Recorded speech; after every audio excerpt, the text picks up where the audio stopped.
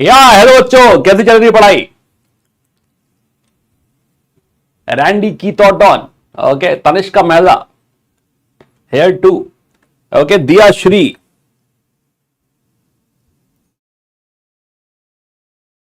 या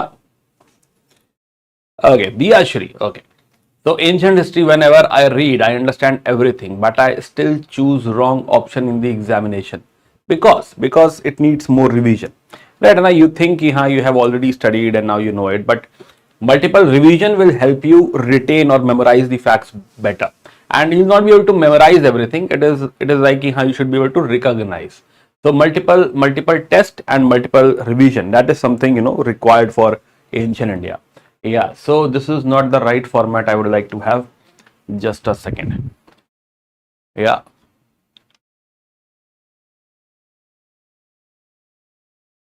This is better.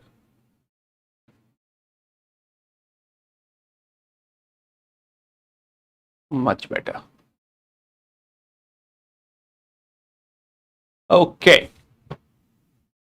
Yes. So today our topic is ancient India. Right? Is everyone here now? Yeah. कोई भटक रहा हो तो बुला लो भाई. Yeah. दोबारा पढ़ने जा रहे हैं. Very good. Okay. At least this will give you one more revision, one more round of revision. Okay. Priyanshu Prasad. Okay. Missed your live on English channel, so here today. Okay. Yeah. So this is second chance for those who have missed the discussion on the English channel. So before we start ancient India, okay, so you have already seen a lot of sessions already. This is like 9 a.m. Monday to Thursday classes, right? And you already know this, and you have already seen a lot of sessions, right? And from Nikhil sir, from Harpreet sir, right? I saw Harpreet sir took some 11-hour 50-minute sessions, right? And a very long sessions, and you all were there. So congratulations, it's not easy. So these sessions are more like meditation. These sessions are like this will help you sit for 12 hours. If you are with these sessions, this will not only help you revise these topics, but also it will make you sit 12 hours, and your studied, you can say, capacity or aptitude towards you can say learning, right? That will also increase, right? So I suggest these sessions should be watched live. It should not be like today I'll watch for half an hour, tomorrow half an hour, right? Like that. It would have been better than instead of standing here and teaching for 12 hours, we would have recorded like 15 minutes bite and given to you, right? But the whole intent over here is more like a lot of time, when I was in engineering, I was doing my engineering, so a lot of time, when there is examination is the very next day, and we don't know what the subject is, who the teacher was, or what the notes were. So we find that guy who has made all the notes, and we then get that Xerox done, so that we can appear into examination next day. And we also find a guy who teaches in the hostel, right? There is one person who has the complete knowledge of that particular subject. We don't know how, right? Was he attending? Maybe he was attending the classes or something. But then in just one night, he will teach. He will cover the entire subject, and next day we are pro in that particular subject. We basically we pass those examinations. So that is how these sessions, because prelims is approaching, there is hardly any time left for prelims examination, and that is the reason we are bound to have such sessions, or we should be having. These sessions are blessings. You are blessed to have teachers like Harpreet sir, Nikhil sir, right? And then there are other teachers like Ranjan sir, right? They are taking these classes, they are taking this pain to basically teach you for like 10 hours, 12 hours, and ensure these subjects are finished, these topics are over, and you get selected into prelims examination. Yeah, so the whole intent is like that. So these are live marathon. You also get notes at pw.live. Then you can also appear into test. This is very important. Just appearing or just watching the video will not help. In the end, this test is very important. If you are not giving these tests, if you are not giving full length mock test, then this practice will not take you anywhere. It is like you have the knowledge, but you don't know the application. You don't know how to make a shot, or how to take a shot when there is you can say bouncer or fast ball. But if you don't practice on this net, right now it is not going to help. Then ebooks and all, UDAAN and all will help you. Again, pw.live. You go to pw.live, enroll into this particular batch. This is UDAAN series, and there you'll get the notes as well. So Nikhil sir, Harpreet sir already has taken some geography sessions. Ritesh sir, very famous for science and tech, he'll be taking science and tech sessions. I'll be taking ancient India and medieval. Today we have ancient India. Medieval, I suppose it is there on 12th. Most probably, right? As far as I remember, it is 12th of March. Indian economy, Ranjan sir, Manjeet sir, CSAT, Dimple ma'am, environment, and Pawan sir, art and culture, modern history. Yeah, so this is how this whole syllabus for prelims will be finished, and you'll be very much ready for this examination. Now, those of you who don't know me, right, this is the first time you are taking my class. Yeah, so I'm Abhishek Srivastav. I'm core faculty PW only IS. I take history and culture. I'm teaching for last 11 years. Right now, yeah, this March it will be, oh, already March. So by 15th of March it will be like 11 years. So I'm completing 11 years of teaching now. And other than that, earlier I was in Merchant Navy. I was part of a Japanese company. I stayed for 2-3 years, and then I ventured into UPSC. Right, I gave attempt, I gave mains and all. But yeah, so yes, after that I started teaching. So from 2015 somewhere I started teaching. So yes, so this is a short introduction about me. By God blessing, you can say by grace of God and by all support I got from the learners and all, I was able to publish this book recently in Feb itself, last month 8th of Feb. And now it is doing good on Amazon and Flipkart and the other platforms. So this is exhaustive coverage of ancient and medieval India. It is like I think Nikhil sir has already made a short explaining this book, and this is like, this book has all the timelines, all the PYQs of last 30 years actually.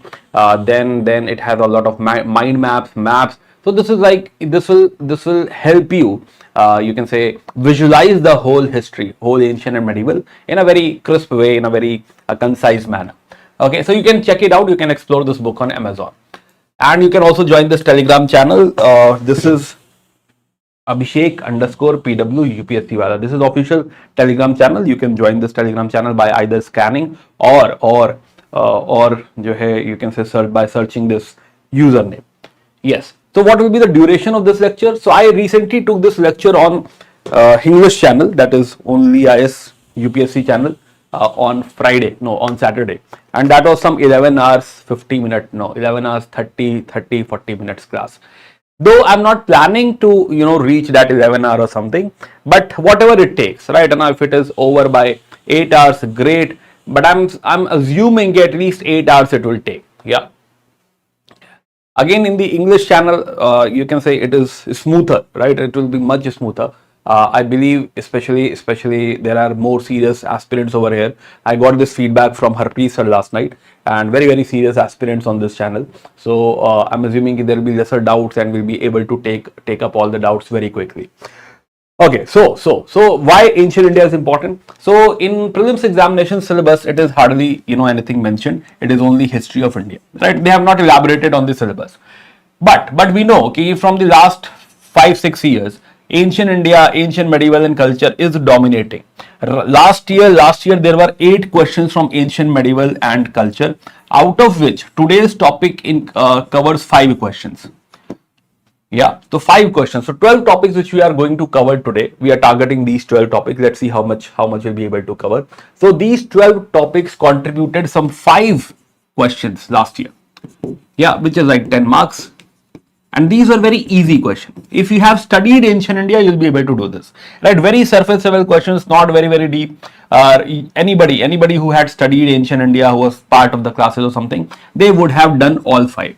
So this is like 10 marks. That means almost 10% of your, minimum 10% of your cutoff. Right now, which is huge contribution from ancient India. But just attending these classes or reading these topics will not help. You will have to practice it. Right? Revise and practice is the key. So multiple revision. In fact, today we are here for one round of revision only. So these 12 topics we'll target today. So you can study from UDAAN. This is like a very crisp book, very you can say all the facts and all are crammed in this, and this will help you revise very fast. So yes, so now I would like to know you as well. Yeah, so first of all, how many of you परसों class हुई थी? हाँ. So this is English channel. This is a different language. A lot of students are from South India. Right now they are not, you can say, they don't understand Hindi, and it is for them. है ना कि हाँ, this channel is for basically them. Yeah, so this is same class, but it is in English. Yeah. So how many of you are appearing in 2026? First question. If not, then mention which year. खजाना मेरी classes करी हैं. Okay, good.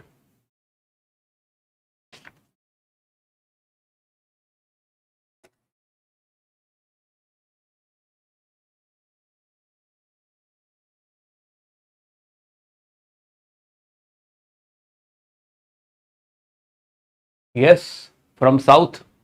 Yeah. Again, I'm not very fluent in English, by the way, on very honesty. Not as fluent as Nikhil Ram sir or Harpreet sir, right? And a reason I don't take a lot of English classes or English medium classes. I mainly teach in Sankal batches. I rarely teach in Pinnacle and Titan, right? So yeah, bit out of practice. But good thing is कि I'm not here to teach English. I'm here to teach history only, right? Na so हाँ तो I think language should not be the barrier. We'll be able to grasp. Yeah, from Kolkata. Okay, I'm asking which attempt. So 2026, mainly 2026. There are few students who are appearing in 2027 or 2028.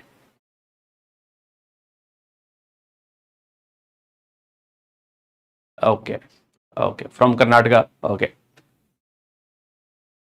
Tanishka. Okay, Prathapt from Karnataka. Okay, so there are a lot of students from South India. 2026. Okay, 2026. So I'm assuming ki at least more than 80%, more than 80% or 90% students are appearing in 2026 only. So you have that urgency. Good part is when you have an urgency, you are bound to listen, right? I like such sessions where a student really want to study and they want to know and they are like, tell us more, right? Give us some more facts. It's okay. Let bring it on. And that type of attitude you must be having today. Great. From Andhra, from Telangana. Okay, great, awesome. So another issue, another question. How many of you have already studied ancient India and are here for revision? Your purpose is revision. It is not like the very first time you are appearing or you are witnessing ancient India, right? And that should not be the case. And if it is the case, let me know. Ki haan, yeah.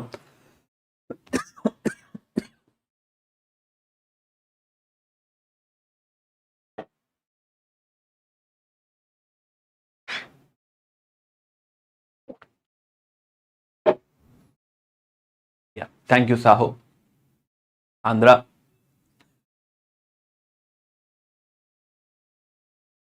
From YT series, we have already studied. Half revision, half first time. Okay. Okay. So first, there are few first timers as well. Okay. As for SSC, CGL, at least you have studied ancient India. That also works. It's okay. Bharat sir, marathon classes, I'm not very sure. Right now, yes. I think he's not available right now because he's busy with some his offline sessions. Right. So maybe he's not taking marathon session this year. I'm not very sure. We'll miss him. But yes, as far as I understand, this is how it is. Yeah. First time. Okay. Revision. So again, almost 80% to 90%, 80 to 90% are here for revision. Okay. So if you have already studied ancient India, yeah, and you are appearing in 2026 especially. So in that case, your major focus today should be on the facts. You already know the story, so we will not be going deep into establishing the story. Story is already established. Right, so today we'll not be able to establish the whole story. Of course, we'll go through the chronology. We'll try to go through the flow and story as well. But today it's not the time for the story. Today it's not story time. Today the time is we should visualize, or we should basically witness the whole story. That's the one thing, and we should try to see as many facts as possible. That is something. Let's do the expectation setting. What we are doing today, we will see a lot many facts, And the idea is because exam is approaching, there's hardly any time left. So today whatever you will see, you'll be able to, as far as possible, it is most probably you'll be able to retain that, and you will be able to tick mark that question into examination. So that is the whole intent of this class today. So your major focus is the facts, crux and all you have already studied, you already know. Yeah, plus because you have already studied, and if you have already studied in so much detail, my suggestion is that instead of UDAAN, you should revise those notes.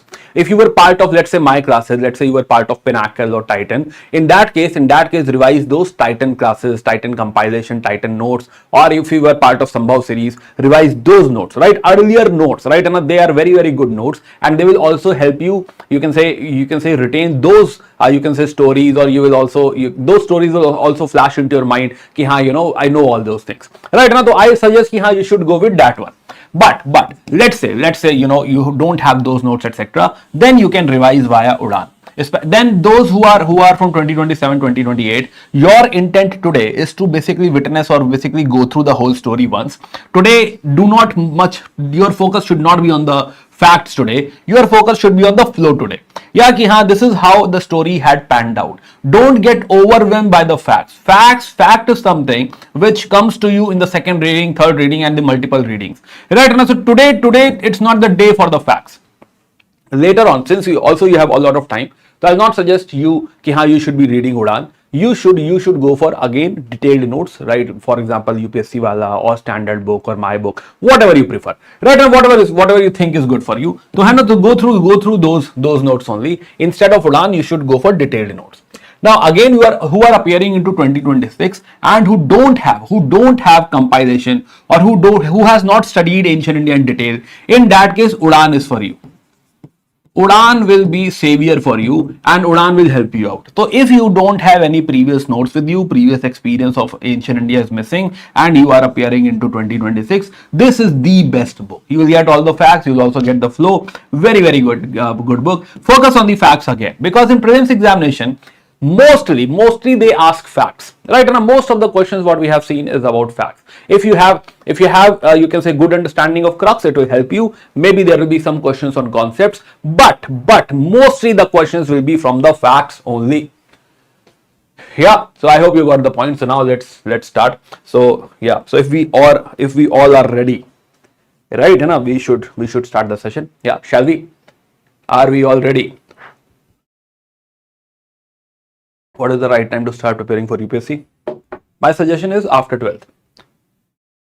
After 12th. Till 12th, focus on your schools. It is better to focus on schools till 12th. After 12th, if you are very, very sure, and if you are already aware, if you have a very strong why for UPSC, then after 12th class, you should prepare for UPSC. Prajwal. Yeah, ready? Yes. Yes. Okay.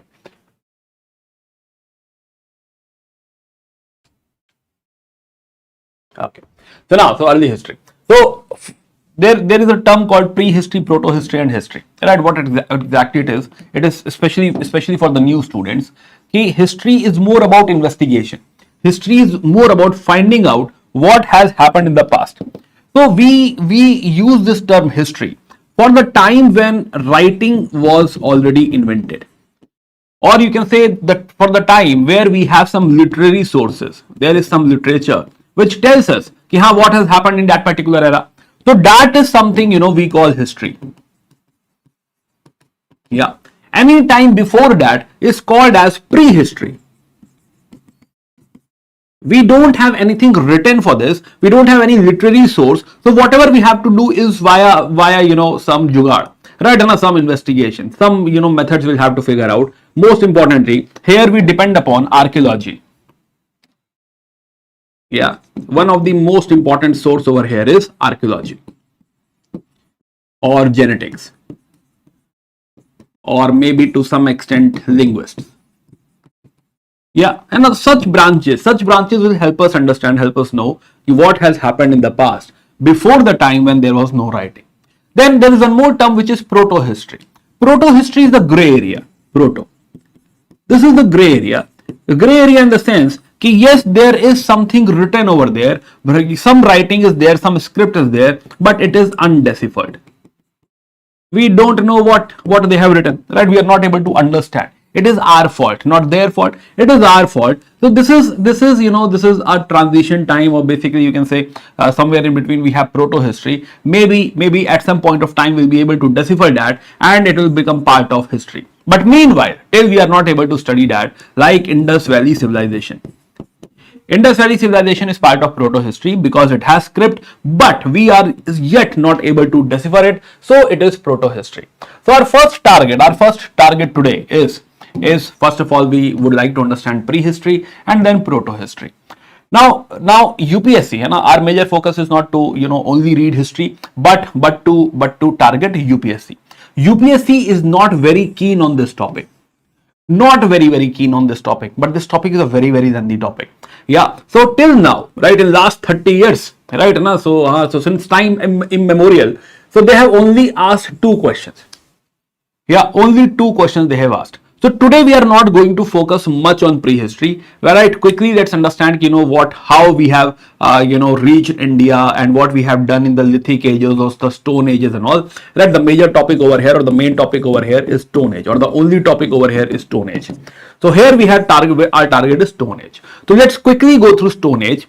Only important thing for us, UPSC mainly focuses on sites. Yeah, because the main source is archaeology. So the main focus is site. One thing which they can add to site is feature, what we found, what we have found over these sites. So feature, to some extent features are important, but ultimately it is sites which are important. So yeah, so our idea is to divide the whole time as soon as possible and see what sites, what are the important sites dedicated, or you can say connected to this particular era. Yeah. Okay, so let's start this stone age, right? Let's start this prehistory. Again, for the beginners, those who do not know, our whole timeline, right? Our whole, you can say, time, we need some reference point. So the reference point for us in the time is birth of Christ. So we treat birth of Christ as first year, and the time after his birth is termed as Anno Domini, or in the era of the Lord, in the era of the Jesus. So it is called AD. So after 100 years, we can say 100 AD, 200 AD, 500 AD. Similarly, the year of our independence is 1947 AD. Similarly, year before Christ is called as BC. So we call it 100 BC, 250 BC. So this is in reverse order, right now. So if you come from right to left, usually as we follow, so from right to left, numbers will keep on decreasing till this point, till the birth of Christ. Now later on what happened, the historians argued that it does not make sense to put religious connotation to the timeline or to the time itself. So what we should do, we should change it to something which is very secular, which does not involve Jesus.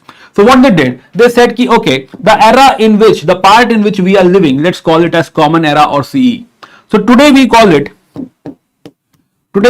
CE. So you can use both, right? And also in prelims examination, it is of, you can say, no use, whether you call it CE or AD. You don't have to write anything, but it is better. In main examination, it is better to use CE. So 200 CE, 500 CE. And the year of our independence is 1947 CE. Today we have 2026 CE. Similarly, before Christ it is before common era. So BC became BCE.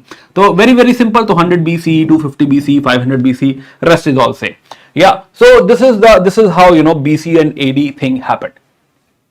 Yes. Now again a quick connection ki how we came into existence. So basically the formation of Earth happened in some 4600 million years ago. But as you can visualize ki we cannot be present over here, right? So at the time of formation, it is so hot, it's just formed. So we were not there, right? No human were there, nothing was there. It took some 4000 years to cool this earth down, and it was cooled down, and from here the life began to appear. So a lot of, you can say, visible life started with fishes, with water, then amphibians, and then reptiles and dinosaurs. Now these dinosaurs disappeared in 66 million years ago because there was some meteoric bombarding or something. There was mass extinction. Yeah, I think this is something you will study in geography, and this is again in geography also, nobody is asking all this. Anyway, so by 66 million years ago, this whole thing, and this whole mass or the life basically got extinct, right? Dinosaurs got extinct, and from here the new era began. This was the era of mammals. Now, from mammals, a lot of species, born out, and one of the important species is primates. Technically, yeah. So technically, the word, if you as per bio, as per science and tech, the primates are the order. So there was one more order coming out of mammals is primates, and out of these primates, we appeared. Homo, you can say species appeared, and our story somewhere started around 2 million years ago only. So it is a very recent phenomena.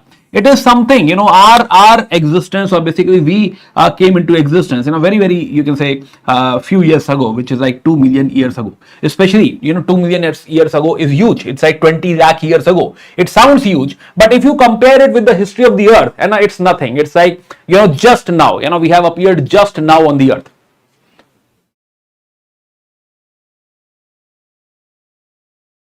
Yeah. Yeah. Okay. Thank you, everyone. Thank you, Shubha. So now, let's come to this part. This 2 million part. So the closest species which basically has similar traits than humans is Australopithecus. So the story starts in Africa. So in Africa, there is Congo forest, right? This is called as equatorial rainforest.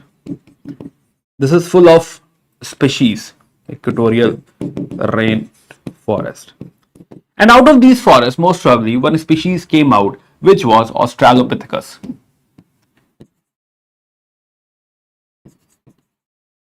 This is closest to us, Australopithecus. Again, none of this is important for UPSC, but we'll have to build the story so that we understand why it is happening, whatever is happening. So Australopithecus. So Australopithecus is somebody who appeared on Earth around 55 lakh years ago, or let's say 50 lakh years ago, and it continued for very, very long time, almost from 35 lakh years till 20 lakh years ago, right? Till Homo came into existence. Now, what happened in 20 lakh years ago, right? Roughly, 20 lakh years ago from today, Ice Age started. Yeah. So it was all very, very cold, and this Australopithecus could not survive over here. But another species which is like, the first species which is connected to us is Homo habilis. This survived. So around 2 million years ago, this Homo habilis thing survived. Homo habilis, ancestor of ours, survived, and it began to, make way. And this is the one. Habilis means habit. This is the person who is skillful. And he is the one who will basically pick up stones. And from here, from Homo habilis, the Stone Age in the global context started. So Homo habilis is the one from where the Stone Age started. Stone Age.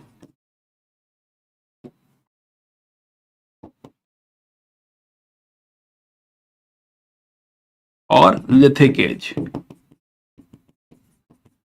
Lithic Age. But Homo habilis is not a survivor, right? It could not survive for very, very long time, maybe 200 years or 300 years, 2 lakh years or 3 lakh years, something. But after 2-3 lakh years, Homo habilis was not able to survive, and another species, another person became prominent, which was Homo erectus. So you can say out of Homo habilis, or after this, another species which dominated was Homo erectus. Homo erectus. Now all this is happening somewhere over here. You'll find in Africa there are a lot of lakes over here, so you need at least water is you can say the most important thing.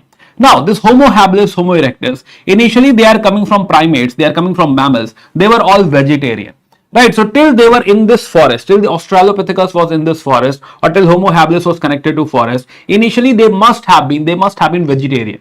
But once they went out, now they felt this scarcity of food. And somewhere down the line, Homo habilis or Homo erectus were the one who basically started eating meat.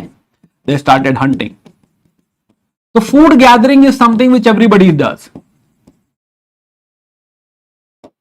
Yeah, the food gathering and hunting. So they are the one who are dependent upon food gathering. They will gather food from trees and all. And second thing is ki they also started to hunting. They might have started with simple hunting like simple fishing and all, but later on, they might be killing bigger animals as well. Yeah, so they started hunting. Another thing, Homo erectus. Homo erectus is a very smart man. So Homo erectus. So first thing we understand that Homo erectus is the one who started to hunt. Most probably, maybe he was also hunting, but yes, hunting, food gathering, and he is the one who gradually, because now they are out of the forest, so now they cannot climb on trees. So now since they are standing on two legs, they are already bipedal. In fact, he is also bipedal. So they are already bipedal. So what is happening? Biologically, we are adapting to this.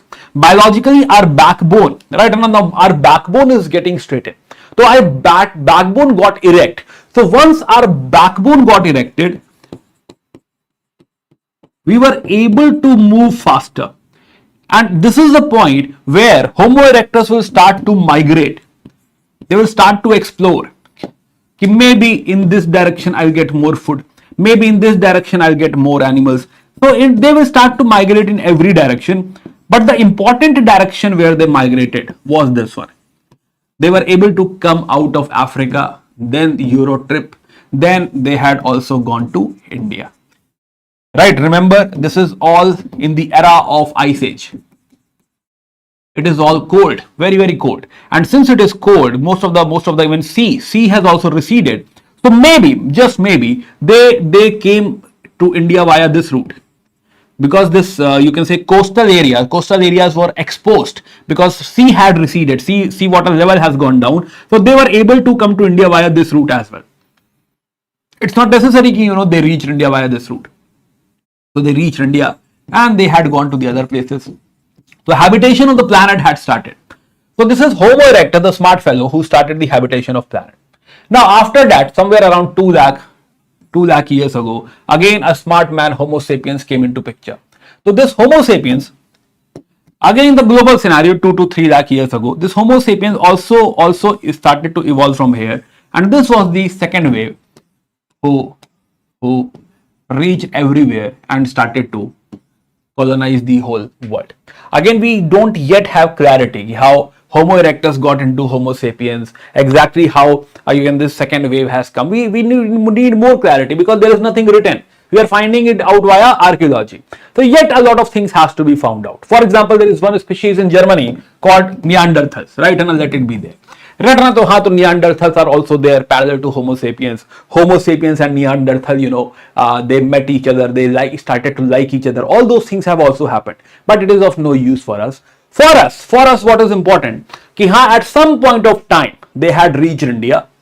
We have some proof. In 1982, we got a proof at a place called Hathnora, MP. We have a skull. Right, now not skull, we have this cranium, the upper, the forehead part. So we have the cranium of a woman in Hathnora, aged around 5 lakh years ago. So roughly around 5 lakh years ago, this Homo erectus actually came to India. Yeah, and thus we know that Homo erectus was there in India. So yes. So this Paleolithic, the Stone Age or the Lithic Age started with Homo habilis. But for us, for Indian context, maybe 5 lakh is the good reference point. We can start a story from 5 lakh rather than discussing from 20 lakh years ago. 20 lakh years ago, there was nothing in India. Right now, they have not reached India. This story has not reached India. So the right time for us will be 5 lakh. But if somebody says ki it is 7 lakh, 10 lakh, 14 lakh, it is perfectly fine. It is okay, right? It does not matter. Yeah, so do not worry about time. Yeah. So let's say 5 lakh is good enough. Every book will have some different format. Somebody will say 5.25, somebody will say it is 6 lakh, 10 lakh. It's okay, right? And it does not at all matters. The story will go on very slowly. So whether you take reference as 5 or 6 or 10, it will hardly matter. Right now, so let's take our reference from 5 lakh years ago. So from 5 lakh years ago, we can say that in India, the Lithic Age has started or the Stone Age has started. Now,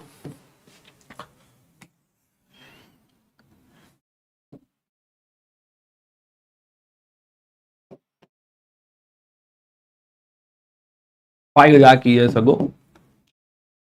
So this is Stone Age. Since this is the oldest age, so we call it Old Stone Age or Paleolithic. Paleolithic age. This is paleo means old.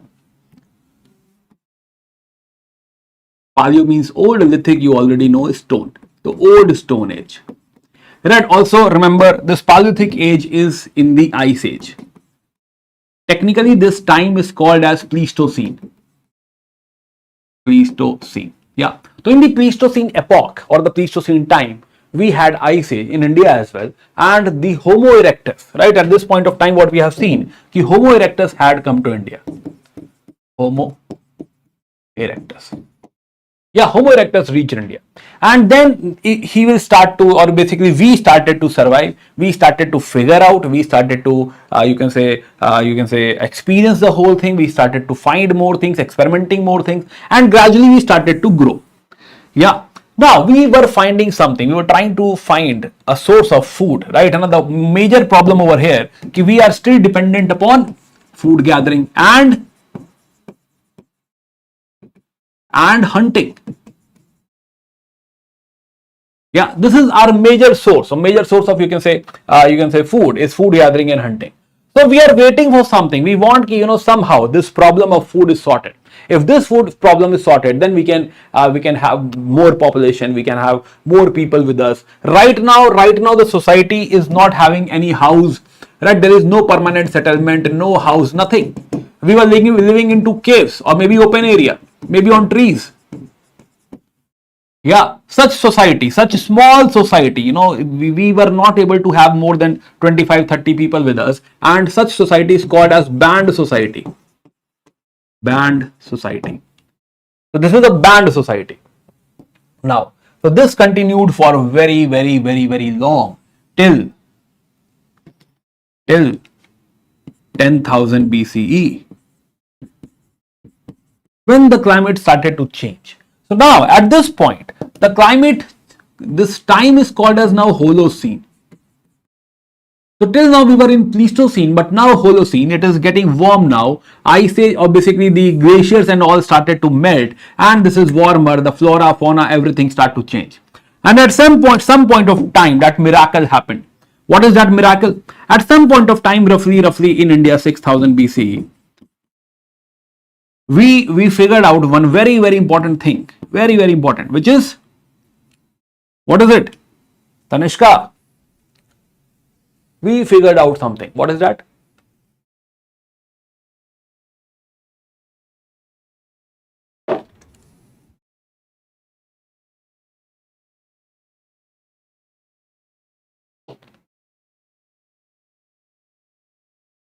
Samagra series or Sambhav series? I suggest go for R.S. Sharma detailed discussion if you have time, and go for Spectrum detailed discussion if you have time.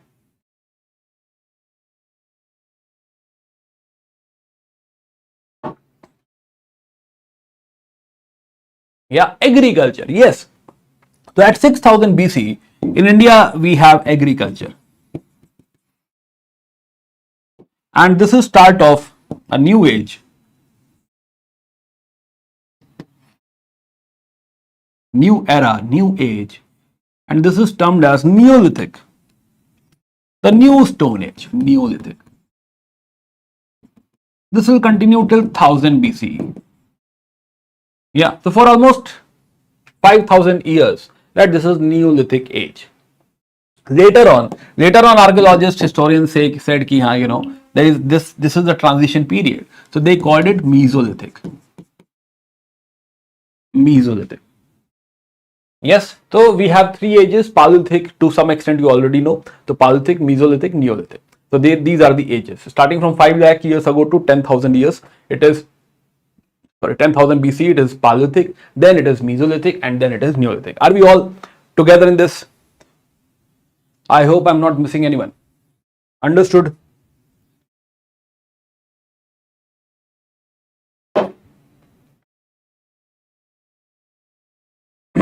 Yeah. Yes. Yes.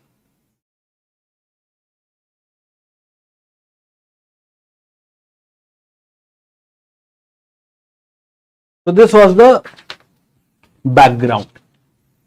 Right, Rankit, this is how Stone Age started. So this was only the background of the Stone Age. Now let's talk about what is important for UPSC or what can be asked in UPSC. Now, since this is a very long time, right, almost 5 lakh years, so this is further divided into 3 parts. One is lower Paleolithic age, lower Paleolithic age. One is lower Paleolithic age, one is middle Paleolithic age, and one is upper Paleolithic age. Yeah, difference is, this is the one where Homo erectus came into picture, and he will be there. He will dominate for very, very long. He will dominate for almost 1.4 lakh years ago. Yeah, he is the one who is very simple fellow. So now let's switch to our timeline. Right, so let's look at it again. Few features we have already discussed. Now let's look at the features and the sites. Again, it's a lengthy chapter, so we'll try to be quick on this so that we can see maximum sites. Yeah. So now, so this is lower Paleolithic age we are discussing. Yeah. So this target 5 lakh years ago to 10,000 BCE. This is Paleolithic age. Yeah, here main characteristic is ki food gathering and hunting is a thing. Plus just now we have seen ki they had banned society. Also we should not forget ki it's very cold, ice ages, and technically it is called as Pleistocene epoch. Yeah, so at this point of time, lower Paleolithic age, we were not very, very smart, right? At this point of time we were dependent upon core tools. What is core tool? Core tool, let's say if I have to make something out of stone, I will start chipping it, and I will take out the main part of this rock. That will be core tools. The core part of the rock will be called as core, and of course, and if the tool is made out of the core of the rock, it is called as core tools. Initial tools are very, very simple, like hand axes, choppers, and cleavers. Hand axes is like hand axe is simple, and you just make an axe, hold it in your hand, and use for hunting or whatever you want. So initially we have hand axes, we have choppers, we have cleavers. Is this visible? Is this all fine, everyone?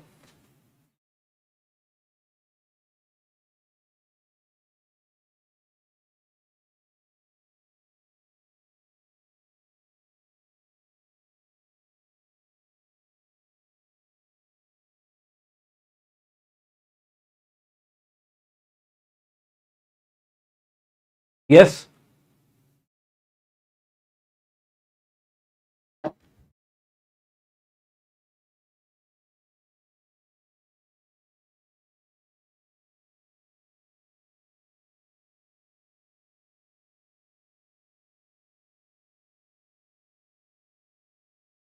Yes. Okay.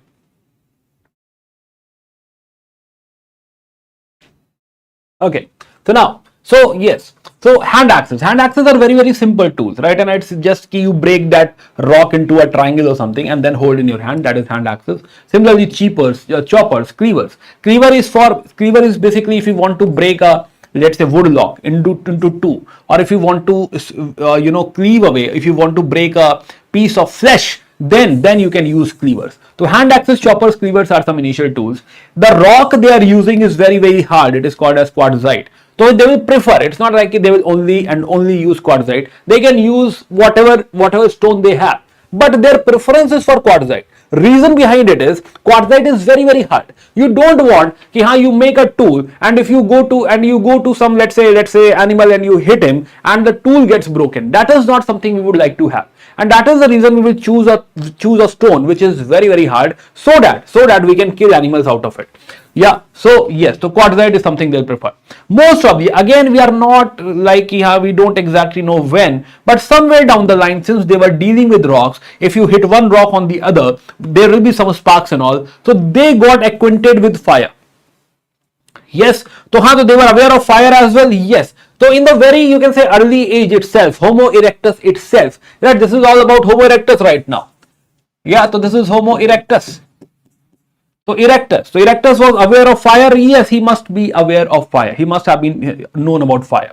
So now the few sites which are associated with this particular age, which is lower Paleolithic era, is one is Hathnora. You have already seen Hathnora.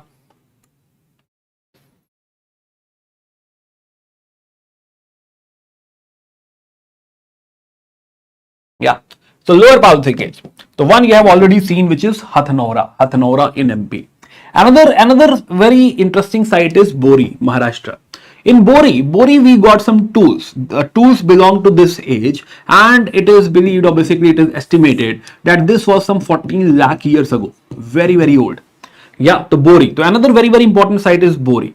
Then Pallavaram, one of the earliest site we have found, that is Pallavaram. In fact, there is a person called Robert Bruce Foote. He was the one who found one axe over here. The Pallavaram hand axe. So Pallavaram hand axe is famous. Yes, there is hand axe at Pallavaram. This is the earliest we found, or the first tool we have found is Pallavaram hand axe. There is one more place called Athiram Pakkam.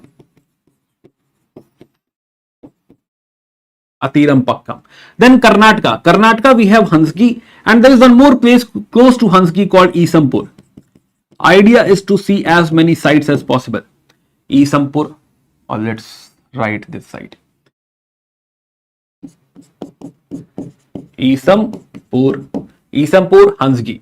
Didwana right now, skip Didwana, right? Let's not say Didwana. But Bori, Hathnora, Pallavaram, Hansgi, Athiram Pakkam.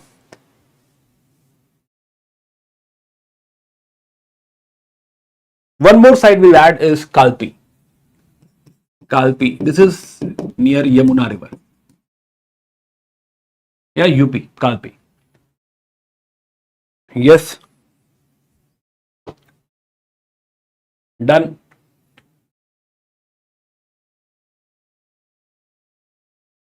Yes. Aculian word is used generally with hand axes, and it generally means, or it means, basically the tool is symmetrical, right? And a hand axe is symmetrical, to both the sides, and even the grips and all, not only the size, but also the grips are symmetrical. So then it is called Aculian. Aculian word comes from Saint Acule. There is a site at France where for the very, very first time we found something like that. Okay, again. Done? Okay, let's go ahead. So now, this was lower Paleolithic era. Then again, somewhere around 1.4 lakh years ago, 1.4 lakh years ago, Homo sapiens started to appear. Sapiens. This is much smarter, wiser man. So they have figured out instead of the core part of the stone, if we use the flakes of the stone, the side part of the stone, then we'll be able to create better points out of it. So they will create pointers, scrapers. So their characteristic tool is pointers and scrapers. Also, because this is Homo sapiens, so now there are a lot of cognitive developments over here. Now they have better mind, and in fact the use of languages. So now they will start to communicate. Now they will start to express. They will be able to, you can say, not only express, they will also able to understand emotions. So now with this communication thing, the language thing will start to happen from here. Yeah, so cognitive development is also happening over here. Yes, the pointers, scrapers, flake tools, cognitive development, and languages. Earlier we were not having a lot of sites over here, but later on one site was found out by H.D. Sankalia, which is Nevasa. So at least remember Nevasa. So Nevasa is middle Paleolithic, yes. Then one is at Shanghao cave near Peshawar. Now by 40,000 years ago, 40,000, we got more smart, and this is Homo sapiens sapiens, the best variety, modern man. Today what we have, we are Homo sapiens sapiens. So this is what we are. So now by 40,000 years ago, now we have arrived. Yes, now we have arrived. So this is called Upper Paleolithic Age, and here we will find some new tools because we are very modern. Right now we are modern man, so we'll be like, okay, we'll use all this, whatever discovery already been done, but additionally we will use flint tools. So flint basically refers to a stone. It is in Hindi, it is called Chakmak Patthar. So flint, right? Also there was a cartoon series called Flintstones, right? Now flint, so I don't know if in your generation if it was there, but in our generation there was Flintstones. And we used to watch this series Flintstones. Some early men, story of some early men were there.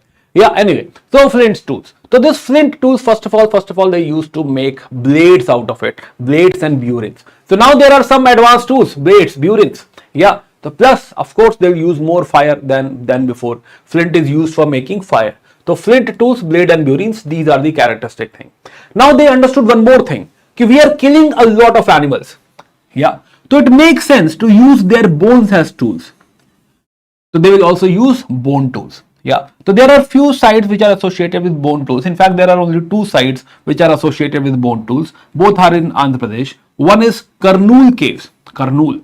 Another one is Muchatala Chintamadi Gavi. Muchatala Chintamadi Gavi. You don't have to worry about it. It will be written in the prelims examination. You just have to, fill that bubble. That's it. So Muchatala Chintamadi Gavi and Karnool Caves, they both are known for bone tools in the Upper Paleolithic age. Also, already we are very modern. So since we are very modern, now it is not only about language. We started to paint, we started to draw. So this is the era where the drawing came into picture. Yeah, so this was the lower Paleolithic age we were discussing. These are some early tools. That is Hathnora wala discovery. Arun Sonakia is showing that skull of whatever he has found at Hathnora. Yeah, so this is first thing we have discussed. Lower ya fir early Paleolithic age. Then Pallavaram we were discussing, Pallavaram hand axe discovered by Robert Bruce Foote. This is somewhere in 1863. In fact, this is the first archaeological discovery we have. Yeah, very important. Then again in Paleolithic tools only, recently what they have found, they found this hand axe again. Right, again symmetrical, yes, Acheulean in nature. So one hand axe is found in Mulugu district, right, near Karimnagar. So Mulugu district. So such location can be asked in prelims examination, right? So current affair based, Mulugu district, Mulugu. Yeah, then middle Paleolithic we were discussing. The middle Paleolithic age is not about core, it is about flake. Side part of the rock we were using for making pointers and all, right? So Nevasa is one site we have remembered. Nasa. Right now we are discussing Upper Paleolithic age, the modern age or the modern man. The modern man or the last part of the Paleolithic age where bone tools are being made. Two sites we have discussed. One is Muchatala Chintamadi Gavi and another one is Karnool Caves. Now, this is the point where we started to draw, right? We started to imagine there should be some pattern, there should be some design, right? Some drawing we should do. So one of the early drawing we have is on the eggshell, and this is egg of ostrich, not hen. Right? So the ostrich eggshell, yes.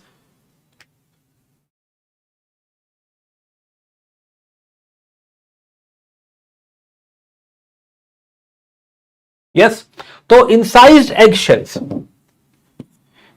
Now we are basically using our nails or basically some stone to make such designs on the shells of eggs. This is ostrich eggshell, ostrich, and now we are making such designs. There is a pattern. Yeah, maybe you can gift it on Valentine. Right, so yes, so some eggshell designing we had started. So two major sites associated with this eggshell designing is, one is Patna in Maharashtra, Patna in Maharashtra. Another one is Jwalapuram in Andhra Pradesh. Yeah, so two sites. So at two places, Patna in Maharashtra and Jwalapuram. Another thing we started to experiment, if we can make some drawing or etching over here, then we can also make some drawing on the rocks, on the wall. So we also started to draw some paintings. Yeah, so such paintings, usually hunting and all. So we started to draw such paintings in the early era or in the upper Paleolithic age. So rock art also started over here. So one of the sites associated with it is Lakhudiyar. Lakhudiyar.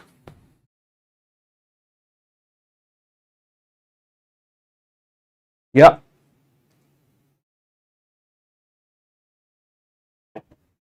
Now let's come to Mesolithic. The climate has changed. Okay, let's quickly revise. Okay, so now one more thing. So we have discussed a lot of sites till now. Now there are three sites which you will remember, because that three sites were inhabited or were occupied in all the three phases. One is Didwana, and since this is the case, they are very important and can be asked. In fact, till now UPSC has not asked Paleolithic. The first site they will ask will be either Didwana in Rajasthan, Rainy Gunta,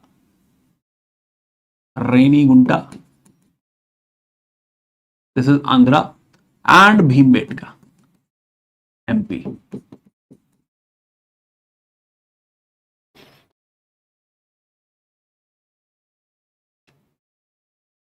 Yeah, please mug this up. 3 sites, right? So my bet is on these 3 sites: Deedwana, Renigunta, and Bhimbetka. It was occupied in all the 3 phases.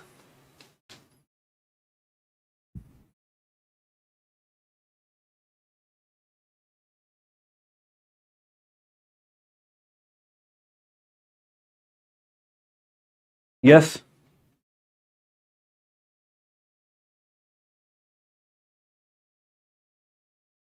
Deedwana, Renigunta, and Bhimbetka. Bhimbetka is very famous. UPSC will not ask. Never ever.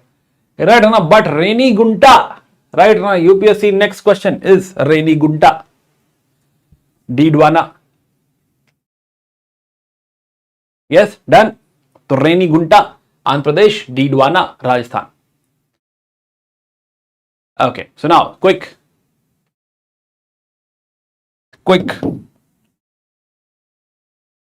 revision, right? And you have to tell me ki flake tools is the characteristics of which era? Flake tools. Come on.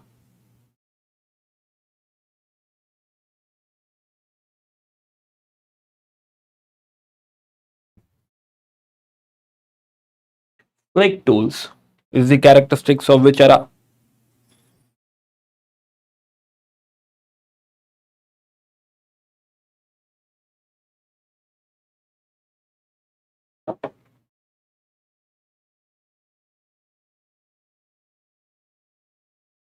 You have to choose, and let me tell you the rules as well.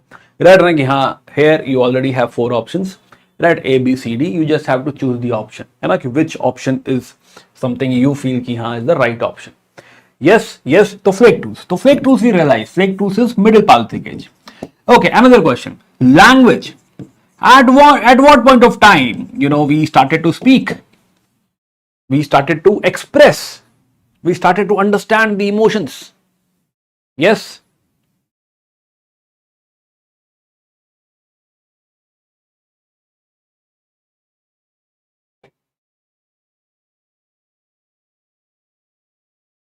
Yes.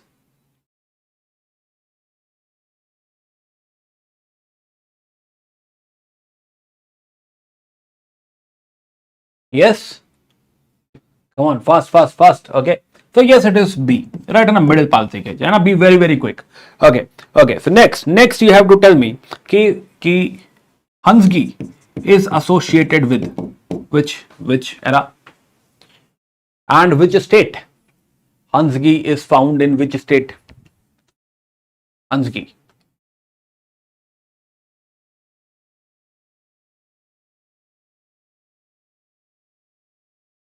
Plus which era? A, B, C, D.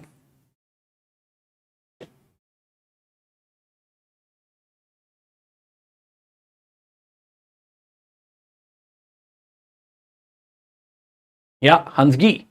Yeah. Is it A, Karnataka? Very good, very good. Right, yeah, it is A and Karnataka. Very good. Yeah. Okay. Next question. Okay. So you have to tell me flint tools. Flint tools are the characteristics of flint tools. Quick. Flint tools.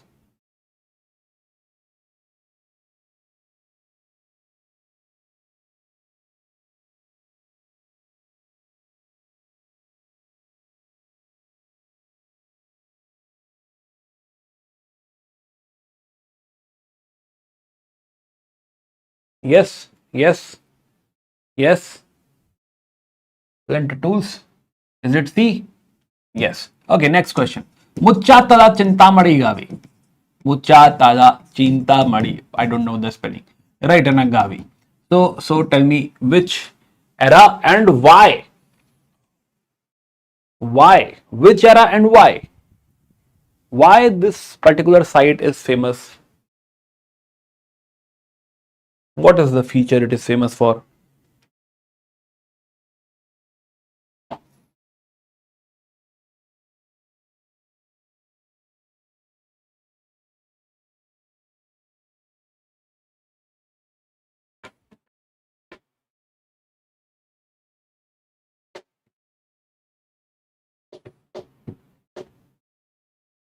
Yes, bone tools, very good. And it is bone tools and it is what? C, bone tools. Bone tools and C. Okay, quick. One more. We'll take one more. Okay, tell me which one is Renigunta. Which era?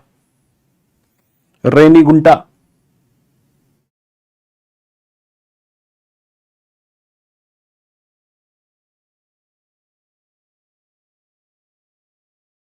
Yes. Renigunta.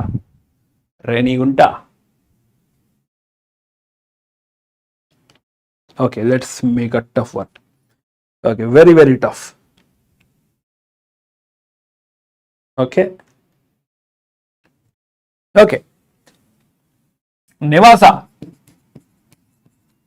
This one is D. All. Renigunta is all very important. I am expecting either Renigunta or Didwana. This year UPSC should touch Paleolithic. UPSC has not reached Paleolithic yet. UPSC has asked Mesolithic in main examination, Neolithic, Chakolithic in prelims examination. But Mesolithic, Paleolithic, for the very first time, it is going to make its debut in upcoming examination, in your very own examination, 2026 prelims. And question is going to be Renigunta, right? Most probably, right? Don't make reels out of it. And after prelims examination, don't make reels. Ki haan, sir ne to kaha tha, nahi aaya. Right? I'm expecting. Bet is there. Right? Maybe it will not come. But anyway, we should hope for the best. But we are preparing for the worst. Yes? Okay, great. I think good enough. One last question. Pointers. Which era? हो पाएगा नहीं हो पाएगा? Pointers.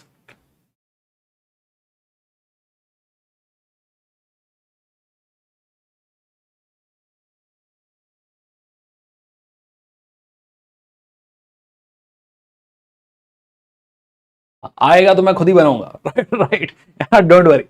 Then I'll say क्या मैंने कहा था.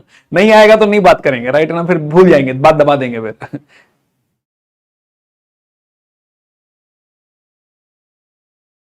But jokes apart, my bets are on Renigunta or Didwana.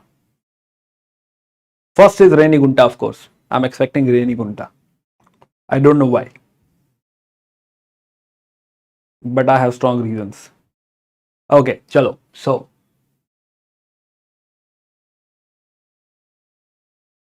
yes, okay. So I think good enough. So now I think you are aware of Paleolithic age. Okay, so let's go ahead. Let's talk about Mesolithic now. So this is the point where the climate has changed, we have seen. Right, so 10,000 BC, roughly at 10,000 BC, what is happening? Holocene had started. It's already warm now, and it's very comfortable. Now the flora and fauna is changing. Now there are trees everywhere, right? Very romantic, very good place now. Plus there are animals. There are new animals coming up. For example, now deer is popular. Right, deer is popular and deer is tasty. Right, and both the things are there. Deer. So deer, people love deer. And they kill deer and they'll eat it. Plus. Yeah. Plus another thing is maybe in 2027, maybe. Yeah. Okay. Anyway. So, but I'm expecting 2026. Anyway, let's come back. So yeah. So this is the point. This is the point where we have deers now. We also have rabbits. Rabbit is a delicacy even today. Right? So rabbits. So rabbits, deer, all these new animals are there, and people are loving it. People are like, this is very tasty. So this is the point. Now we will have to adapt to this new climate. Yeah, so this is the point, roughly 10,000 BC. This is the point we'll have to adapt to this warm climate. Till now we were habitual of this very cold climate, but now we'll have to adapt. So one thing, in these new animals, one animal we got to know was a dog. Right, dog is something, we loved it. So we started to hire a dog. We started to, make a pet out of it. So we started domestication of animals. Yeah, the dog is, you can say, one of the few which were first who came to us. So we hired dogs, then dogs. So yes, so we started domestication of animals.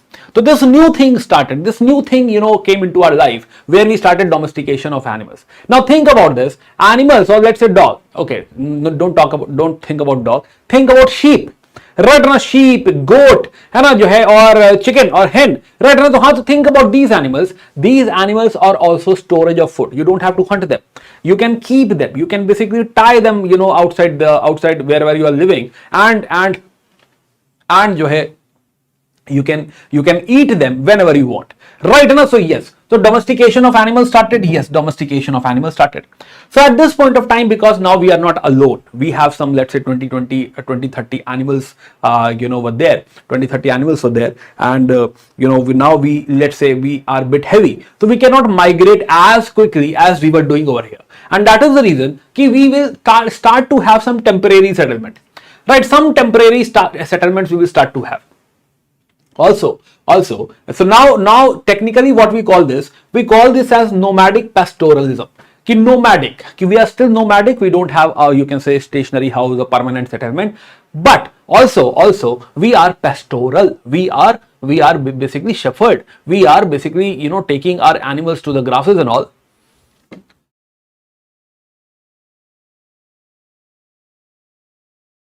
Yeah, yes. So we are taking this animals to grasses and all. So that is what. So we are into nomadic pastoralism now. So another thing is कि now the new tools, older tools still we can use, but now we have some new tools like microliths. Microliths are very small stone tools, right now. They are like 2 centimeter, 5 centimeter stone tools, and they are, you know, they can be used as composite tool. We can put a microlith in front of a let's say stick and use it as an arrow, so that we can kill very fast animals like deer or rabbit, right? We can use bow and arrow and we can kill them. So now this requires new type of tools, which is microlithic. So the characteristic tool of this era is microlith. Very small tools, right now, either geometrical shape, non-geometrical shape, whatever. Very small tool, and which can be placed, you know, on the head of the arrow, and you can kill animals from using it. The one of the famous, or one of the most important dominating rock over here is Chakolithic. So Chakolithic. Earlier quartzite was dominating, but now Chakolithic will start to dominate. Chakolithic, it is not like we have not used it earlier, but it is more suitable for this type of work, right? Chakolithic, chert and all. Also, now since we started to live with each other, now we started to like each other, or maybe, you know, we started to have affinity or emotions for each other. So from here we will start to observe burial. We will start to bury people. Earlier what was happening, we ourselves was into migration. We were, you know, we don't know, you know, today we are here, after maybe 10 days, 15 days, we were somewhere else. So we were not very much, you can say, accustomed to each other, right? If somebody dies, maybe we were leaving it there only, or some animal had eaten somebody, right now. So we don't care much. Maybe I'm just saying, we don't have any written evidence, but maybe we were not caring about people, you know, till now. But by Mesolithic era, we were like, you know, we need to bury them. So burial started. Yes, burial had started.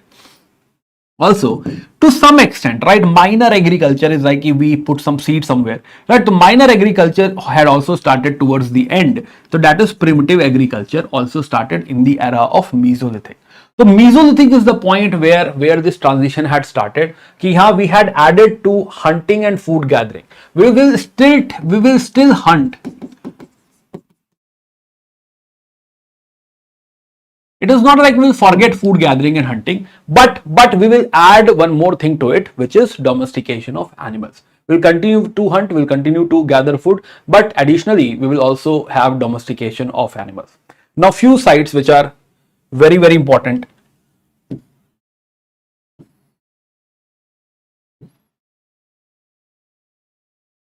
Yeah, in Mesolithic era, one is Bagor. There are two Bagor, by the way. One Bagor is in Rajasthan. It is earliest microlithic site.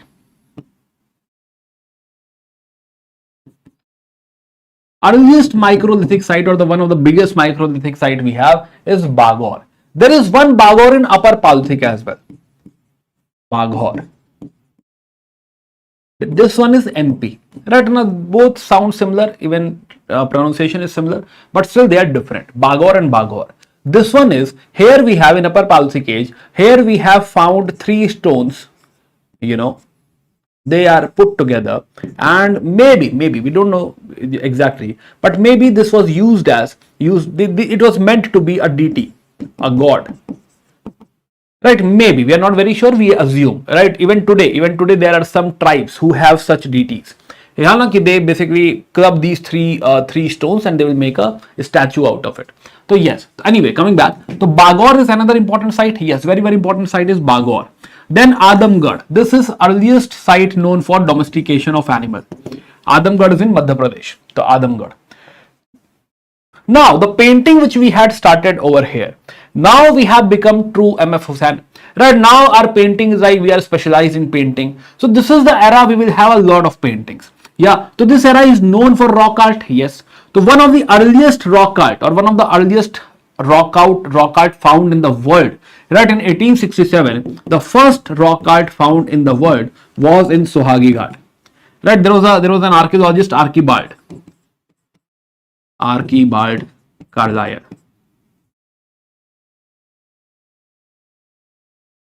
Archibald. Yeah. So this was the first found in the world. It is not like this is the first in the world. The first painting of the world is Altamira, found after 12 years, somewhere in 1879. Altamira, Spain. This is the earliest painting in the world, but in India, first painting which we have found is Sohagi Ghat, 1867.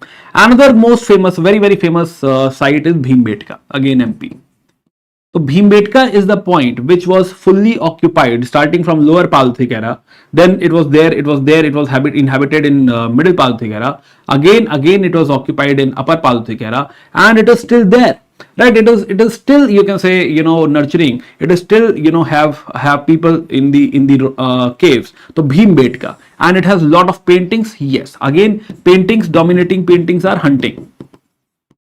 Yeah, the most important painting or the most number of paintings which we have is for the hunting. Another famous site is for burial. Yeah, to burial. To burial, there are three sister sites. Let me show you these three sister sites. So we are discussing nomadic Mesolithic age, right? And we were shepherd or nomadic pastoral. We were having microlithic tools, and plus this rock art, right? Now this is something we had already started, and this was actually, you can say, one of the best or the maximum number of rock art which we have is in Mesolithic age. In fact, this is the characteristic of the Mesolithic age. So now, yeah. So yes, so let me show you three sister sites. So one we are discussing Bagor, Rajasthan.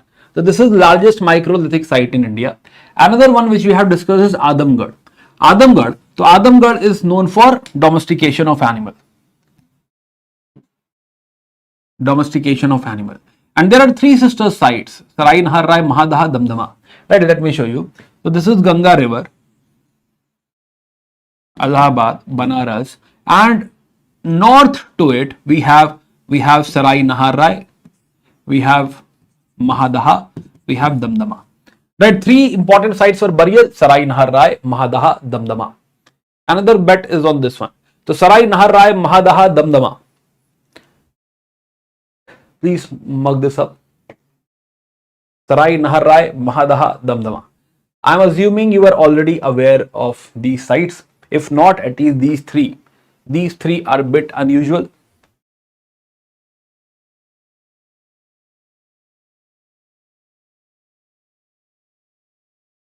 Questions from painting have been reduced, as from last 5 years only one have been asked. See, again, prediction does not happen in last 5 years, right? And in last 5 years you will have, let's say, every year we have averaged of 3 to 5, or let's say 4 questions. So in 5 years you will only have 20 questions. So in 20 questions everything cannot be covered, right? There will be a lot of topics which will be left. You cannot make a trend out of it. In last 5 years you cannot say,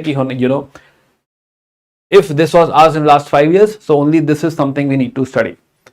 We'll have to look at the whole trend, right? And a total trend, last 10 years, last 30 years. What seems important to UPSC?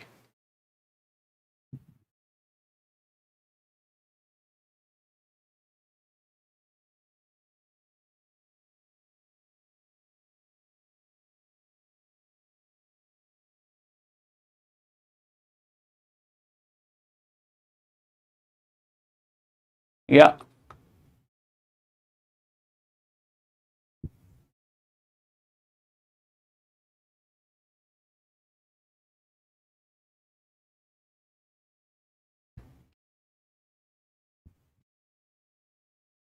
Understood? Shall we go ahead?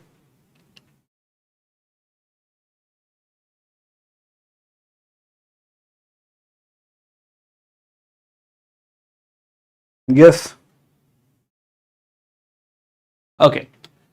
So now after Mesolithic, at some point of time, we figured out agriculture.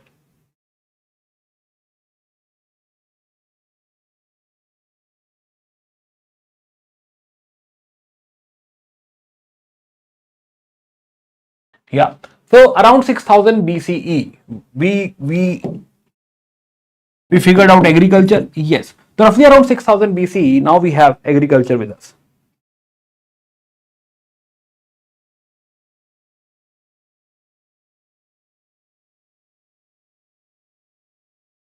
Just a second. Okay, agriculture. So this agriculture, by the way, this agriculture is not like it's a very extensive agriculture. Production is very high. See, we are not having a very, you can say, large population at this point of time. What we need is we need some, you can say, amount of food, so that we have some backup, right? If we don't hunt, or if we don't have enough food from hunting or domestication of animals, there is a backup. Gradually this backup will become the main source of food, but initially you can say it was only meant as backup. So this is subsistence agriculture. Yes. So we started agriculture, and it is not like a full scale agriculture. We are not using a lot of technology over here, no irrigation as such. It is very basic agriculture. Also, population is not huge. It is not very large population. So that is the reason we are not very much worried about production as well. Yeah. So this one is subsistence agriculture. Now for agriculture, does this microlith will work? No. We'll realize for this we need some new type of tools.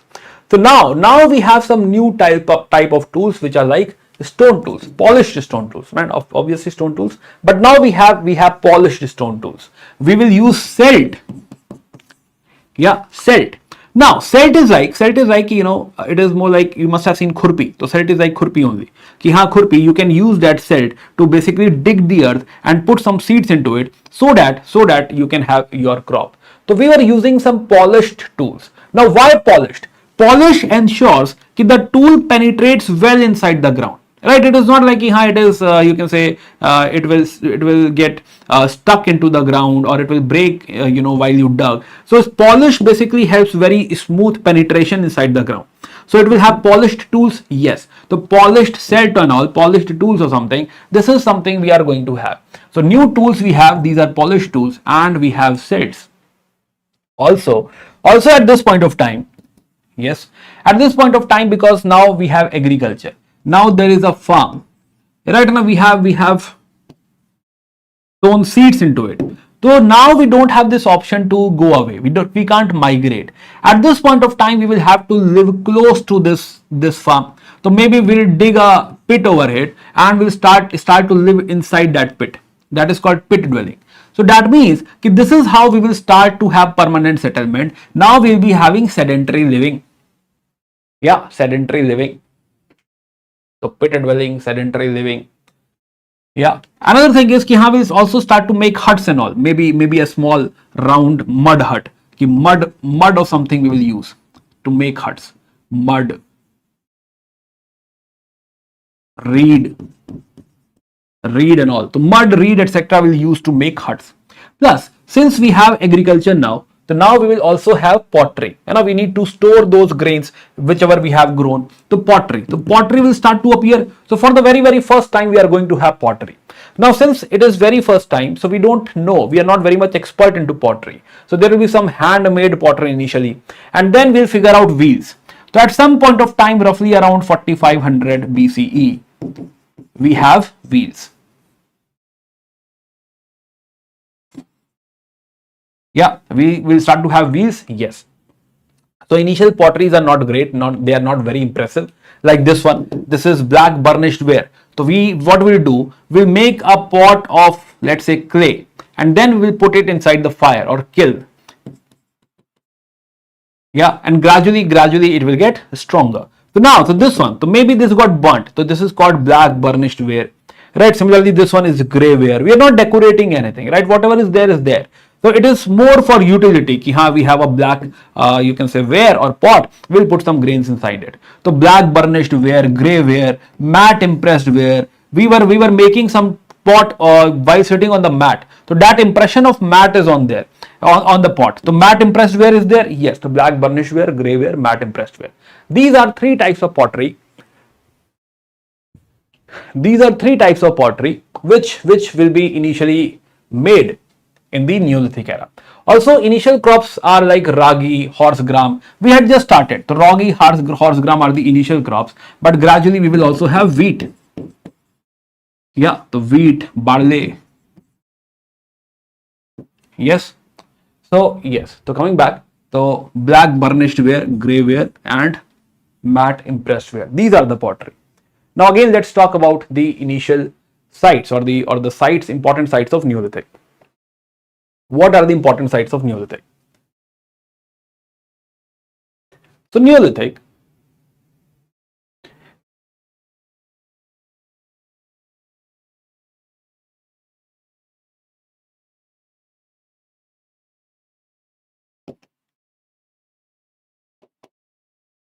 the most important site of Neolithic is Mehergarh. Mehergarh. In fact, we can call Mehergarh as the research center. Anything new in India will first of all come at Mehergarh. Right, whatever starts in India starts from Mehergarh. Right, now this is something we are generalizing so that we have better understanding of whatever is going to happen. So Mehergarh is the research center. Mehergarh is the one who will start to grow wheat. It is called as wheat basket of Balochistan. It is in Balochistan, Pakistan, and it is called as wheat basket of Balochistan. They are the one who started to grow cotton. They are the one who will have granaries. In their house there will be a one segment or one room dedicated as a granary. Whatever extra they have, they will store in that particular granary. In fact, they are the one who are also known for dentistry. So the earliest dentistry, also called as proto-dentistry, we have found a dead body where the molar of the dead body was drilled, not after death, of course, before death. So there was some dentist also available at Mehergarh.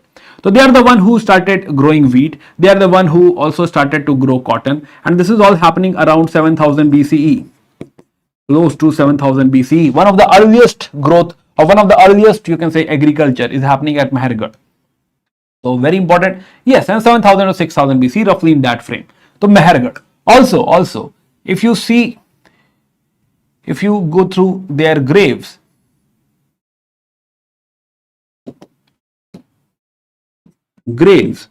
so in their graves they have a lot of grave goods. For example, pottery, food. Also, animals were buried. Animals like sheep, goat. Yeah. So maybe they believed ki, after death also, death is not the end of life. There is a new life after death. So they believed in afterlife.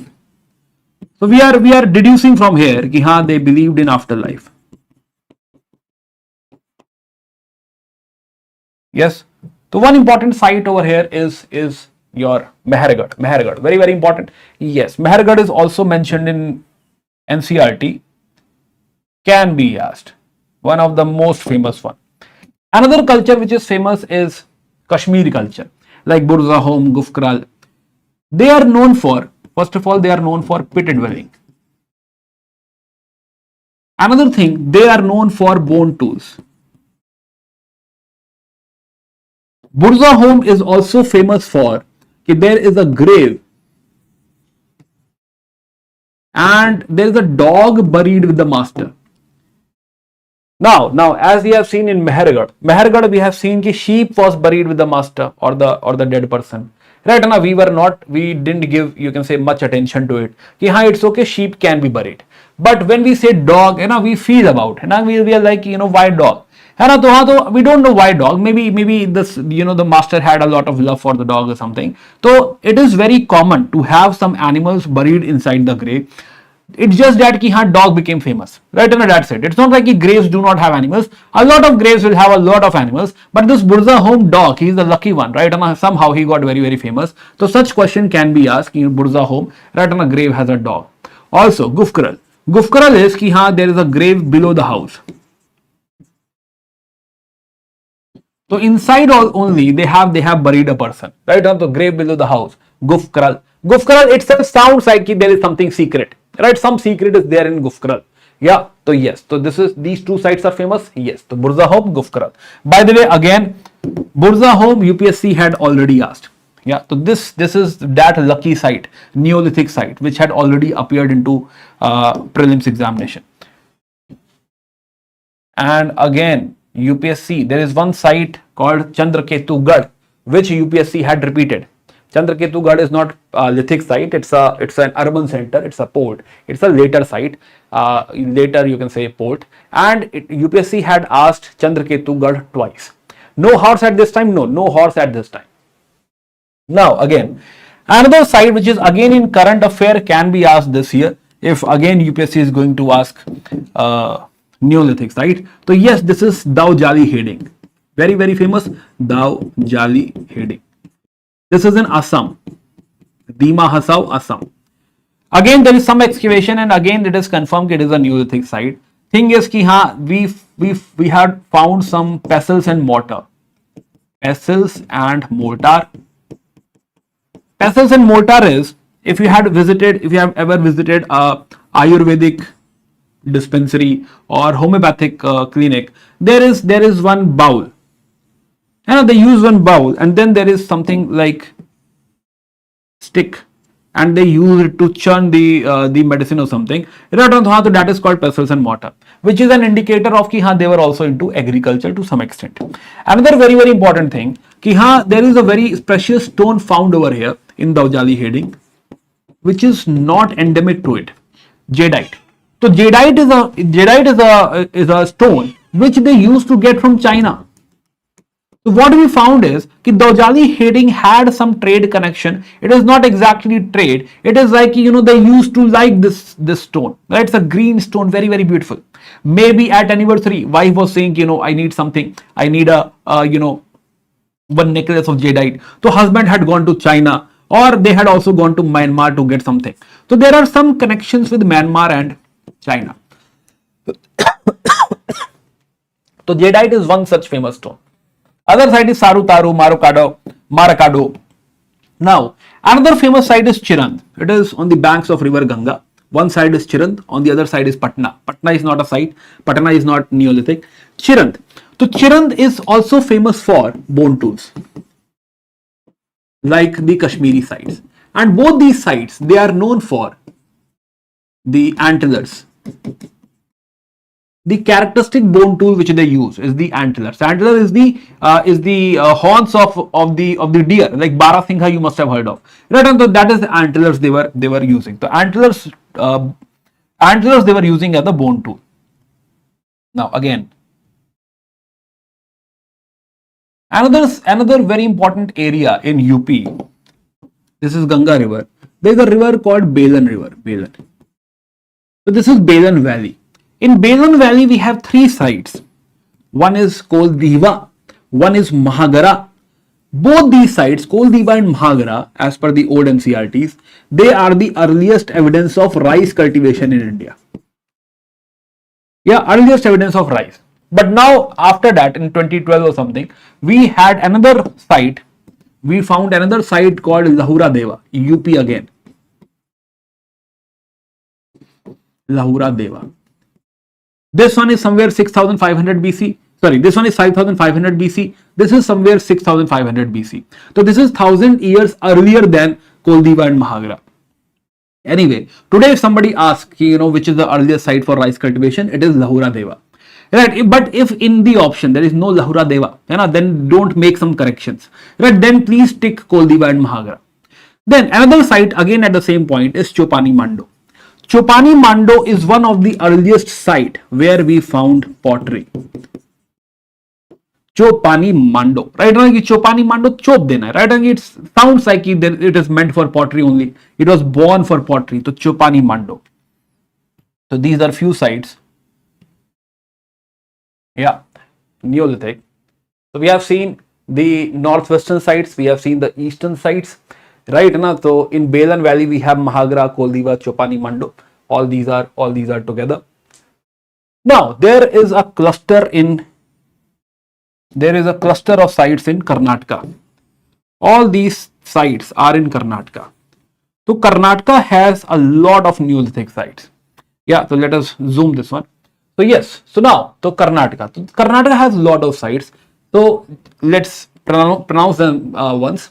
Uttanur, Kodekal, Maski. So Maski is one famous site, can be asked. Sanganakallu, Palavoi, Brahmagiri is another famous site, important.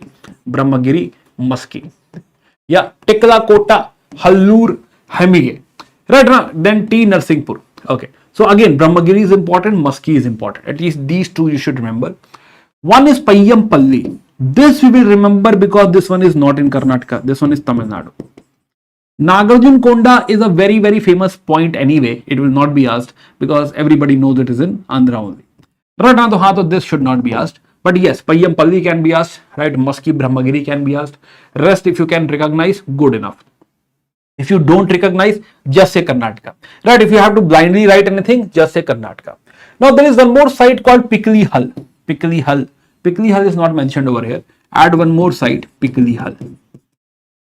Pikli Hall plus Budi Hall. Budi Hall. Budi Hall is famous because what happened in Budi Hall, there was some marriage. Right, there was some, Punjabi marriage at this point of time, or maybe any marriage, not necessarily Punjabi. So yes, so there was some marriage, and there was a huge feast organized. How we know this? We found a platform where we have a lot of cut marks. Some animals were chopped over there, and plus we also have a lot of bones over here. So a lot of animals were killed at one point, or basically, were killed at the same day somewhere, and that is the reason it is believed that there was some feast going on, some party was on. So Budi Hall is known for party.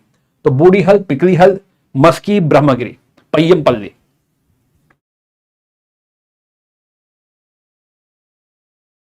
Yes.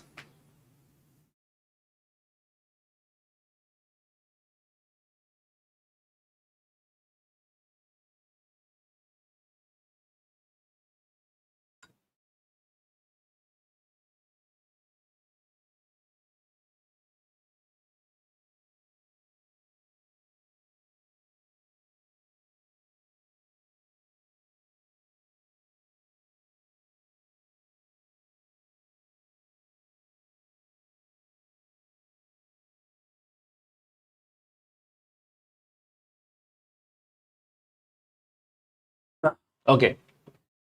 Negative thoughts are something which are very attractive. Right now, try this at home. Right now, go to your family members and pick some aunt of yours. Right now, any aunt, mami, chachi, tai, bua, which you believe is not in good terms with your mother, and start to discuss about that bua or bua. And a lot of time there is a bua in every house, and who is who mother does not like.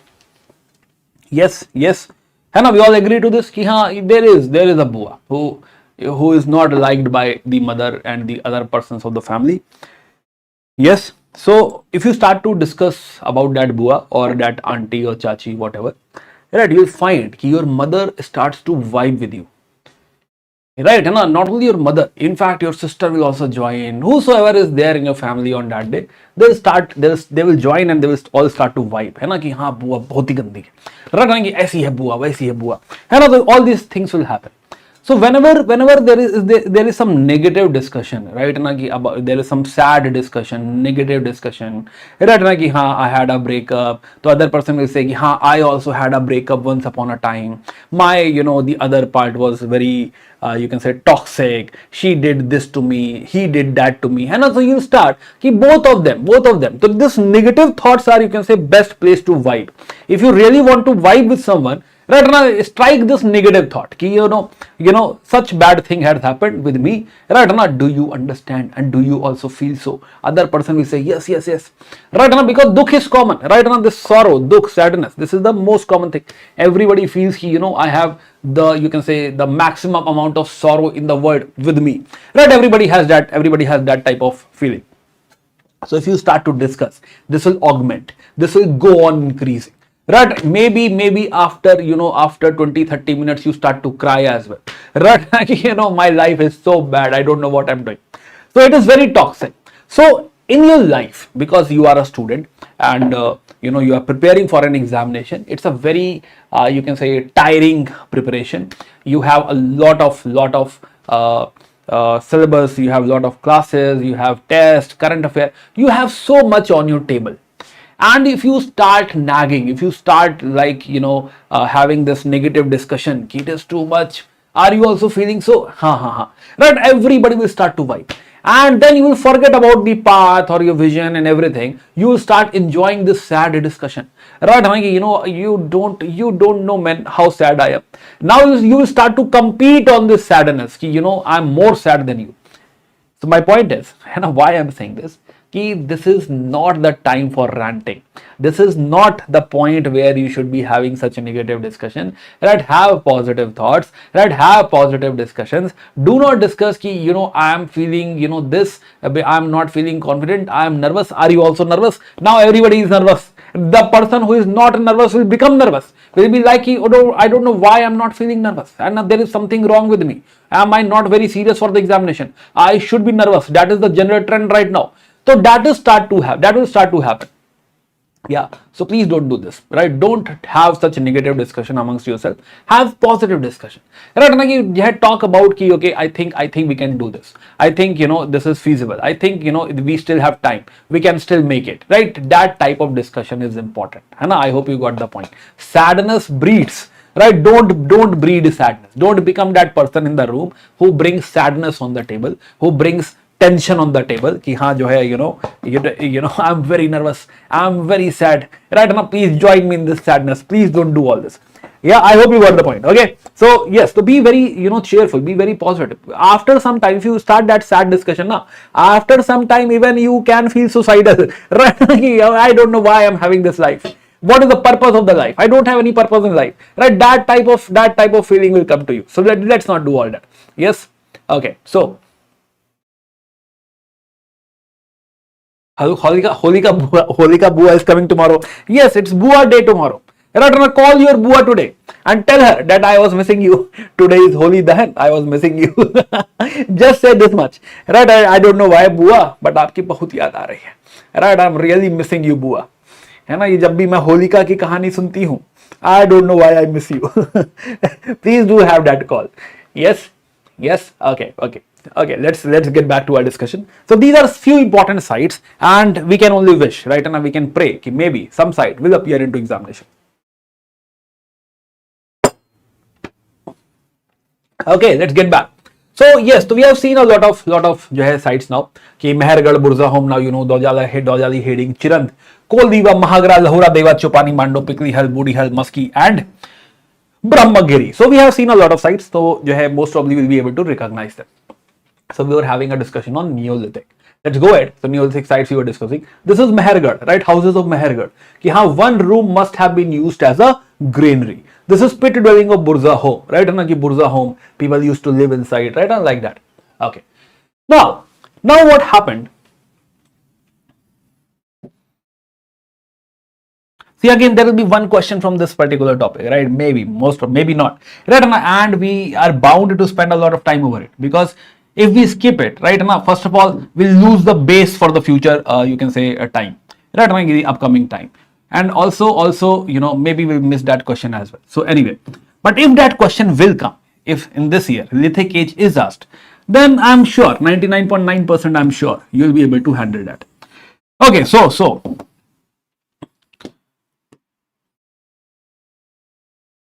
what has happened, what we have seen is Mehergarh can be considered as a point which is very you can say innovative, right? Which is the point of development, point of research. And from here, this idea of agriculture, the idea of Neolithic had percolated into India, got spread into India to north, south, east, and it reached to Dojali Heding, to Burza Home, to let's say Musky, Budihal, yes, and everywhere, most of the places, we had agriculture. But it will take some time. Here, if we had agriculture in, let's say, roughly 7000 BCE,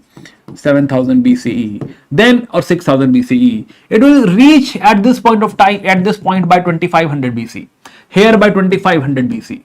Right, here by 2500 BC. So this will take a lot of time to migrate, or lot of time to diffuse to the other areas. Yeah. Now, meanwhile, by 2500 BCE, right? So this Mehergarh will become something else. This Mehergarh has found some new technology.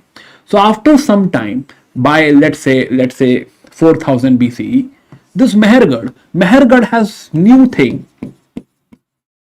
4000 BCE. This has a new, you can say, new fashion, or the new element, which is copper. Yeah, copper. And now this copper will start to diffuse. Now, copper is not something, if I dig over here, I'll find copper. Now, that is not going to happen. So, we also need to have source of copper.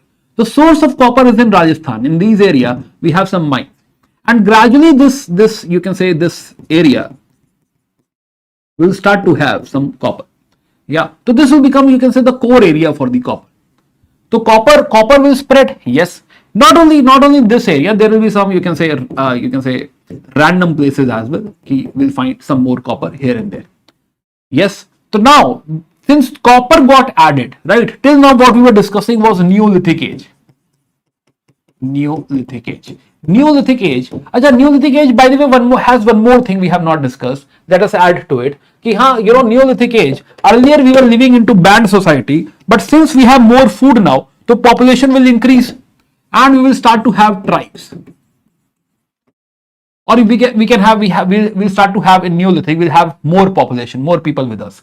And they will have their own dance, own music, own clothes, everything. They will have their own culture. Plus, in tribe, generally we all are related to each other. Yeah, we all are related to each other. We all are basically, either nephew or cousin or something like that. So we all are related to each other, and that is how we can say that there is hardly any inequality.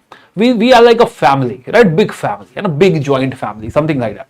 So there is no, you can say, rich and poor in this. There is hardly any inequality into this. All are almost equal only. Plus, they also had collective ownership.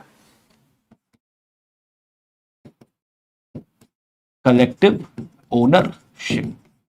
They also had collective ownership because it's a family. Whatever belongs to family is something which belongs to family. It is not like, somebody out of that family will say, no, this particular land is mine or something. No. If there are lands, if there are animals, everything belongs to the tribe. It does not belong to a particular person. That means there is hardly any private ownership.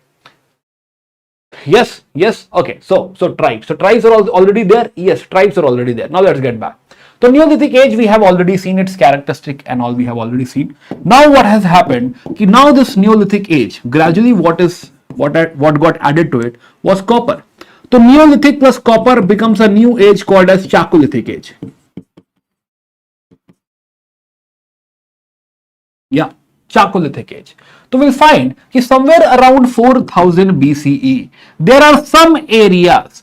There is still Neolithic till 1000 BCE, right? Till 1000 BC, we still have Neolithic in India. But at some places now we know, at some places we have Chakolithic as well.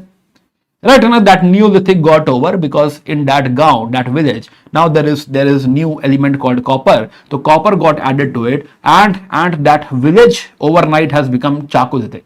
So now we have Chakolithic. Yes, so this is all Chakolithic. So by 4000 BC, at a lot of places we have starting of Chakolithic Age.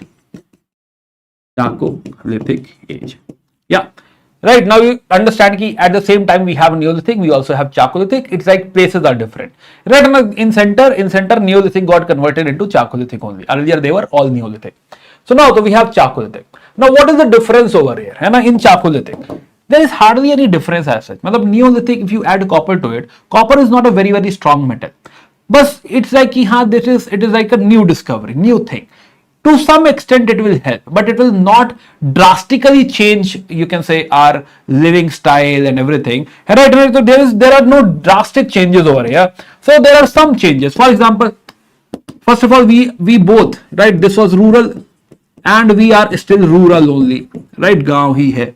So these are rural communities. Now, since we have spent a lot of time, so we'll find in Chakolithic characteristic is we have rural communities. New thing is कि now there is a person who is called as coppersmith, who makes some tools and in fact maybe some weapons, maybe not. We found weapons. So how the tools and weapons. So this coppersmith will add tools and weapons to it. Right now, otherwise, more or less, it is Neolithic only. My question to you is: does Neolithic has a domestication of animal?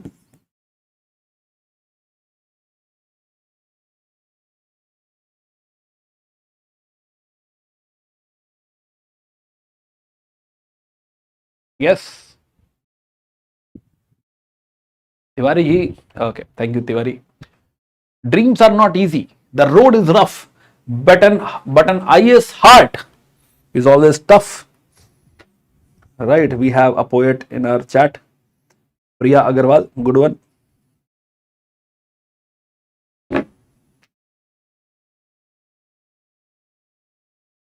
Yes, yes. Obviously, right now we are not going to leave domestication of animals. Even today in our villages, we do agriculture and we have domestication of animals. Domestication of animals is not something, we will leave behind. No. Yeah. So now the rural communities. So Neolithic age had domestication of animals, and now again Chakolithic will also have domestication of animals. It will still have agriculture. It will still have subsistence agriculture only. Right, there will be tribal development. Yes, there will be tribal development. Here in Neolithic we call it tribe.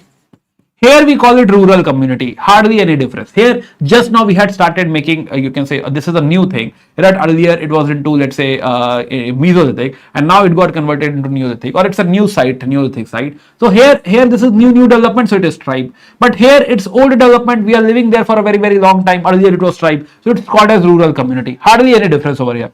So rural communities. Yeah. So otherwise, more or less, things are same.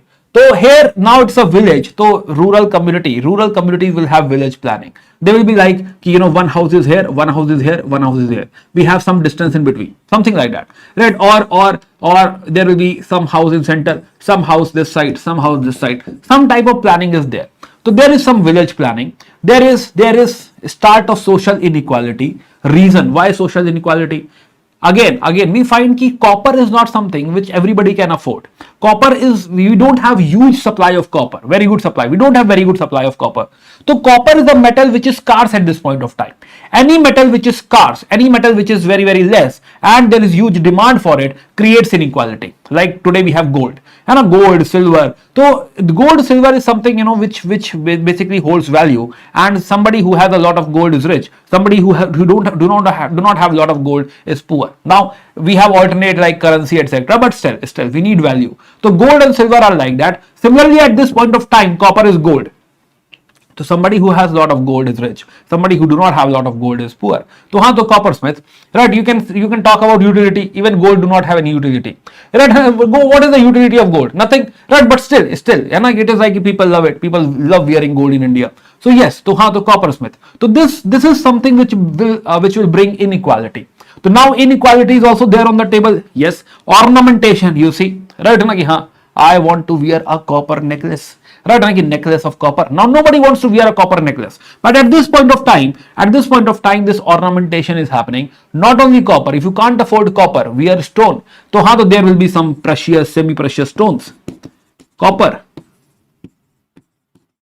Yeah, the ornamentation will be there. Now there is some start of religion. Again, very rudimentary start. We don't have a lot of clarity. What type of religion? Was there any arti on the daily basis? Koi diya jala raha tha ki nahi jala raha tha? We don't know that. But we believe that there is worship of Mother Goddess. We have found some clay figurines of Mother Goddess and a terracotta figurines of Mother Goddess. So religion was there. Burial we had already started.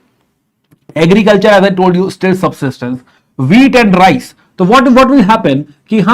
Western side will be known for wheat, And if there is a site on the eastern side, will be known for rice, will be known for fish, like today, right? In Bengal, mache jhol, right? And to like that, fish rice. So fish rice will be eaten on the eastern side, and wheat on the western side. Other than that, dal is also there, lentils. Cotton already famous, yes. Cotton, why cotton? Think about this. This area, this is Deccan area. This is known for cotton. This is famous for cotton even today. So cotton was also grown in this area. So textile was also made. Domestication of animal is on, yes. Dependency on meat is on, yes. In fact, there is more dependency on meat than on milk. Yes, craft, as we have discussed, copper is there. Plus, because we have cotton, so spinning, weaving, so textile is also there. Another thing you need to remember is pottery.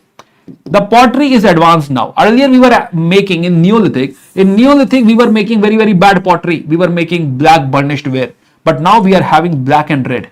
Black and red ware. OCP. So now there is some high-tech pottery. Right on a black and red ware. So black and red. Maybe black from inside. But then you have painted it on the top to make it beautiful. So it is very, very beautiful. Not very, very beautiful. But yes, as compared to Neolithic, it is beautiful. So now we have black and red ware. So black and red ware, copper tools like this. So this is a sword. This is called as antenna sword. So there are some weapons made out of it. Right now some other elements, some celt and all. This is celt, copper celt. Like we used to earlier have stone celts. Now we have copper celts. So now some copper elements are being made. Pottery, better pottery is being made. Painted potteries are being made, and it is called as black and red ware. Black and red ware is the characteristic pottery. Plus there is one more, which is OCP. Ochre colored pottery. Ochre. I'll show you. Ochre color pottery. Ochre color pottery. Yeah.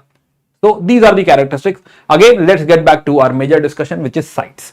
Let's talk about these sites. Orche, not orche, ochre.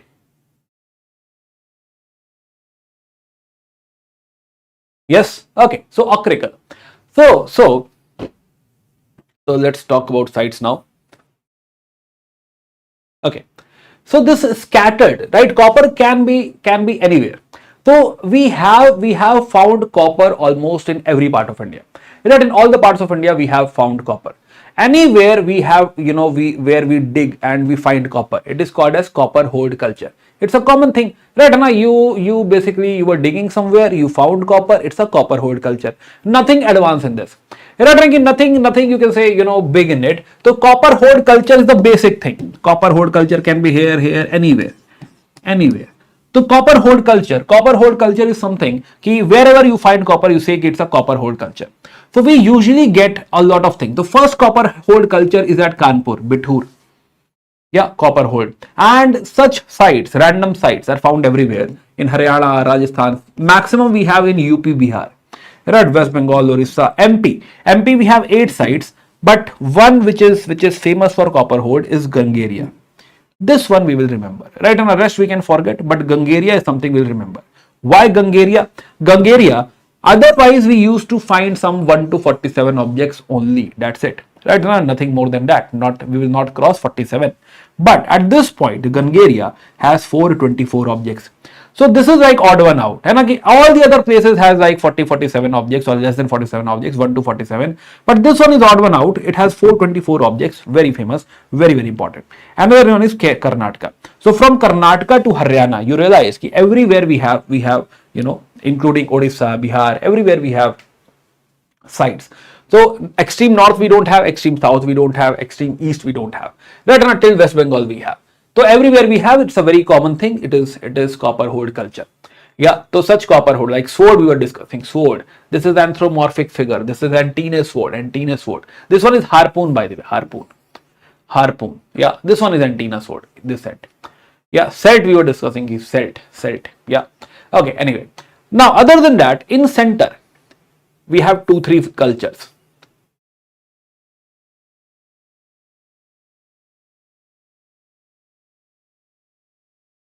So random ones are copper hoard.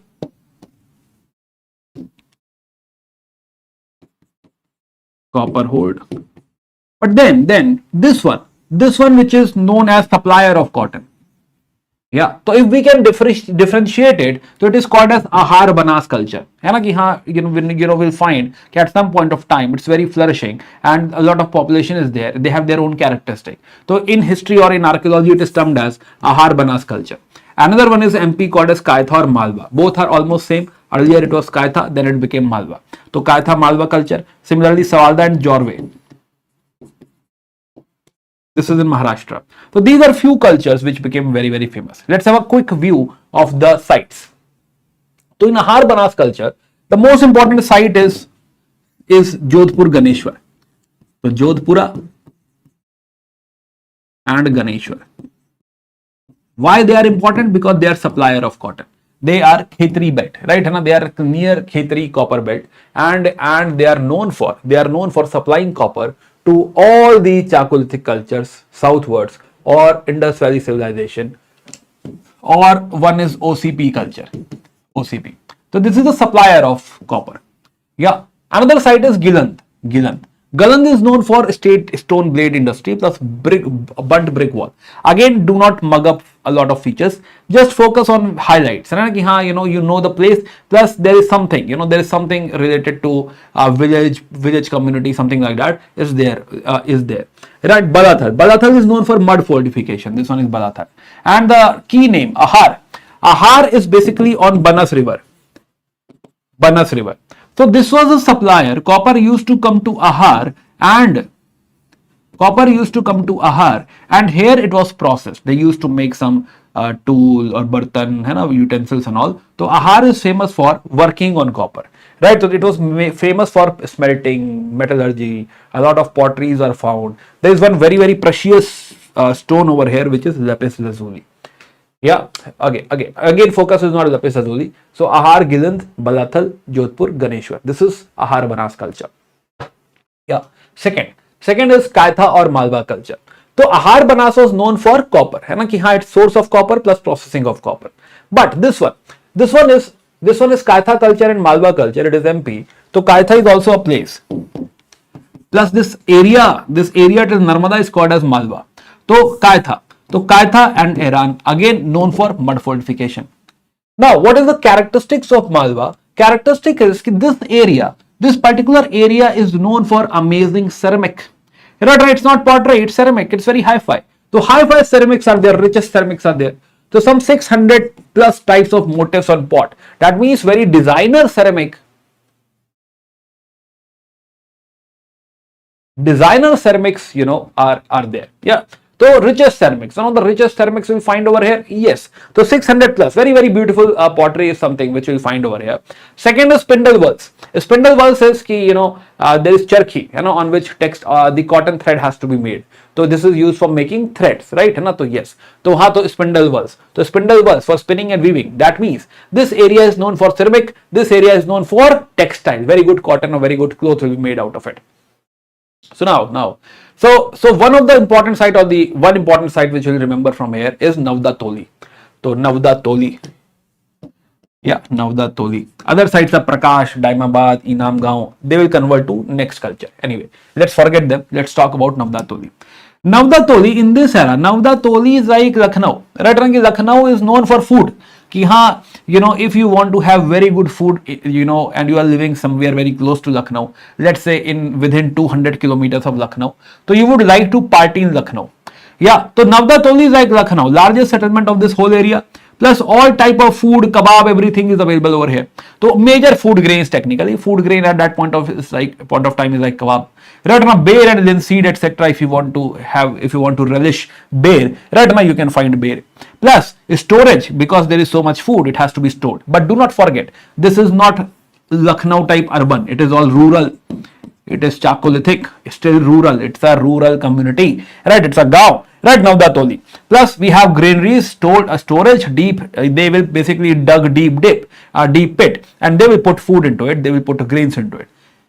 Again, interestingly, we have something called fire altar. Fire altar is Havan Kund, right? So they were like, Havan karenge. And so that song was very famous at that point of time. So they used to do Havan. So Navda Toli is known for Havan as well, Havan Kund. Plus, we also found a ceramic, some glass, some pot like this. and there is a yogi sitting over here, and the hairs of yogi are like this. So we assumed that this is some form of Shiva, right? Some form of Rudra. So proto-Rudra, ki ha, earlier form of Rudra or the earlier worship of Rudra. Maybe, again we are not very sure, nothing is written. We just assume ki ha, proto-Rudra. So it is called as proto-Rudra. This is all happening in Navda Toli. So Navda Toli.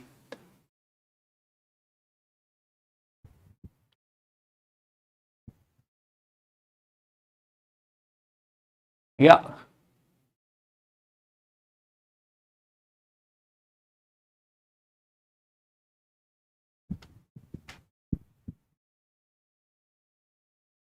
Navda Toli. And another culture is Jorwe culture. Jorwe.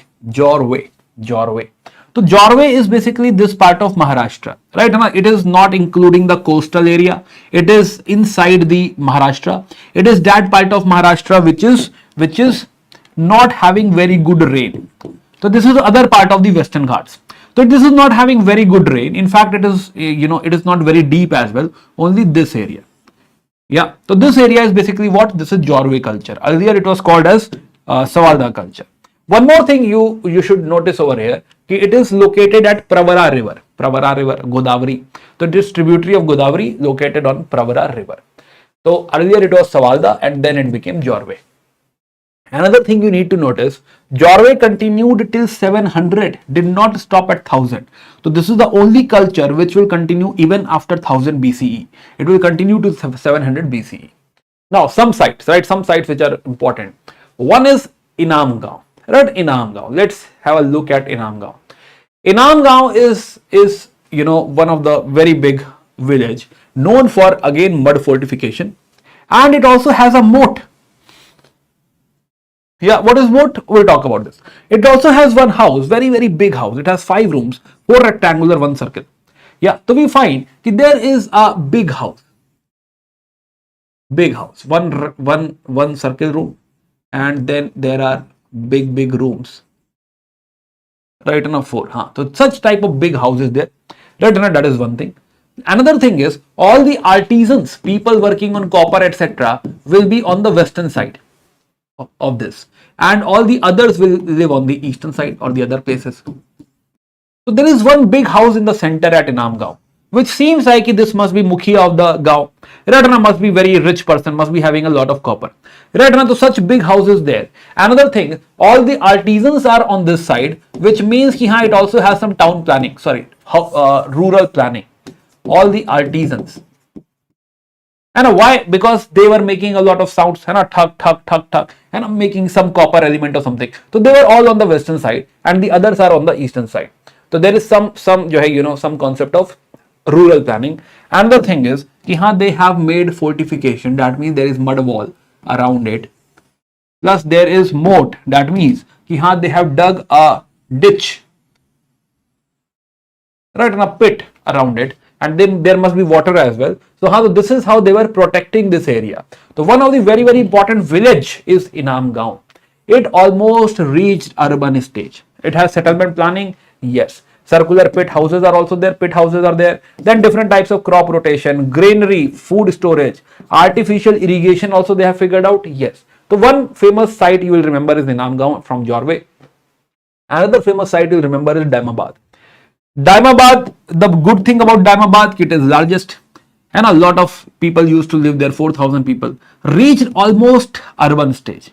Both the sites, right, Daimabad or be it Inamgaon, it is those sites which were almost there. They were about to become urban, but somehow, it's more like there are some candidates who will tell you that they failed by 1 marks. 1 marks or 2 marks or something, they were about to write that answer as well. But examiner came and pulled that copy away. So Daimabad and Inamgaon are those type of villages which were almost urban. They were about to become urban, but somehow they were not able to do so. So remember these 2 sites. One is Inamgaon, one is Daimabad. Now Daimabad has some unique thing called Daimabad Hold. Mud fortification now is common. So maybe UPSC will avoid mud fortification. But Daimabad Hold is we found some statues. We found one statue of elephant, one rhino, one buffalo, and one cart, buffalo, I'll show you the photo as well. Rhino after some time. Yeah, and one is what? Buffalo, rhino, elephant. These are huge, right? 60 kg. Not huge, heavy. Right? These are heavy, very heavy copper statues are there, and these are like buffalo, rhino, and all. Right? Other sites are Valki. Then Jorwe itself is a site. Chandoli, Songaon, Nasik is also one site. Nasik, Prakash. These are Jorwe culture. Chakolithic, as we are moving ahead, the number of sites are getting increased. Similarly, some sites are on the eastern side, right? Chirand you already know, the Chirand culture. So now earlier they were Neolithic, Chirand was Neolithic, but now Chirand is what? Chirand got converted into Chakolithic because it has copper. Red, again black and red, again black and red is also there, plus rice and fish, again it's there. Red plus Bihar, so Bihar has Chirand, Sinor, Sonpur, Taradi. Taradi is close to Bodh Gaya. So Bihar has few sites. UP has one site, famous site Sohgora. It will come again in the Mauryan Empire. Then Khairadi and Narhan. Plus West Bengal has some site like Pandu, Raja, Pandu. At least Pandu you can remember. There is a site called Pandu. Mahishdal or Birbhum. Right now the Mahishdal. Don't remember Birbhum. Mahishdal. So Mahishdal is in Bengal. Okay, not everything you need to mug up, but at least few things you should just witness, है ना कि हाँ you something like that was there. Yes, okay. Now one thing we saw was ochre color pottery, OCP. So what has happened?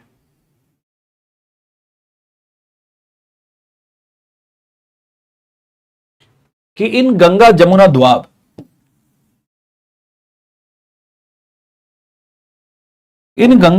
Dwab, copper has reached this area as well, but this area has a different type of pottery. Other areas have black and red ware. Right now, the characteristic pottery of Chakolithic age is black and red. Right now, the black and red ware, BRW. But this area, this Ganga Jamna Dwab area, this has ochre color pottery. This is not a very good pottery. These are like new settlements, not specialized as such. They don't have specialization into pottery. They are somehow making this pottery. Right? I don't know how, but there kuch to majburiyan hai. Right? Somehow somebody is forcing them to make this pottery. So they made this pottery somehow, and this is ochre color pottery. They have ochre means gerua, it's a color. So they have placed ochre color on this. They have just put ochre color, very roughly on this, and it is still coming out. If you just rub through this, you'll find that your hand still has it. Right now, the ochre color pottery. This is medium fire. They will not, properly cook it. So this is medium grained clay and under fire. Right now, medium grained clay means the grain is not very fine, and it is under fired or medium fired. It is not properly cooked as well. So not very strong, not a very good pottery. So in Ganga Jamuna Dwab, we have such a pottery in this area. Here again in OCP, some sites are famous. Like for example, Itawa. Itawa is famous. So Itawa has copper harpoon. Yeah. So Saipai, Itawa, these two are few famous sites. Other than that, other famous site is Ahi Chhatra and Atranji Khera. So Ahi Chhatra, Atranji Khera, yeah, Saipai, Lal Kila, Hastinapur, Rajpur Parsu. Yes, है ना? तो हाँ, तो if you can remember more, it's okay. But at least Itawa, Saipai, Bisauli is something very common. Bisauli, right? I don't know how much you can remember, but Ahi Chhatra, Atranji Khera, at least this much. Right? UPSC will love this name, Atranji Khera, Ahi Chhatra.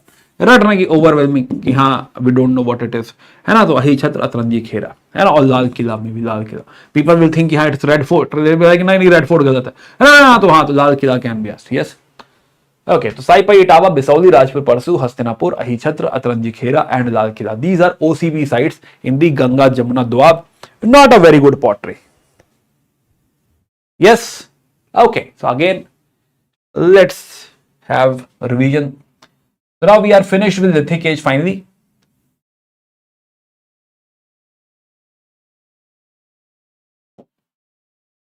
Yes. So again. So you have to tell me ki out of Mesolithic, Neolithic, Chakolithic, and okay. So ornamentation.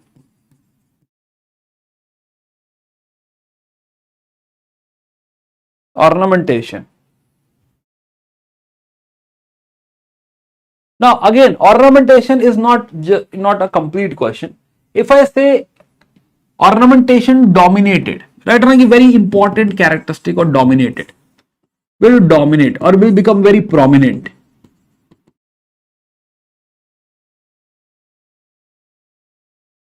Yes, yes.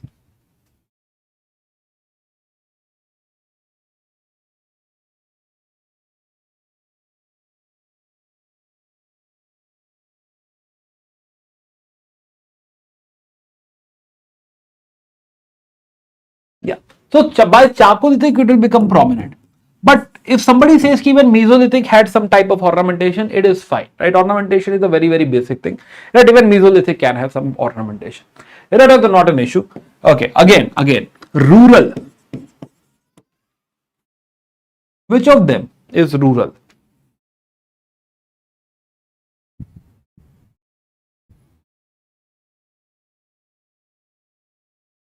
Yes, rural.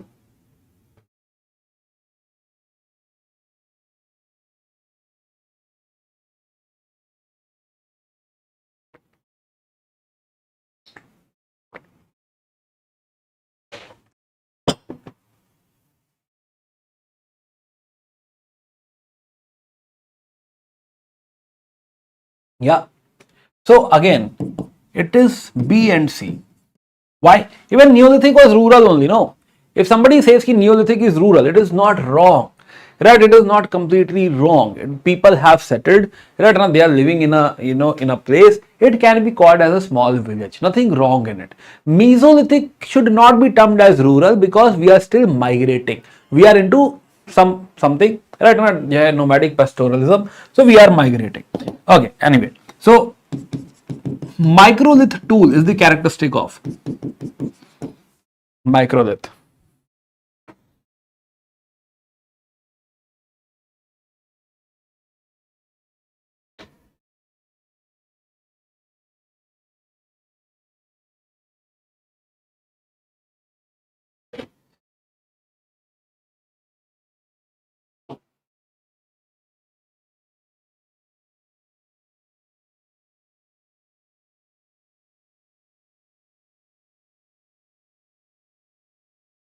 Yes,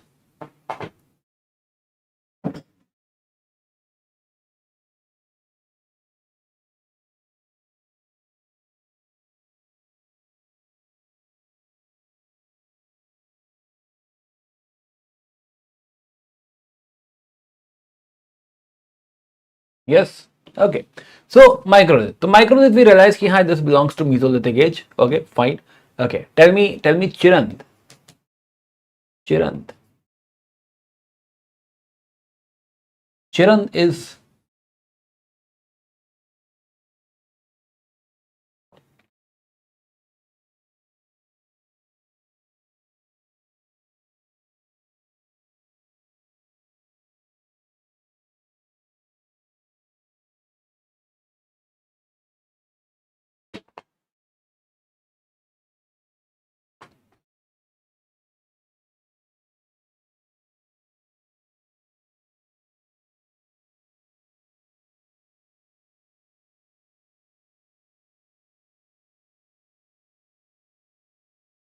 yeah. ये बहुत tough है ये प्रियांशु ये बात बहुत बढ़िया and it is basically B and C both. Oh हाँ उसमें भी तो था.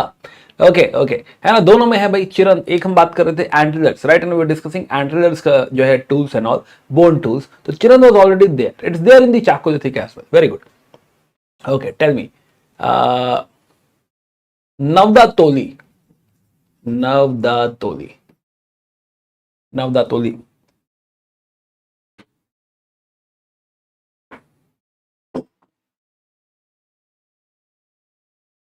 नवदातोली.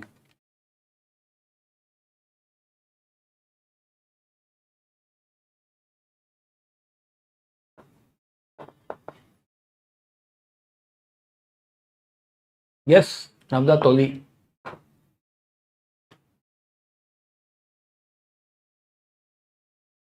Navda Toli.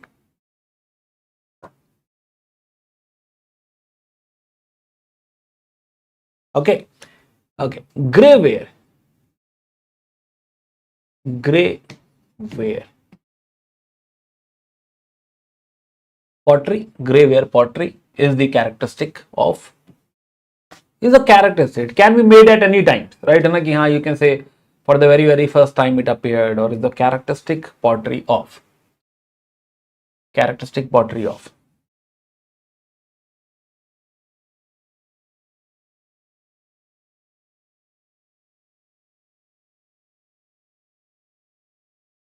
Navda Toli, acha, Navda Toli answer. Navda Toli, of course, is C. Right? Chakolithic. Grey ware. Grey ware. अरे प्रिया जा रही हैं. ओके, बाय बाय प्रिया.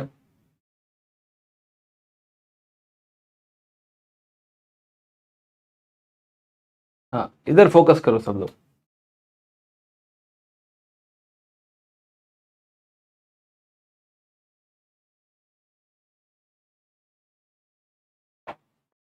Okay, UPSC प्रारंभ 2028. ओके, again explore प्रारंभ, right, and accordingly take a call. 2028, yes you can. Okay, grey ware, yes, grey ware we realize कि हाँ, this is the earliest pottery, so this is B. Okay, again next question. Now you tell me, Chopani Mando is known for. Chopani Mando, which state? Chopani Mando, and it is known for what? Chopani Mando.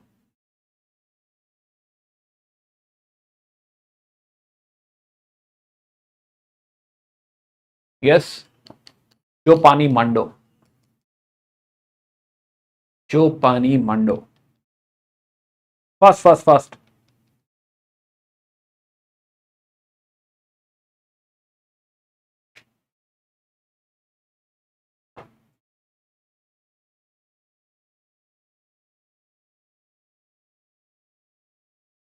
Earliest pottery, Bedan Valley, UP. Very good. Okay, Chopani Mando. Okay, one last question. You have to tell me, Bodhi Hall. Let's see if you remember.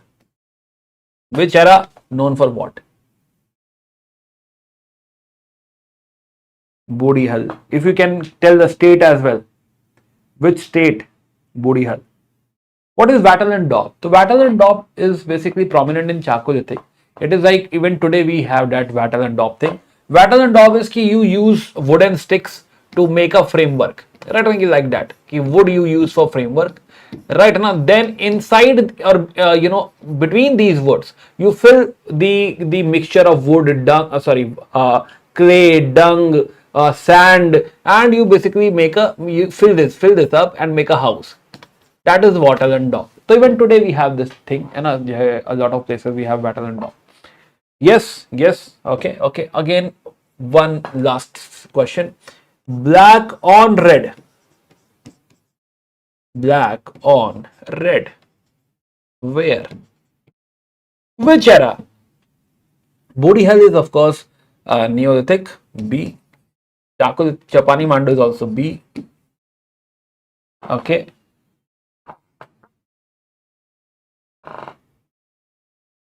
Bodhi Hall is known for feast, party, right? Na party. याद रहेगा. Pikli Hall, Bodhi Hall, Maski, Brahmagiri.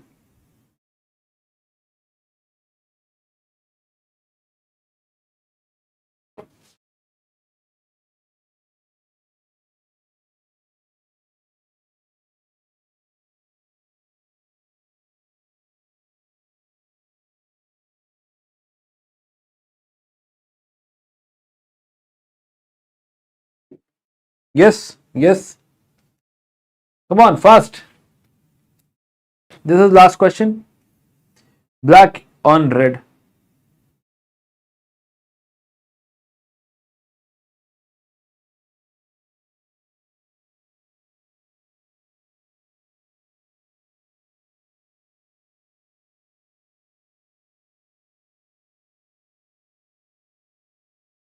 Okay, black on red.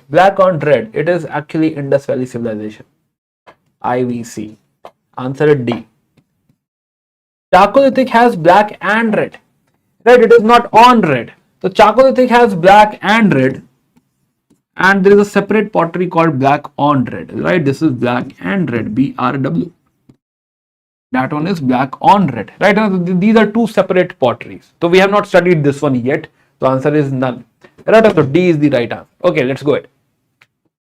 Okay, so now we are entering into a new phase, which is Indus Valley civilization. Are we all?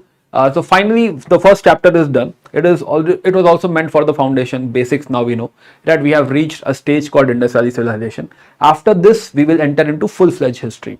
So till now we were reading prehistory. Now we are entering into proto-history. Again, no literary sources. More dependence on archaeology. Again, dependence is on sites and features, or sites, or what we have found on those sites, and then you know, in general characteristics of Indus Valley civilization.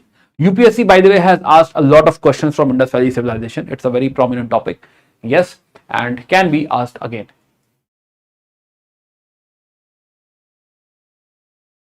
Yes.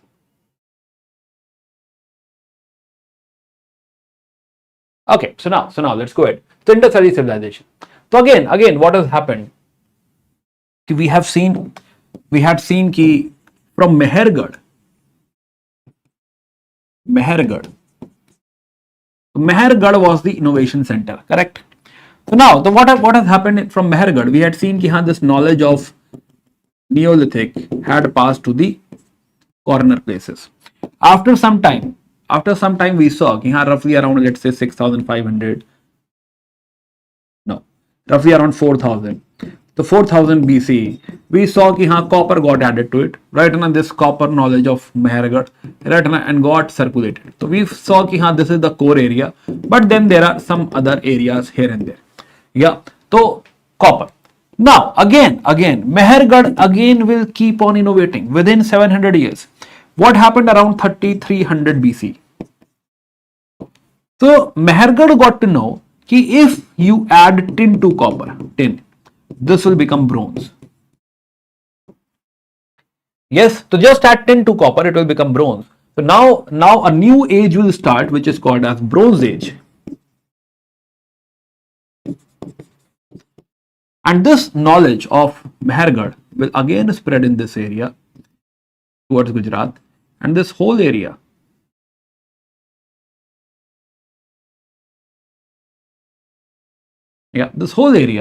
will become a Bronze Age area. This is technically a civilization.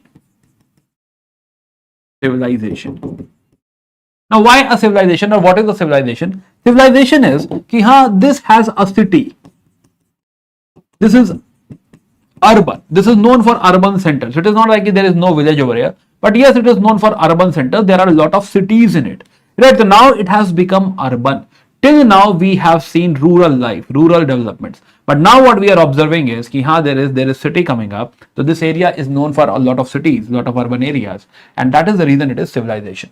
Another thing, and another characteristic thing about civilization is ki a city also has a lot of things like writing. Yeah, it also has some government. It will also have a lot of trade. Yeah, and that is the reason we have city. So city must have a government structure. City must have a trade. Yeah, so trade is important. Yes, so trade means ki there is some a lot of great products. There is specialization of craft. We are creating amazing products which can be sold and can be traded. If some trade is happening, it automatically means that there is some great product existing, which is something which people buy. Right now, the people are buying something. That means that there is a great product. The whole trade depends upon product. So first very important thing is there are amazing products. There is specialization of craft, and that product is maybe not available anywhere else in the world. Right now, so these products are amazing. Yes. Another thing for the trade we need is merchants. Achha, by the way, this product must be created by, there must be a lot of artisans. One of the new thing which we have seen is bronze. There must be some artisans who are working on copper, bronze, or something like that, right? Metal and all. right? And then there must be other products. So there are artisans, there are merchants who are conducting this business. So there are merchants and traders, and then there must be some trading partners, right? Na ki हाँ, to whom you are selling. So we'll come to this, we'll come back to this. But yes, so this is civilization. So this is technically urban, right? And already written. Now, so we were not aware about this for a very, very long time till you know, till the very first city was discovered, which was Harappa. So Harappa was discovered in 1921. This was discovered by Daya Ram Sahani. This exists at Ravi River. Yeah, and in 1921 he basically started to excavate Harappa. There were some, you can say, early initiatives as well, but that didn't work out. And people are not having this belief, you know, there is something great over here till 1900. And when in 1921 Harappa was excavated, first time we got a lot of information from here, right? And then another city was excavated, which was Mohenjo-daro.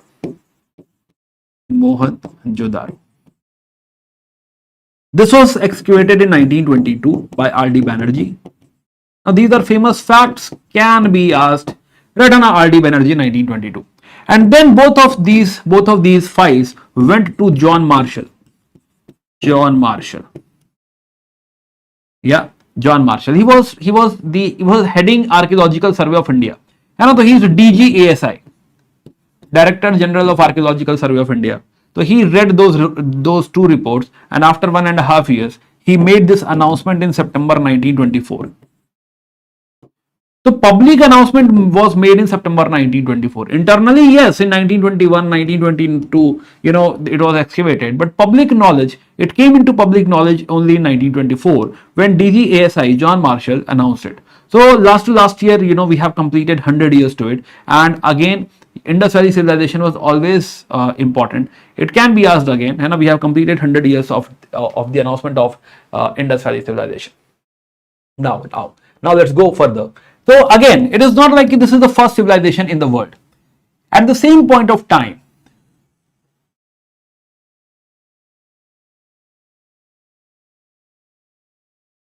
yeah, in the same era, we already have one more civilization on the banks of Tigris and Euphrates. This is Mesopotamian civilization. Mesopotamian civilization. And another civilization is there on the banks of Nile River. Yeah, this is Egyptian civilization.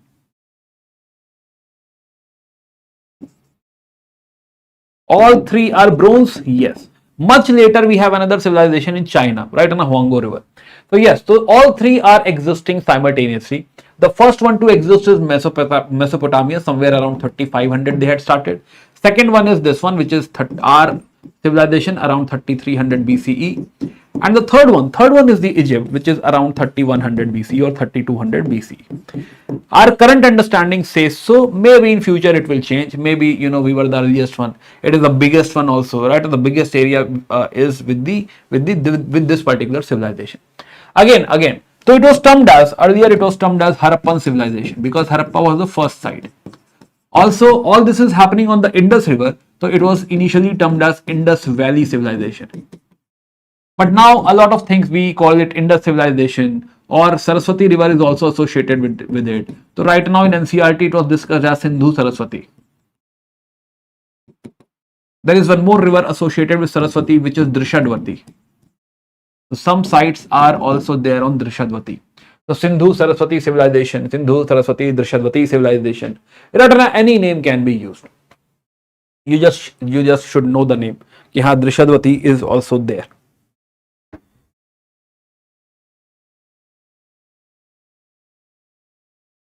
Yes, understood. Shall we go ahead?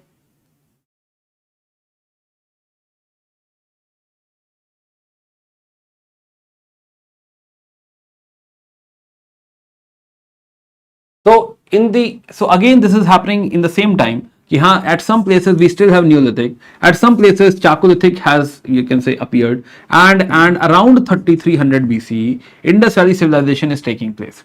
Right, and so we were discussing in the same era, these three are coexisting. Right, they are basically contemporary civilizations. Yes, Harappan civilization, Mesopotamia, and Egyptian civilization. Huanggo China is somewhere around 1600, very very late phenomena. Right, Anant? Yes. So these are all Bronze Age. Yes, Bronze Age civilization. Then we were talking about John Marshall, R.D. Banerjee, and Daram Sahni and R.D. Banerjee, and the announcement. Yeah. So now again, yes.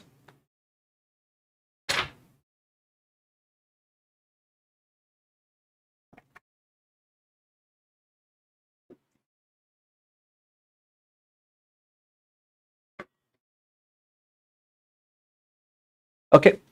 So as I told you, it all started with Mehergarh. Yeah, let me show you that. So there is one phase which is called as early phase. Early phase starting from 3300 BC to roughly 2600 BC, first 700, 600, 700 years, we were figuring out. Right, and we were trying to establish, and how to go about this, right, and what type of products, we would like to make, how a city would look like, should we be having fortification. So all these things, are the initial things which we are trying to figure out. So for example, in this phase we'll see it all started with the Mehergarh. Now this is not something I'm making it up, but around 1987 we had this excavation which shows it all started with Mehergarh. There are sequence of occupation which shows it all was experiment at Mehergarh, and then this idea had flown to the desert region. Yeah, the desert region, and then it has gone northward and the southward.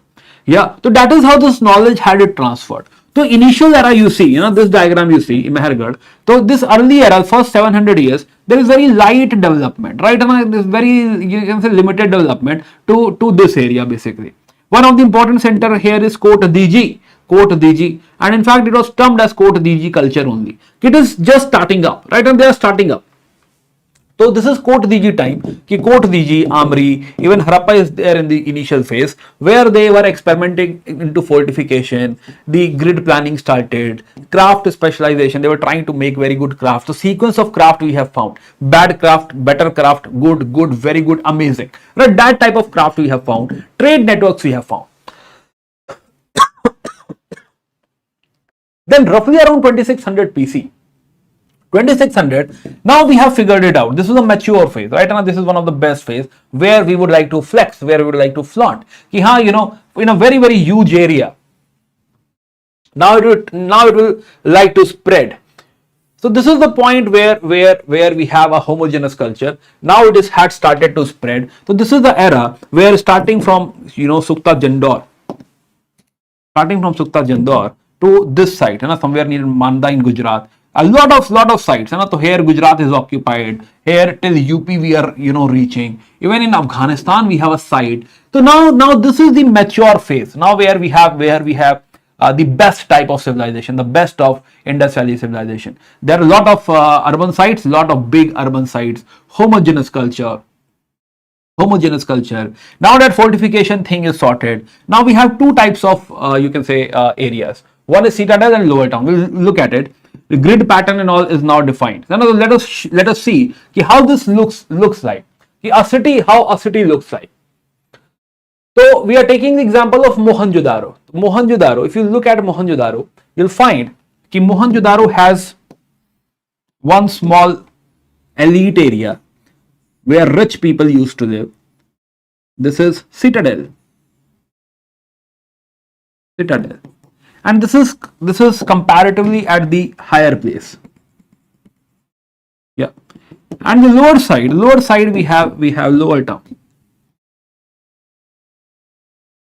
Its name is lower town because it is on the lower side. It is on some higher plane. Yeah. So we have lower town. Yes, we have a lower town. The lower town is for the Aam Aadmi, common man, not political party. Lower town.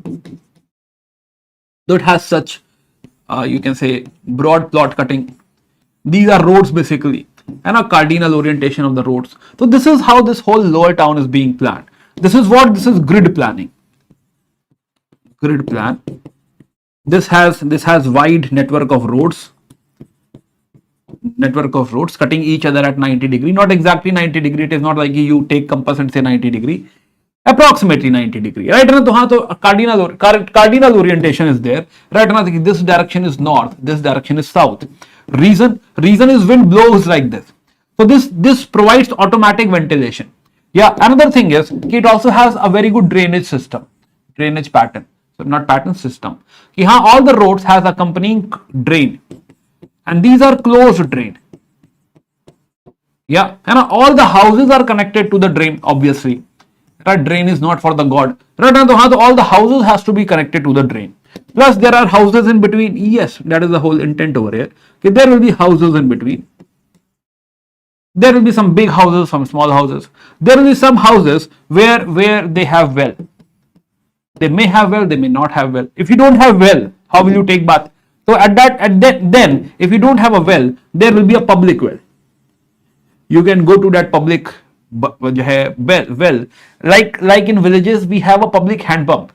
Right, there are hand pump in all the houses, but then there is a public hand pump. If your hand pump is not working, you don't have a hand pump in your house, then you come to public hand pump. Close to that hand pump, you'll find there is some chabutra, some you can say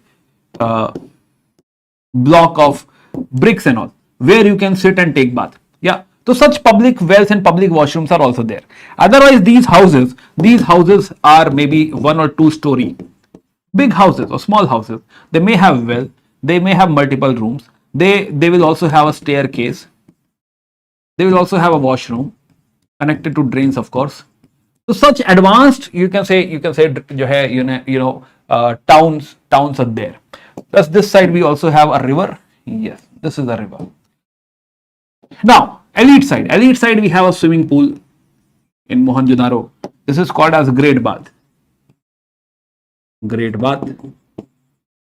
Plus there are granaries.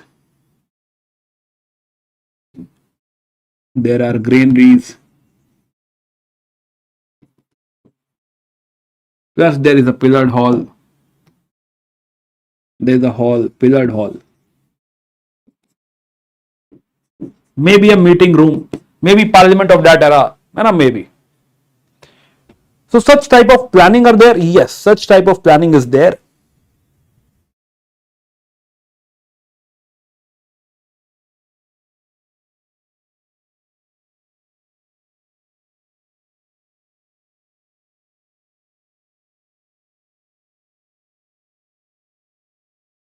What happened in chat section? All okay? Yeah.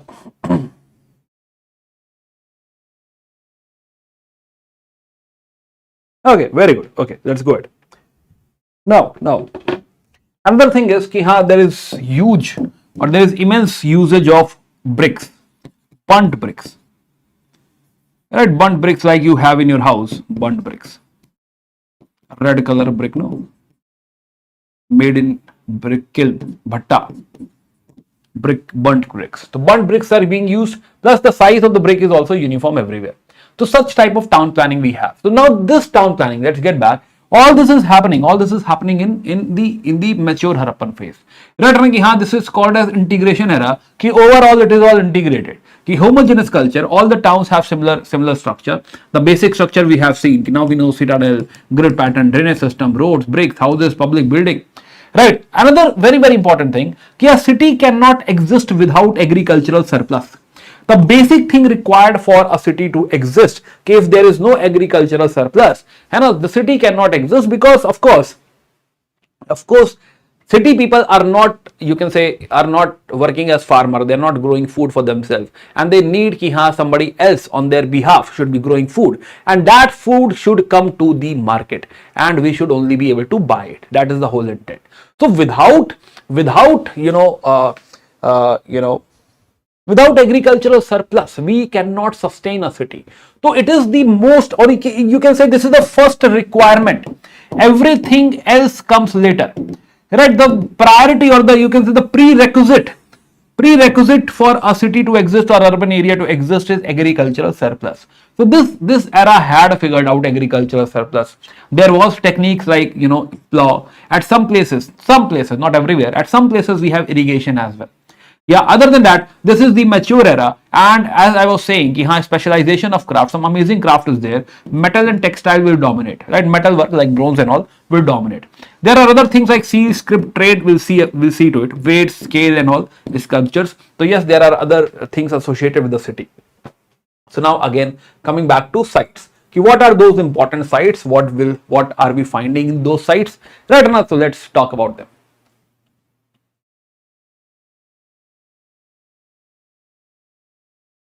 Yes, okay. So again, coming back to our site discussion.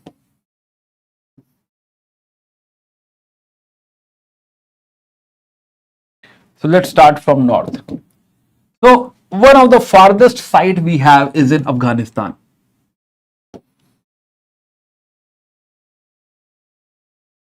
This is Shortughai.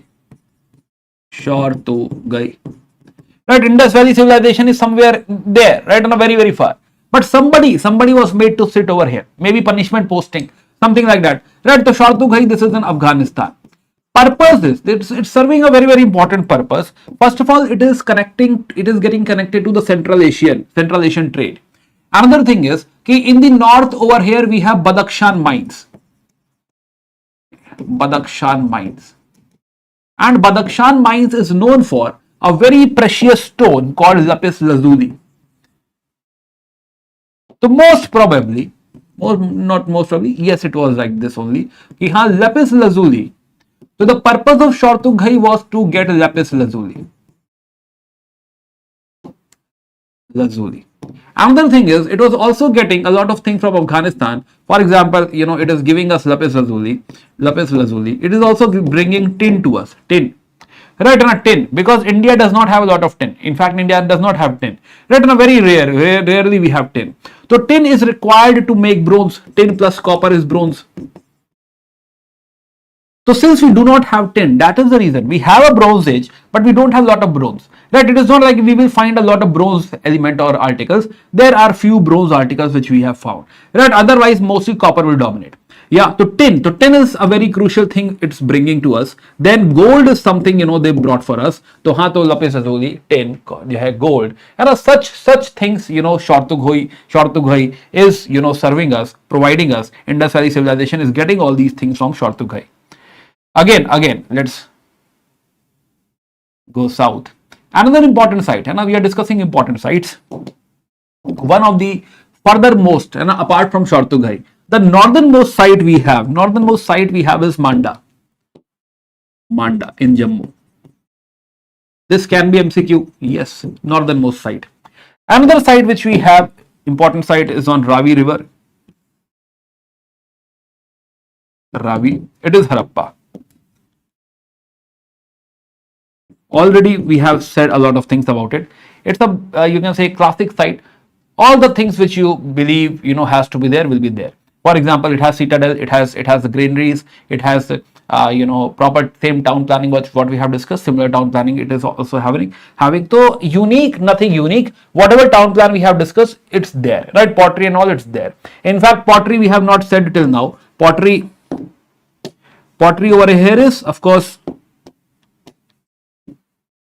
all pottery in Indus Valley civilization is black on red. Black on red pottery. So Indus Valley civilization is known for a very, very beautiful pottery called as black on red pottery. It is something like this. Right, it's black, it's red, and then there is black design over it. They will make some, tree or leaf or animals or fishes. They will maybe paint some story over it. We don't know the story. Nobody told us. But yes, so this is black on red pottery. Also, this is terracotta toys. Terracotta toys are same toys, mitti ke khilone which you say. Right now you find it in Holi Diwali, especially Diwali. You go to market and you find mitti ke khilone or terracotta toys. Even statues, god statues or deity statues are also made of terracotta. This is the town plan. One is citadel, one is lower town, like that. So Harappa is basic, yes. Mohenjo-daro town plan I have already told you. So another important site, another site which we have discussed or found was Mohenjo-daro. Mohenjo-daro is on Indus River, bit south. On Indus, we have a site, Mohenjo-daro. Mohenjo-daro. Yeah, again, classic site, one of the biggest, not the biggest site, one of the biggest site it is, right? Town planning, etc. But there are few things. One is here we find a Pashupati seal. Pashupati seal. So we find seal. Seal is basically an indicator of business. Let me show you Pashupati seal. This is Pashupati seal. Okay, this is more like a seal which we can use to mark the business. Right? Like this is a symbol of business. Like this is a seal. And okay, this is seal of PW. And something like that.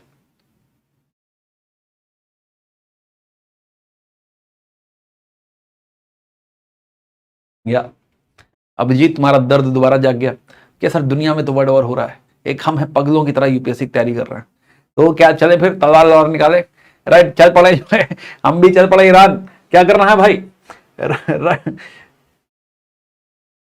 क्या इतना दर्द क्यों है भाई? क्या खत्म ही नहीं होता है? बहुत दर्द। अभिजीत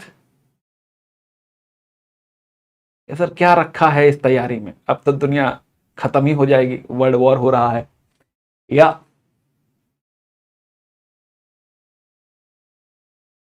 क्यों है इतना दर्द? ऑल ओके, चलो कमिंग बैक। तो पशुपति सील, तो this is Pashupati seal, yes, तो this one is Pashupati seal at Mohenjodaro. Now Pashupati seal, why Pashupati? तो पशुपति है ना कि पशु means animal, there are multiple animals, for example buffalo, rhino, tiger, elephant, है ना? तो yes, plus there is one deer and all, right? So we see a lot of animals are there, which is similar to the position what we have in Hindu religion. We have Bhagwan Shiv. Yeah, and now we have Shiv. So Pashupati is basically again connected to Shiv only. So Pashupati seal. So this is a famous seal. Also, somebody is doing yoga over here. Right? Like yoga is there. Some historians believe it's a female yogi. Right? So we don't know it is a male or female yogi. There is a thing. There is somebody, some belief that this is a female yogi. Also, another important, you can say, characteristic of Mohenjo-daro is this bronze statue. This is termed as dancing girl. Now we don't know whether she was really dancing or not, but as per the historians, she is a dancing girl. She is not wearing any cloth, so she is a nude dancing girl. She is made up of bronze or mainly copper, and not the bronze. So she is made up of bronze, and it is made by a technique called lost wax method, also called as pyre surdu. Yeah, a lot of ornamentation also. So this gives us a glimpse of the society, and again that type of society must have been there. Yes, okay. Another statue which we have is, this is made up of river stone, steatite, and he is termed as priest king. Again, it tells us how fashionable man was, right? And like a beard and hairstyle and some band is there, right? And ornamentation is there. So all these three, right? These three famous unique things are found in Mohenjo-daro. She is the last year question, by the way. So something else can be asked again? Yes. So last year, Indus Valley civilization was asked in prelims examination. Dancing girl was asked. And another thing, which was from Indus Valley civilization was in main examination, UPSC asked architecture. So yes, so last year UPSC had asked this topic in prelims and mains both.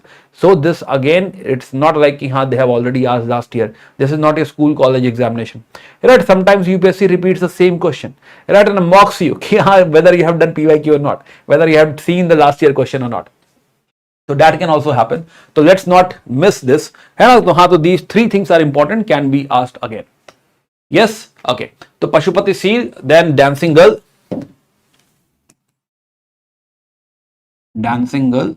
and priest king.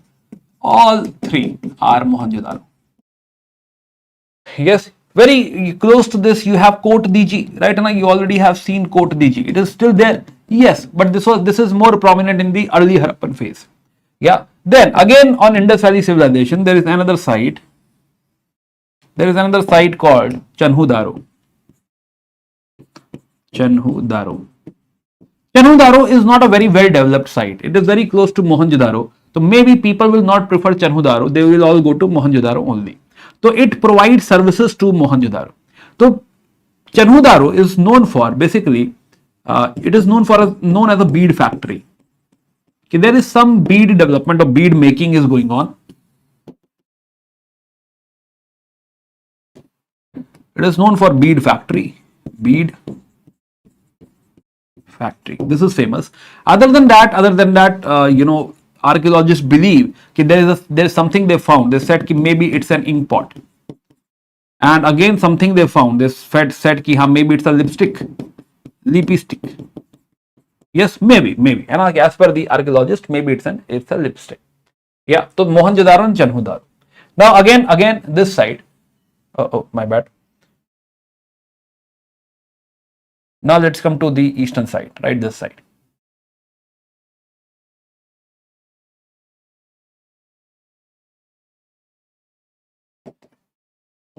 Yeah. So this Ghaggar Hakra, you see. So this is the course of Ghaggar Hakra.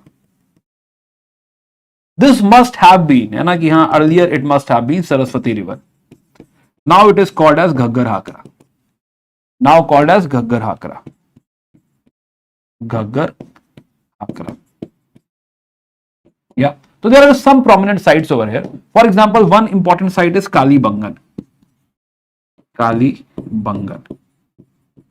Kalibangan was also, earlier Chakolithic village, but then it got converted into early Harappan, and then, in mature Harappan also we have Kalibangan. Another site very close to Kalibangan, we have Banavali. Then another site, towards the end, we have Ropar. Plus, again, close to this only, we have another site called Rakhigarhi, but let's talk about these three. Now, Kalibangan. Kalibangan is black bangle. Kalibangan, 2-3 prominent things are there in Kalibangan. First of all, black bangles name itself says that copper bangles were made over here. This is also known for bead factory. Kalibangan. Another thing what we have found over here is we have found a field which was plowed fields. That means they must be having the knowledge of plow, right? Which means this will help agriculture. So plowed fields, so bead factory and plowed fields. This is something we have found in Kalibangan. Another unique thing which we have found in Kalibangan is fire altar. So here also we were doing Havan. Yes, fire altar. Yeah. Now, people might have doubt whether plowed field, whether it was plowed or not. So Banwali has a model of plow model, terracotta plow model. Plus Banwali also has fire altar. Yeah, so fire altar. So both the places, Kalibangan and Banavali, both the places has fire altar. It has plowed field, it has plow and a model of the plow, toy of the plow. Plus Ropar. Ropar is in Punjab, Roopnagar, Punjab. Plus it is the first site excavated post-independence. So after independence, this is the first site where we have done excavation. So Kalibangan, Banwali, Ropar.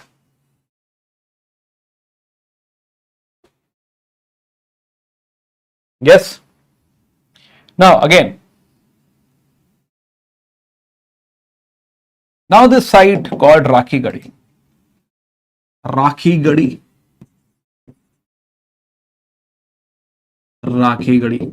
Rakhigarhi is again, one of the very, very prominent site. In fact, it is the largest site. So first of all, I'm writing it here. So Rakhigarhi is the largest site. Yeah, after Rakhigarhi comes Mohenjo-daro. So it is the largest site. Yes. Also, it has been excavated multiple times. Even today, it is being excavated. So recently, what happened in 2025? So it came into current affair, right? UDAAN 500 plus, where we get to know कि हाँ Rakhigarhi. So Rakhigarhi जो है is being excavated, and we found water reservoir over here.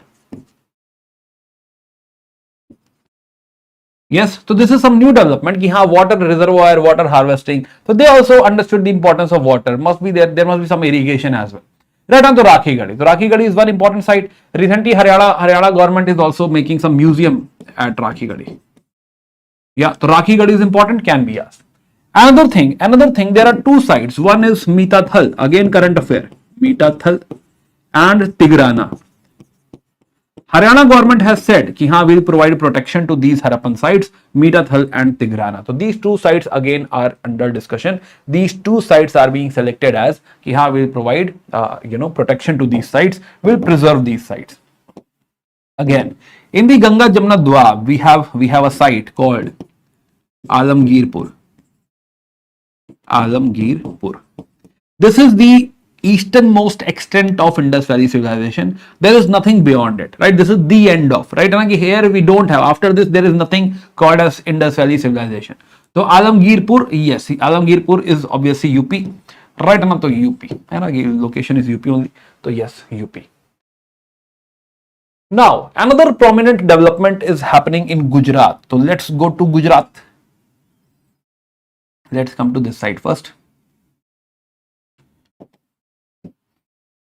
Yes. So before we go to Gujarat, let's come to this coastal area. There is one site called Sutka Jendor. Sutka Jendor. Surprisingly, this was also part of Indus Valley civilization. At one point of time, it was a port. Yeah. But then this area got lifted up. This coastal area got lifted up, and it could not serve as port anymore. So for some part of time, it was a port. Then Sotkakot, not very famous. Balakot, not very famous, not very important. Right? Balakot is also known for shells and all.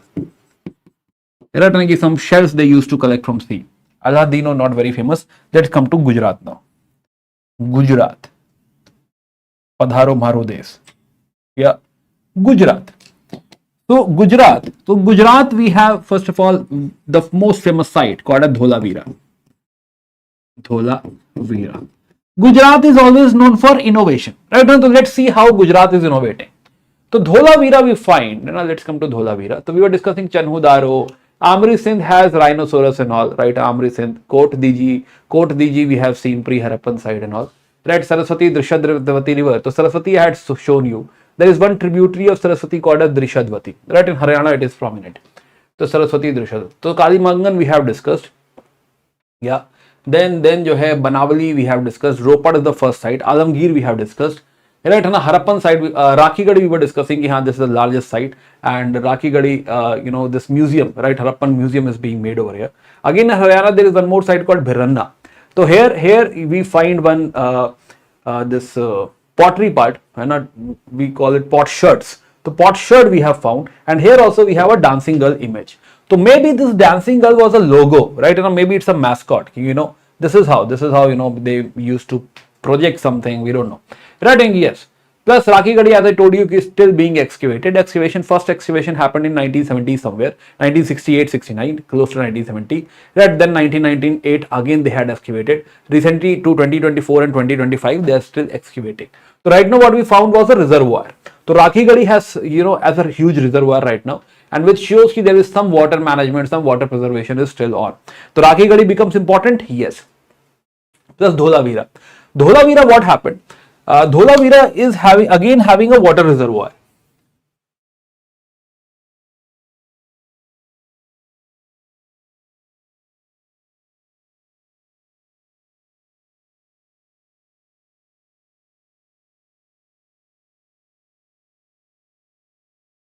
Yeah.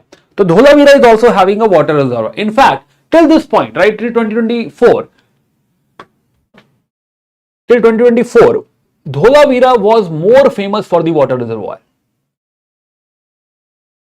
Yeah, Dholavira was famous for water reservoir, but now Rakhigadi is also known for water reservoir. So it has water harvesting, water reservoir, right? Now plus it also has one signboard. There is something written over it. Right, it is written do appear into the test after the class. Something is written like that. Right, so yes, there is a signboard in Dholavira. Yes, there is a signboard in Dholavira. Again, as I told you, Dholavira is known for innovation. So Dholavira do not have two towns; it has three towns. And Gujarat is known for innovation. So it has three towns. One is seated and one is lower town. But then they also have a middle town. Then they also have an open area for the marriages, for party. Right, they'll put some tent over there. Then they will dance. In corner they'll have a DJ or something. Anyway, plus there is some additional huge wall, massive wall. So it is also known for massive fortification. So huge wall is there, so it is well fortified. Let me show you the wall. and a huge, you can say very wide streets are there, 90-degree intersection of the streets are there, plus you see they have massive fortification, huge walls like this. Yes, they have massive fortification. The Dholavira is the site which looks like a proper fort, and it's not like this is a small fort or some weak fort. It is a proper fort. So Dholavira have massive fortification wall. Yeah, so Dholavira. Now what happened in 1921? In 1921, Dholavira also got selected as World Heritage Site. So Dholavira is also a World Heritage Site, UNESCO World Heritage Site. So UNESCO recognized that this is a very good site. So they made it UNESCO World Heritage Site. Plus it is known for water management, harvesting, right on a reservoir harvesting. In fact, if you check UNESCO site, you'll find they have mentioned all this. It is known for water harvesting, fortification, right on a fortification, fort, town planning. They have not only 2 towns, right, in a 2 part, but into 3 part. Yes, plus there is a signboard as well. And by the way, it was already asked in 2021 when it got a place into 2021. Right, when it got a place into UNESCO World Heritage Site, UPSC asked this question. So it has already appeared into examination. Plus, there is one site called Surkotada. It's a very confusing site for UPSC. Surkotada says that there were horses. UPSC says that there were no horses. Yeah, so we will believe UPSC. UPSC is better archaeologist. If UPSC says that there were no horses, it means that there were no horses. So Surkotada, a lot of books you will find it says that Surkotada has bones of horses. But what happened in 2005? There was some excavation, there was some you can say rediscovery, some genetic understanding, and it says that these are not horses, but some species similar to horses, not exactly horses. So these are not horses as per UPSC question as well. UPSC has asked this question, and as per UPSC they don't have any horses. Yes, signboard, and again there is something written over that. Yes, okay. Now another very famous site is Lothal. Lothal, first of all, instead of 3, right? This is like double of Dholavira. It says our town will have 6 segments. Right? 6 segments. Plus Lothal is also known for bead factory. A lot of beads, lot of ornamentation is being made over here. Plus Lothal also has a dockyard. Most important thing over at Lothal is dockyard. Plus Lothal we also find some evidence of rice. We found some rice husk. Right on the rice husk and all we also found the Lothal. Yes. So these are some major sites. Now recently in current affair, there is one more site we have found which is this is current affair. So yes, so there is a site called Juna Khatia. In Juna Khatia basically we found dead bodies, we found graveyard. So it's a necropolis. Necropolis bole to a city or not a city, a place where all the you can say graves are dug, or basically it's a cemetery. So we have only found the graves. There are a lot of graves in Juna Khatia. Graves have grave goods. Yes, that's the basic thing. All the graves will have some grave goods and all. But the point was that Juna Khatia is very far from Dholavira. So it does not make sense if somebody dies in Dholavira, it will come to Juna Khatia. That means very close to Juna Khatia there must be some site. Now recently again another site was found close to Juna Khatia, which seems like the dead body from this particular place called Lakhapara was being taken to Juna Khatia and they were buried over there. It is similar to even today we have ghats. If somebody dies, they are taken to, let's say, Banaras or Bhaisa Kund or some places, and they are burnt over there. For cremation purpose, we have dedicated areas. Similarly, dead bodies from here, from Lakhapara, might have been taken to Juna Khatia. So Juna Khatia and Lakhapara, these 2 sites recently are in current affair. Right now from your UDAAN 500 plus. Can be asked? Yes, can be asked. So, have a look at it. Do we understand all these sites now?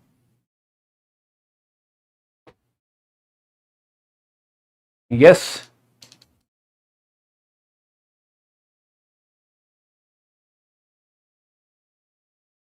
In past, UPSC has already asked questions from sites. Right, some 3-4 questions already they have asked, including Dholavira.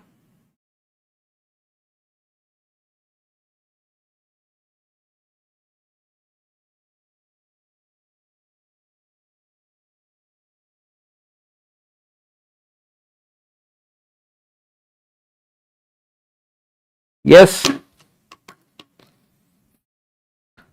क्या हम सारे लोग साथ में हैं? कोई भटक तो नहीं गया है? या ऑल ओके? नोट्स मिलेगा? हाँ हाँ, yes yes yes yes, you can download it from PW app and it will be uploaded by today evening, and if it's too late, maybe then tomorrow the notes will be uploaded.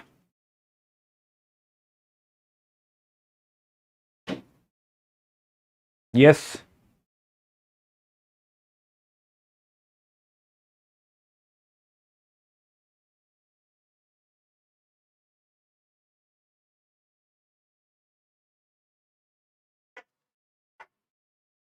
Okay.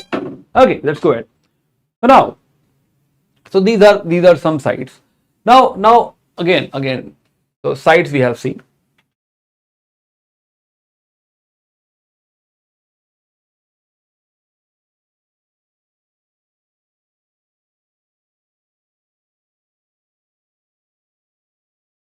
Yes, so Lothal has basically 6 parts. There is bead kiln, right? And beads and all are being made over here. So dockyard, bead making factory, right? 6 sectors are there. Plus rice husk and all, right? And plus jo hai, we found a pottery over there which has cunning fox story. So it has the fox made over it. We believe ki it must be cunning fox story. Sukta Jandor I already told you. Rangpur jo hai, will come later. So this one is basically necropolis Juna Khatia. So we found these graves and all. So yes, so Juna Khatia we were discussing. Then we also had discussed Lakhabara. Yeah, these 2 sites, Mitathal, Thigrana, right, and very important, we have already discussed. So now we know all these sites. Extreme sites also we have seen. In southern side we have not discussed the extreme site. Southern side, one extreme site is Malwan, right, and Malwan in Gujarat. But in the late Harappan culture, when everything had declined, then there is one site which is further south, which is Daimabad. Do we recognize Daimabad? Do we know Daimabad? Have you seen Daimabad somewhere? Yes or no? Are you aware of Daimabad?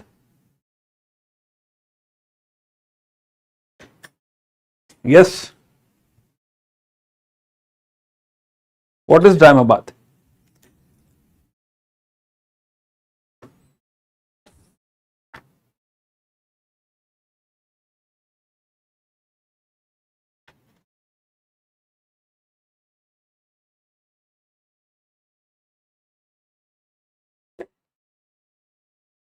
Yeah, it was there in Jorwe culture. Once upon a time, it was a Chakolithic site. No, we are wrong. Right, and once upon a time, it was not a Chakolithic site. It is a late Harappan site, which will become a Chakolithic site. So firstly, it is Harappan site. Then it will become जो है your Harappa late Chakolithic site.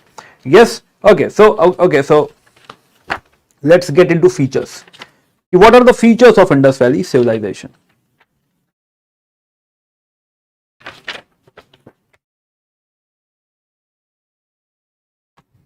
So features of Indus Valley civilization, and a quick view.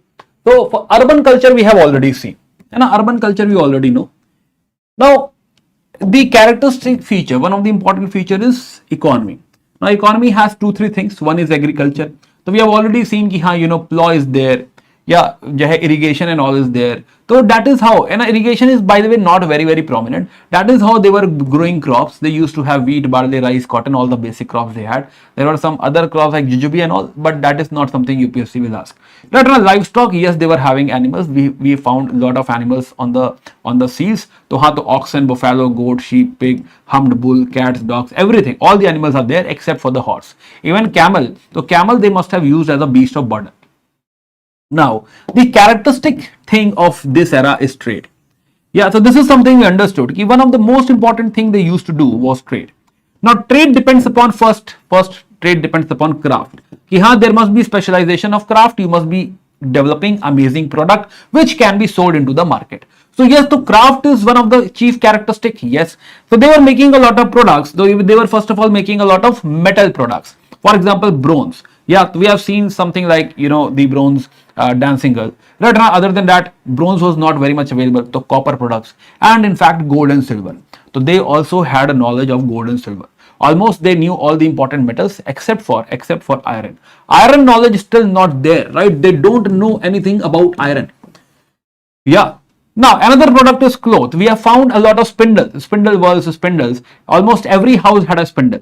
So that means this cotton production or basically textile production, then wool textile and all. This is a common thing. Everybody used to have cloth making or textile making. Another thing, important thing is jewelry, right? Another jewelry or ornamentation. So bead factory. So we had discussed three bead factory, Lothal, Chanhudaro. In fact, third one is your Kalibangan. Right now, there are more bead factories, but yeah, these three are very, very prominent. Now, another very important, you can say, aspect of ornamentation is this lapis lazuli. Lapis lazuli was very prominent, very famous. It was especially brought from Badakhshan mines. We have already seen this.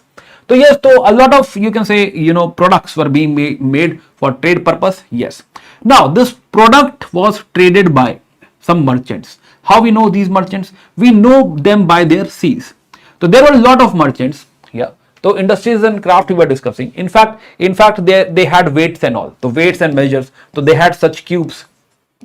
Yeah, cubes. So usually we'll find that the cubes will have either 16 multiple, right? Na 16 multiple, and then you can say something like smaller weights are in the multiple of 16, right? The bigger weights are into 10, something like that. Again, these CSAT questions will not be asked in prelims, but anyway. For transport, we'll come back to transport. So I was saying seals. So seals is an indication of merchants. Every merchant will have a seal. Seal, what is the purpose of the seal? Suppose I have one packet and I have to get it delivered to some place. But maybe the delivery man, right, on the person who is taking it to that place, maybe he will open this and take out something out of it. And it happens when you ordered food or something. A lot of time the person who is bringing the food and takes out something out of it. Yes. So yes. So in such case, it is very, very important to seal it. Seal. So what we will do for the sake of safety, we will wrap it up and we will ensure that on the margins or wherever we are wrapping it up, we put some clay over it and then we put a seal over it. And that's how we mark it. If somebody opens it, for example, a lot of time your packet is sealed by a sellotape. Right? Swiggy or Zomato, they will basically mark it. They will seal it via sellotape. If that seal is broken, if that tape is off, that means something wrong has happened. So similarly, these seals were used. So we have found a lot of seals. Seals again are made up of steatite, river stone. Yeah, steatite. Not all seals are made up of steatite. This is the common material which is used. Other than that, there can be, if the person is rich or the merchant is rich, they will have gold seal. If they are not rich, they can have terracotta seal. Another unique thing about these seals is, it has animals. So a lot of seals will have a lot of animals. It will have bulls. It has cow. We already have seen Pashupati seal. Right? Pashupati seal had. We saw a lot many animals. We saw elephants, rhino, right, and then buffalo. So seals will have a lot of animals. Maybe animals were revered. Animals were considered as sacred, very, very sacred. And that is the reason they were made over the seals. So everybody must be having unique seals. We have found like thousands of seals. So seal is one characteristic. Yes. Another thing is script. This era also has a script. A script is one of the characteristic of urbanization. What is the purpose of script? Why you believe it is important to have a script?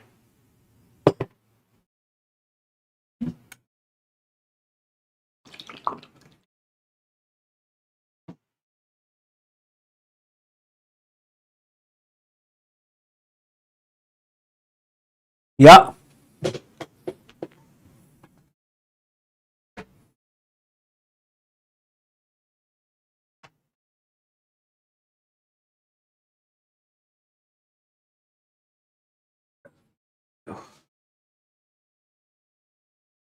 Yes.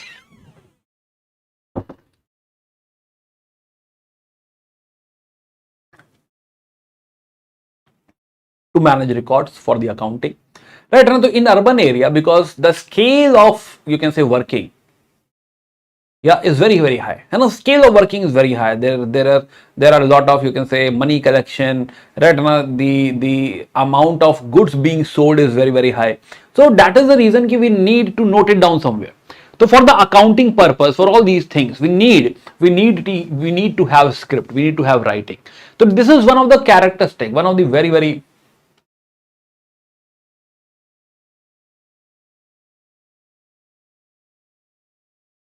Okay.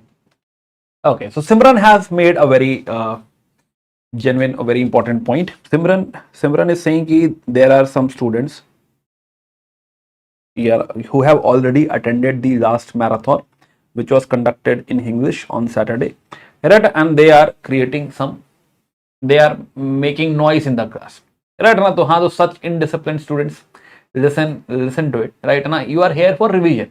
You are not here for fun, है ना? You are here for revision. And as I told you, this is more like meditation. कि हाँ, we'll sit for 12 hours straight and ensure, we'll basically increase our capacity to study, right? Na, कि हाँ, we are all here for studies. Some fun is fine, right? Na, some discussion, minor discussion is fine, but don't create a ruckus, right? Na, कि especially English batches, English platforms are very serious platforms. Yes, so please maintain decorum in the class. Please don't do some sideways discussions, side discussions. Let not avoid such you can say such things, and let the whole environment be of studies only. Yes, agree. There are some spammers. Achha. See, spammers I can't help, man. This is open platform. Spammers I can help. Right now, let me tell this to the team.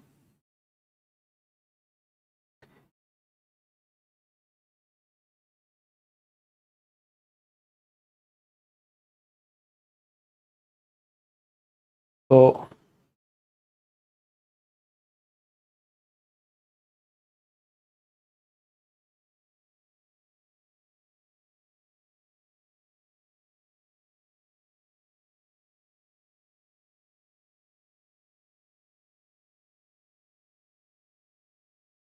Okay, I was team की हाँ, if there is any spammer, है ना, अगर कोई genuine student है तो हाँ, तो नहीं, लेकिन हाँ, अगर कोई स्पैमर है तो उसको हटा दिया जाए. यस, है ना, तो team is working on it, है ना, जो है अब कोई ना कोई अटेंड करेगा. यस, या बड़े आगे हम लोग सारे लोग साथ में.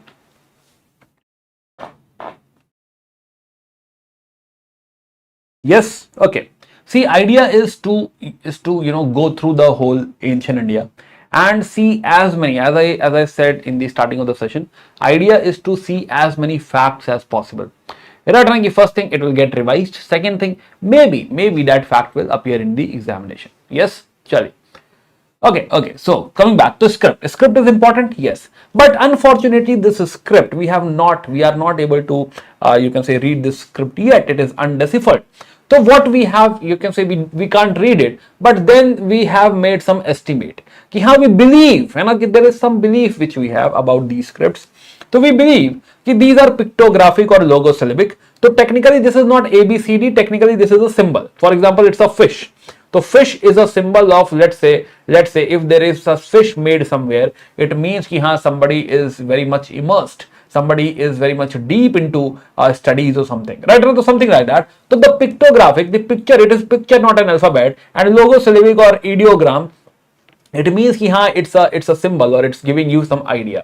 Another thing which we have figured it out कि हाँ, it's a boustrophodon style, है ना, कि हाँ, जो है boustrophodon मतलब boustrophodon is कि हाँ, we start like right to left, and then we go left to right, and then again we go left, right to left, and again like this, like somebody plows the field, like ox plows the field, and something like that. So this script which we have, again script right now was very much in discussion. It was in current affair, especially because there was some funds being pumped into it, right? If somebody decipher this script, will be awarded. Some discussion like that was there. Yes. Okay. Also, we have not found any currency. We do expect ki they must be having some currency, but there is no currency yet. We have not found any currency, which we believe ki must not be there, and there was no currency. So we believe ki there was barter system. Barter system, barter is ki in place of an exchange of good, we will give some good. Yeah. So suppose I'm going to buy, let's say, a pot. So in return, I have to give some food, some grain or wheat or something like that. So barter system was there, yes. So again, coming back to our discussion. So yes, so seals, script, weights, all these things are there. For transport at that point of time, we have found some a lot of toys of cart, right? So cart is very common. You can put ox into cart, you can put bullock into cart, right? Camels were used. So basically, cart were there for the purpose of transport. And boats are also there. Yes, in fact, ships were there. So we have found dockyard at Lothal. So that is how we used to transport. Now, so they must be having a lot of internal trade, domestic trade, maybe trade between Harappa, Mohenjo-daro, maybe trade between Mohenjo-daro and Chanhu-daro. And so internal trade must be there. That's a very common thing, right? Between rural and urban, urban and rural, urban and urban, all these trades must be there. But the unique thing, right, the USP of this particular civilization is that it was trading with Mesopotamia. Yeah, so we found there was a trade connection between Indus Valley civilization and Mesopotamia. How do we know this? First of all, there is some inscriptional evidence. We have not deciphered our script, but their script is deciphered. So we know they have mentioned that we used to trade with Meluha. They used to call us Meluha. Second, a lot of artifacts, right? Like beads and all, so the seals and all. A lot of artifacts we have found over here, right? Which shows such connection was existing. So we used to connect via sea. Right now we used to connect with Mesopotamia. Yes, so not only Mesopotamia but the Gulf area and all this area we were connected. So this is how we, plus a lot of their seal also is in India. This is how we know. Yes, this is how we know such trade had happened. Plus a lot of places, this Harappan import, what we used to import. So I already told you that gold was coming from Afghanistan, but not only Afghanistan, but Iran, even South India, Kolar. Copper was coming from Khetri, Rajasthan, and we discussed Jodhpur Ganeshwar culture. So that was the source. So here also they were exporting, yes, but other than that, Balochistan, Oman. Tin was coming from Afghanistan, also Iran. Lapis lazuli, Shortughai was sending.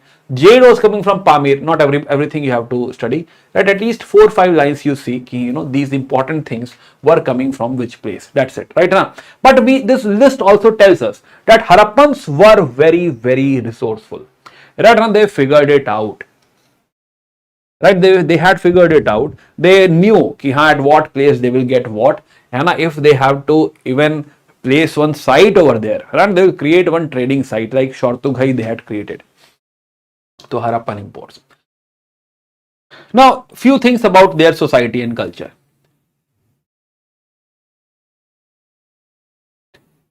What is your opinion? Will this society be having inequality or not? Yeah. Does this society has inequality? One important aspect is inequality. In any society, we look for is this an egalitarian society or are they having any inequality? What is your opinion? Will they be having inequality?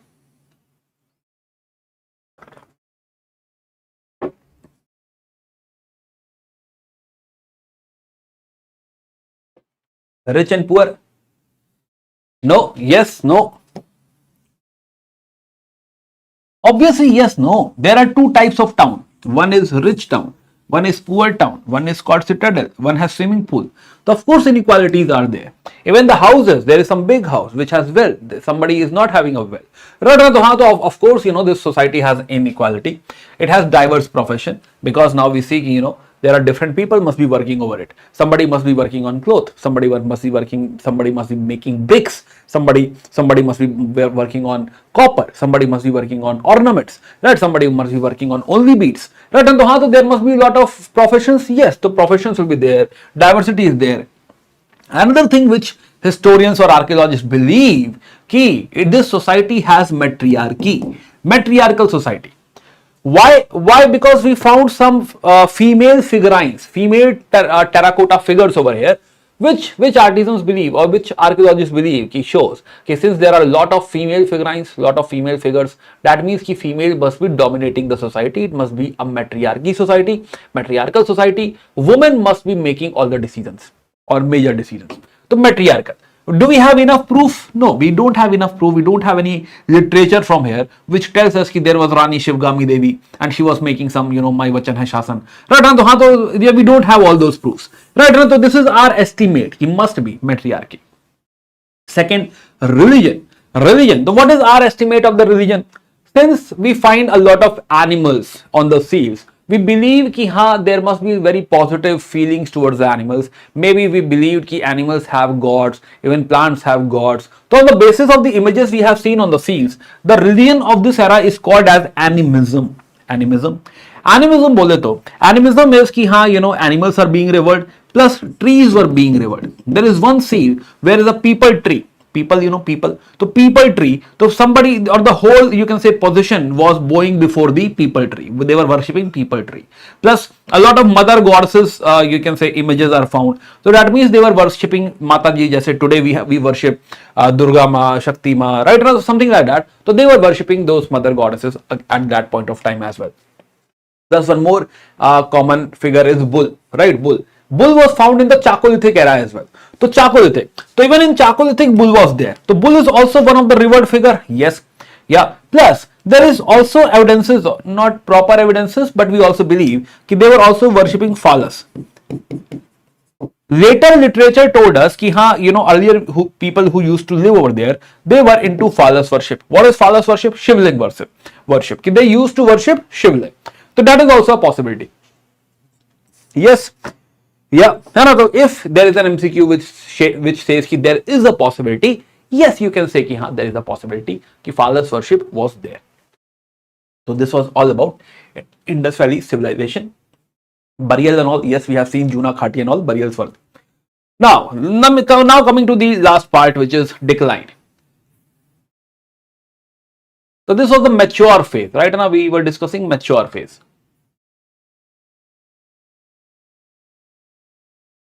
Now, the end part.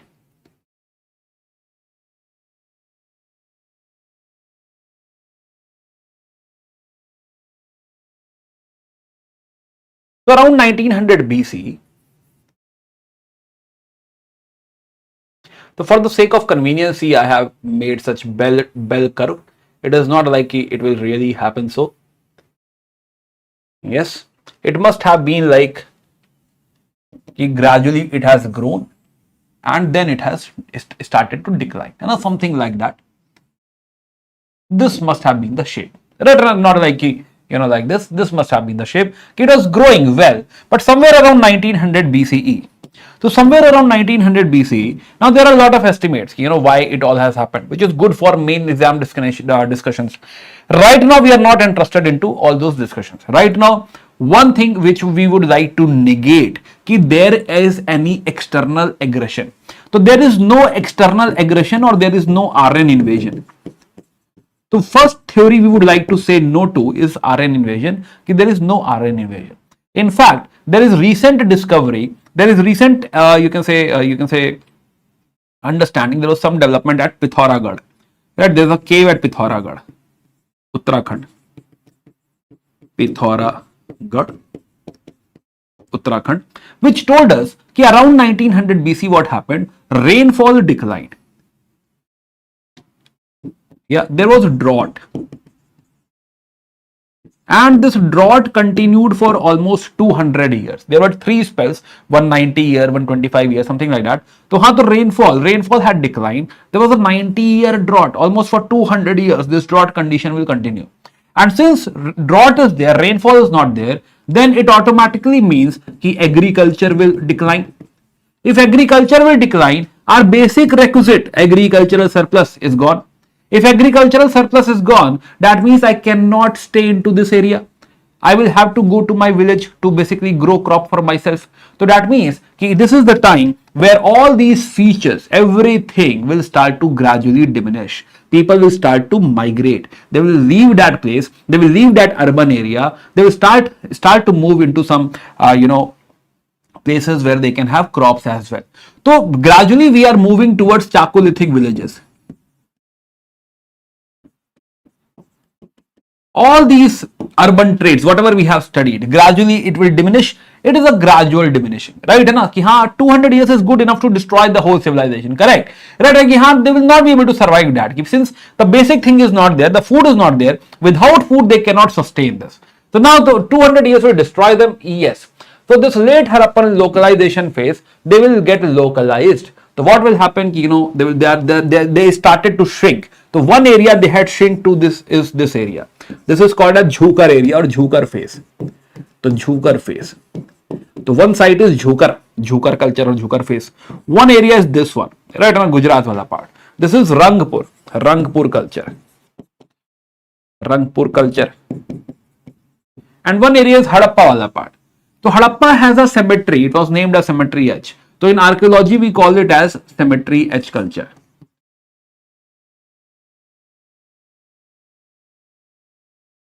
Yeah. So Rangpur, Jhukar, Bet Dwarka. One side, if you want to remember, Bet Dwarka. Bet Dwarka is what? Jhukar, Bet Dwarka, Cemetery H. No special sites. And now you see, this phase must be having Daimabad with it. And Daimabad now will have those hold because it was earlier connected to Indus Valley civilization. And now you can prominently see gradually Savalda culture must be there, but then it will become Jorwe. And now you see the other culture like Malwa culture, Ahar Banas culture, OCP. Right, here you have Alamgirpur, the easternmost point. Yeah, the OCP. So now you can prominently see the Chakolithic cultures. Chakolithic cultures are around it. They must have been there as well. Ahar Banas had provided, or Jodhpur Ganeshwar had provided copper earlier, but now they don't need copper. They need food, and they will not be able to survive this. So gradually they will shrink, and become a rural community again. They will become a Chakolithic village again. Right now, so this is how this whole civilization had declined. Yeah.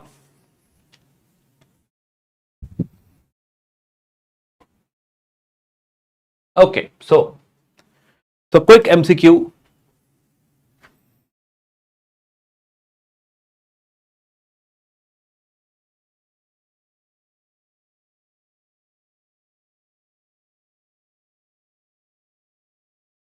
Okay break का जरूरत feel हो रहा है क्या? थोड़ा time हो गया क्या? थोड़ी देर तो हुआ है अभी. Yes. Okay. We'll talk about break. Now you have to tell me कि let's do again some revision MCQ battle. Now who will tell me कि where you will find bead factory? Yes. Let's answer 8 questions.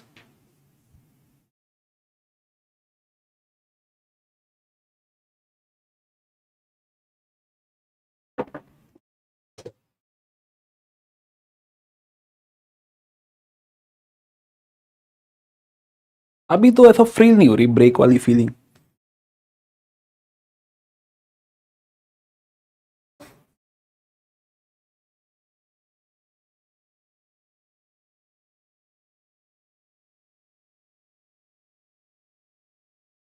Yeah, so Chanudaro and Lothal, right?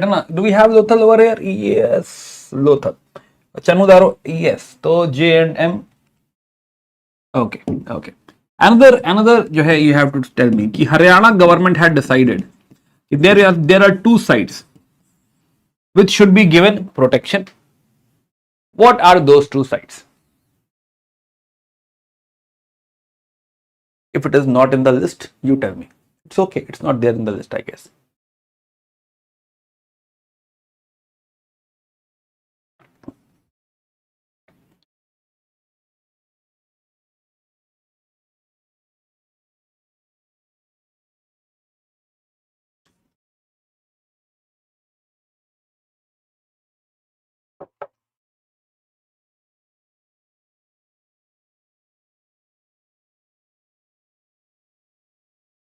Yes, Kalibangan also has bead factory.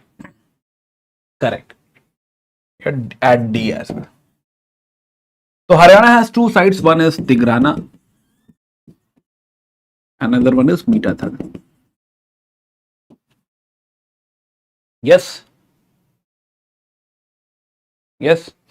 Okay. Okay. Now tell me, where will you find priest king? Priest king.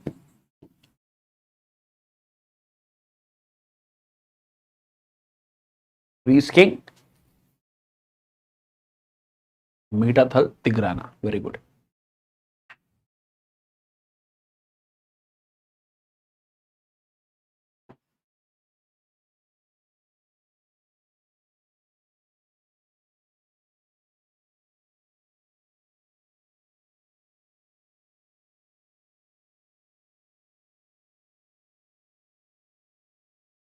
Priest king. Yes. Okay. So Mohenjo-daro. Correct. Very good. Mohenjo-daro. Okay. Now you have to tell me where you will find law model. A terracotta model of law.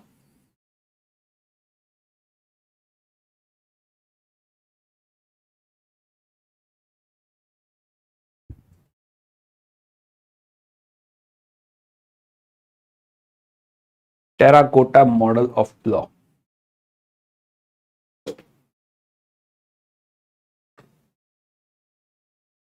Yes.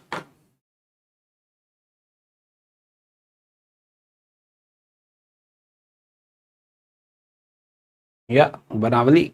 Okay. Okay. Tell me where will you find a copper hold? Famous for copper hold.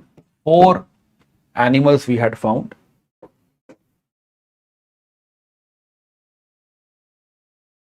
Yes. Yes.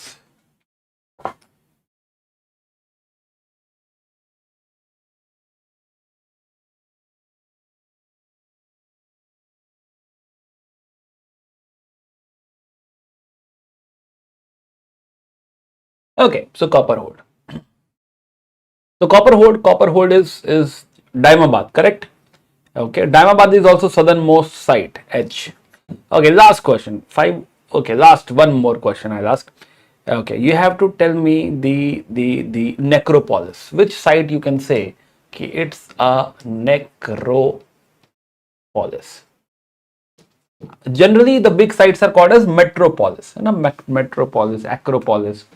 But there is necropolis. Necropolis.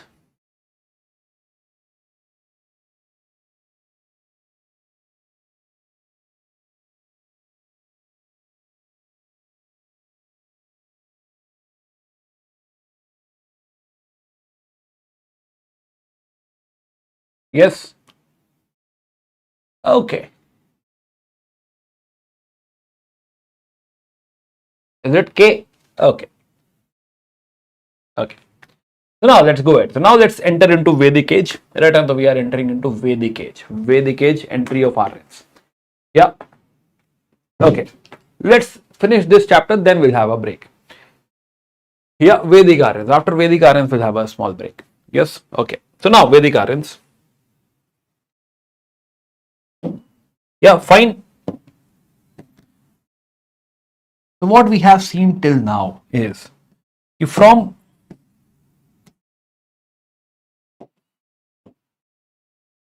3300 we have seen that. Yeah, all okay. Yes.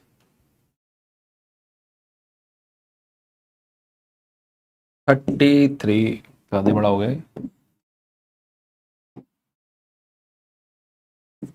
Okay. 3300 BC. So around 3300 BC, we had seen how this Indus Valley civilization had grown and declined. So roughly around 1400 or 1300, we see that it has ended. And let's write 1500.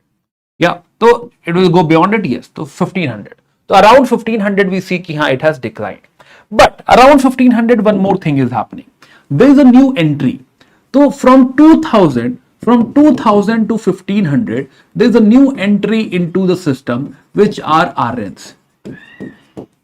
Yeah, there is a new migration. There is new migration coming to India. New migrating wave is coming to India. Yeah, which is of Aryans.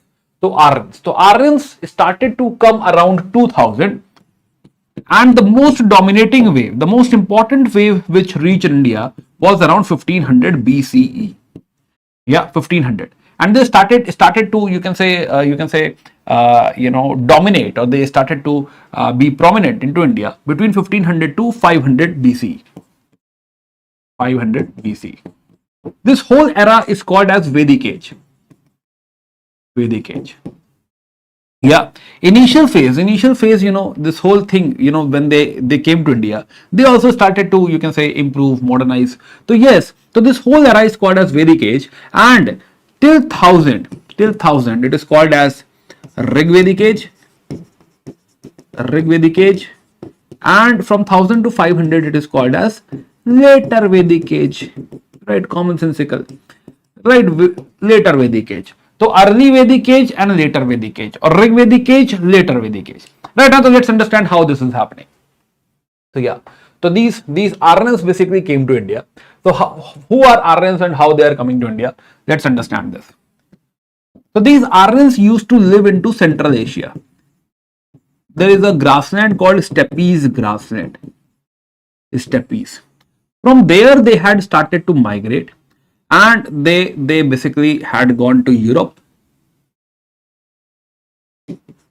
They also had gone to Iran. And then they have also come to India. So this branch is called as Indo-Aryans. Indo-Aryans. Yeah. So now they are penetrating into India. That is how all three have similar culture. There is a lot of commonality between Europe, Iran, and Indo-Aryan culture. So when they entered India, they basically occupied, or basically in the initial phase, they will take up this area, Indus and its tributary area. So they stayed into this region, or you can say they occupied this region. So initial phase, they had reached India around 1500 BC, or the dominant phase is 1500 BC. Until 1000, they had stayed into this area, which is called as Sapta Sindhu region. Sapta Sindhu region. Sindhu means Indus. Sapt means 7 rivers. So there is 7 Sapta Sindhu region. Indus and its 7 rivers and all. So like that. So the Sapta Sindhu region, they had stayed, yes. Or they basically occupied this area, yes. In fact, this is, you can say, the Indus, the Ganga and Yamuna serves as a boundary for them. They have almost reached Ganga, Yamuna. They have not crossed Ganga. They have just reached Ganga by 1000 or close to 1000 BCE. Now, in these 500 years, right, they had written one literature. They had not written actually, they had composed one literature called as Rig Veda. Rig Veda.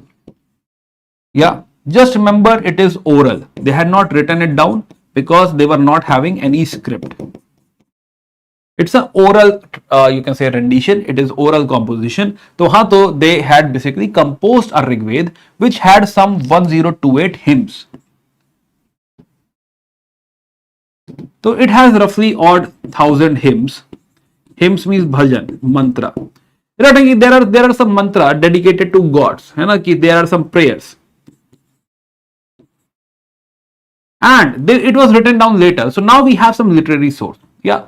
है ना, कि though it was oral at this point of time, but we have deciphered it. This was written in Sanskrit language. This is called as Vedic Sanskrit. Yeah, so Sanskrit. So we know this language. We exactly know what is written in Rig Veda. Even today, Rig Veda is important for us, for Hinduism, for Brahmanism. Yes. So Rig Veda. So this has served as a source of history, and this tells us about this era. Though it is not really written for history, it is written for prayer purpose, but still we don't have any other means, so we will use it, we will utilize it as a source of history. So this tells us a lot of things about the Rig Vedic society. Right, now the Rig Veda.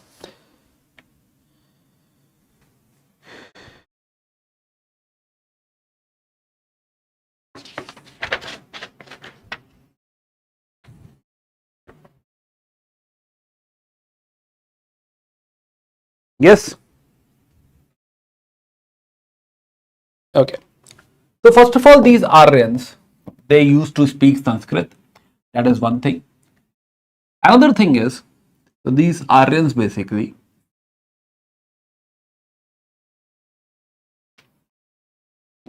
so who are these Aryans? Aryans are the one who all used to know Vedic Sanskrit. One thing. Another thing is they came on horses.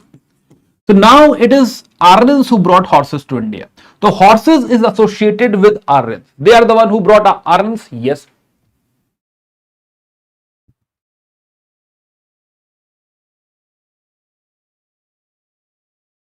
Yeah. Okay. Horses. Not only horses, they also brought chariots to India.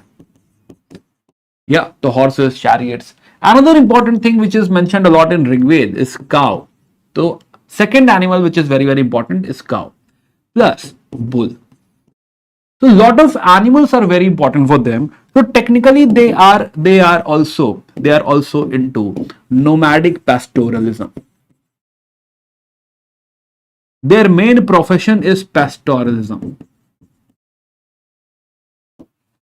Another thing about them, still they are into nomadic pastoralism. They know agriculture. Right now, the good thing is that they know agriculture. They have very advanced knowledge of agriculture, but they don't do it. They have very advanced knowledge of agriculture. Yeah, they know agriculture, but they are like, let's not do it. Right now, let's focus on migrating. So let's understand that they are migrating. They are coming from somewhere. So they don't have time, right? They are not like they're staying at this place or here. They are still in the state of migration. They are figuring out. They may be finding some place. So that is the reason they can't, go down and will be like, let's do agriculture. They're not settling. So since they are not settling up, so that is the reason they are not into agriculture, though they know agriculture. Right? How do we know this? It's written in Rig Veda. There is some knowledge of agriculture.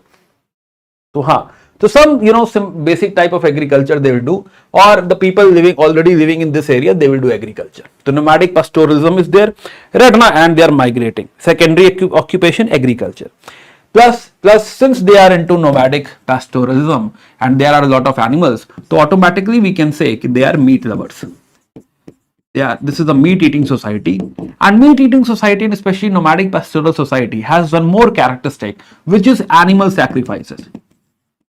So there are many mantras which are about animal sacrifices. They used to sacrifice the animals. Before, let's say, going to war or someplace, they will sacrifice the animals. Yes. So animal sacrificing is also there. Another thing associated with them is soma. So there is a drink they flaunt. They love soma. They live drinking soma. Soma is not daru. Soma is not an intoxicant. Soma has some intoxicant effect, but it is not an intoxicant. It is not being consumed for you can say for getting drunk or something. It is more like even in the morning time with breakfast. You mix some cereals into it and have it. The Soma cult or fan following of Soma, it is also very prominent at this point of time. The Soma. Another thing about them, they worship Agni. So Agni cult, and they are more into cremation than burial. So they are into cremation. Yes, they cremate the dead body. Plus, especially in this area, we have seen Neolithic Burza home and all, and they were into pit dwelling. So we also find them doing pit dwelling. pitted dwelling. So this is the characteristic of these Indo-Aryans. Another thing is these Indo-Aryans,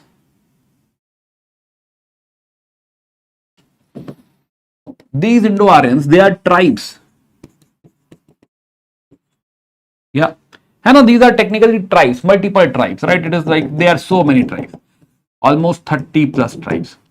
So they have this tribal political structure.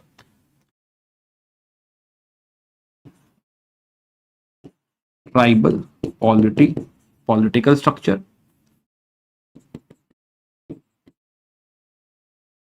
Plus, they are into fighting, military traits. Let's understand this. So we are discussing कि हाँ they have come into Sapta Sindhu region and reached till Ganga, right? Now you see Ganga over here. कि हाँ they have reached till Ganga, and there are so many tribes, various names you find, and there are so many tribes. So in Rig Veda we find they have mentioned Kumbha river of Afghanistan, plus Sindhu, है ना? तो Indus is Sindhu in Rig Veda. Jhelum is called as Vitasta in Rig Veda. Bayas Vipas, Chenab Askini, Ravi Purushni, Satila Satudri, Saraswati, right? So we find all these names are mentioned in Rig Veda. Right, so yes, these names and you can say the Sanskrit versions are important. Yes, very, very important. So in this region they were living, and there are multiple tribes like Bharat tribe, Puru tribe. So these tribes we find, some prominent tribes if you see, two prominent tribes if we remember is Bharat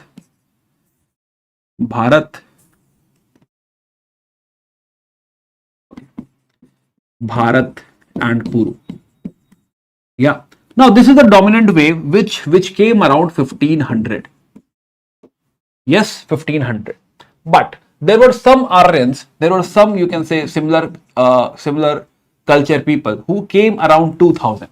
They had already, let's say, they already were settled into this area. Yes, they are called as Dasa. So there is one wave, new wave which is coming around 1500, that is called as Arya. But people who already had come earlier, right? The you can say early settlers, you can say, right? Somebody who came early, so that is Dasa. But the original inhabitants who are already living over here, maybe even Indus Valley civilization people, right? So the original inhabitants, they are called as Dasyu. Das and Dasyu. So Das and Dasyu. Yes, so Das and Dasyu.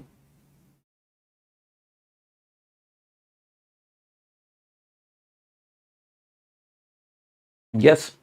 So now, when they will come over here, there will be a lot of wars. One of the famous war is Dasarajan War. Dasarajan War. This was fought at Purushni River. Purushni River. Yeah, Purushni River is which river? Yeah, and this was fought between Bharat tribe. The king of Bharat tribe was Sudas. And it was against 10 kings. Out of 10 kings, 10 were non-Aryans. Sorry, 5 were non-Aryans and 5 were Aryans. Yeah. So we also understand that these tribes are known for war, and these are nomadic pastoral sites, and they are basically known for wars. So if we see a tribal structure, let me explain one tribal structure to you. Yeah, which river? Ravi River. Very good. So now, if we see a tribal structure, we see that there is one family called, let's say called Kul. Right, the family is called as Kul. Now, head of the family is called as Kulapa. Yeah. Then there are multiple families, and these multiple families together constitutes one gram.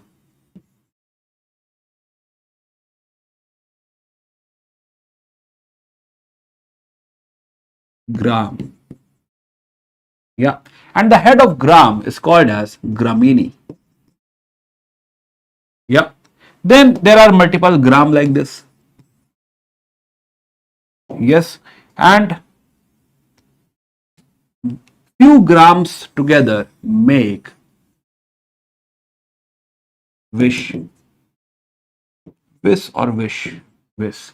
And head of the Vis is called as Vishpati. Vishpati. Then there are multiple Vish like this. And all these Vish together will form the whole tribe called Jana. So Jan means tribe. And the head of the Jan will be called as Rajan. Yes, and a simple political structure. This is tribal structure. And they have a tribal structure, yes. So it's a simple political tribal structure. There is, you can say there is a hierarchy of grouping. The whole tribe is grouped into Vis. Whole Vis is grouped into multiple gram, and whole gram has multiple families. So this is how you know they are present over here. Yes, so this is the whole tribal structure. Yes. Now you see, this whole tribal structure has a person called Rajan. This Rajan. Now this Rajan, the Rajan is basically king, right? Now, but this is a nomadic pastoral society. So this tribe is still into migration. They are still nomadic. They are still into pastoral. So we also understand it's not a very, you can say very prosperous. They don't have a lot of money. They don't have a lot of resources. They are figuring it out. It is a nomadic pastoral society. Everybody is into pastoralism only. Yes. So are they already settled? No. There is any territory dedicated to them? No. Is there any area which they can say, this is our area, we are ruling over area? They are not ruling over any area. It's a tribe which is migrating. Do not get confused by gram. Gram is not stationary. Gram is a group of people. And there are, let's say, there are 10 families. 10 families together has made one gram. That's it. And it is not like gram is gaon. It is not settled. So there is no territory as such. There is no Janapad. Jan tribe has not placed itself anywhere. So there is no territory as such now. So for them, everybody is important. This tribe together is important. In fact, they believe in collective ownership. It's a tribe. There is no private ownership. It is not like, there is anything private. Whatever belongs to tribe actually belongs to tribe. It does not belong to a particular person. So they have collective ownership, and ownership of what? They are into nomadic pastoralism. Only thing they have, or the most important thing they have, is cattle, is animals. So cattle is their wealth. Yeah. If they want to decide something, also it is all kinship based. A big family, right?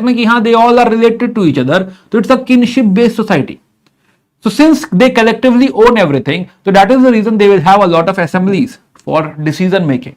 So one of the assembly is Vidata. Vidata is more like a popular assembly. Everybody is there. It is more like if everybody wants to party, let's say tomorrow, day after tomorrow is Holi. So everybody will be like playing Holi. So it's a popular assembly. So if there is celebration, if there is some major discussion, decision, this Vidata will decide that. And one of the important decision is, suppose somehow they got, let's say, 1,000 horses. So that distribution is called as Bhaga. Bhag. Who will get how much? So that Bhag discussion is also done by Vidata.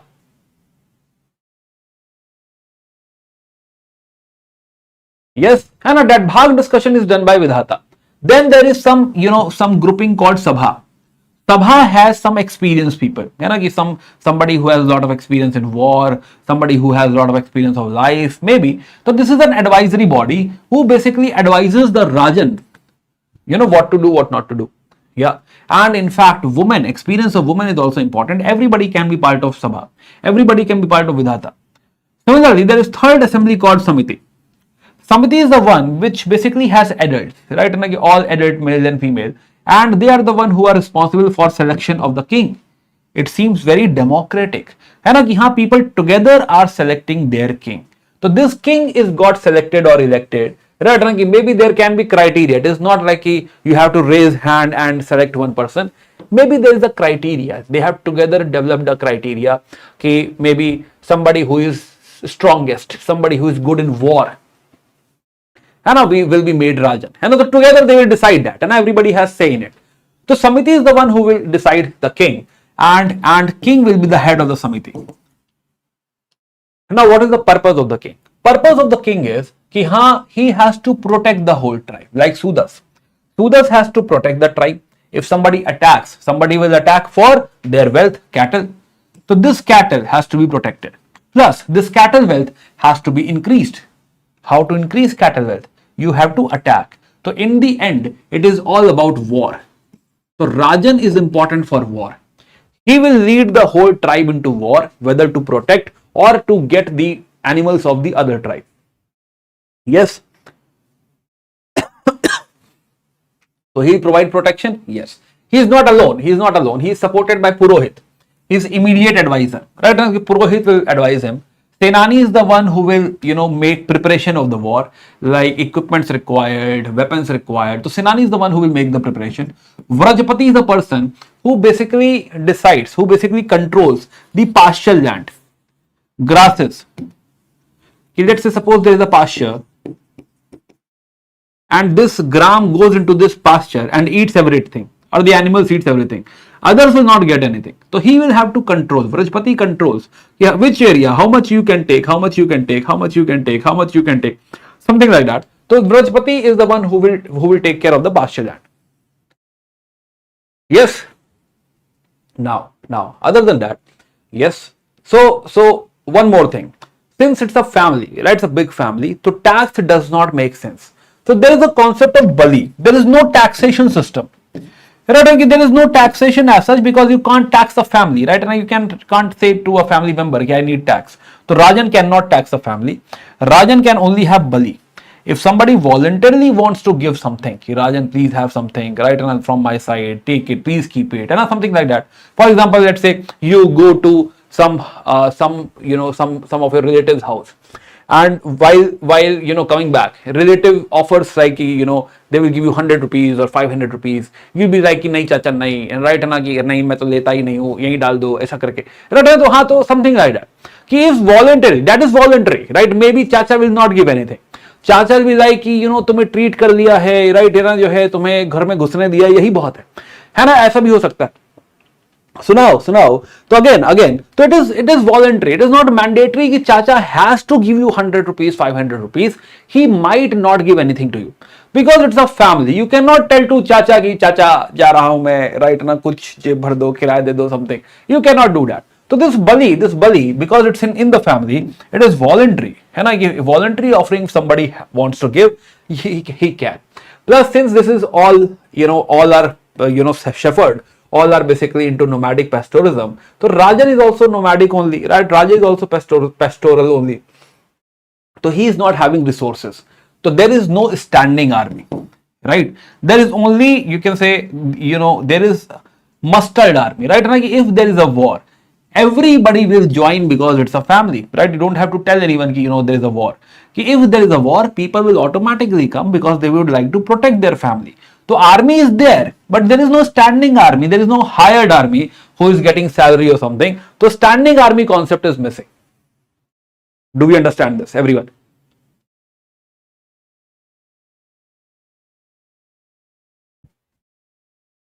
Yes.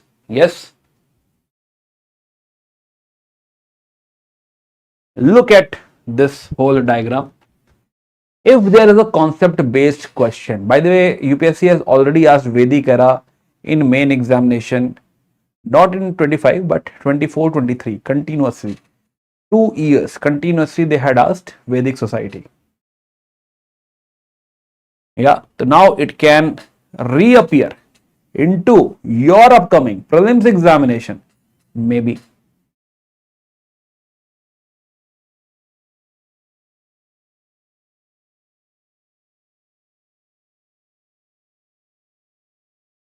(2023) batch का lecture मेरा सिर्फ PW पे है दोस्त. But हाँ, अगर आप पहले भी कहीं से पढ़ रहे हैं तो इट इज ओके, है ना. अगर आप पढ़ रहे हैं तो इट्स फाइन, उसको सप्लीमेंट कर लो बस थोड़ा इधर उधर.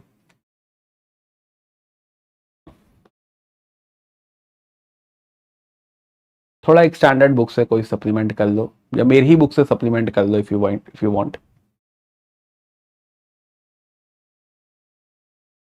यस, बढ़े आगे. Abhijit is back. ओके, चलो. सुनाओ. तो let's have a quick look. So we were discussing कि they are more into animals, है ना, कि they are into nomadic pastoralism. So there are few things which we would like to notice. right? So quick focus, right? Na, so maybe you can note one or two words from here.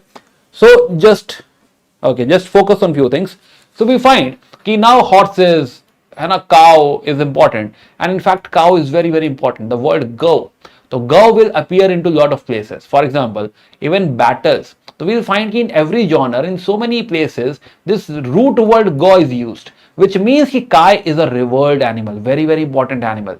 So for example, even for the battles, because battles are being fought for the animals only, so there are terms like Gavasthi. Gavasthi means battle. Gaveshna, Goshu, Gavya, all these things means battle. So Gavasthi. And so cow is wealth, right? Even gifts are made, gifts are given as cows, and women saves and all. And a never of land. Janasya Gopa, tribal chief is called as Janasya Gopa. Right, then time itself is, being, the term cow is associated with time as well. For example, Samgava means morning, Godhuli means dusk. Right, even today, Godhuli and all, your mother uses at home. Right, and Godhuli, Veda mein padhai nahi karte hain. Right, and you don't study in Godhuli time. Okay, Gavyuti. Gavyuti Gocharman is about distance. Gauri or Gwala, buffalo. So buffalo is called as Gauri. So even buffalo is not original. Right? It is also associated with cow only. Right? Similarly, Duhitri, the daughter, the somebody who milks the cow. Right? Duhne wali, गाय को दुहने वाली is Duhitri. Gojit is the winner of cows. If you are a hero, like है ना, for example, let's say है ना जो है Shahid Kapoor is the Gojit, the winner of cows, hero. Right? Like Gomat is somebody who has a lot of cattle, somebody very very rich person. So है ना, तो for example you say कि Reliance Ambani is a Gomat person, Gomat. Indra, Bhagwan Indra himself is called as Gopati, lord of the cattle. Another thing, right?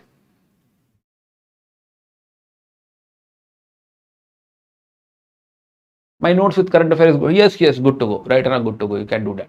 Okay. Now agriculture, we were talking about they have superior knowledge, but they were not doing it. It was a secondary activity. So how do we know they had advanced knowledge? So we find they have words like Vap means to sow, Krish to cultivate, Fala, Langal, Sira. This can be a question, not Fala. Langal can be asked. So Langal and Sira, it means plow. So in Rig Veda we find that they have mentioned Langal and Sira. Khanitra means Favda, hoe. Datra or Srini means sickle. Srini can be asked in prelims examination. Word meaning is one of the UPSC's important genre, right? And a favorite genre. Parashuram, to Parashu, Kulisha, this is axe. Kulisha can be asked. Kshetra will not be asked. Kshetrapati will not be asked. Jau, to Yavadhanya, this is serial, will not be asked. So if they will ask Langal ya Sira, or they will ask Srini, right? And the 2-3 words please note down. Right, Langal and Sira means plow. Right, Khanitra means hoe. Srini means sickle, or Kulisha means axe. They can ask this one. Vap to sow, I think this you already know. If you don't know, write this as well. Vap to sow. Yes.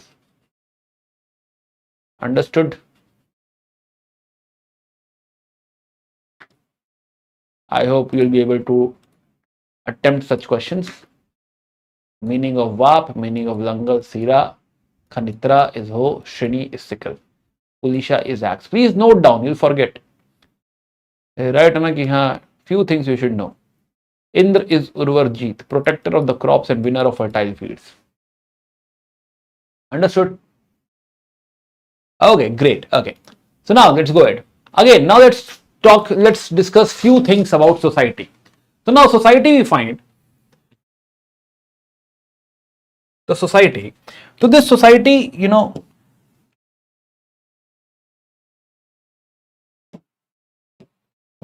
the society.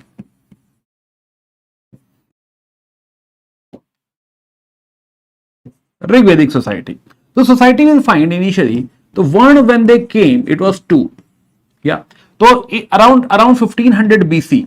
So around 1500 BC there were 2 Varna. So one means color, and initially it was 2 only. It was Ar and Dasa. So it was based on color, or basically it is based on origin. Ki Arya was coming from outside, Das were already here. So Arya were Gora, Arya were fair. So Arya and Das were basically black. They were already in the climate of India. So they got dark. So Das. So Arya and Das are 2 colors. But later on, gradually within 200-300 years, everybody became black. They all became dark. So gradually this too, gradually, this will based upon eventually, gradually it will be based upon profession. Who is into studies, education, war, or agriculture, something like that. Agriculture. So professional understanding or menial tasks. So professional understanding became important, and eventually by 1000 BCE, it became 4 and it became birth based. Yeah, it became birth based. Now there were Brahmins, Kshatriya, Vaishya and Shudra. Yeah, so in the Vedic era, you can say, in the Rig Vedic era, you can say that mostly it is very, very flexible. It has just started. And again, there was no clear distinction between Brahman, Kshatriya, Vaishya and Shudra. By the end, by 1500, by 1000 BC, it will start to appear. Exogamy will start. Brahmins will be Brahmins by the birth. Kshatriya will be Kshatriya by the birth. So by the birth based system will happen over here, not initial phases.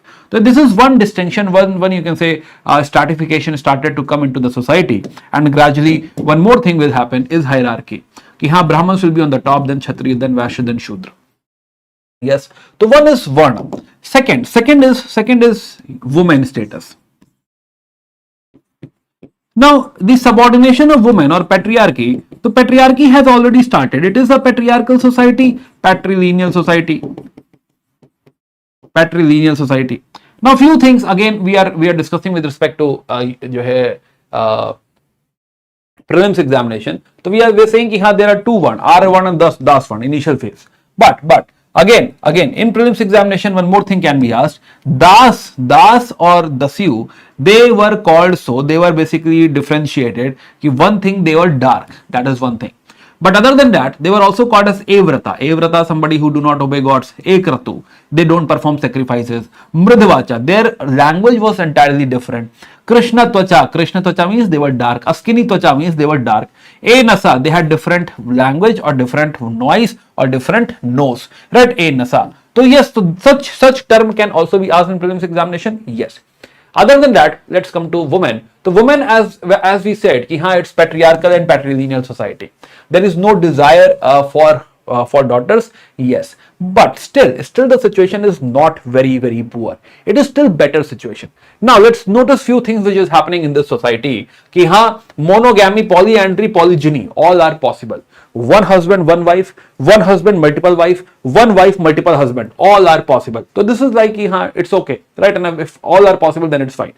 Then practice of levirate, that is widow remarriage, marrying the husband's brother if husband dies. So after the death of the husband, woman can marry the brother of her husband, that is also fine. So widow remarriage was allowed.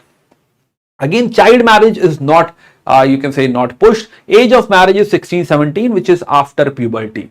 So comparatively, we see the status of women, comparatively, patriarchy is there, patrilineal is there, but still it is not very, very bad.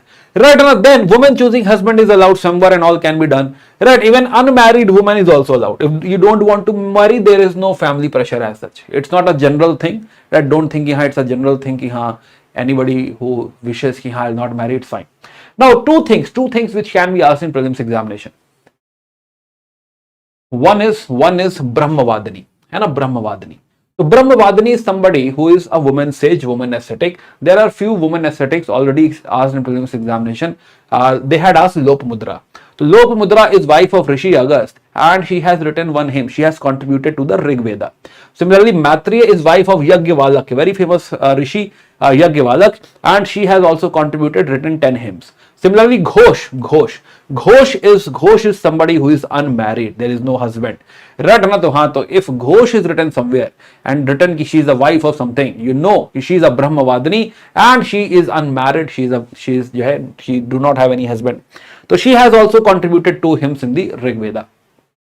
So such question can reappear. They had asked in 90s. In 90s they had asked such a question. 90s or 2002, 4 something. Then another woman is Vadhu, which has a very, you can say, good status in the society. She is sage's wife. Some famous rishi has a wife, that is Sadhavadhu. She is the one who is not contributing to the Rig Veda or something, but she is the one who is managing the whole ashram. So ashram manager is Sadhavadhu, right? And a great Bahu, great Vadhu. So this is the whole Rig Vedic era. So first discussion we have seen, it is about Rig Vedic era. One more thing is left, which is religion. Religion. The woman we have seen, woman is two elements we have seen is Sadhyavadhu. Sadhyavadhu is a good, you can say Bahu, which is like ashram manager. Lekin another thing, Brahmavadini. If the name has Brahm in it, that means she is the one who is also having some contribution in Rig Veda. Right, like Lopamudra, Maitreyi, Gargi, not Gargi, Ghosha. Yeah. Now, third thing is religion. Religion.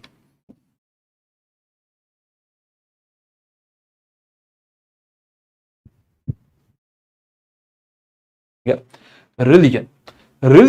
The religion over here is naturalistic polytheism.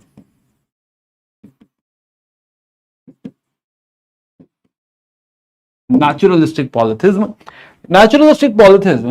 Here, first of all, forces of nature, right? They are important. They are personified. So first of all, forces of nature, for example, rainfall, air, water. The forces of nature are personified. Yes, that is one thing. Poly means there are multiple gods. Theis means God. There are multiple personified gods. That type of religion we have. Few important gods are Indra, god of rain, Agni, god of fire, Varun, god of water, Ratna Varun, then Mitra, god of harmony. So then there are a lot of male gods. For example, Vaman, Rudra. Yes. Yeah, but Indra, Agni, Varun, these are like very prominent gods, very important gods. Then there are some female gods as well. For example, Aditi, Usha, Prithvi, Saraswati. Yes. Yeah, so there are also female gods. But one thing we also must remember, the idea of hymns or the idea of bhajan, Rig Veda, here we believed into, people believed into prayer. They did not believe. The prayer is more important. Ritual or the karmakand or the puja part is not very important. Animal sacrifices are there, but not very important.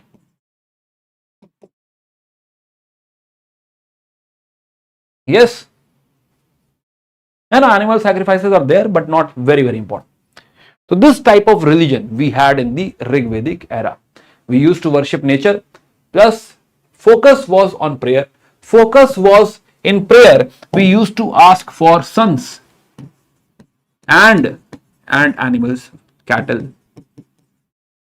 That was the intention of the prayer.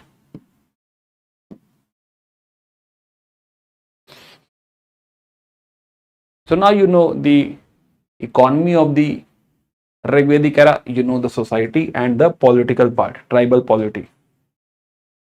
This was complete Rig Vedic era. Are we all aligned till this part, everyone?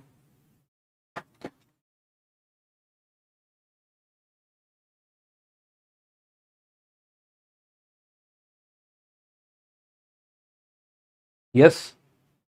Personified in our imagination, or basically the way we think rainfall. So we think rainfall is a god, and rainfall god looks like person only, human only. Bhagwan Indra will look like human. Bhagwan Indra will also have a body, eyes, nose, same like a human. So we have personified. We have, in our imagination, we think God is like a person only. Or basically, Rig Veda personifies like this. So now, we have seen the Rig Vedic era. Let's go ahead. Yes. So now in later Vedic era. Let's come to later Vedic era. So in later Vedic era, what is happening? Now it's very simple. Now we have established all the things in the Rig Vedic era. Now we have to only change. Now what is happening? From 1000 to 500 BCE.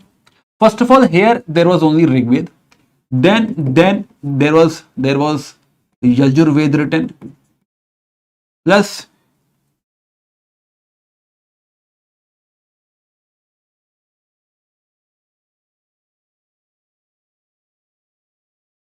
yeah.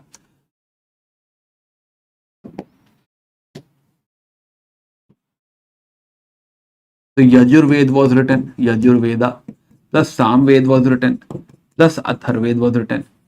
So now there are 3 more Veds coming up. Plus there is a new type of book, new genre was written, which is called as Brahmanas.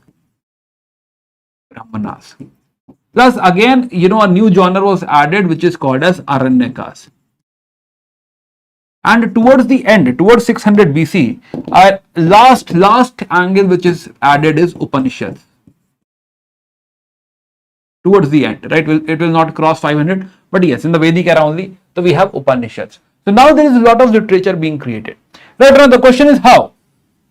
So now what is happening? Now in later Vedic era, we are moving ahead. In the Rig Vedic era, we were limited to this place. But now we are moving ahead towards UP Bihar. So inside UP we are entering, inside Bihar we are entering, we have reached till Videha. One thing again you will notice that this whole migration is happening in the north of Ganga river. Yeah, so initially we are settling into you can say the northern part of Ganga. As we are moving ahead, we are experiencing more rainfall. We are experiencing better fertility.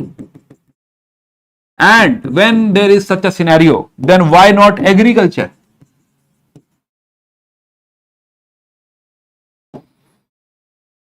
Yes, so now we are experiencing better rainfall plus fertility. And now it says it's time to settle down. Right, let's settle down. So now they have decided to settle down, and now it is time for agriculture. Yes, so now they will start to settle. For example, Bharat tribe will say, this Bharat tribe. So Bharat plus Puru becomes Kuru. Right, Kurukshetra wala Kuru, है ना, जो है कौरवों वाला Kuru. So Kuru will settle down over here, and again on the banks of river Yamuna. And then Panchal, another tribe, and a Panch tribe. So Panchala will move ahead and will settle over here. Then the other tribes will go further, and so somebody will reach Koshala, Videha. So now they are settling down. Whatever place they are getting, right? Now somebody is getting settled over here, somebody is getting settled over here, Madra getting settled over here. You don't have to remember these names, but yes. So now we are moving ahead, or basically Aryans are moving ahead and have settled into this area, and now they have switched to agriculture. Yes, so a lot of things will change. So first of all, we must understand that gradually when they are settling, so after 500s, what will happen? After 500, there will be a time of Mahajanapadas. Mahajanapadas is the point where wherever they had settled, now there is the proper monarchy or kings. Now these are strong states. Yeah. So now the Raja or the king, Rajan, is strong. Rajan will have a standing army. Rajan will have a taxation system. Here they were not able to tax, but now they will have taxation system in this era. After 500, not in Vedic era. This is called as Mahajanapadas wala era. So taxation system. They will have palaces, etc., etc. So now the rise of state is happening. Again urbanization is there. Again it is urban, cities are there, and trade and all will flourish. Yeah, so trade will flourish. So now from 1000 to 500 we can say that from a nomadic pastoral society we have switched to urbanization again. Yes, so from nomadic pastoral society we have switched to urbanization. So this 500 year is nothing but transition. So we have basically transformed ourselves from a nomadic pastoral society. Next 500, 600 years will transform into a city. There will be lot of urban centers. There will be lot of urban cities. So now, so how it is happening? So there are two factors. One factor just now I told you is agriculture. Yeah, is agriculture. Now we have switched to as soon as we have entered the Ganga region and all, where rainfall is better, fertility is better, we decided to settle down, and now we are doing agriculture. Till now we were having the knowledge of agriculture, but we were not doing it. But now it's high time. And now let's go for agriculture. Yes, agriculture. So now again, the one thing is we decided to do agriculture, and in this agriculture we will use wooden plow. Plow knowledge we already have. So now we will use that knowledge and we'll start to do agriculture. After some time, from South India, there is another knowledge coming up, which is iron. So by 800 BC, iron is, you can say has entered into northern India, and it will not become prominent immediately, but yes, gradually it will become important. By the way, what is the use of iron? How this will help?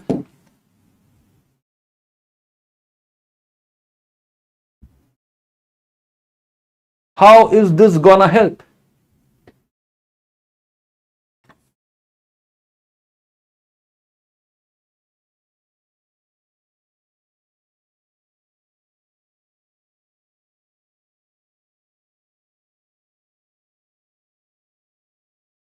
Yes. Okay. Yes, so it will help as tools. It will help in weapons. Tools like axe. So helps in deforestation and all. Right now we'll be able to clear more forest, and weapons. Now we can have more war, and now we can have more aggression and expansion and all. Right, even iron plow and all will increase productivity, agricultural productivity. So gradually we would like to start. We would start to transform. The transformation will happen. Transformation will happen. Yes. So let's observe the changes. So let's quickly go through what changes we are expecting. We already have seen the Rig Vedic era. So quick focus. Let's understand what changes are we expecting in the later Vedic period. So area we have seen. Yeah, ready? Okay, so area we have seen in the Rig Vedic period. This box is Rig Vedic period, this box is later Vedic period. Let's quickly go through the important changes. So now, this was in the Sapta Sindhu region, eastern Afghanistan, Punjab, western UP. But in later Vedic period, we have reached this Kuru Panchal region, Indo-Gangetic divide area between Indus and Ganga, and the upper Ganga valley till Bihar. Plus, political side, we have seen the tribal polity with the military elements. We have seen Jan Vishgram Kul. We have seen Vidhata Sabha Samiti. We have seen Rajan selected by the Samiti. Purohit Senani Vrajpati, we know wealth, cattle hai. Ratna plus Bhag and Bali. We realize that Bali was voluntary. It was not necessary. It was not necessary you have to pay for it. So there is no taxation system. War was for cattle protection and the cattle increase. But now over here, we realize that now this is moving towards states. Now the kingship, which was earlier elected, now the king is hereditary. Raja ka beta Raja hoga. Son of the king will become king again. So the position of the king has become hereditary now. So kingship, now the king will try to show that he is connected to the god himself. Like Bhagwan Indra, like God Indra. Indra is the king of the gods. I am the king of the people. So 19-20 का ही difference है. Written almost same only. कि हाँ, like Indra, I am also a similar figure. Like Indra is the king of the god, I am the king of the human. Yeah, and now there will be more war, but this time it will be for territorial expansion. Earlier the war was for the cattle, Gavasthi. Now gradually this concept of Rashtra will appear. Rashtra means nation. Ki we belong to this particular territory. Our loyalty is for this territory. It will be called a Janpad, कि हाँ Jan has established over there, right? ना तो यह pad means पैर, है ना, leg, तो Jan leg is established now. So this area will be called as Janpada on the name of particular tribe. Like just now you have seen Kuru, so Kuru area you see, so Kuru area is known by the name of the tribe, कि हाँ this is Kuru area, and now the loyalty is towards the Kuru area. Nothing else, right? So this whole aspect will change. This nationalism idea will change. Earlier it was like we are connected to the tribe. Now we are connected to the territory. Now the assemblies will have no power now because a king has taken over the power. So this Vidhata will disappear. There will be no more Vidhata gone. Sabha Samiti will be nominal, because now election is not required. The assembly's power will decline. There will be no entry of women in the Sabha. So Sabha was having earlier women, Sabha. So Sabha will not have any women now. It will be hijacked by the Brahmins and the elite people, warriors and all. Samiti will have no function now. Reason the king is hereditary now. There is no election. Now, the Bali, which was earlier voluntary, now it has become mandatory. How much, it is not well defined ki how much you have to give, but something, depends upon place to place, case to case basis, ki something has to be given. Bali is what? Bali is mandatory. Something has to be given. There is a dedicated person for the collection of the tax, which is Sangritri. So we will not call it a taxation system. Now again somebody might say ki now it is like tax, it is a taxation system. Read the question very, very carefully. System as such is missing. We don't say ki 1/3 will be given, 1/4 will be given. Still there is no system, but there is something called mandatory ki king might make rules ki this much percentage you have to give or this you have to give. Right, exactly what we don't know. So system is not there, but yes, some mandatory taxation has started. Taxation system is missing. If such question is asked, please read the question very, very, very carefully. Understand the crux, what it actually wants to say. Again, economy we have already discussed ki earlier it was nomadic, pastoral economy, agriculture was secondary, but now we are changed. Totally changed. So agriculture has become primary, iron has entered. Iron is called as Krishna IS. IS is technically what? Copper. Krishna IS means kala copper, black copper. So black copper is your iron. So it will help expansion. So now this iron age or iron phase culture has started. So this is economy. Now let's talk about society. This is something UPSC had asked in main examination, society and economy. So this part is again can be asked in prelims as well. Now in Rig Vedic period we had discussed it was a big family, collective ownership, hardly any equality. Then social mobility was present. It was not like anybody can become Brahman, anybody can become warrior. One we had discussed it was 2R and Dasa. Right, in the end we have seen 4. There is no rigid caste system. Anybody can become any caste. Plus women wise we have seen it was a patrilineal society, but still women enjoyed a good status. They had participated in Sabha and Samiti. Women was educated as well, contributed into the Rig Veda. There was no child marriage, no sati, nothing. Widow remarriage is prevalent. Brahmavadini, Sadhya Vadhu, yes, this all you have studied. In later Vedic period, a lot of things will change. Now, first of all, the one thing, the 4th thing. Right now it is rigid social hierarchy, right? Brahmins on the top, then Kshatriya, then Vaishya, then Shudra. So this 4th Varna system is institutionalized. It is now integral part of the society. Plus social mobility, any interchange in this? No. Now there is the concept of Dvij and Upanayan. What is Upanayan? Any idea? What is Upanayan? Upanayan.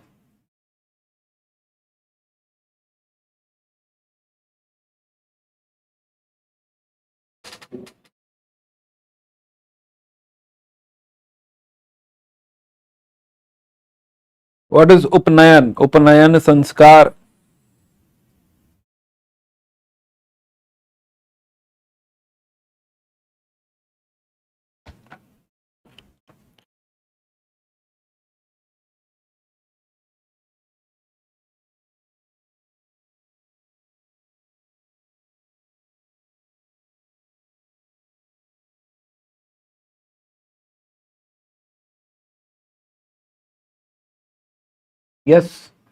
Yes, sacred thread. Yes, Janeu. So you might have seen Brahmins basically wear a thread across their, you can say, left shoulder. They wear a thread. That thread wearing needs a ritual that is called as Upanayan Sanskar. So Upanayan Sanskar. And once you get this Upanayan thread done, it is believed that you get a second life. So then you are called a Dvija. You are not the first one, you are the second one, Dvija. Now this thing is only available for the top 3 varnas, that is Brahman, Kshatriya and Vaishya. Another thing is Gotra exogamy. So now there is a new concept of Gotra. What is Gotra, by the way? Any idea? What is Gotra?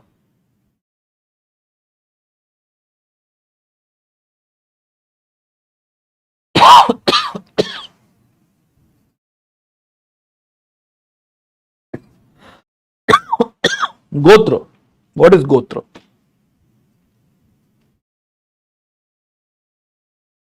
Gotra. So now there are a few new things being added.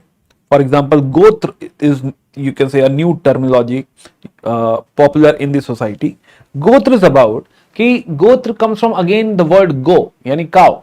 It is come from Gaushala. Ki हाँ, there is one Gaushala, or there is one you can say major Gaushala of a rishi. Right, na, ki particular rishi. And all those who are consuming milk from this Gaushala belongs to same Gotra. Right, a lot of Gotri must have heard कि Dadichi, Kashyap. Right, तो हाँ, तो that means कि हाँ, the Kashyap Rishi Gaushala, all those who will consume milk from the Kashyap Rishi Gaushala will be belonging to Kashyap Gotra. Now the new idea is, the new idea is Gotra exogamy. कि since all of them are consuming same the milk from the same Gaushala, so they'll be considered as कि maybe something like that कि हाँ, they'll be considered as brothers and sisters, and they cannot marry amongst each other.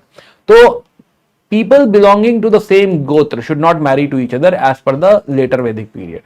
Now this is even prevalent today, even we have this concept today as well, and still a lot of people believe into this. I'm not saying it is right or wrong, right, up to them. Okay, 4 ashram concept has began, yes. So one more thing which began into the later Vedic period is that there are 4 phases of life. One is brahmacharya, right, na, ki haan, where you study. One is grahastha jivan, where you get married and you participate into the economy. One is vanaprasth, where you leave everything, right, na, to your children and all, and you go to some jungle. And then there is sannyas. Sannyas also concept comes later, but these three gradually got added. The 4 ashram concept also began, yes. Status of women will further decline, yes. Now it will further decline. Now they will lose access to the assemblies. The political power is gone. Education is restricted for the women. They are not allowed to read Vedas and all, because for reading Vedas you need Upanayan Sanskar. Upanayan Sanskar is not there for the women and the Shudras. Then marriage age now is reduced for the girls. So now we see that there is a tendency, or patriarchy increases, subordination of the woman increases. Widow remarriage also get restricted over here. Yes. Now again, religion. Religion, you see, again, earlier we were talking about naturalistic polytheism. There was no temple, no idol worship. Natural forces like Bhagwan Indra, Agni, Varun, Soma, Mitra, all these are gods. Aditi, Usha, Prithvi are the gods. Right? Prayers were more important earlier. Please notice, sacrifices or the rituals was not very, very important. Rituals and sacrifices were simple and very much limited. But now once you enter into later Vedic era, you find that now the gods have changed. Now it is Trimurti, right? Trinity, ki Prajapati, Rudra and Vishnu, Brahma, Vishnu, Mahesh. So now Prajapati, Rudra and Vishnu are being worshipped. So there is a whole sea change in the religious thought process. Plus, now science of idolatry will start, and some concept of temple. Halaki temple architecture will not start from here, right? And a proper temple making will not start from here. But this temple means that maybe you put a image below a tree, right? And not the temple architecture. Plus now the whole thought process is changed. Sacrifice or yajna is more important, right? Not the prayer. So now this era, this later Vedic period is known for sacrifices. It's known for ritual formulae. It is known for proper yajna. Ki haan, yajna is important. Prayer has taken the back seat. Yeah. Now since yajna is important, so yajna is done by the priest. So now you need priestly specialization. Now the priestly domination will also start. Now a lot of time priest will ask for the animal sacrifices. This is something which is like very severe, so it needs animal sacrifice. The animal sacrifice will also increase. Now Atharved, for example, Atharved was written in this era. It talks about some folk religion as well. For example, some magic, charms, right, spells, healing, fertility rites. If you have, let's say, daughter in the womb, it can be converted to a son. It is a possibility as per Atharveda. So we see a lot of difference between Rig Ved and Atharved. So something like that. So if they want to frame an MCQ, they will use these characteristics to frame this MCQ. Yes, I hope you got the point. Are we all aligned till this part, everyone? Yeah. This is how we are quickly, going through the facts. If UPSC wants to create MCQ out of it, we'll be able to solve it.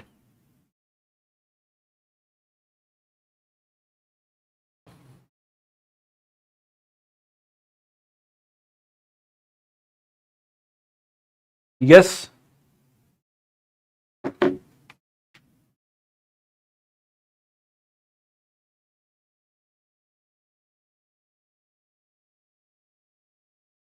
In early Vedic period, Vishnu was in the form of Vaman avatar. Right, Rangi? Vaman avatar is mentioned, not directly Vishnu.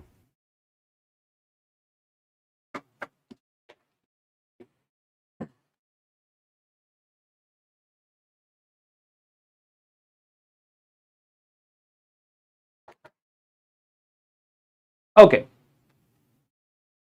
Now, so a lot of Vedic literature was being written over here, right? Like Rig Ved, Yajurved, Samved, Atharved, Brahmanas, Aranyakas, Upanishads. This whole literature, corpus is called as Shruti literature. Shruti literature. So now, yes, so Shruti literature.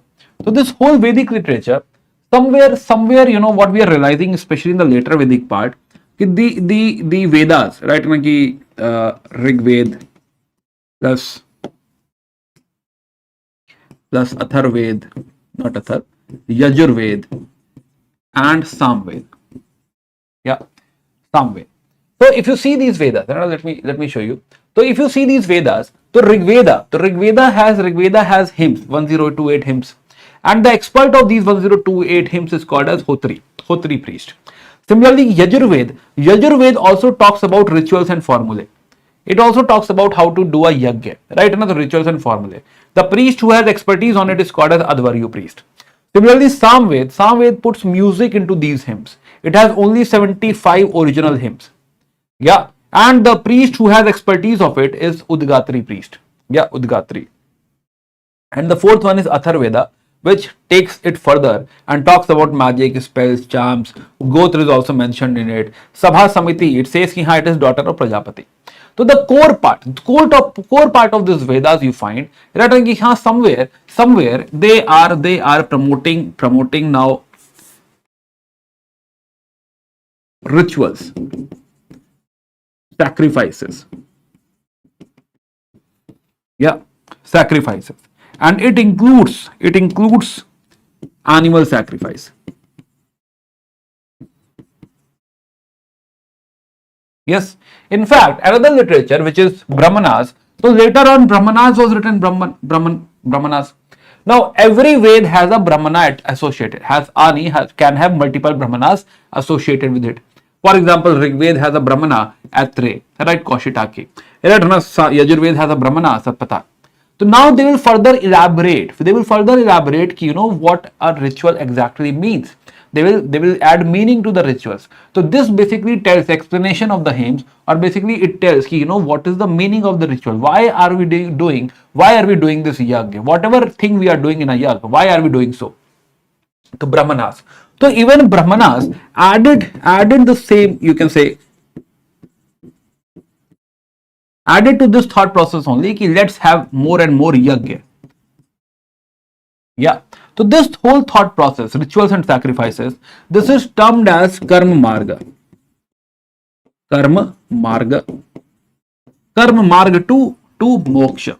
If you want to get to moksha, you have to go via karma marga. So karma marga is being presented or portrayed, or basically shown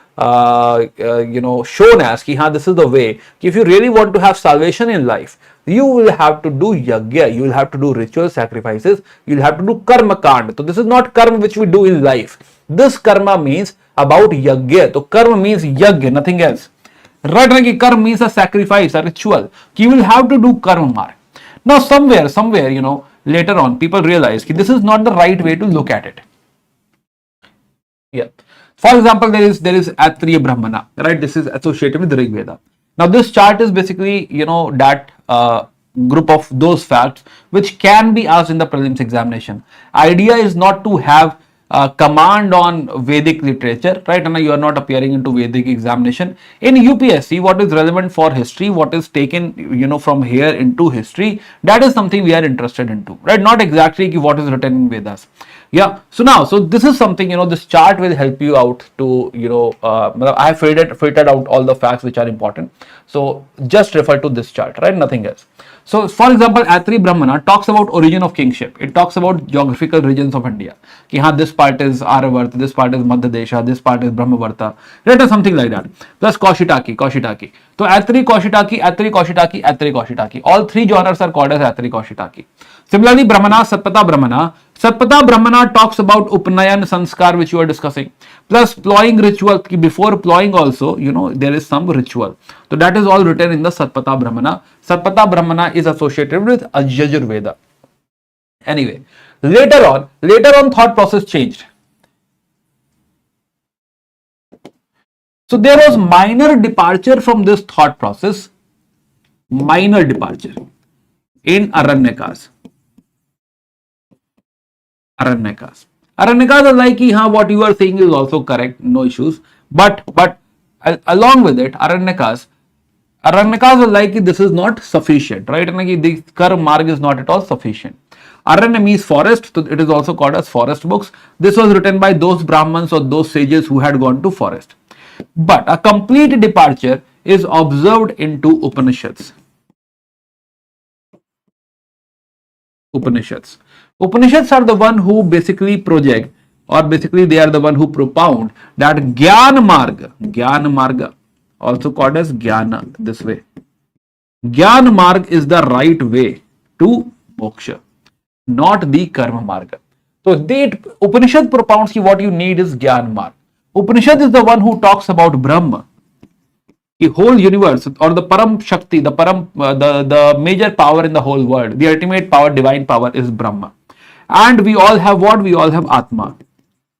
Other than Atma in this universe has Prakriti. So total, this universe is made up of Atma and Prakriti. And this comes out of Brahma only.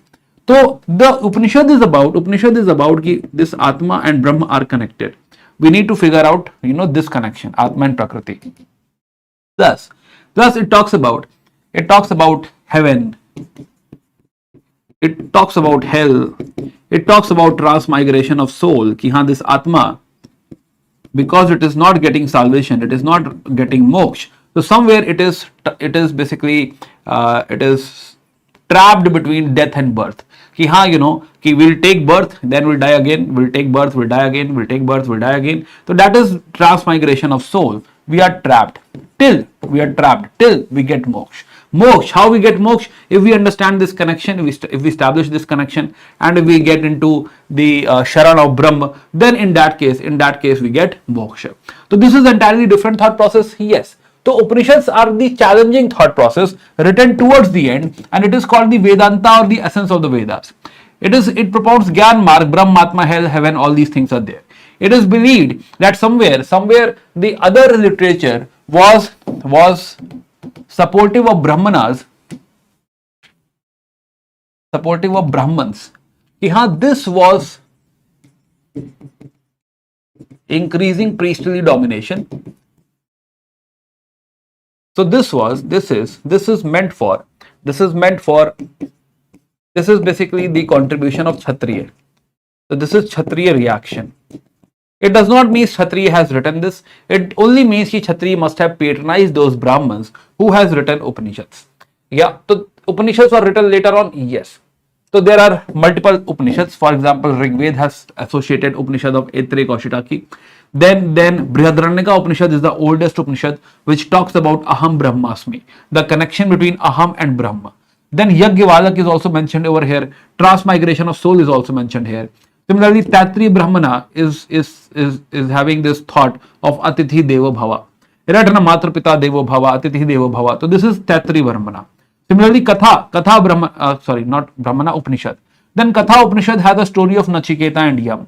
Nachiketa and Yam was asked in 1990s. Can be asked again? Yes. Plus Chand Upanishad. Chand Upanishad is associated with Samveda. It talks about Brahma again, Krishna, and there is the story of Satyakama Jabala. Then last one is Manduk Upanishad. Manduk Upanishad has Satyamev Jayate, our motto. Plus, it also says that rituals are not satisfactory. They are like broken boats. They will not take you to moksha. So that is also written in Manduk Upanishad. It also has a two birds parable. Two birds parable means that there are two birds. One is observing you, you can say learning, and one is learning, right? So both of them are happy or something, they are doing something. So this two bird idea or two bird parable is in Manduk.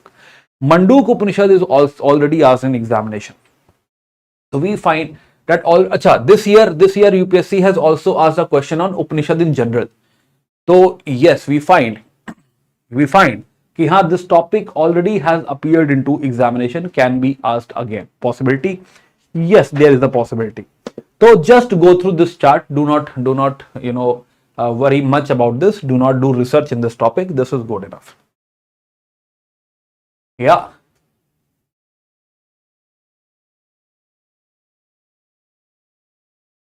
Recorded है दोस्त. Recorded होता तो क्या बात थी.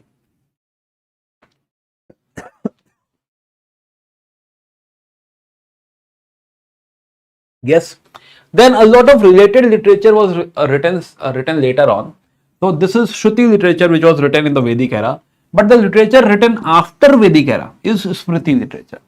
Yeah, for example, Vedangas, Dharma Shastras, Upavedas, Shad Darshan. Shad Darshan is again philosophy about moksha, how to get moksha. Moksha. Mainly, I'm not saying totally, mainly based upon Gyan Marg only. Yeah, mainly coming out of Upanishad only. है ना कि हाँ, Upanishad has given some ideas further elaborated by Shad Darshan.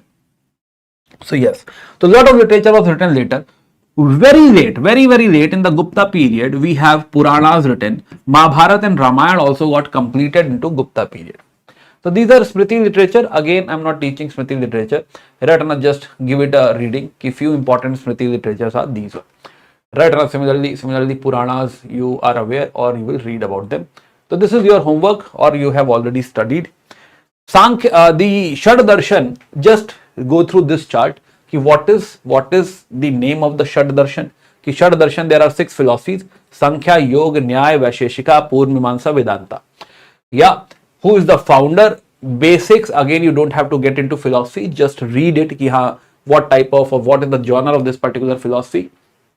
Again, you can skip in between, just come to famous scholars. Who are the famous scholars associated with it, so that if some name appears into some prelims paper or prelims question, you are able to recognize it. Bas, that's it. It's time to break. Achha. Okay, so before we go for a break, let's have few questions. You have to tell me ki Brahmavadini is associated with which time? Brahmavadini.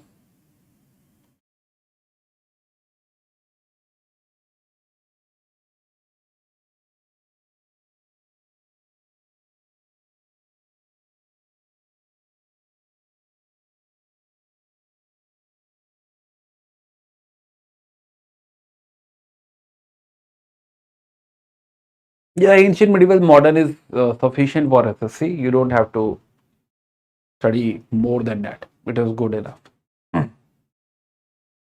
Yes. Yes. Okay. So is it? It is early Vedic period. Okay. Correct. Okay. Okay. Which era is having iron? Iron.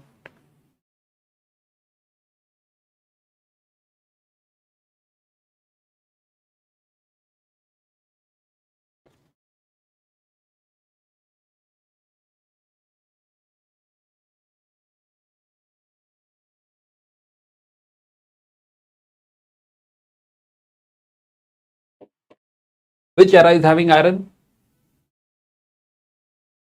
Yeah. Both.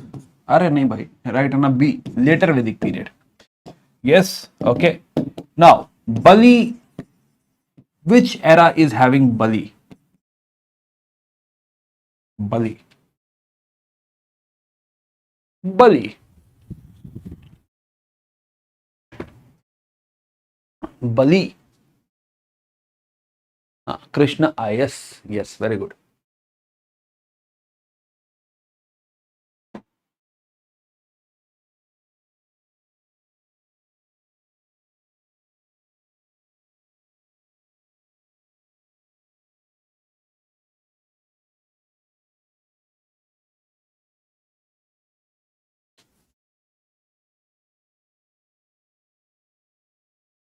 Yes, it was there in both. One at one point it was voluntary and then it was mandatory. Right, to हाँ तो easy. Again, which era is known or which era had population or resided in Sapta Sindhu? Sapta Sindhu region.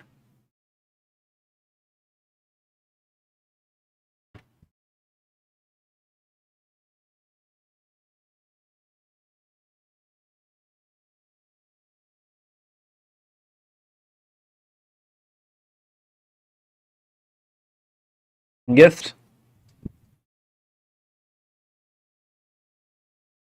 Yes. Is it A only? Okay. Okay.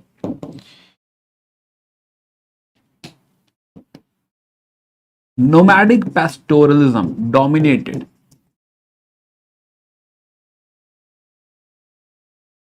Yeah, nomadic pastoralism dominated.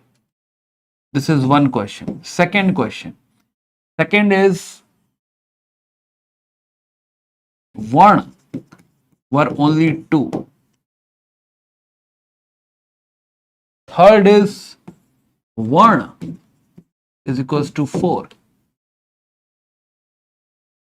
Yeah. Fourth,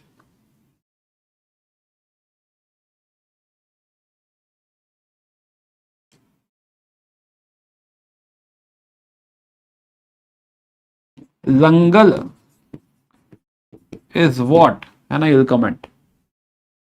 Langala.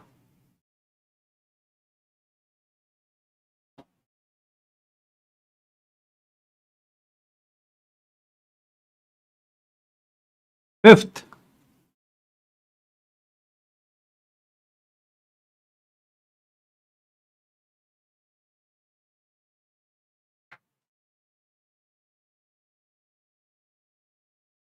Tatpata Brahmana. Tatpata Brahmana. Associated with which Veda?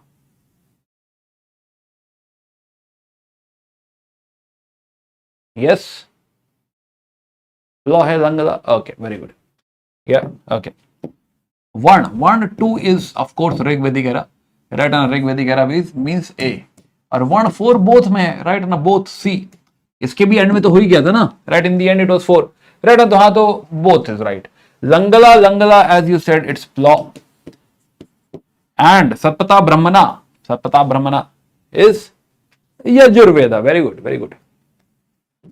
Yajurveda. Okay, one more. Atri Koshitaki. Atri Koshitaki. Which Veda? Which Veda is Atri Koshitaki?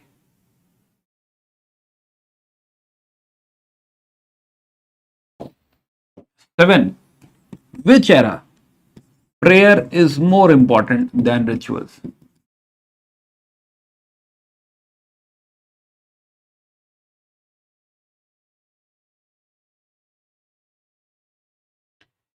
Yes, the Atri Koshitaki is Rig Veda and prayers and rituals more important in the Rig Vedic era. A. Okay. Chalo, good, very good. So now we'll go on a break. Right now, let's take a break. So this is one part we have finished. Part 2. So yes. So tell me, how long you need a break?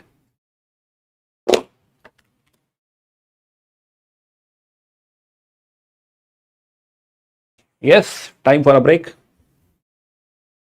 Yes.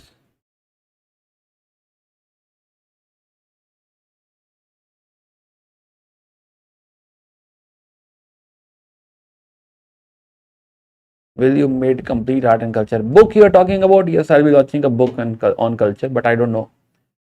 Half an hour is good enough. 20 minutes, 30 minutes, 15 minutes. Okay.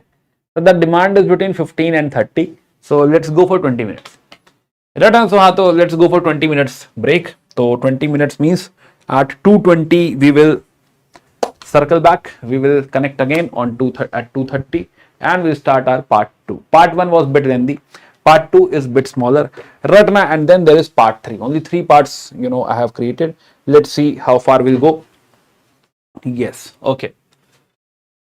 So let's meet again at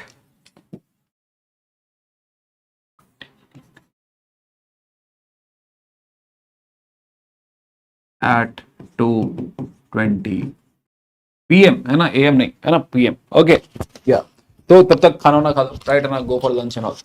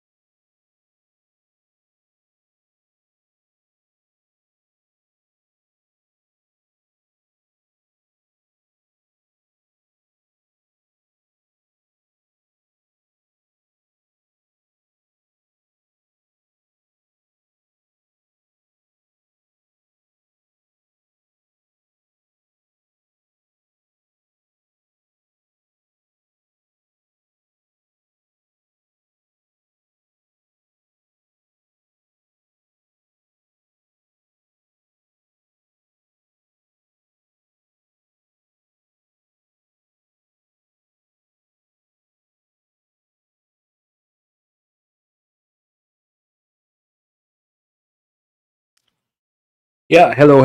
I'm back.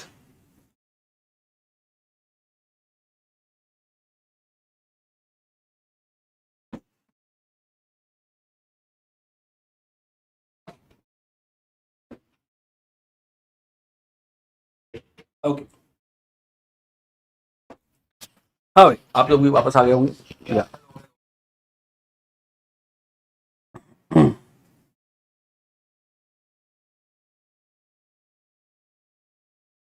Yes. चलिए, तो वापस हम लोग continue करते हैं. Yes, तो उम्मीद है आपका भी लंच वगैरह हो गया होगा. यस, तो बढ़ा जाए आगे. सारे लोग आ गए, कोई कहीं भटक गया भाई?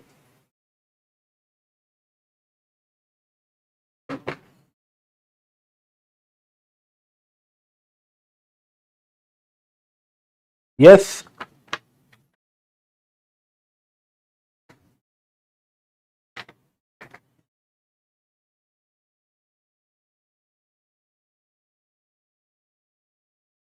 मैं कहा हूं? क्लास में ही हूं मैं. ओके, चलिए ये बात शुरू कर दी. तो now we are entering into another जो है angle which is Buddhism Jainism, है ना. तो एक फिलोसफी के एंगल से थोड़ा और आगे बढ़ते हैं. तो अभी हम बात कर रहे थे कि जो वैदिक थॉट था वो कहीं ना कहीं, वैदिक जो थॉट था वो कहीं ना कहीं क्या है, आर्ट एंड कल्चर मैराथन. अरे इसमें ही 76 बच्चे हुए अभी. रट ना कि हाँ जो है 125 बच्चे रह रहे हैं, तो कोई पढ़ तो रहा नहीं है, तो क्यों ही इतनी मेहनत करनी है ना. कोई साथ में मेहनत करे तो अच्छा लगता है. या या ओके, एनीवे, तो लेट्स गो हेड. तो वी आर डिस्कसिंग की फिलोसफी जो है,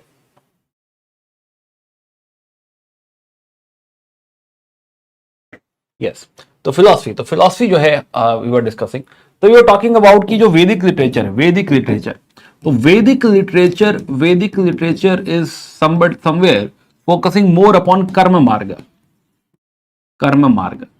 There was priestly domination at this point of time, and somewhere society was not liking it. Society wanted ki, there should be some alternate philosophy, alternate thought process, है ना. तो हाँ, तो around 500 to 600 there was a search for the alternate thought process. कि हाँ, there should be something alternate. This is not working out. कि हाँ, so much reliance on the karma mark, so much reliance on the ritual, so much reliance on the जो है animal sacrifices, it is not working for us. So now we need some alternate thought process, and this gave birth to a lot of research. There were so many scholars. So some 363 sects emerged. Yeah. So these are called as Shamana traditions. Shamana. Or in English it is called as heterodox sects. These sects, these thought processes are not based upon Vedas. Heterodox sects. Yeah, so they're not based upon Vedas. So the top amongst them, the one which is very, very famous is Buddhism. Second number is Jainism. Then Ajivika, Charvak. Yeah, so these are some prominent sects which emerged with an alternate thought process, which was. Yeah.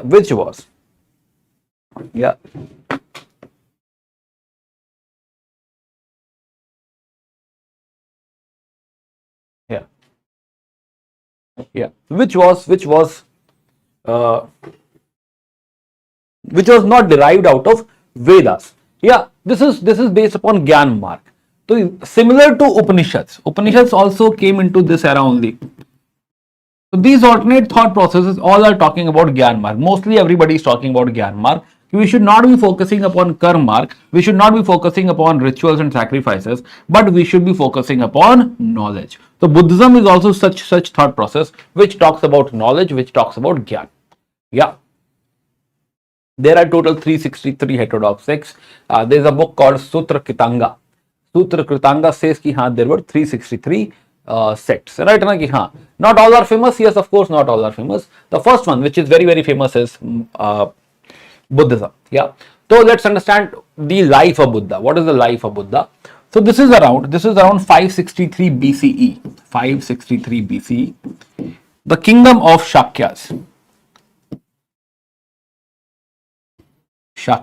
Yeah. So Shakya is very close to Koshala in the Himalayan region. Right in the you can say UP Nepal border. There is a region called Shakyas, and the capital was at Kapilvastu. Capital Kapilvastu. Shakya is a clan. It is a Kshatriya clan.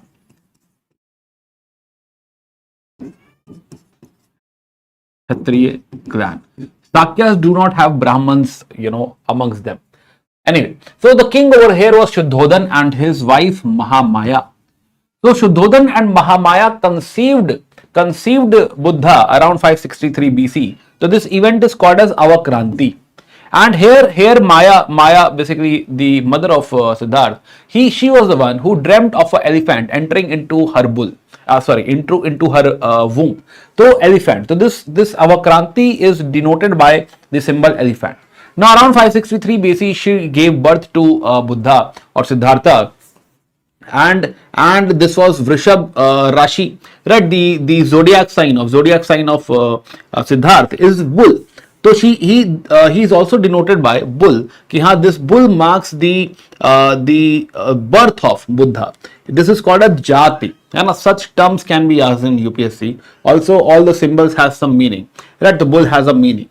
Also, when Siddhartha took birth, when he was born, he fell, and he, instead of falling on the ground, he was the one who started crawling. And when he crawled, there was a lotus on below his hand. So that is the reason lotus also marks his birth. Yeah, the lotus. So lotus and bull both are the markers of his birth. Also, what happened? His father, after his birth, he had invited a lot of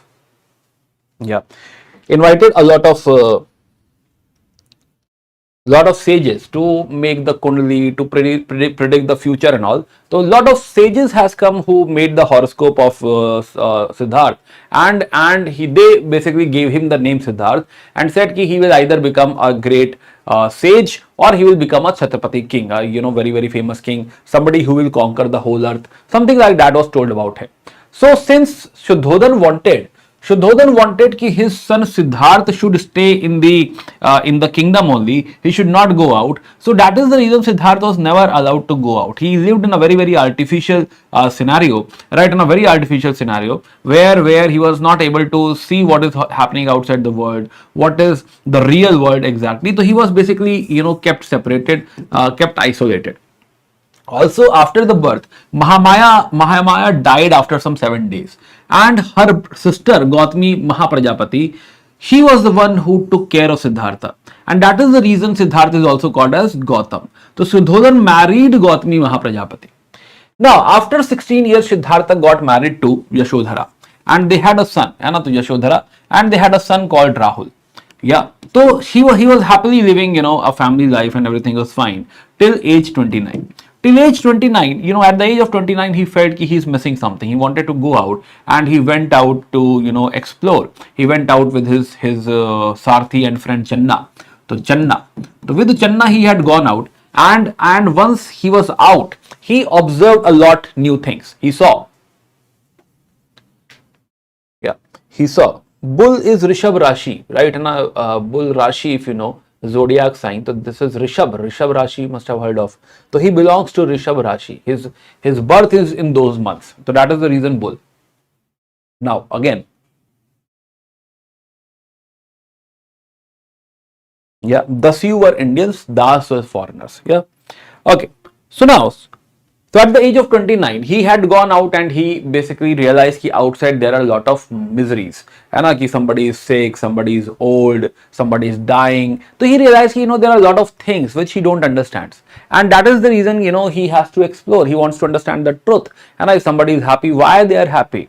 If there is dukh, if there is sorrow, how that sorrow can be sorted out.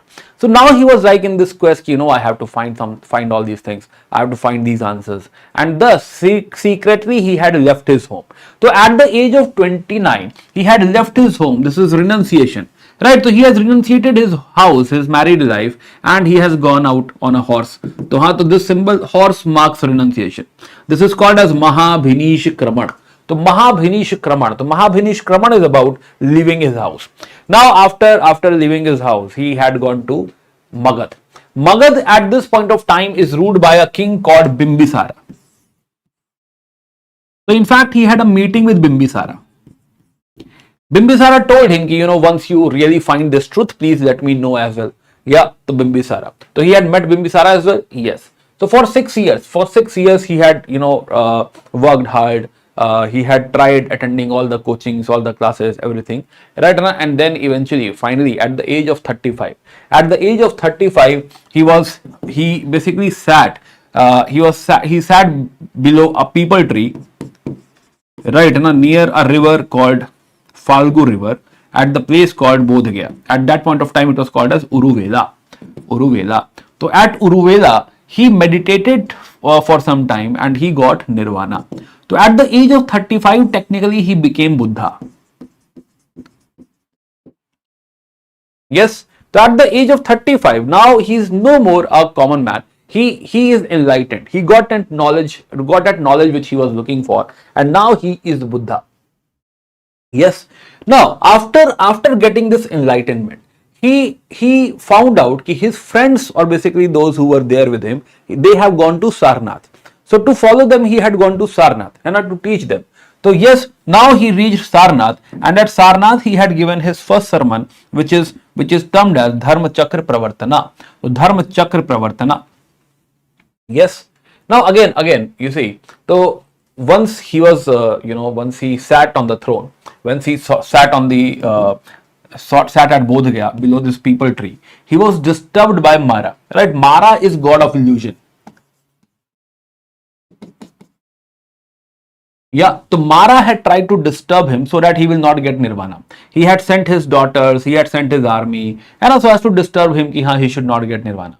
At this point of time, he had touched earth, and this is called as Bhumi Sparsh Mutra. He had, you can say, invoked earth and said ki, earth should witness. Earth is basically a witness ki how his previous births are the proof of his chastity, of his determination. Right? And whatever happens, he will not shake. He will not leave this. He will get nirvana. So this is how he had ensured that nothing can disturb him and he can still get nirvana. So finally at the age of 35 he had got nirvana, and then he had gone to Sarnath and gave his first sermon. Yeah, first sermon. The first sermon mudra, this is Dharma Chakra Parvartana mudra. This Dharma Chakra is now moving. He has given a new sermon. Now there is a new, you can say new type of philosophy, alternate thought process, which is like Dharma Chakra Parivartan. Now there is a different dharma. Now that dharma has changed, parivartit, right? And it is chakra. So now Dharma Chakra is rotating. Now this dharma will keep on propagating. So this is Dharma Chakra Parivartana at the age of 35 at Sarnath. Also, the five friends which attended his first sermon, they were like, now we want to join you. So these five together will join Buddha, and this will lead to formation of Sangha. Yeah, so Sangh. So now Sangh is formed. Gradually more people will get added, or immediately a lot of people will join Sangh, and this will swell to some 1,000, 2,000 a number. Right. So now the Sangh has become, you can say a team of Buddha. Yeah, this event of nirvana is represented by either Bodhi tree or the Vajrasan, or basically Vajrasan refers to the seat of Buddha. Yeah, so yes, so Bodhi tree and Vajrasan. Now, after getting nirvana, Buddha decided he has to spread this. So this Sangh started to travel. First season of rain. So rainy season is called as Vessa. So they will not travel into the rainy season. So they stayed in Banaras or Varanasi for the first rainy season, Varanasi. But then they started to travel. So next 40-45 years, it is all about traveling and teaching. So in the core part, right, in this core part, right, Koshala, Malla, Vriji, Vaishali, Magad, Kashi, this is the core area where Buddha had traveled and spread his teaching. Yeah, so this travel and teaching will continue. Yes, this travel and teaching will continue. He will meet Bimbisara again. Bimbisara will also join him. Plus he has a friend, Koshala king, Prasenjit. Prasenjit will also join him. Yes, Prasenjit will also join him. So Prasenjit. So we realize, this is the area, Sarnath, Mathura, Banaras, Rajgir, Vaishali, Nalanda, Patliputra. This is the core area where he was traveling and he was preaching Buddhism. At one point, initially women were not allowed into Sangha, but at one point after the death of his father, he had allowed women as well. And Yashodhara, his mother Gautami, Prajapati, Sujata, Amrapali at Vaishali, Vishakha is from Anga, Khema is wife of Bimbisara, Malika is wife of Prasenjit. They also joined him.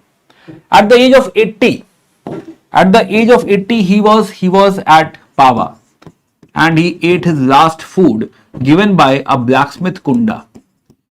And it is believed that he fell ill after this. Right, Anand? He basically he was suffering from food sickness, food poisoning, and then at Kushinagar, right, Anand, at the Kushinagar,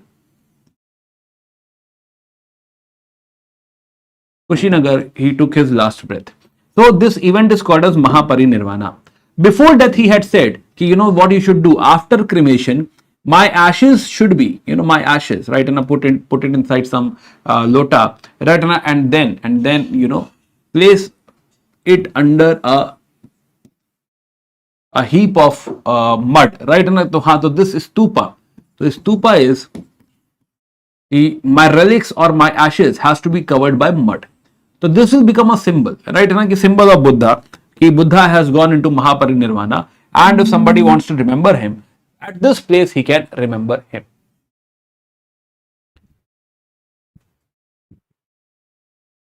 Yes. Now immediately after Mahaparinirvana in 483 BC, after death of Buddha, so this happened at Kushinagar. Now Kushinagar, king of Kushinagar was like, it's an amazing event. I have the whole lota. Right now all the relics of Buddha is with me. I will make a stupa. He was thinking like that. Meanwhile, he was attacked by nearby kings, including king of Magadha. At that point of time, king of Magadha was Ajatashatru. Yeah. So now Kushinagar was surrounded from all the sides, and this is called as siege of Kushinagar.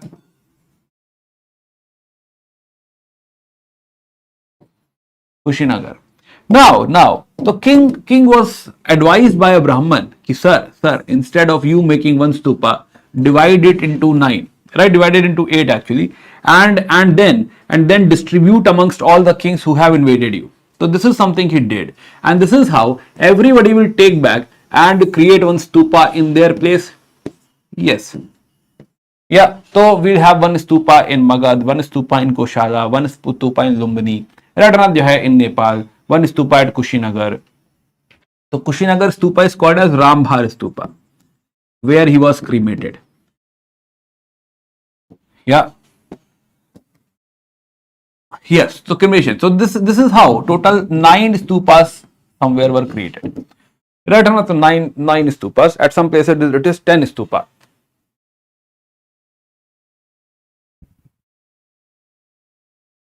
Yes.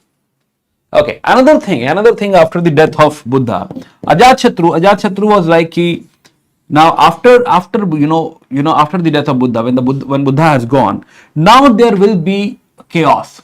Now there will be discussion upon, or there will be like multiple saints, multiple disciples of Buddha will talk about different philosophy of Buddha. So now Buddhism will split into multiple subsects. Somebody will say that Buddha said that, somebody will say Buddha said that, somebody will say Buddha said that.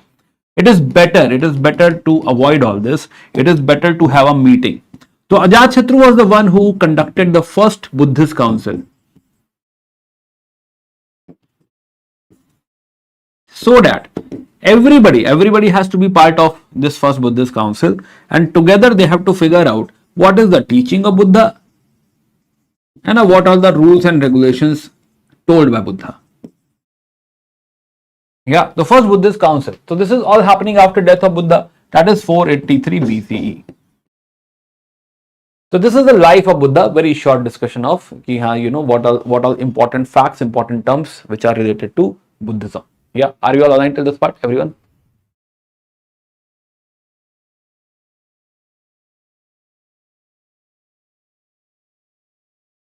The real ashes, we understand it is there in Sanchi Stupa. Right, and what happened later on, Ashoka opened all these stupas, and then he had distributed it in 84,000 stupas. So exactly where it all has gone, and it is not well documented. We don't know. Right. So right now Piprahava Stupa. So Piprahava Stupa, what happened in 1880 somewhere? Piprahava Stupa was excavated, and one of the areas Piprahava. So Piprahava Stupa was excavated, and some relics were found out of it, and then it was sent to Myanmar and all. Right? So it was sent to Myanmar, Thailand, in the Southeast Asia it was sent. So Britishers had done that, but recently we have recovered some of it. Yes, so that is the reason Piprahava is in discussion.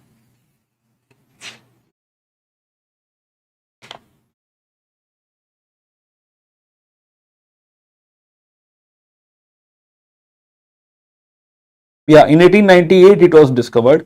Yeah, location is Piprahava, UP. Yes, so now after almost 125 years, these relics are coming back to India, which is a good news. So, है ना, तो this is in discussion. Yes. Yeah, Prince, what is Fa? You keep on writing. On Saturday also you are writing Fa. What is Fa? Please enlighten us. Let us know what exactly it means. Yeah.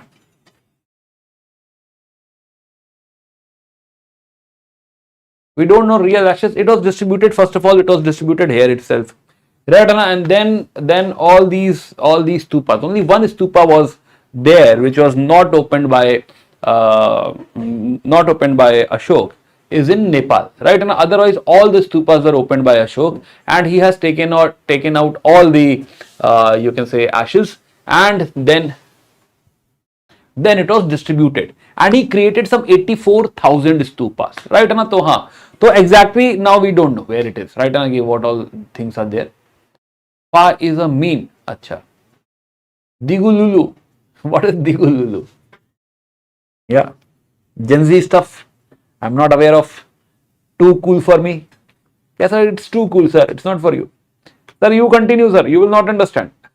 It is not at all for you. Yeah, tell me something about this cool stuff. Yes, Fa. No.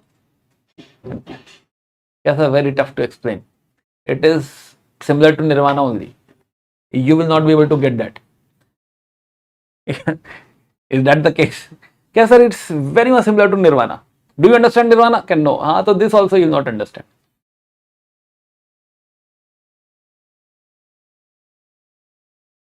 अच्छा, ऐसा slang है. ऐसा slang फिर class में क्यों ही discuss करना है?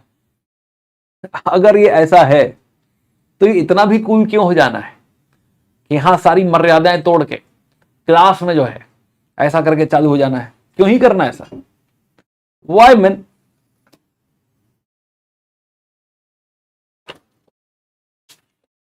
Yes. So now let's talk about philosophy of Buddhism. So now जो है Buddha has got nirvana. Let's try understanding.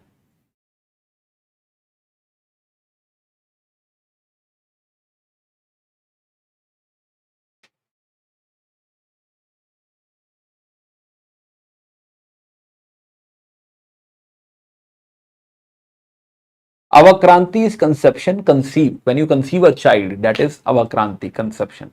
Jati is birth, jat, janam. Right, so yes.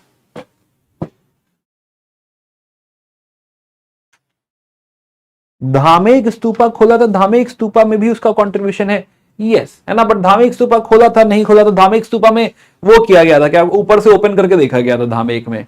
Right ना, लेकिन जो है ऐसी कुछ क्लैरिटी उसमें हमें रेलिक्स वगैरह कुछ मिला तो देखो नहीं है, तो वी डोंट नो. राइट ना, कि हाँ नहीं पता भाई हमें. Yes, okay.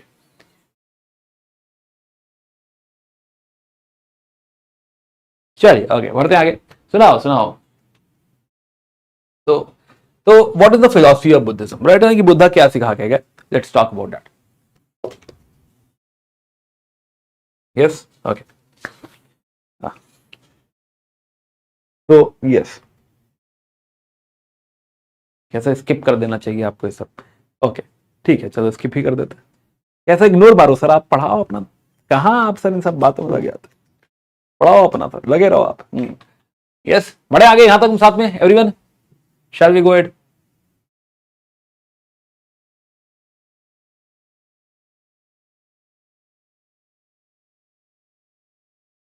ICSE students study this in 6th. Sir ये सब तुम छठी क्लास में पढ़ लिए थे, क्या ही पढ़ा रहे हो आप ये? या shall we? Art and culture I am not very sure, schedule में आ जाएगा, मे बी 1-2 हफ्ते में होना चाहिए, right? I am not very sure. मुझे I am aware about medieval India. Medieval India I will be taking on 12th. Right, art and culture is not allotted to me, तो I am not very sure कि हाँ when it is happening, but must be after that, must be after that. Yes yes, shall we go ahead? Okay, great. Okay, let's go ahead. So now, so the 4 noble truths. So Buddhism, philosophy of Buddhism. So Buddhism talks about first of all Tisarana. Right? Tisarana. Tisarana is कि in Buddhism there are 3 jewels, 3 ratna. Right? 3 basic things or the 3 most important things of Buddhism. One is Buddha himself. Second is Dhamma. Right? And third is Sangha. है ना? तो you must have heard Buddham Sharanam Gacchami, Sangham Sharanam Gacchami, Dhammam Sharanam Gacchami. So these are three very very important things of Buddhism. First of all, you have to go into Sharan of these three things. So that is called as Tri Sharana. है ना? Sharan of Tri Ratna. When you go to them, you will be told, है ना, कि once you go to Buddha will tell you that there are 4 noble truths. Chatvari are Satyani. So there are 4 noble truths. 4 noble truths is, first thing is Dukh. Right now, Dukh, we were discussing in the initial, in the initial time of the class, we were discussing ki, this negativity, right? And it is contagious. Ki, haan, if you discuss negative ideas, it will be like ki people will vibe about it. People will be like, ki, haan, I understand. I also have Dukh. So Dukh is that thing. है ना? तो why Buddhism is very very famous? Because in the very first element Buddha has said कि हाँ तुम दुखी हो. Everybody is like हाँ बुद्धा बहुत दुखी है. रटना कि हाँ बुद्धा so much दुख. रटना कि हाँ very very, है ना, कि हाँ life is suffering. Everybody is like so much suffering. Buddha, you are right, absolutely right. So everybody started to vibe at the first truth only. Yes, कि हाँ दुख life is suffering, है ना, life is suffering. Everybody agreed to it. So second thing Buddha said कि this how this suffering arises. This suffering arises from the desires. So he told the meaning as well, the reason as well, कि why you are dukhi, why you are having sorrow, because there is a desire. The second element is desire. Third element is nirvana. कि हाँ भाई this desire, this nirvana, this desire or this dukh can be ended. Right? कि हाँ there is a possibility, there is a solution, and you can be totally free from it. Yeah, because of this desire only, what is happening? Ki this, there is a transmigration of soul. You are caught in this world.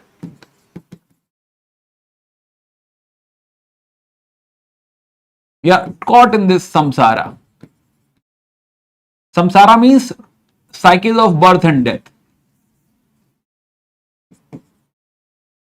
You are taking birth, you are dying, then you are taking birth again. That is samsara. So you are trapped in this because of the desire. Yes. Okay. So now fourth thing is Magga.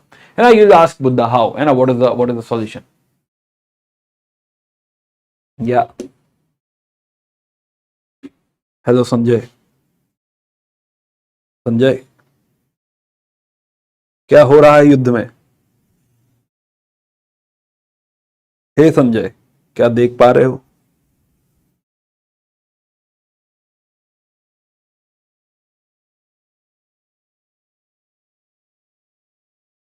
क्या अर्जुन ने प्रतिज्ञा चढ़ा दी है? Yeah. So now you will ask for the solution. The solution which they gave was कि what Buddhism gave, the solution. Solution is Magga, है ना, अष्टांगिका मार्ग. Yes, अष्टांगिका मार्ग. So what is अष्टांगिका मार्ग? So Buddhism tells कि हाँ there is a path, है ना, कि there is a 8-fold path. First is right view. You should have right vision, right drishti. Right view is about impermanence. This world is not at all permanent. A lot of time we assume that the world is permanent. So first is about samyak drishti. है ना कि हाँ world is not permanent. है ना कि it is about understanding कि हाँ there is impermanence in this world. Impermanence. Second, right intention. है ना कि your intention should be positive, your intention should be correct. It should not meant to harm anybody. Third is right speech. In fact, let's come to this. Yeah. So first of all, they want you to have this wisdom कि हाँ there is impermanence, as I told you, impermanence. Yeah, impermanence. Second is right intention. Right intention is ki there is no intention to harm anyone. It's a very positive intention. And then you need to work upon your conduct. Your speech should be correct. Your action is like, you need to refrain from killing living things. That means ahimsa. You need to follow ahimsa. Yes. Second, refrain from stealing. Do not steal anything. Refrain from unchastity. That means you should be loyal. Yeah, and you should be loyal to your partner. Then refrain from lying, and asatya, do not speak asatya. Then refrain from taking intoxicants as well.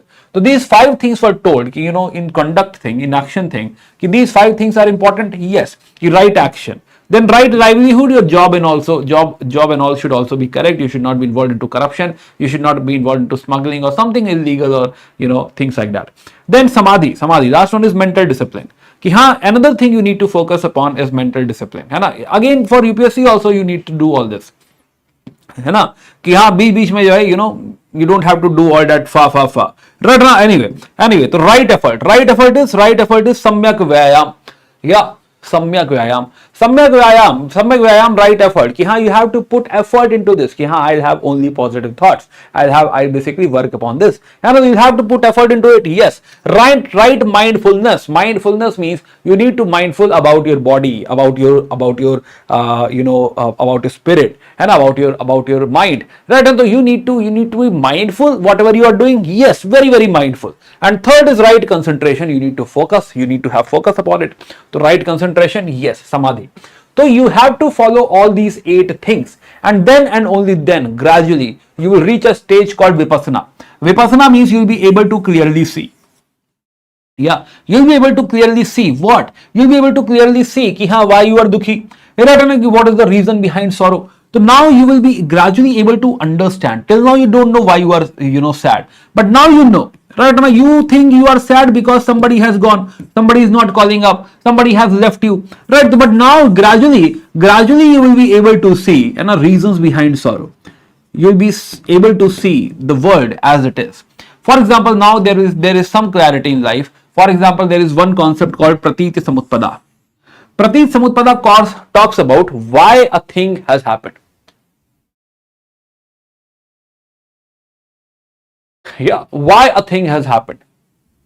Yes, if something has happened, what is the reason behind it? Now this tells us, this Pratiti Samutpada tells us that there is nothing like random thing. And if something has happened, you cannot say randomly it has happened. Yeah, also there is no direct causation. Direct causation means direct causation is like I said let's have a break and there was a break. Right, that is direct causation. A caused B. But in life, it does not work like that. And it is not the case. The break happened because I said so. That is the incomplete truth. That is not the right way to look at it. The break was there because there was n number of things. Break was there because there is marathon, because you all are preparing for UPSC, because at some point of time, there was a build up. A lot of people were saying even after 1 hour, we need a break. Some were saying after 2 hours we need a break. So gradually there was build up. At one point of time, yes, they are the reason. They are also one of the reason. Then at one point of time, I also felt this is time for lunch. We should have lunch. Another factor is lunch was ready. Right now, the wife had message yes, we can have lunch now. Right now, I know I can take a break now and I can swiftly go and have a lunch and come back. So there were n number of reasons. It is not like just because I said there is a break and it was a break. And it is not neither random nor it is direct causation. There are n number of things. There is a whole bhav chakra behind it. There is a whole process behind it. The processes are dependent upon each other. So this is called as dependent origination. And once we go such deep into this, and once we go such deep into why this sorrow has happened to me, right, and why I'm feeling whatever I'm feeling, gradually I'll be able to disintegrate. This is the first factor, this is the second factor, this is the third factor. If I take it out, I can take out the sorrow. So this Pratiti Samutpada will help me actually get out of sorrow. Yes. So one is Pratiti Samutpada. Second is Anicca. So So just now we have discussed that everything is, there is nothing random, there is no direct causation. Also, there is nothing called predetermined. There is nothing in life which is predetermined, right? It depends upon the processes and all. So yes, there is no predetermination, there is no direct causation, there is no randomness. It is all dependent origination. So now we understand that if it is so, it means if it is dependent upon process, that means that nothing is permanent, impermanence. This is called as anicca. So anicca. So Buddhism also preaches impermanence. Nothing in life is permanent. Yeah, nothing in life is permanent. Everything, the whole world is impermanent. Right now, I am there today, I will not be there, after some time. Or basically, the person who has entered into the class at 9 a.m. today is not the same at 3 p.m. now. Right? Reason may be that you have revised a lot of things, you got to know a lot of things. You are not the same person anymore. So even you are not permanent. Things have changed in the last 6 hours. So this world cannot be considered as permanent. Now the question arises, do we have a permanent soul? Right, है ना, Atma. So as per Buddhism, there is no permanent soul, there is no Atma, there is no such, self. So how it believes into not self. That is called as Anatta. So it believes into impermanence, and that is the reason it does not believe into permanent Atma, permanent soul. It believes into temporary soul. Temporary soul is fine. Temporary soul, changing soul, that is fine, but permanent soul is not there. And that is the reason if nothing is permanent, then you should not be attached to anything. Yeah. So if nothing is permanent,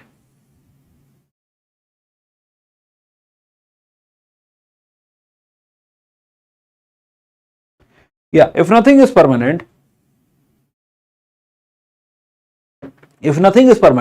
then we should not go for extreme, extreme asceticism or extreme hedonism. Right ना कि हाँ अय्याशी भी नहीं करनी है और जो है ऐसा फुल ऑन मस्ती भी नहीं करनी है. राइट ना कि बीच में थोड़ा अय्याशी थोड़ा मस्ती, सॉरी अय्याशी भी नहीं करनी, पूरी तरह से जो है संन्यास भी नहीं दे देना. राइट ना, तो हाँ, तो we don't have to become full ascetic और we don't have to become full full hedonist. तो we have to find a path in between. Yeah, Hannah, we have to find a path in between. We have to be like little fun, little focus. And that is how we have to take our life forward. So this is something, and these are the core thought processes of Buddhism, which basically comes from here itself, right? I mean, how you finally derive to this, and gradually you keep on practicing, keep on revising, keep on giving full length mock test, and eventually at some point of time you will get into nirvana. So you will get this nirvana state. Yes, this is a state where you get rid of all the desires. So there is no desire as such. The whole flame of desire has extinguished. Right? So now this is a state where you see the things exactly as they are. Right? So how the desires and all are gone. Yeah. So that is the stage of nirvana. So nirvana only and only means that now you have complete knowledge. You have a lot of knowledge. This is whole Gyan Marga. Yes.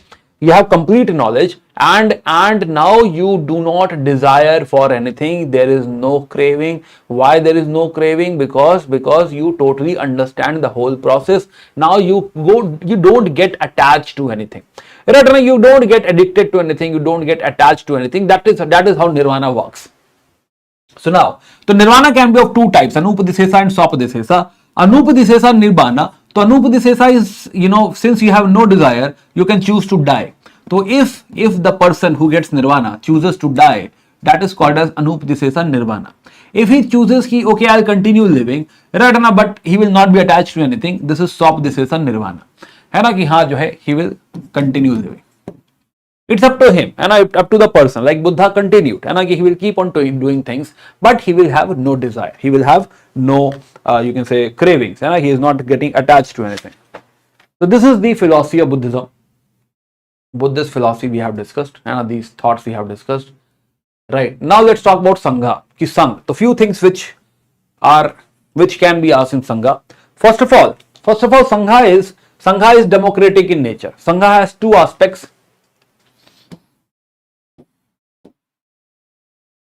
Sangha. The Buddhist Sangha, first of all, it is open for all, anybody can join. but terms and conditions applied. Terms and conditions, what are the terms and conditions? Terms and conditions, you should not be a slave, you should not be a soldier, you should not be a debtor. If this is the case, go and take permission. Write an affidavit, and get an affidavit. So slaves, soldiers and debtors, they should not be allowed? Yes. Women are allowed, but there is some additional rules given to them. And the woman is allowed. Now another thing is, you can join it as a normal follower, as a upasak. Upasaka and upasika. Yeah. And lay followers, male and female. And you don't have to do a lot of things. You are not a monk. You are still living a family life. Upasaka and upasika, normal. So anybody, if you want to today join Buddhism Sangha, yes, you can. You are follower, and a simple follower, lay followers. So these are the lay followers. But then there are serious ones.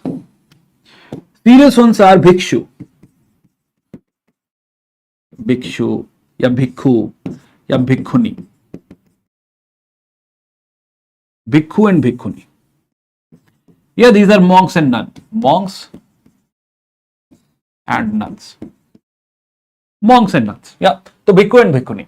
Now, if you want to get converted to, or if you want to, go ahead and become a monk, and if you wish to do so, in that case, there is a ceremony. This ceremony is called as, if you start this process, this ceremony is called as pabajja. Pabajja or pavajja, where you become parivarajika. Your head will be shaved, parivarajika, rajika. You have to follow that ashtangika marg and all the 5 actions, right? And you will be given a mentor, you will be given a robe and all, and then you have to become a monk. You'll have to become a wanderer. So parivrajika is technically a wanderer who has left home, who is begging for alms, right? And then after practicing, if you keep on practicing under a mentor, right? And now finally at one point you will be ordained. That is again a ceremony called as upasampada. Upasampada. Yeah. So we are discussing what is parivrajika or pabajja ceremony, and what is upasampada. Now again another thing is that these bhikkhu bhikkhuni in the sangha. So first of all, everything over here has to be, if they has to decide something, it will be democratically done. That is one thing. And sangha is democratic in nature. Second, they might make mistakes. They are still monks and nuns. They are still practicing. They are still, figuring out. So they can make mistake, and that is the reason they have to confess. By chance, if you made mistake, then in that case, if you want to come out of that mistake, if you want to repent it, then in that case you have to confess. Confess. Now confession is either annual confession or fortnightly confession. So there is one ceremony which is conducted fortnightly, every 15 days, where you can go and confess that I made a mistake, I ate chola bhatura, I ate something, or I did something which is wrong, not allowed as per Sangha. So then you can confess. So this every 15 day, this confession ceremony is called as uposatha. And this annual ceremony which is conducted after rainy season, because in rainy season they stay there only in a monastery. So this annual purification thing, this is done on the full moon day on the 11th lunar month. This is Pavarana. Yeah, Uposatha is done on full moon or new moon, right? So Amavas or something, whatever it is called. So yes, so Pavarana and Uposatha are related to confession. So this is Sangha. Something like this can be asked. Now let's talk about the councils, Buddhist councils. Buddhist councils. So now, as we have discussed,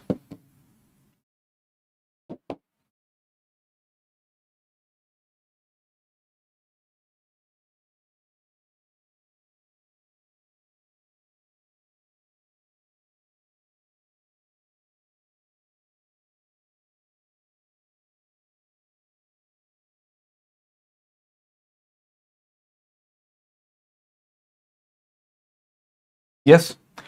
So now, around 483 BC, after death of Buddha, Mahaparinirvana, we discussed that Ajatashatru was the one who decided to have a meeting. Right now, he had called for this meeting. So he called everybody to the capital Rajgir. So there is a cave, Saptaparani cave, and they decided to have a meeting over there. So he selected the head as Mahakashya. So So Mahakashyap was the head of this whole meeting, and then they started to discuss. There were two groups formed. One group was led by Anand. Anand is actually cousin of Buddha, and he is the one who was always with Buddha. So he was totally aware of all the sermons given by, all the teachings given by Buddha. So he was the one who was made to compile Sutta Pitaka. Sutta Pitaka is about teachings of Buddha. Yeah, by the way, this is all oral in nature. They were not written. Right now, as far as we understand, it is all oral. Later on, it was written down. So Sutta Pitaka. So Sutta Pitaka has Digha Nikaya, Madhyama Nikaya, Samutta Nikaya, Anguttara Nikaya, Khuddaka Nikaya. It is on the basis of the length and genre of the teaching, they are segregated. So there are total 5 books. Khuddaka Nikaya is like collection, right? And there are more books inside it. So there are 15 more books into Khuddaka Nikaya. All the Jatak stories, right? The life of Buddha, previous births of Buddha. It is in Jataka, Jati, birth. Then Dhamma Pada is sayings of Buddha in the poem form. Then Buddha Vamsa, that is dynasty of Buddha. Right? That is biography of Buddha or hagiography. Thera Gatha is biography of monks. Theri Gatha, so Thera Theri. So Thera means monk, Theri means nun. So it is story of monks, story of nuns. So such books were comes under Sutta Pitaka. Then Vinaya Pitaka. Vinaya Pitaka is headed by, or basically this whole group is headed by Upali. So Upali Vinaya Pitaka is about rules and regulations. Vinaya means rules. So here we have Sutta Vibhanga. Yeah. The first part, important part is Sutta Vibhanga. It has Pati Mokha. Pati Mokha is about ki, all the rules and regulations are written. Thing to note over here is ki Mahavibhanga. So Mahavibhanga talks about monks, rules for monks. So it is lesser. Bhikkhuni Vibhanga is about rules for nuns, which is higher, 311. Yeah, rest is fine, and the rest is, there is one more part, Khandaka, right? It is Mahavagga, Chulvagga, right? You have heard it, that is good enough, right? Don't mug it up. So Vinaya Pitaka, this was the first council. Now what happened? Ki here Ajatashatru was able to control it. Ajatashatru was like, I decide, this is the philosophy, this is the thought process, this is the rules and regulation, these are the teachings, and also it is all sorted. But after 100 years, the king is called Ashoka in the same region. And again the thought processes, there are few, or you can say a new thought process is being born or being practiced, which is very liberal in nature. Buddhism seems to be, at this point of time, it seems to be about a personal pursuit. You have to be a monk, you have to be bhikshu, and the life of bhikshu is also not very, very easy. So at what happened after 100 years? After 100 years, again, some people are saying ki, let's have a liberal thought process. What if normally a bhikkhu is allowed to have a food once in a day? Right? Go for alms, get alms, and then end it. Right? Do not eat again. But some of them were like, why not? And why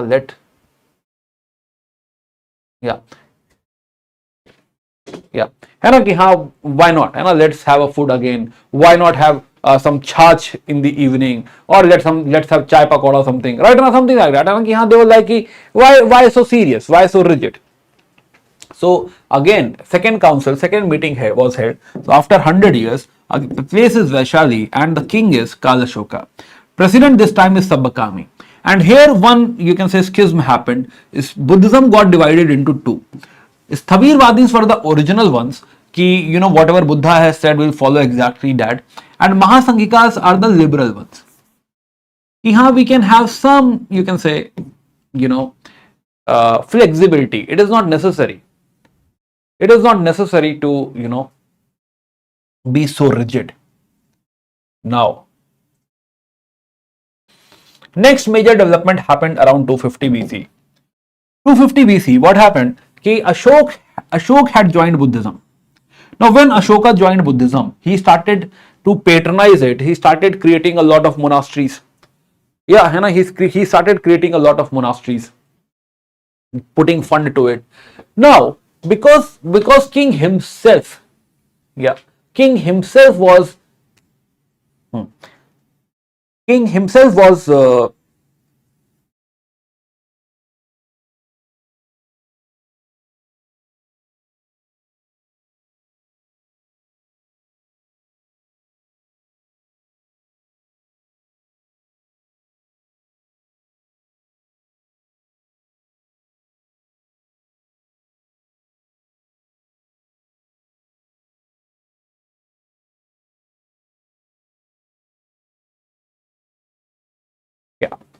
So because Ashok himself was putting a lot of fund into it, so Buddhism became very lucrative. Now everybody wants to have membership of these monasteries. Yes, everybody wanted to have the membership of these monasteries. So even if you are not a Buddhist monk, people try to get into the monasteries. Right? They'll make farji, you can say duplicate the identity cards or something, whatever which was prevalent at that point of time. So they will have these duplicate cards, and now they are entering into monasteries and making fun of the real monks. So Buddhist monks were very much, you can say, pestered by these new monks, the heretical monks, and now they were very much worried what to do about this. So they requested. So there was Mogali Potapissa. Mogali Potapissa. So Mogali Potapissa,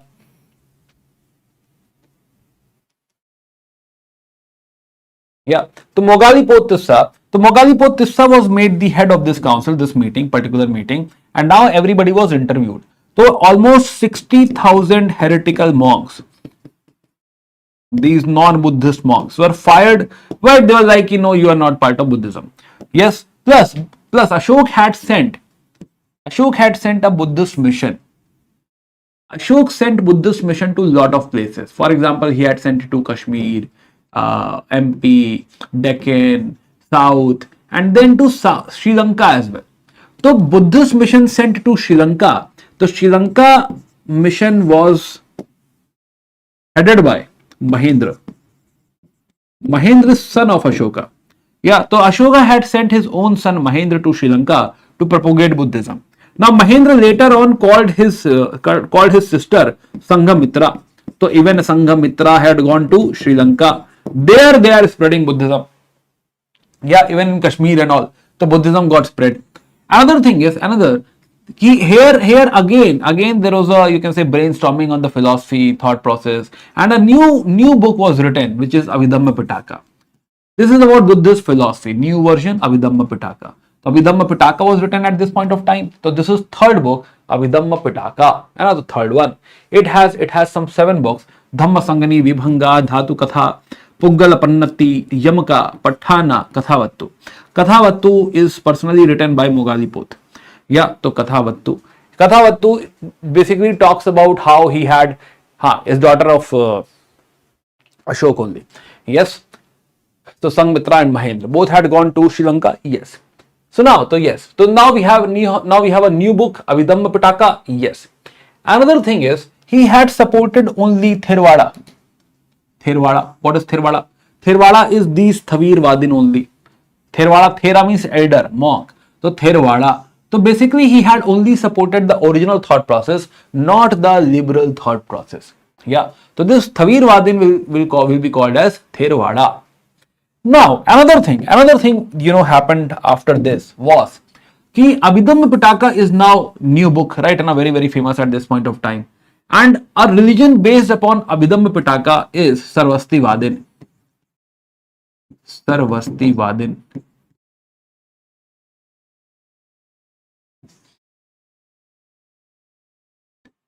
Sarvastivadin.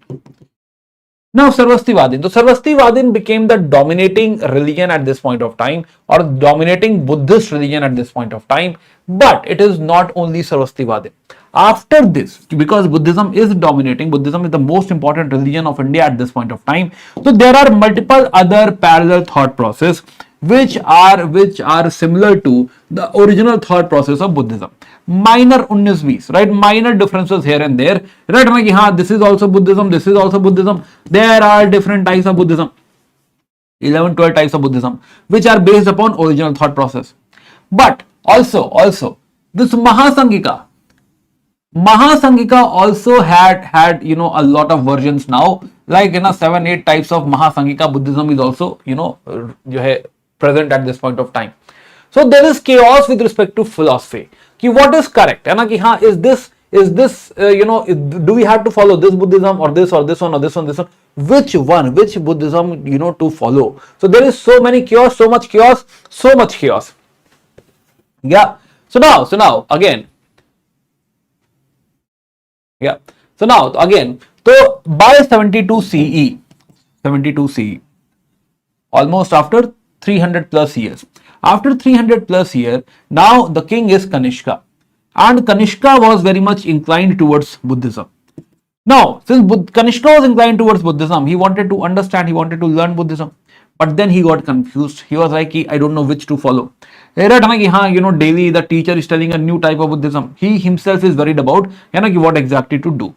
So at that point of time, there was a senior monk called Parshva.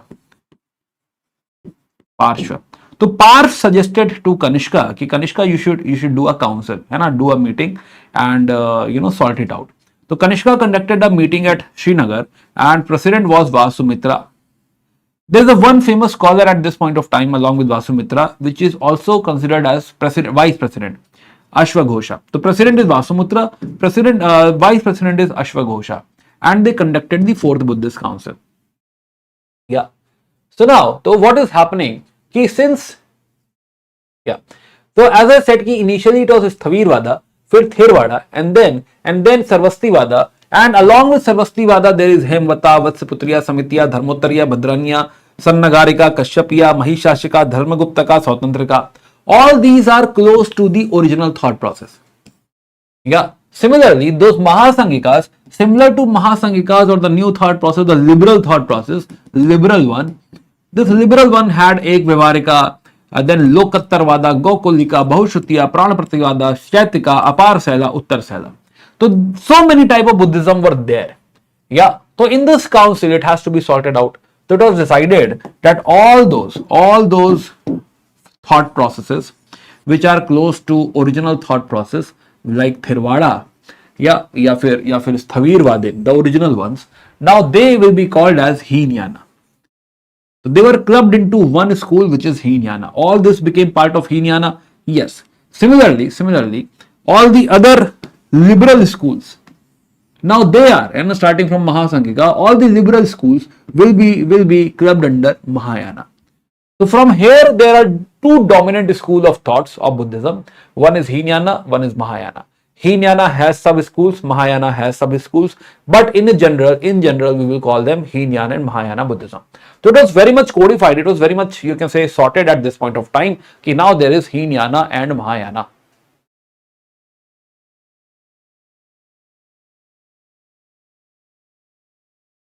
Yes. Now, what is the difference between Hinayana and Mahayana? We'll come back to it. So, again, Nalanda. Later on, next major development in Buddhism is Buddhism got supported from Gupta Dynasty. Not much, but still, minor support was there in Guptas as well. And Nalanda was created around 450 CE. Yeah. Last support to Buddhism came under Palas, 8th to 11th century, when Palas in Bengal and Bihar created a lot of monasteries like Vikramshila, Udantapuri, Sompura, Jagaddala. Yeah, first of all, let me know, do we understand this much?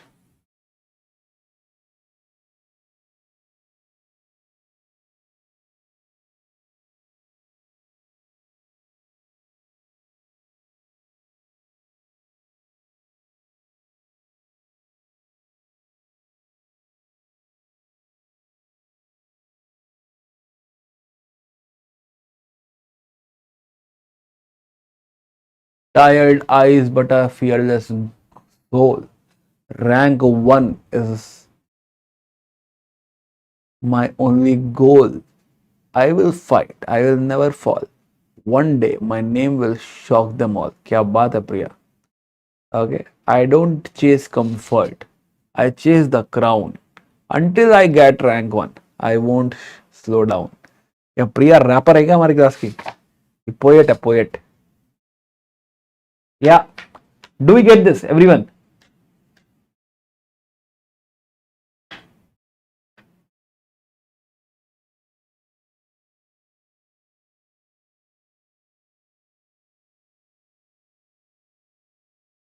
Yes.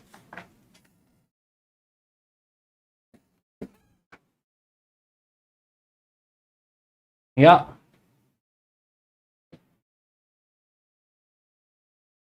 Okay. So now, councils we have seen, Mahasanghika and Sthavirvada we have seen. Now, what is the difference between both of them, Hinayana and Mahayana? So yes, let's understand this part. Now, what is Hinayana? Hinayana. Hinayana is the original thought process where Buddha himself, Buddha is a guru, is a teacher who has given a thought process, a philosophy where you are supposed to work hard. You are supposed to go for personal pursuit, work very, very hard and get selected, get nirvana, sorry, है ना, get nirvana. Yes, है ना, that is the whole intent of Hinayana. Basic teaching, this was the basic teaching. Here the language is the language of the people, generally Pali. Here local language will be more important over here. Ashoka had sent this mission to South, जो है Sri Lanka. So important areas are Sri Lanka and Southeast Asia. Yes, basic, this is Hinayana. Now you can have multiple variation from this, but this is it, right? Hinayana is only this much. But Mahayana, so Mahayana is Maha. Achha, one more thing. Why it is Hin?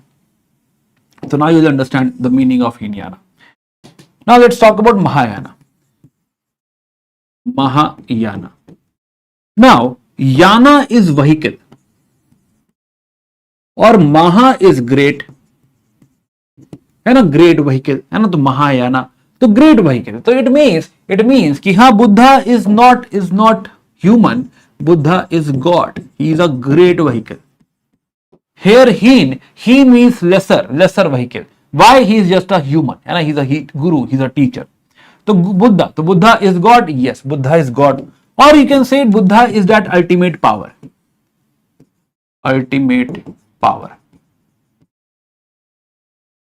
Yeah. Then that ultimate power can do anything.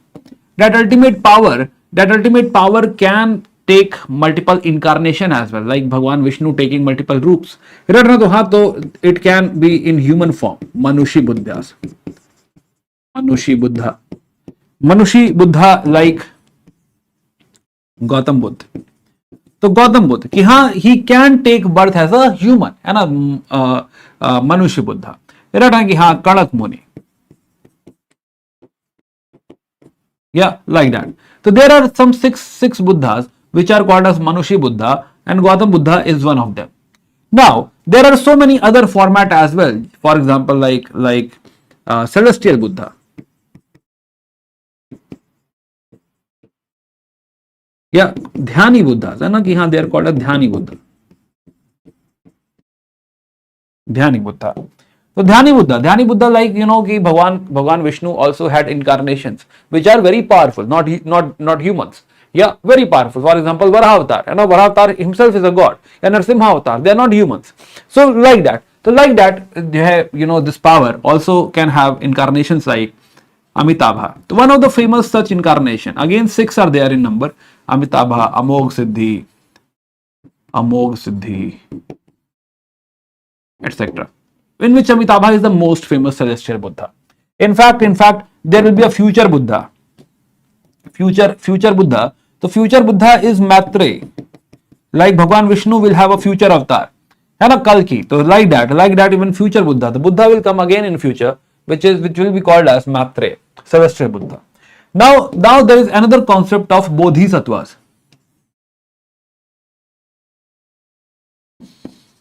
Now Bodhisattvas is like minor gods. Yeah, है ना, Bodhisattvas. The Bodhisattvas are the one who are trying to achieve nirvana, whose target is nirvana, but they are in the path. Yeah, they are in the path. They are going to achieve nirvana. Yeah, but they have immediately not got nirvana. In fact, they are slowly going, you know, ahead towards nirvana. And meanwhile, they are serving the world. Yeah, meanwhile they are serving the world. So they are called as Bodhisattvas. Yes. So Bodhisattvas. So Amitabha I told you. Maitreya I told you कि हाँ, future Buddha. Similarly, Samantabhadra is जो है also considered as a जो है important Buddha. Then Bodhisattvas we are talking about Manjushri, Avalokiteshwar, Vajrapani. So Manjushri, like we have Brahma, Vishnu, Mahesh. Like that, Manjushri is similar to Brahmaji. है ना, somebody who is related to wisdom. Yeah. Avalokiteshwar or Padmapani is somebody who has a lotus in his hand. So he is known for compassion. है ना, और Lokeshwar like Bhagwan Vishnu, है ना, known for serving the world or basically preserving the world. तो Avalokiteshwara. And third is Vajrapani. Vajrapani is like Shiv, है ना, कि हाँ, you know, like Neelkantha, blue in color. So he is also blue in color, right? And very fearful. So Vajrapani is known for his fierceness. Avalokiteshwar, Padmapani or Lokeshwar is known for compassion.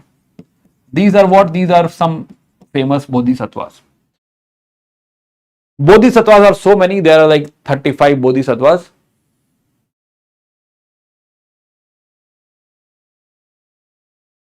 Yes, okay. Now the third Buddhism which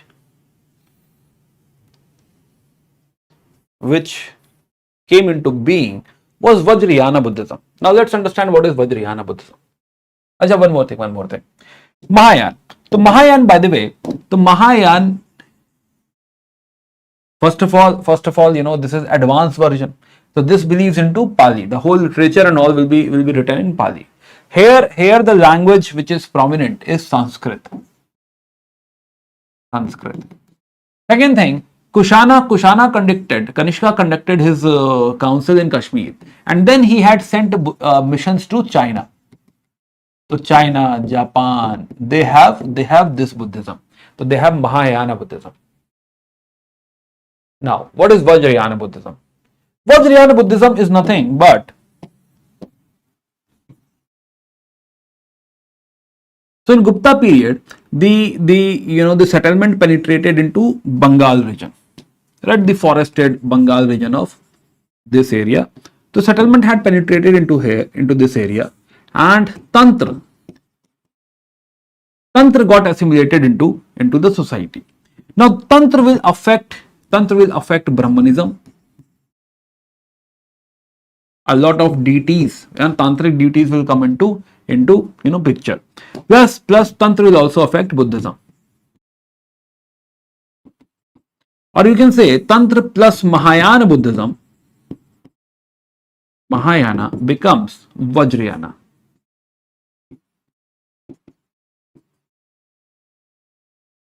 Yeah. So Tantra plus Mahayana becomes Vajrayana. So difference is ki now Vajrayana also believes into the yantra, mantra, tantra. And like we have seen in Atharvaveda. Atharvaveda was talking about spells, magic, charms, ki haan, something you can do it very quickly. So haan, to something, you know, here also, if you quickly want to solve anything, quickly if you want to get into salvation and all, yes, you can. Yeah, so this is quick solution. Yes. Here the language is Sandhya Bhasha. This is Sanskrit plus Tantric Bhasha. It is called as twilight language or Sandhya Bhasha.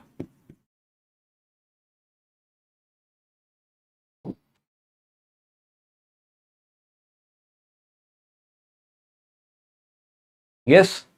Now, this was later patronized by Palas. So this area was later on ruled by Palas around 8th to 11th century. And they are the one who established one monastery over here, which is called as Vikramshila. And one mission was sent from Vikramshila to Tibet. So Tibet has Vajrayana Buddhism. Now, another element of Vajrayana is that Vajrayana also has Guru in it. Guru. Yeah, because this is very quick thing, right? And it needs some expert. So that expert will train you. Yes. Guru in Tibet is called as Lama. And head is called Dalai Lama.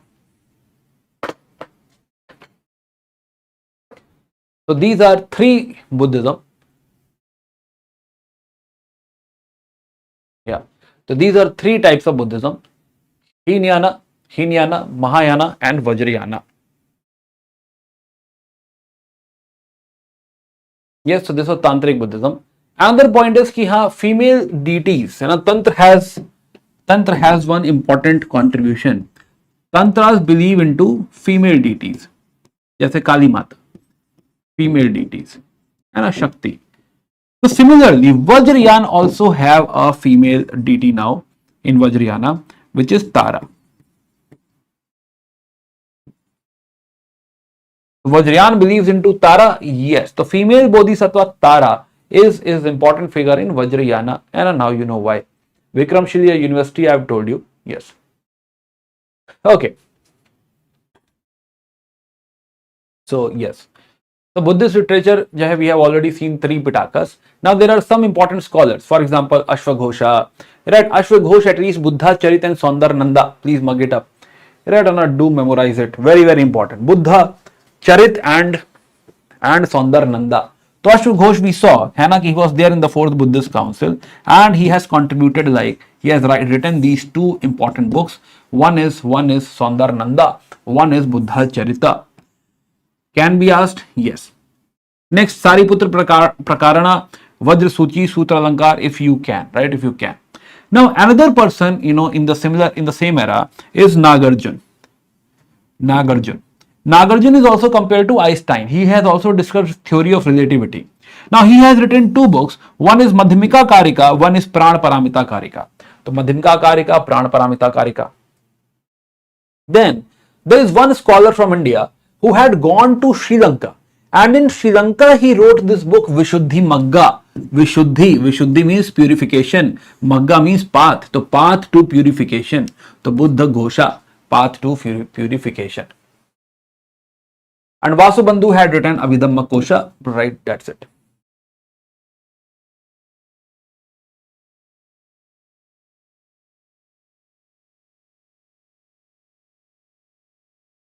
Yes. Okay. Now again, UPSC had previously asked about monasteries. What are the major monasteries, important monasteries? So Vikramshila we were discussing. One Vallabhi is there in Gujarat, and Nalanda we have already seen. But now again Nalanda establishment we will talk about. But Tawang Monastery in Arunachal, Rumtik in Sikkim, Hemis Thikse Alchi in Ladakh, Ratna Tabo is Himachal, Spiti Valley, Fuktal is Ladakh again, Nan Rolling is Karnataka, Min Rolling is Uttarakhand. And now, ye locations and all, at least please keep it in mind. Ratna can be asked again. Some such easy questions should not be left. Yeah. Another thing is relics of Ratnagiri. Recently, Ratnagiri, we did some excavation and we found a 1.5 meter head of Buddha. Right, so again Ratnagiri is in news, and there are three places in Orissa. By the way, this place also has these votive stupa. Votive stupa is like a lot of you go to, let's say, a temple, and there you put a lock. Right, I came here, this is my wish or something. A lot of time you present some, let's say, you tie a chunni at some branch or something. So it is something like that. And you came to this place and you have presented this votive stupa, right? And a stupa made by you or you bought from the shop and given to this place. And this is something from my side. So such is called as votive stupa. So yeah. So Diamond Triangle of Odisha is famous right now. Right now it is in tentative list for UNESCO World Heritage Tract. So right now it is in discussion. So Ratnagiri, Udayagiri and Lalitgiri. So you can remember it like Lur, L-U-R. So Lur is the Diamond Triangle.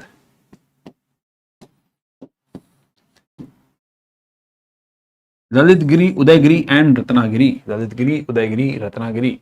These are diamond triangles of Odisha. Odisha has these three places related to Buddhism.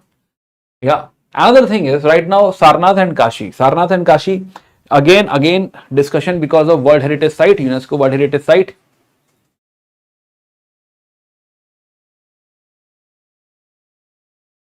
Yes. Yeah. UNESCO World Heritage Site. So yes. So right now India has officially nominated the Sarnath for the UNESCO World Heritage Site. So this Kashi and Sarnath becomes important. Yes. So Sarnath is also called as Rishi Patana, Ishi Patana, Mrig Dawa, because there is a deer park over there. Yeah. The word is coming from Saranganatha, right? Lord of the deer. So Sarnath has this Dhamek Stupa. So there are two stupas. One is Dhamek Stupa, where Buddha has given his first sermon, Dharma Chakra Parivartana. So yes, so Dhamek Stupa. Another one very close to it, and in the same compound is Dharmarajika. Here only Ashoka had erected his pillar. Right, Ashoka pillar, this national emblem, is also in the same place, Sarnath. So Sarnath has these two stupa. Sarnath has a third stupa. You know, if you walk out from here and you go this side, there is one more stupa called Chaukhandi stupa. This is the place where Buddha had met his friends again. Yeah, you know, all 4-5 friends they had met. So this is Chaukhandi stupa. This tower was made by Akbar. Some modification was done by Govardhan, son of Todarmal. Can be asked somewhere? Yes, Chaukhandi. So all three, Chaukhandi, Dharamrajika and Dhamek, all three are at the same place, Sarnath. Right, close to each other, very, very close to each other. Dhuli Kutta Stupa, again, you can read about this. This is Telangana, Peddapalli district. So this was in news because of the postal department. They had issued some postcards, but again, thoda purana hai, 2023. So we can skip this one. So yeah, so are we all aligned till this part, everyone? Yes.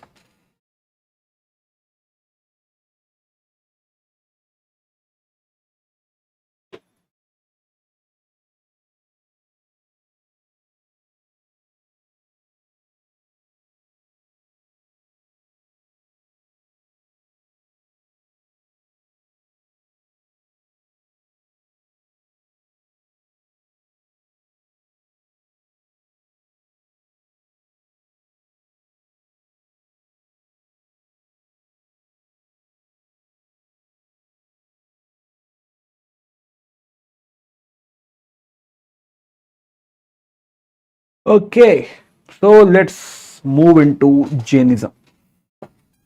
Jainism again, same reason, we have already discussed the reason. So let's understand what is happening in Jainism.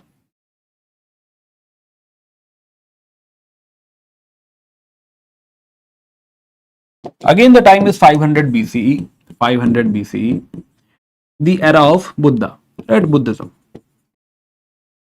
So Siddharth was associated with Buddhism. Similarly, here we have Vardhaman associated with Jainism, and a founder of Jainism. So we asked Vardhaman, you know, how did you find Jainism? What is the philosophy of Jainism? Please Gurudev tell us. So Vardhaman told us, Vardhaman Mahavir. So Bhagwan Vardhaman Mahavir told us, first of all, you know, call me Tirthankar. I am Tirthankar. Yeah, Tirthankar. And second of all, I'm not the first Tirthankar, I'm the 24th one. So there are 24 guru, teachers or Tirthankaras. Vardhaman Mahavir is the 24th Tirthankar. Yeah, first one is Rishabhnatha. Yeah. So there are 24 Tirthankars. Yes, there are 24 Tirthankars. Yeah, now let's get back to this list. So yes, so Rishabhnatha is the first Tirthankara. He is also called as Adinath because he is the first one. His symbol you see is also bull. Plus his birthplace is Ayodhya. Yeah, and he is the king of or the founder of Ishwaku dynasty, the dynasty of Shri Ram. Right, तो भगवान राम का जो है वंश है ये Ikshvaku dynasty. Plus he has one son Bharat and another one Gomateshwar or Bahubali. So Bharat and Bahubali are two sons of Rishabhnatha. So he was basically a king, right? And he also comes from a royal background, same as Bhagwan Buddha, and Gautam Buddha. So now, so his birthplace is Ayodhya, and at Puri Matala he got Nirvana. But in Jainism you don't call it Nirvana, you call it Kaivalya. So he got Kaivalya at Puri Matala. It is close to Rajgir, and it is close to Rajgir. And then finally, it is close to Allahabad, not Rajgir, Allahabad. And then finally he got liberated at Mount Kailasha, Ashtapad. So Ashtapad mountain. So Kailasha. So you'll find a lot of things are associated with Hindu religion also. है ना कि इक्ष्वाकु वंश और भगवान राम और भरत और basically Ayodhya plus Mount Kailash is important for Hindus. So we realize कि Rishabhnath is, you can say, an intersecting point between Hinduism and Jainism. Then another thing is Ajitnath. Ajitnath, you see, so from here Sammet Shikhar becoming important. So Kaivalya is also Sammet Shikhar, liberation is also Sammet Shikhar. So one of the important, very, very important center is Sammet Shikharji. This is in Jharkhand. Now we don't have to study everyone, right? Because our intent is history, UPSC, not Jainism. So with all due respect to the religion, for us, first and second at max you can see. Then you can focus on 19th one, which is Mallinatha. Then 23rd Parshnath, है ना? So another major focus is Parshnath because he is immediate before Vardhaman Mahavir. Yeah, so snake. So his symbol is snake. He is from Kashi. He was from Ayodhya. Then Sammed Shikharji, yes, Sammed Shikharji, Sammed Shikharji, Sammed Shikharji. आसान है. Right. Similarly, Mahavir, Vardhaman Mahavir. Yeah. So Vardhaman Mahavir. So let me tell you about Vardhaman Mahavir. So we have seen Rishabhnath. 23rd is Parshnath, Parshva, and Vardhaman Mahavir. So again, Sammed Shikharji was also in news for a very long time, right? I mean, for very, very long time, Sammed Shikharji is in news. So can be asked someday? Yes. UPSC has not asked till now, but it is in discussion from last 2-3 years. Now, this is story. Yeah. Now, this story is of this area, right? Vriji. Yeah, Vriji, Vaishali. Vaishali is the capital, and this Mahajanapada is called as Vriji. Here there are some 8 clans, and one of them is Natrika. Yeah, Natrika. So this is the story of this Natrika clan. The Natrika clan had a king, and their capital is Vaishali. And Natrika clan had a king called Siddhartha, and his wife is Trishala. Trishala belongs to Lichavi family. Lichavi is also at Vaji only, and their capital is also Vaishali only. So this is a confederacy. They are living together. So Chetak is the brother of Trishala. Yes. So their son is Vardhaman Mahavir. Now similar to Buddha's story, he was also married to Yashodhara. He was also married, and he also had a household life. He also has a kid, and her daughter is Ananya, and who was married to Jamali. Yes, at the age of 30, he also felt what he's doing in life, he need to do something, and he had done renunciation. He left all his kingdom and everything. He came out and started roaming, started finding knowledge, and he did this for 42 years. After at 42 years, he has also left his clothes, discarded his clothes. So he's the one who started to preach nudity. Even you need to discard your clothes. If you really want to get the knowledge, discard your clothes. So at the age of 42, at the river Riju Palika in Jimbhik Grama, Bihar, what he got Kaivalya. And here, after Kaivalya, he is called a Jin, somebody who has won his Indriya, right? And a Jinendra, so somebody who basically won over Indriya, so Jinendra or Jin, right? And then followers will be called a Jain. Then Naya Putta means Natrika Putra. Muni, Samana, Bhagwan, Nirgranth means free from all the bonds, free from all the letters. So now he has got Kaivalya. He will also do the same thing, travel and preaching in the same area, supported by similar kings. Even Bimbisara will support him. Why Bimbisara will support him? Let me tell you. Chetak's daughter, Chillana, is wife of Bimbisara. So Bimbisara supported Buddhism, Jainism both. So yeah, so in Magadha, Koshala, Mithila, Champa, in the same core area, he has preached Jainism, yes. And then at the age of almost 80 somewhere, yeah, almost 80. So 468 BCE, he became Siddha. He left his life at Pavapuri, again near Rajgir. Same story, or you can say very, very similar story, right? There we call it Nirvana, here we call it Kaivalya, right? Now what is the difference between Kaivalya and Nirvana? Let us try understand that. Yes. So now what is Jain philosophy?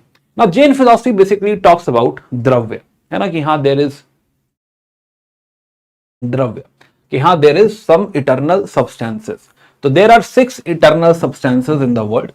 One is Jeev, Jeev is soul, and one is Ajeev. Now, first of all, let's talk about Ajeev. Ajeev has Pudgal. Pudgal means matter or states of matter. Now, matter can be solid, liquid, gas, right? And all these things can be there. But other than that, matter can also be, yeah. Are we ready for the philosophy, everyone? Yeah, shall we go ahead? Life of Vardhaman Mahavir we have seen. Now let's talk about philosophy.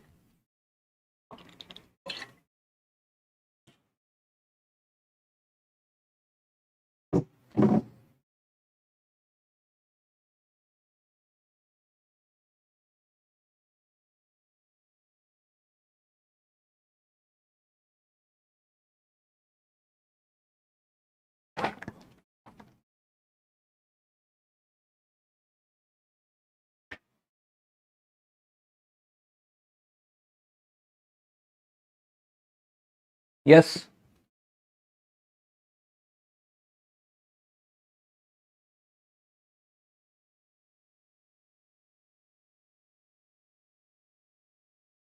Okay boss, स्वागत है आपका.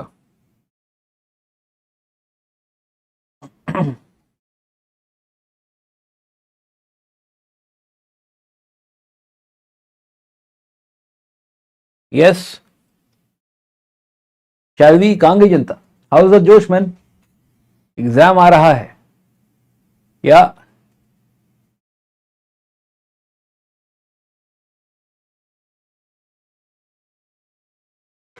Are you ready for this philosophy?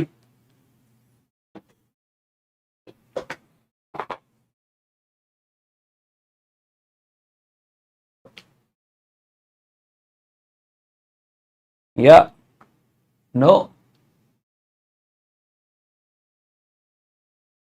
Deepinder Singh, Ishika, Tanishka, Simran, क्या थक गए? अभी तो time बाकी है, अभी तो दूर जाना, अभी तो सिलेबस भी बाकी है, अभी तो पार्ट 2 ही चल रहा है, तीसरा अध्याय चालू करना है अभी.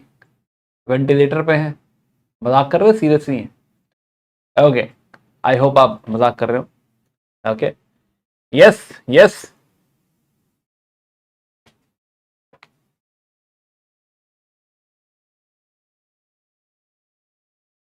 या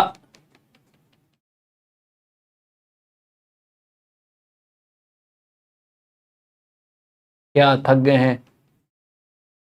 10 घंटे और पढ़ सकते हैं. Boss P, okay. Prabhat, Prabhat, okay. Somu, Ashish, okay. You are welcome Ashish. थोड़ा और जोश लाओ यार क्लास में. ठीक है, अच्छी बात है, बातें मत करो, जो है डिस्टर्बेंस मत करो, दैट इज गुड. बट एकदम सन्नाटा थोड़ा अच्छा नहीं लगता. कुछ इसी से रिलेटेड कमेंट करते रहा करो कि हाँ, वो लिखते भी रहोगे इसी बहाने, या है ना. इट फील्स लाइक कि सब चले गए, सब गायब हो गए. क्या ऐसा हो गया है? यस. अच्छा, already completed the last marathon. क्या बात है, very good, very good. Yes, ready, बढ़े आगे.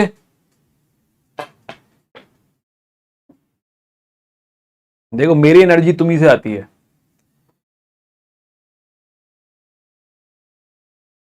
If that energy is there, तो मुझे टाइम का पता नहीं चलता है ना, कि हाँ 8 हो गए हैं, 10 हो गए हैं, क्या है. बट अगर वो एनर्जी मिसिंग है तो मुझे 2-2 मिनट भारी पड़ते हैं. फिर मुझे लगता है क्यों ही कर रहे हैं. फिर मुझे ऐसी फीलिंग आती, कर क्यों रहे हैं, जरूरत ही क्या है. नहीं है ना, तो थोड़ा सा जो है, या दोनों हाथ उठा के ऐसा बोलो, जय बुद्धिज्म, ऐसा करके बोलो. चलो बढ़े आगे.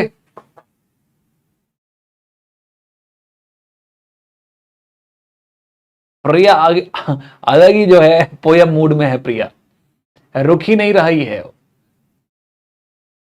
अ good teacher lights the way and turns our night into a day. Wow, with every word you make us rise, a true guide in every student's eyes. बहुत बढ़िया भाई, है ना, एकदम कवि हमारे बीच में एक.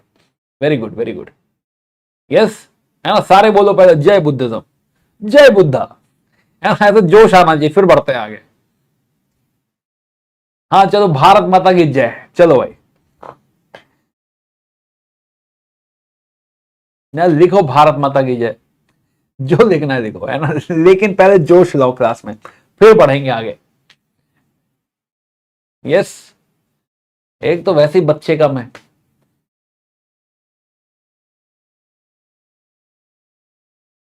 या बहुत सीरियस बैच होता है क्या ये? इंग्लिश चैनल में तो पहली बार ले रहा हूं मैं शायद ये लाइव क्लास। लाइव नहीं दिया, रिकॉर्डेड डाले हैं सेशंस। या बुद्धा शरणम गच्छामि। ओके,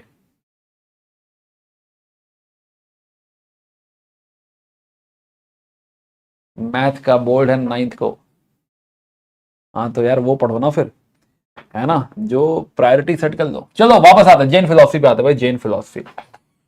या चलो भाई बढ़ते हैं आगे, जैन फिलोसफी। तो पुद्गल, तो pudgala is what? Pudgala is matter. Matter, matter, है ना। तो अब मैटर में सॉलिड लिक्विड गैस है, सारी बातें ठीक है, बट जैनिज्म ने कहा ये तो कोई बता देगा, तो फिजिक्स वाले सर बता देंगे।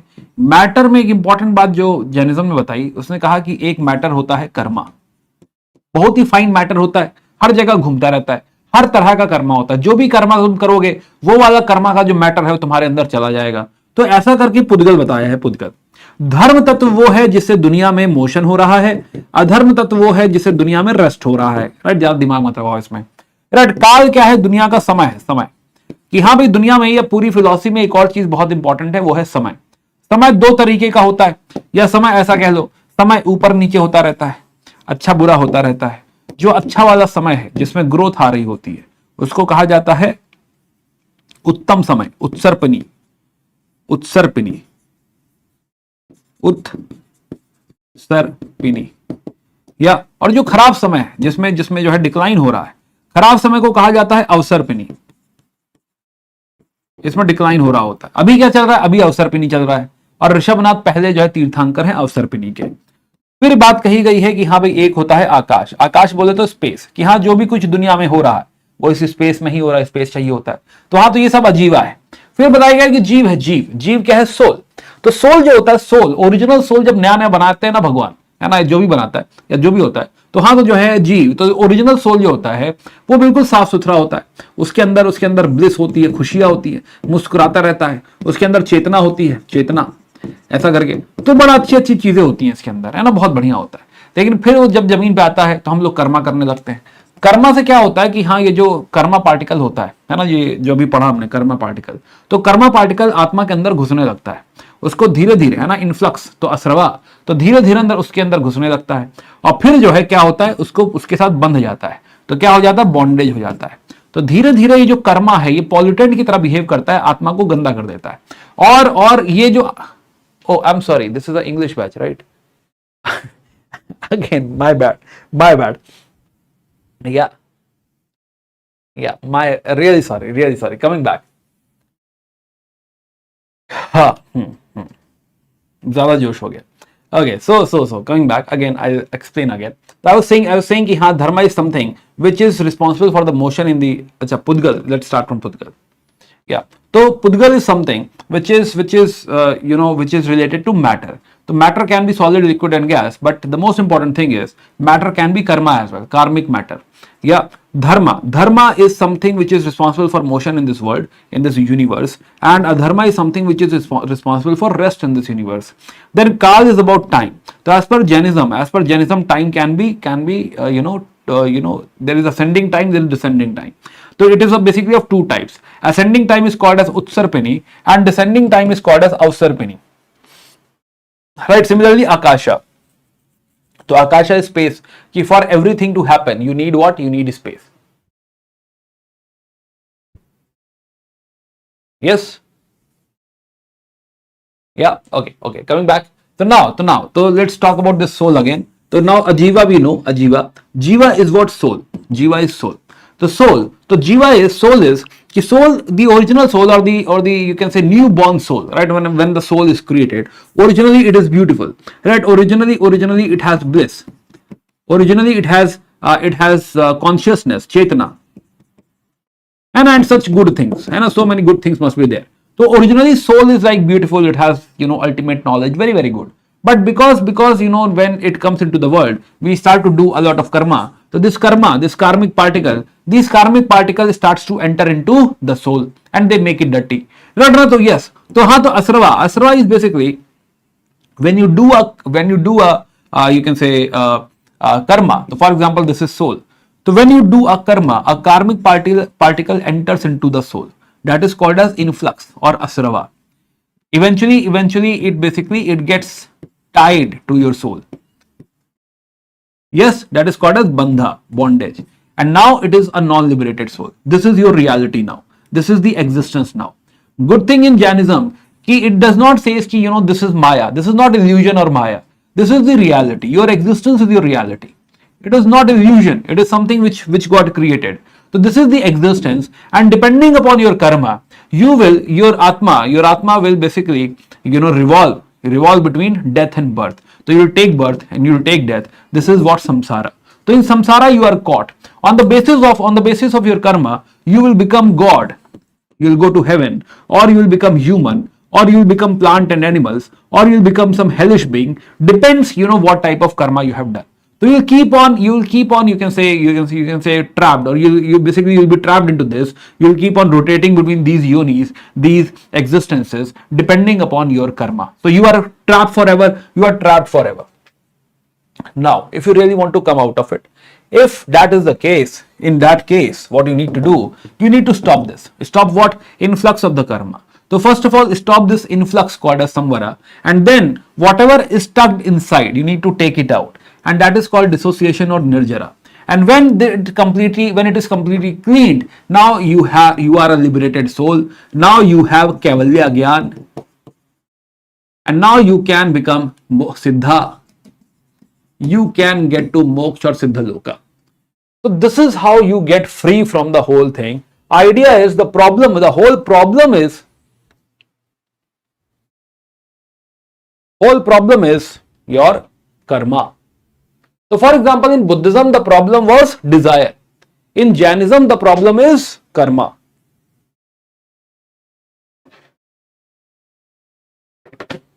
Now how it works? It works like you see, Jainism also had 3 ratna, like Buddhism had 3 ratna. We had gone into Sharan of 3 ratna.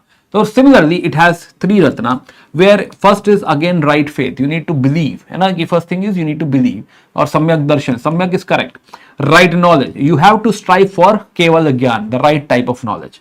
And then here also we have right conduct. Right conduct means you have to go for, you will not do any violence, no stealing, no lies, you don't have to hold anything, aparigraha. So ahimsa, asteya, satya, aparigraha and brahmacharya, celibacy. You will have to stick to these principles. If you do it very rigidly, we will call it mahavrat. If you do it lightly, we will call anuvrata. Right? So you can read a subject very seriously, then it is mahavrat. Or you can lightly read it, then it is anuvrat. So something like that. If you do this very seriously, no mistakes, nothing, then it is mahavrat. But if you do it lightly, then it is anuvrat.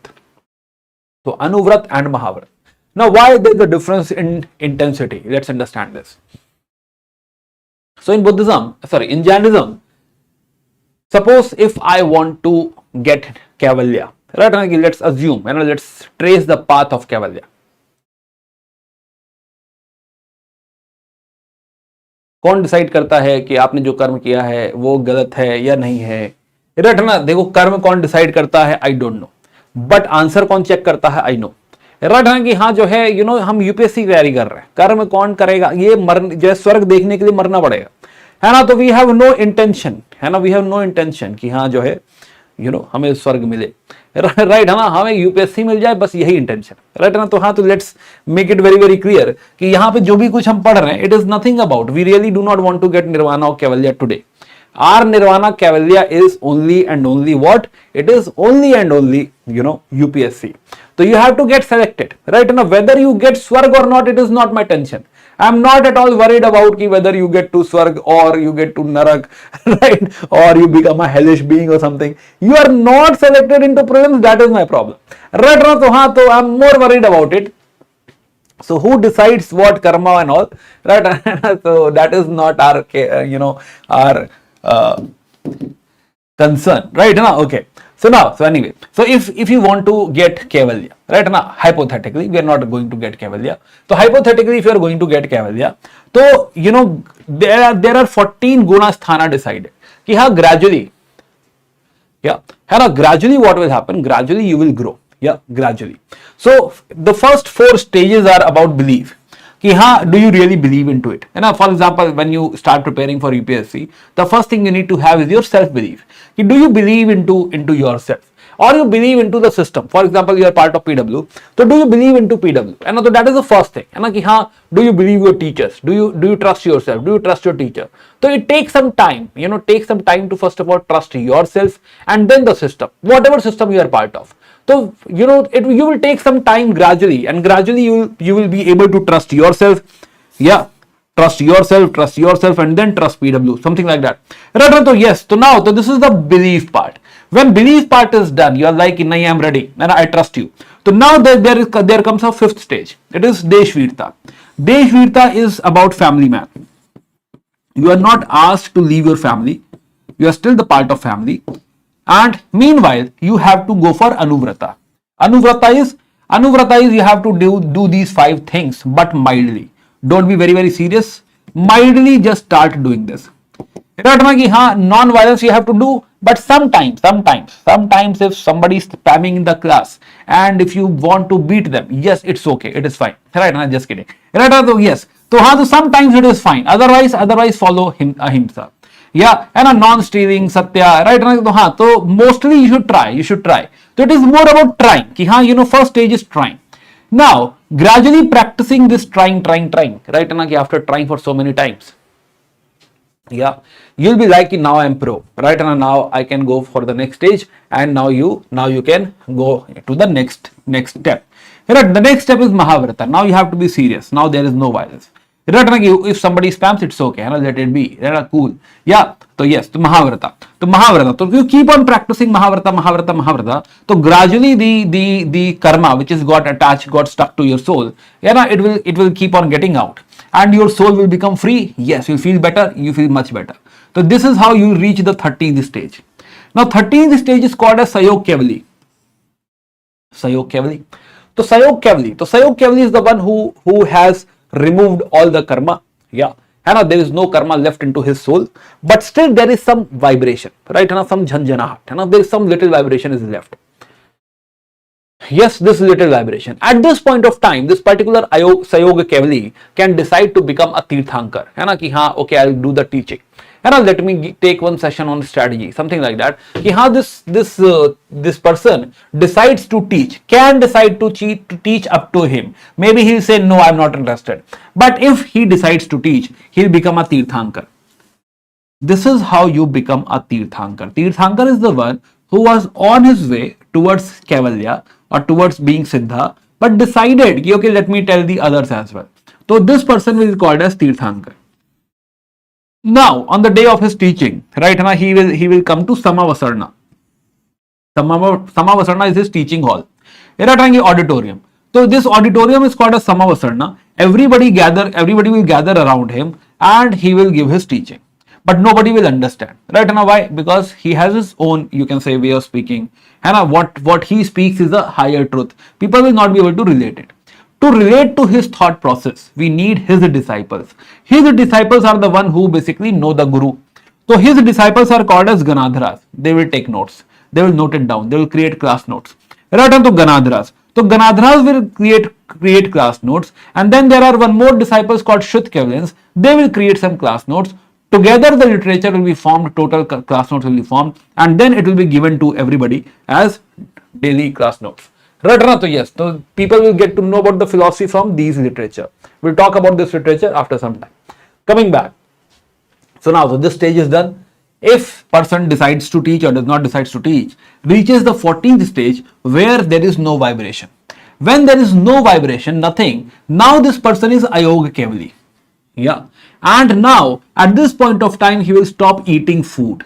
So food is not being taken. It's a ritual, it's a fast. It is called as Sallekhana or Santhara. Santhara. And now he can go to Siddha Loka. He will become Siddha. So this is how he will become Siddha. Yeah, so that is 14th stage. He got he got Kaivalya, and now he has gone to Siddha Loka. Siddha. He has become Siddha. Yes, so this is how you become a Siddh. Now there is one thought process in Jainism which is Anikantvad or Shyadvada. So Anikantvad or Shyadvad basically means that there is nothing like, है ना, बस listen to it very carefully. What is Anikantvad or Shyadvad? More or less they are same. Yeah, are we all aligned till this part, everyone?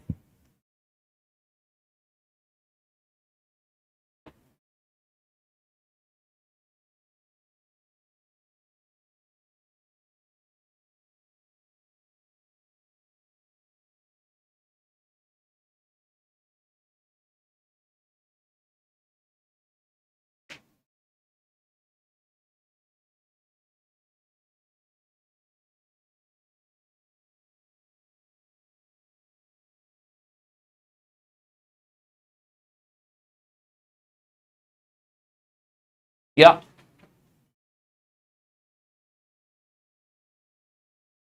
English is getting a bit boring. Actually मुझे ध्यान नहीं रहता जो है कि मैं ऐसा consciously Hindi English नहीं कर पाता, राइट ना, कि हाँ तो बीच बीच में हिंदी अपने आप आ जाती तो ठीक है, राइट, बट को मैं कॉन्शियसली नहीं कर पाता ऐसा. या कभी कभी मुझे सोचना पड़ता है मैं कौन सी लैंग्वेज बात कर रहा था. अभी थोड़ी देर पहले मैंने सोचा था कि मैं हिंदी बोल रहा हूँ क्या. Okay, so yes, शादवादा.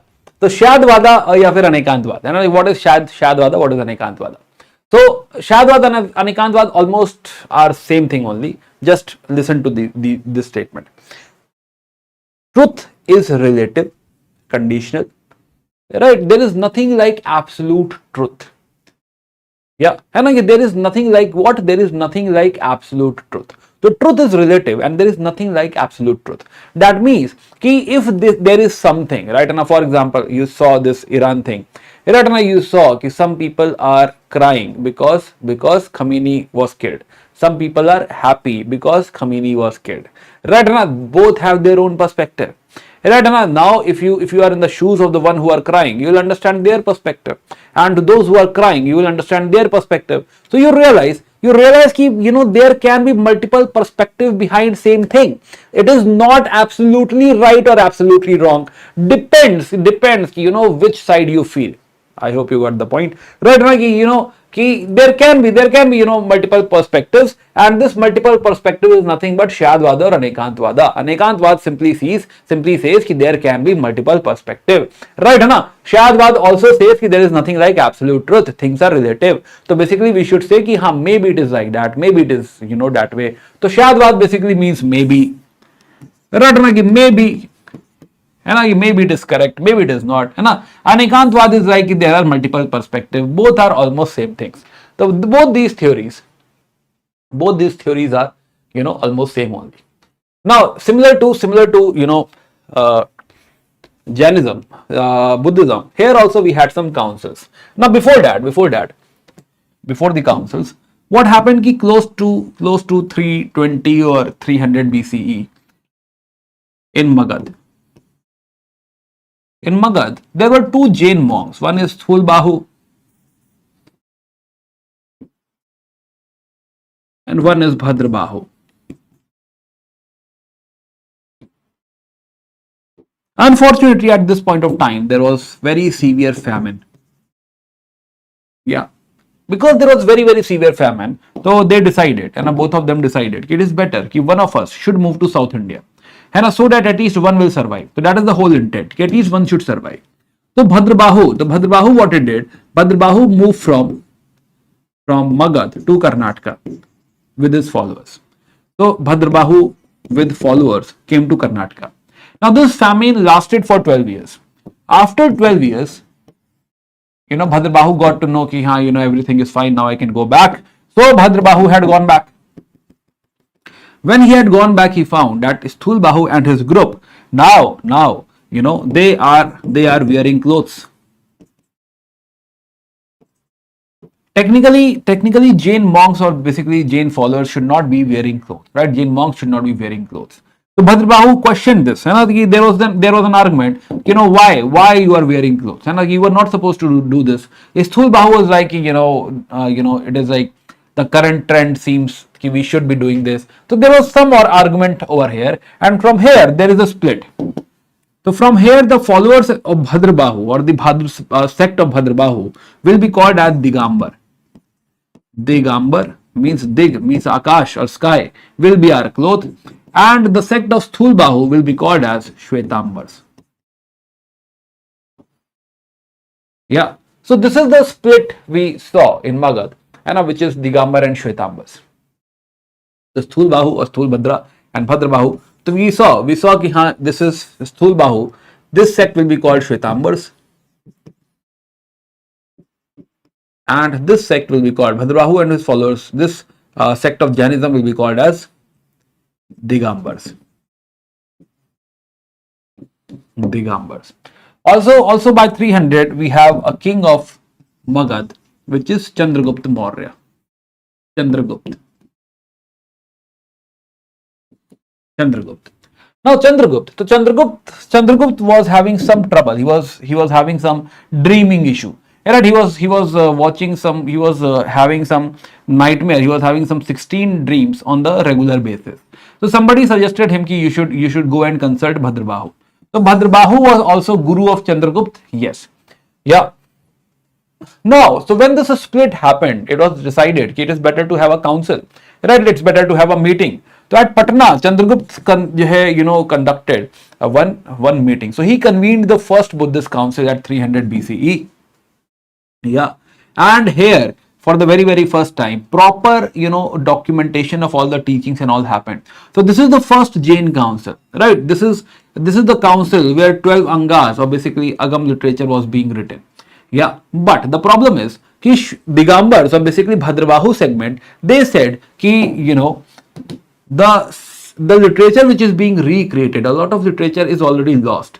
So this recreation does not make sense. So Digambars will boycott this meeting. They will not attend this meeting, and thus they will not follow the literature being written over here. But Shvetambars, so here the head, because they have boycotted, so automatically the president is Sthulbhadra, not Bhadrabahu. So now you can understand why Sthulbhadra is the president, and this 12 Angas, this literature will be followed by only and only Shvetambars, not the Digambars. Yes. Another council, one of the prominent king of Odisha who had supported Jainism is Kharvela. Okay. Now, another council has happened was held in 512 CE at Vallabhi. This is in Gujarat. And the kings were Mokharis. President was Devardhi Shamana. And they had done this final compilation, 12 Angas and 12 Upangas. Still followed by only and only Shvetambars, not Digambars. Yeah, so the Jain councils. So this is how Jain councils were conducted. This is how schism is there. So in Shvetambar and Digambar. So Digambars are further splitted into Bispanthi, Terapanthi, Tarna Panth, Gumana Panth, Tota Panth. Right, and up to you. Right, and please give it a reading if you want to read it further. Right, similarly, Shvetambar have Murti Pujak, Thankvasi and Terapanthi. Right, Agam literature. Now, let's come to canonical literature. Okay, literature which was being created. So this literature which was created, or the original literature.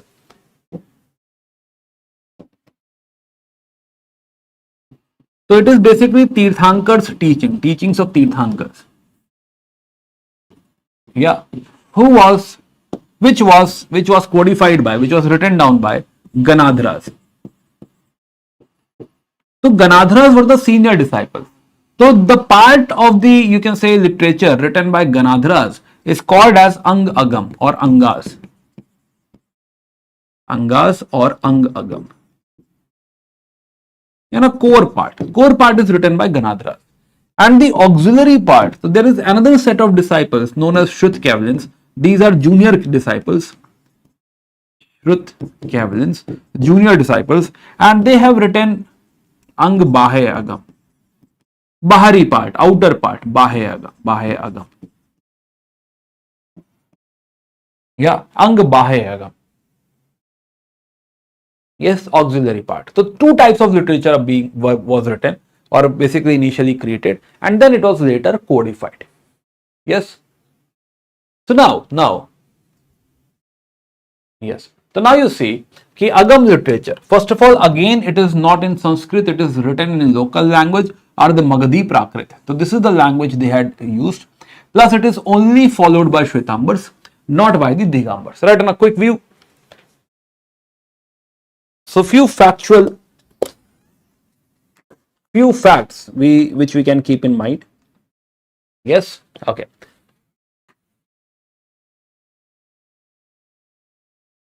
One is Ang Agam. Ang Agam was compiled by Ganadhar, as I told you.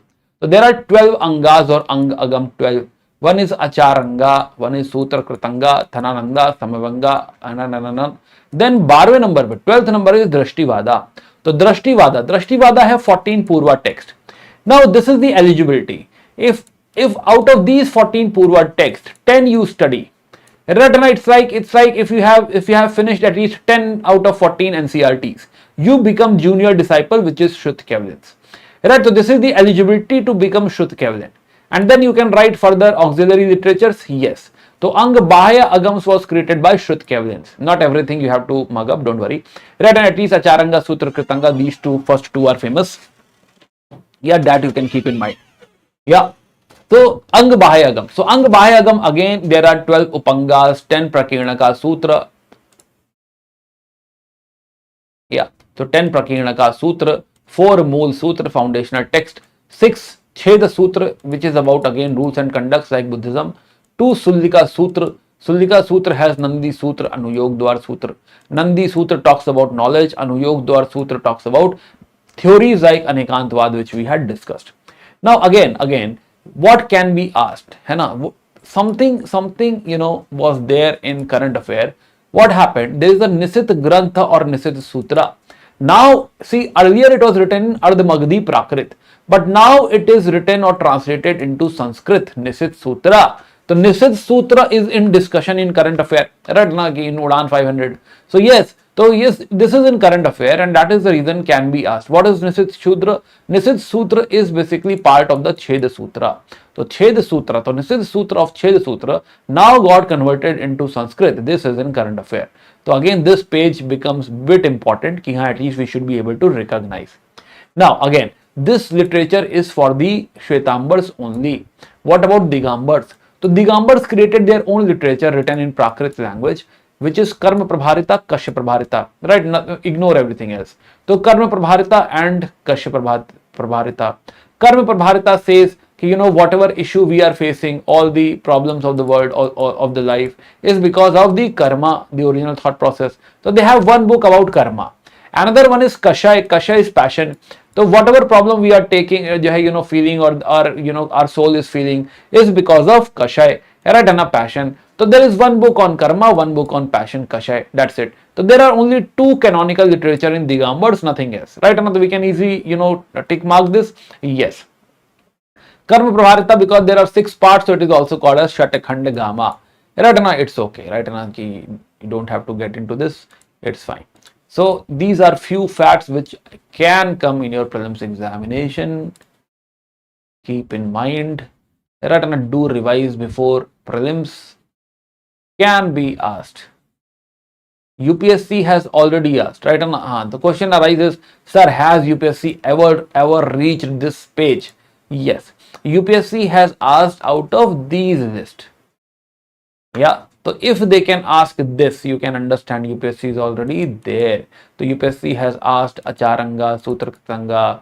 Then there is there was one more text, and then there was Theri Gatha. One option was Theri Gatha. And they had asked which one is not a Jain literature. Yes.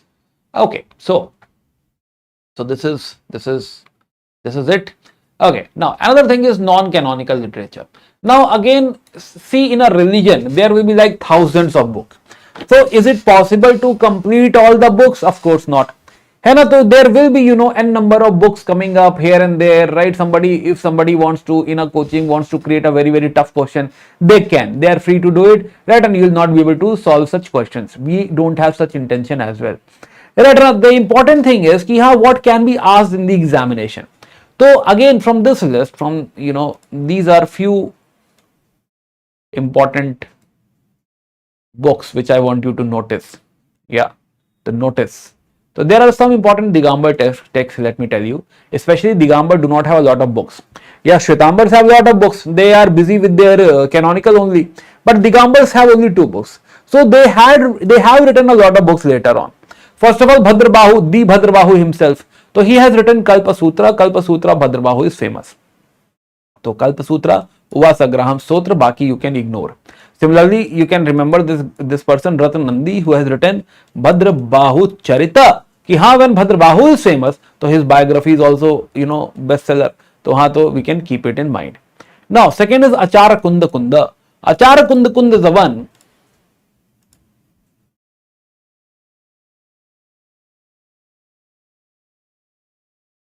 Achara Kundakund is the one who has written Samay Sara Niyam Sara, which is about rules and regulation.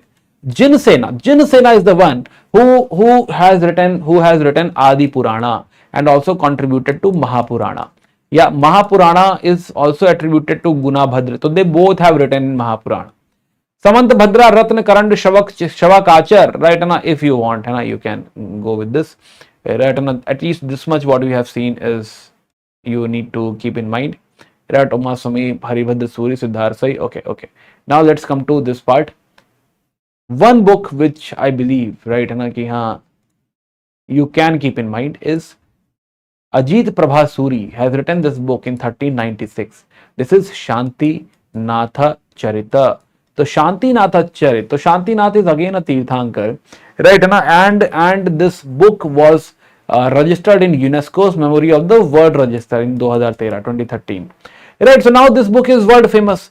Also, this book is known for painting. There are 10 paintings in this book about the life of Shantinatha.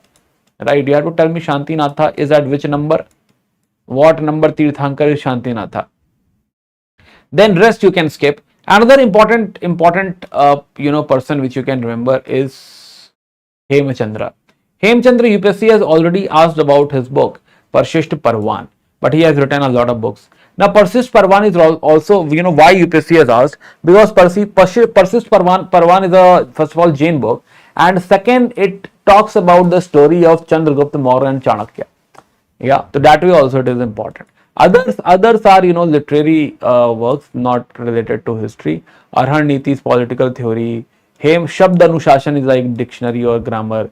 Davyashray Kav, Trishasti Salaka Purush Charita, this is Jain book, can be asked. Avidyan Chintamadi, Anekarth Kosh. Anekarth Kosh means multiple meaning Kosh, something like that. Good enough, right? Not more than this.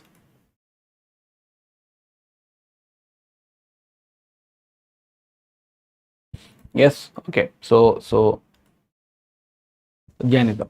Now, few important sites about Jainism, if UPSC asks. So one, of course, is Pavapuri, associated with Vardhaman Mahavir. Samet Shikharji you have seen multiple times in Jharkhand. Pavapuri is in Bihar. Dilwala temple was created in medieval era. This is Rajasthan. Shatrunjay Hills is where Rishabhnath gave his first sermon. And Girnar Hills again is famous, associated with Jainism. Yes. So Girnar Hills, Shatrunjay Hills, Samet Shikharji, Pavapuri, Dilwala temples. These 5 are called as Panchatirtha. So Panch Mahatirtha, Panchatirtha of Jainism. Very, very important, can be asked. There is one person, Khajuraho. Now remember, Khajuraho temples are not only about Hinduism, but also there are a lot of Jain temples. Right now, let's not say a lot of, very few, and a few Jain temples are also there. Another important place, related to Jainism is Udayagiri Khandagiri caves. Again related to Kharveda. Just now we have taken his name, Kharveda. So Kharveda. Plus, Sarvanbeda Gola is in Karnataka. Karnataka is an hotspot. Karnataka is very, very important with respect to Jainism. So Sarvanbeda is the place where we have Gomateshwar Maharaj. Right, so this is Gomateshwar Maharaj. He is standing in Kayot Sarga position. Kayot Sarga means you are standing and meditating. You have basically sacrificed your whole body.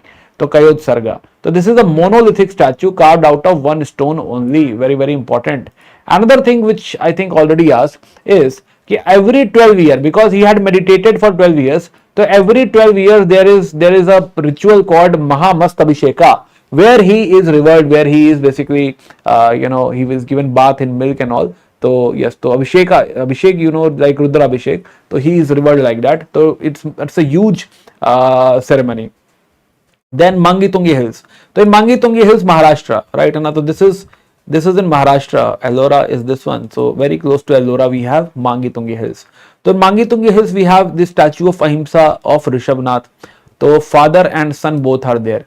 है ना, तो he is father, he is son. तो father, तो Rishabhnath, तो Mangitungi Hills in Maharashtra can be asked. Then Sita Navasar Cave. Sita Navasar Caves have this Samavasarna. Okay, Tirthankar teaching is going on. Yes. Plus it has some paintings as well. Yes, it has paintings as well. So these are some important places related to Jainism, can be asked any day. Decline, again good for prelims examination. So now let's have some questions.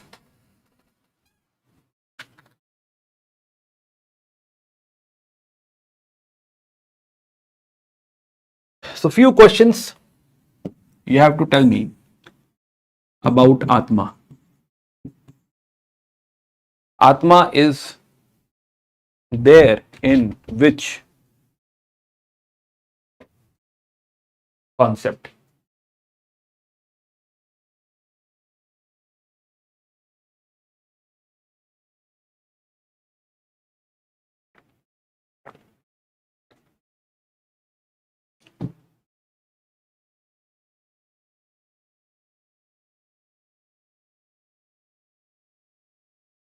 के शेषे. Sir, did you ban मी? तनिष्का, नहीं, मैंने तो कुछ नहीं किया ऐसा. Yes भाई, मैंने नहीं बैन किया तनिष्का. आपको टीम ने कुछ और करते हुए देखा हो, बैन कर दिया, I don't know, right? No idea, पर ये मेरी तरफ से नहीं आया था.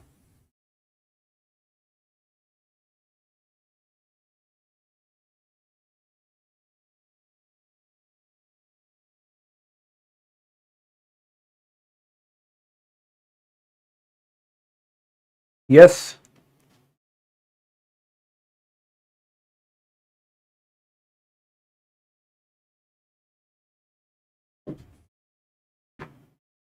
या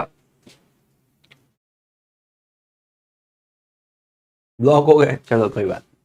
okay, so now, so Buddhism. So Atma. So Atma is definitely, Buddhism also believes into Atma, but Buddhism Atma is the temporary soul, temporary self. Jainism, yes, Jainism proper believes into Jiva, right, and a soul. So no issues about it. Second, which of them? Acha, Ajivika we are not discussing. Ajivika is like, Ajivika believes into fate. Right, whatever is written in the fate, in our destiny, it is there, it will happen. So as per Ajivika, everything is predestined. Important person or the real founder is Makkali Ghoshala.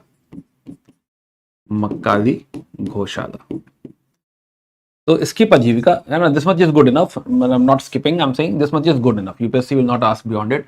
Now let's talk about first 4 options. So your another question is karma. Karma is associated with which philosophy?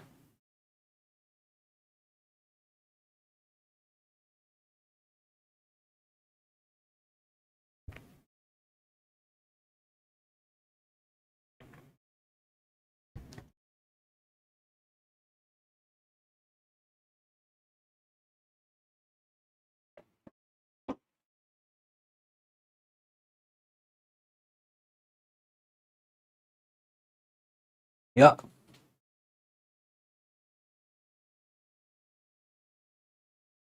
So karma is related to both, of course. In Jainism, it is like the core philosophy. In Buddhism, it is like karma you will do. Desire after desires you'll have karma. Then only your soul is transmigrating. So no issues as such. Third is very important. God. Do they believe in God? which philosophy believes in God?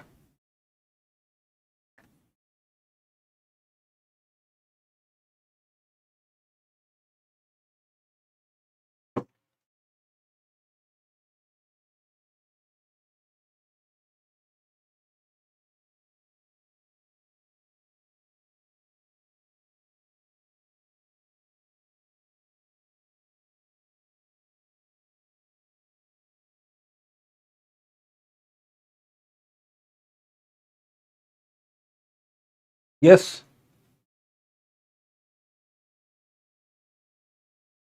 Simran, D. Scroll with Vivek. Both. God.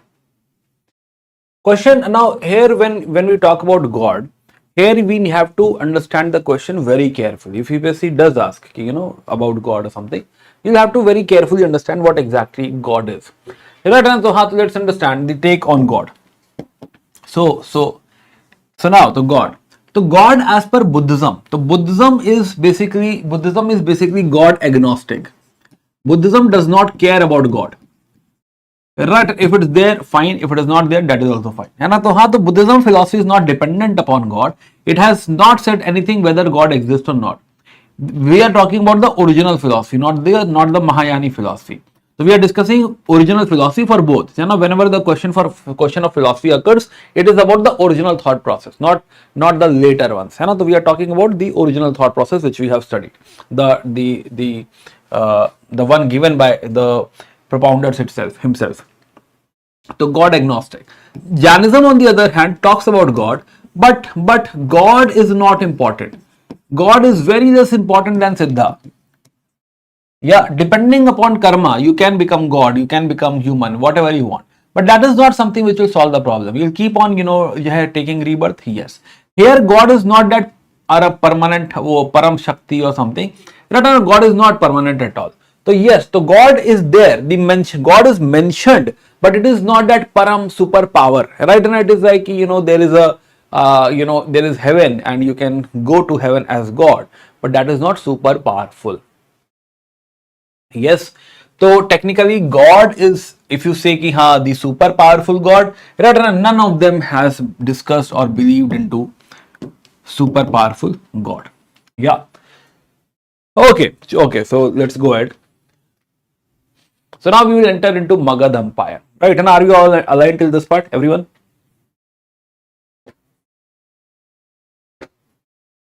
Yes.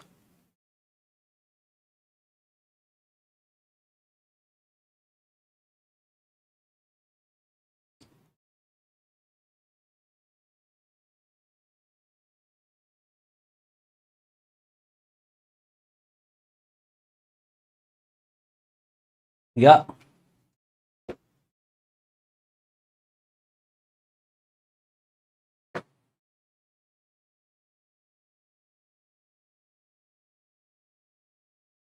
Okay. So now the Magadha.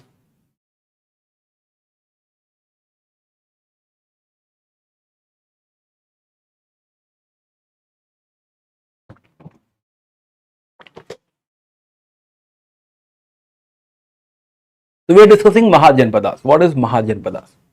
Yeah. So Mahajanapadas. So we have already said few things about Mahajanapadas. We have already discussed, in the later Vedic era, we saw that there was transition into states. So now this is the point where king is powerful.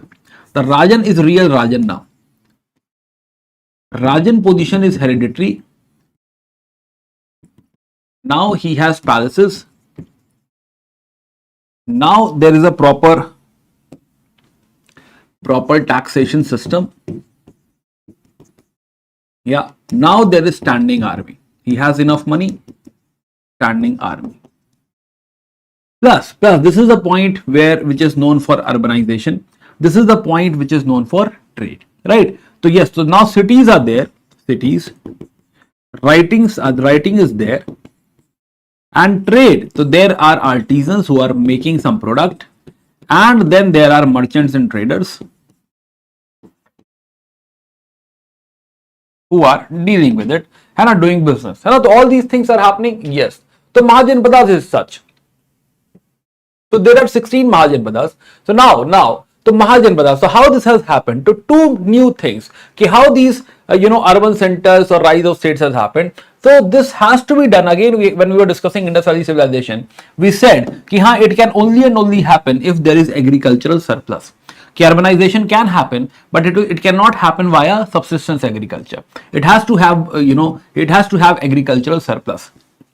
So now, so this agricultural surplus was supported by, or basically it was created by. So first of all, there is one development called Shali, which is transplantation of rice. Okay, now we have a new technique of planting rice, which has more productivity, better production of rice. Second, now is with respect to steel as well. Now we have low carbon steel.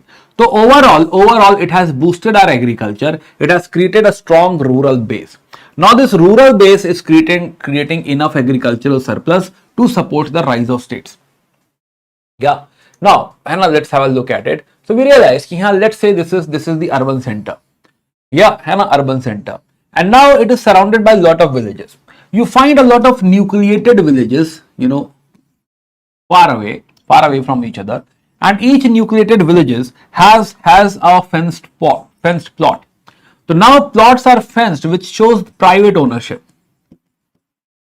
Yeah, private ownership. Plus irrigations and all are, irrigation also, they are trying to have irrigation wherever possible. So now they are having fenced plots, private ownership is there, irrigation is there, and then mud houses still there. And every the village will have a gram bhojaka. So gram bhojaka. So gram bhojika is technically, so now that gram, at some point of time we have seen gram. So now that gram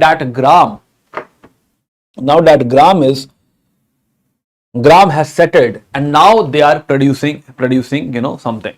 So now, so they are the ones who produce, and then they give tax to the Raja. Yes, so now that Bali is mandatory, like 1/6, 1/4 to 1/6. So all these villages are giving taxes to the Raja, to the Rajan. So Rajan is getting stronger day by day. Now there is another type of village which is closer, providing some service, maybe mechanic, maybe carpenter or something. Or there are some far villages doing hunting and all.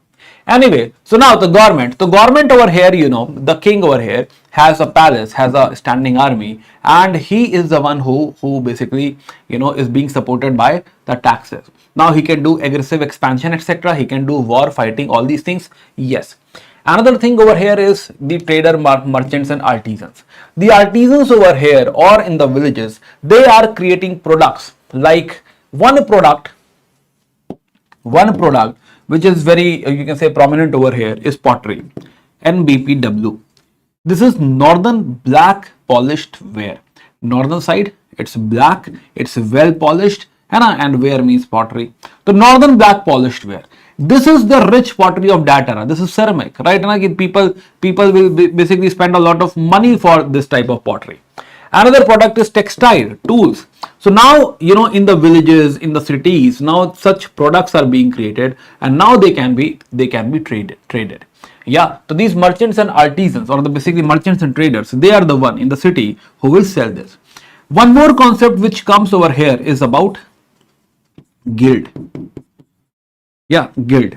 Guild is nothing but their association. So these merchants and artisans will form their own association so as to create rules and regulations amongst each other, or basically to have negotiation with the king or something. So yes, so they will have a guild. Yes, they will also create guilds, associations. Now, plus government, as I said, Rajan is there and Rajan is strong. So there is one type of government which is monarchy, which we have discussed. There is one more type of government which is republic. We'll discuss this in some time.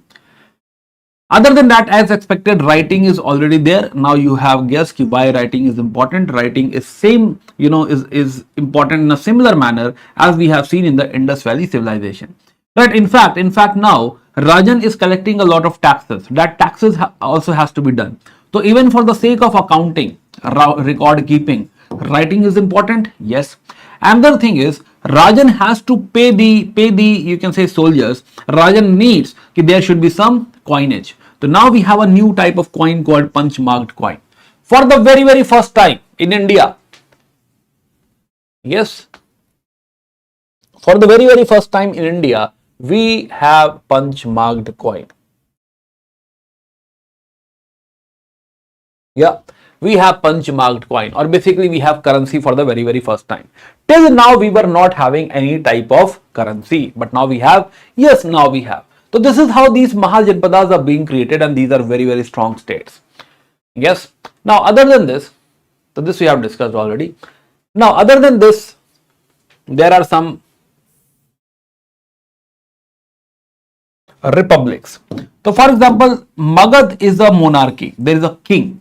Right? There is a proper king, whose hereditary position is there, who is very strong, has a standing army.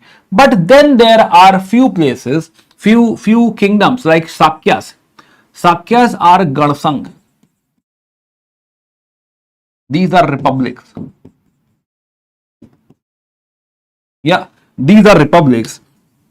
And here what happens? Here only Kshatriya are there. So we are discussing Garsang. So Gansang are the places, are those kingdoms or those areas where there is only Kshatriya Rajkul, and they are served by Das Karmakara. These are the servants, Karmakara. And from the Kshatriya Rajkul, from all the families, there is one person, Raja. So there are multiple Raja, Kshatriya Rajas. Yeah. These multiple Rajas will select one Ganaraj or Ganapati. Yeah, for the decision making, or you can say the head of the house. So this is more like a parliament. There will be head of house, and democratically they will manage their state. Yeah, example is Sakyas, means family of Gautam Buddha. Example is Natrika, family of Vardhaman Mahavir. Example is Mallas of Kushinagar. Yeah, Mallas of Pava. Yeah, in fact, Mallas itself is a Mahajanapada. Another one is Lichavi.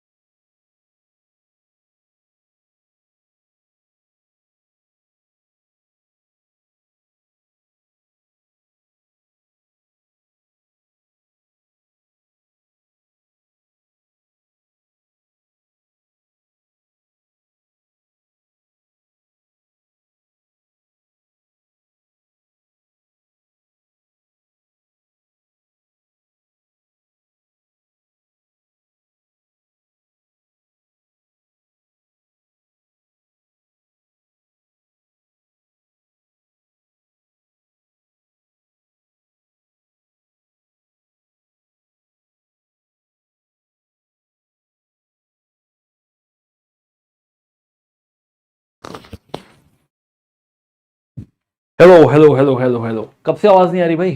बहुत देर हो गई क्या? अच्छा, पुष्कलावती तक्षशिला, या okay, तो ठीक है, खाली अभी हुआ है। तो मैं ये कह रहा था उसके बाद, है ना, आई वाज सेइंग कि this area was eventually occupied by the Persians, right? And we talk about that thing. Another thing is कि you know the Mathura was the capital of Surasena, and Viratnagar was the capital of Matsya, Suktimati was the capital of Chedi. That's it, है ना? तो you know do not mug up everything, but this much is good enough. 10 minute से क्या बात कर रहे हो? 10 to 15, 1 घंटा नहीं हो गया? Not Audible. क्या बात कर, बहुत देर से नहीं आ रही है आवाज? लास्ट क्या सुना था?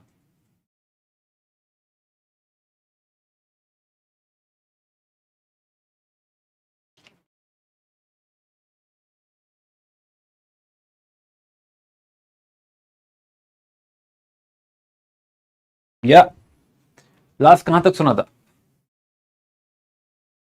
Licchavi was last. Oh my god. चलो क्विक क्विक जो है, क्विकली एक बार वापस देखते हैं. ओके, तो लिच्छावी. After Lichavi, you're talking about कि Mallas has two capitals, Kushinagar and Pava, right? Then I was saying कि Kashi and Koshala. तो Kashi has capital Varanasi, and Varanasi is over river Varun and Nasi. Plus textile and horses. These are the main products of Varanasi. And there's a textile called kashay, है ना, kashay, which was used by monks, right? The monk robes are there. So yes, so that is also possible. That is also famous from Kashi. Koshala had a king, Prasenjit. It has two capitals, Shravasti and Kushavati. There are two capitals, Kushavati and Shravasti. Plus the river in between is Sarju river or Ghagra river. Right, this between river, and it is called Sarju at Ayodhya. Plus there are two rivers. One is Gandak and one is Gomti. So Koshala is between Gandak and Gomti, right? Gomti this side, Gandak this side. Plus Vats has Kaushambi as capital. Vats has a hero.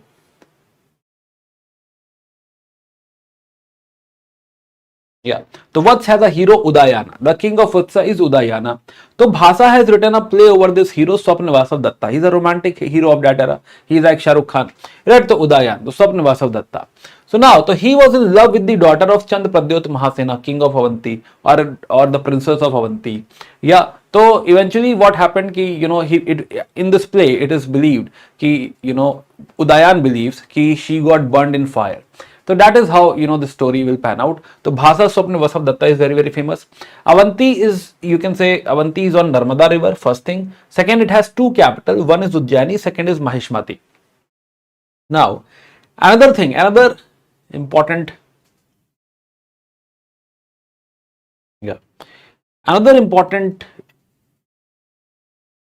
Mahajanpada. So only Mahajanpada south of Narmada river of Vindhyas, and this is Narmada river. So south is only Asmaka. Yeah, Asmaka. Capital Paudanyapura. And then I was saying ki extreme north, we have two Mahajanpadas. One is Gandhara, capital Pushkalavati and Takshila. One is Kamboj, right? Na, to Gandhara. So Takshila is basically the point which is the education center of that era. Students come to this area for the sake of education.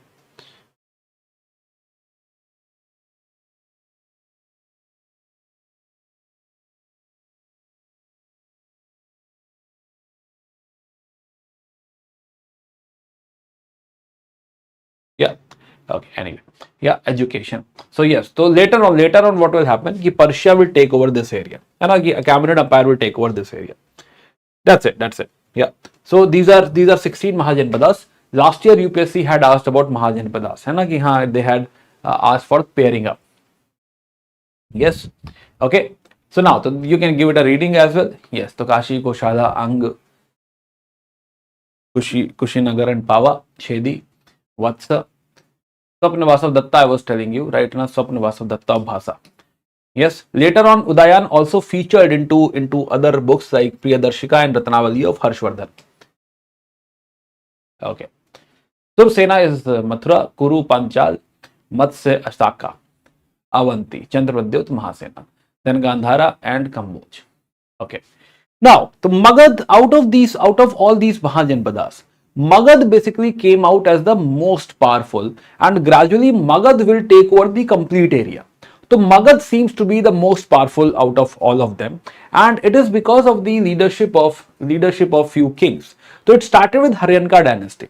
It all started with actually Bimbisara. Somewhere around 544 BCE, Bimbisara has taken over, and Bimbisara is the one who is basically known for matrimonial alliances.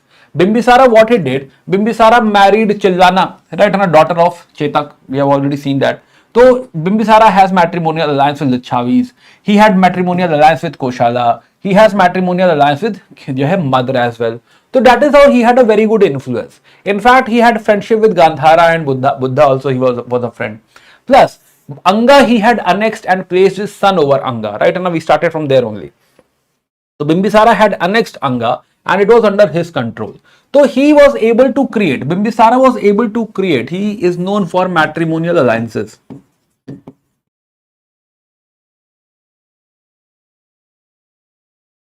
So he was able to create a very good influence in this area. Now, but his son Ajatashatru. Ajatashatru is the one who basically killed his father and he is called as Pitrahanta. Yeah. So because he was such, who killed his own father, who basically usurped the throne, so it was not liked by the neighbors. So that is the reason Koshala, went into fight with him. So Koshala lost to Ajatashatru and Prasenjit was bound to give his daughter Vajira to Ajatashatru. So that is how Ajatashatru also became son-in-law of Prasenjit. Now, second, he also had a clash with Avanti, not the real clash, but he expected that Avanti will attack. So that is the reason he fortified his capital Rajgir. So Rajgir is somewhere in between 5 hills. So he did the fortification so that nobody can attack Rajgir. Then Vaishali, though he is basically son of the daughter of Vaishali only or Chetak, so he basically comes from the Vaishali background, but because of these all clashes, so he basically clashed with Vaishalis and destroyed Vaishali. So he took Mahashila Kantika, right, and a catapult and all, Rath Musal. So his chariot had a blade like what we have seen in Bahubali. Bahubali, it is called as Rath Musal. So he basically used Rath Musal and Mahashila Kantika to destroy Vaishali. So Ajatashatru basically attacked Vaishali, yes. Also, he had patronized Jainism first, but then he had supported Buddhism. He was there in siege of Kushinagar. He was there in the first Buddhist council. In fact, he was the one who patronized. Now, after this Ajatashatru, Udayabhadra, he also killed his father and then he shifted his capital to Patliputra. So from here, Patliputra becomes important. So this can be asked in prelims examination, who shifted the capital to Patliputra. So first of all, these leaders had contributed to the rise of Magadha. And after Haryanka, this family is called as Haryanka dynasty. After Haryanka came Shishunagas. Now, because the rulers of Haryanka dynasty were killing their father, were the weak rulers, so ministers somewhere were not satisfied with them and they displaced them and asked Shishunagas. So Shishunaga was the ruler of or viceroy of Kashi. Banaras, and he was called to rule. So he became the new king, yes. The most important contribution is he added Avanti too. So he acquired Avanti. Avanti had grown weak. He basically took the advantage of it and he acquired Avanti. So one of the most important contribution of Sisunaga is Avanti. Second, his son Kal Ashoka. He was the one who conducted second Buddhist council. Yeah, and then he was later on assassinated as well. Now around 345, the third dynasty, again the last ruler was having some illicit relationship. We are not very sure about this, but that is how Mahapadmananda came into picture.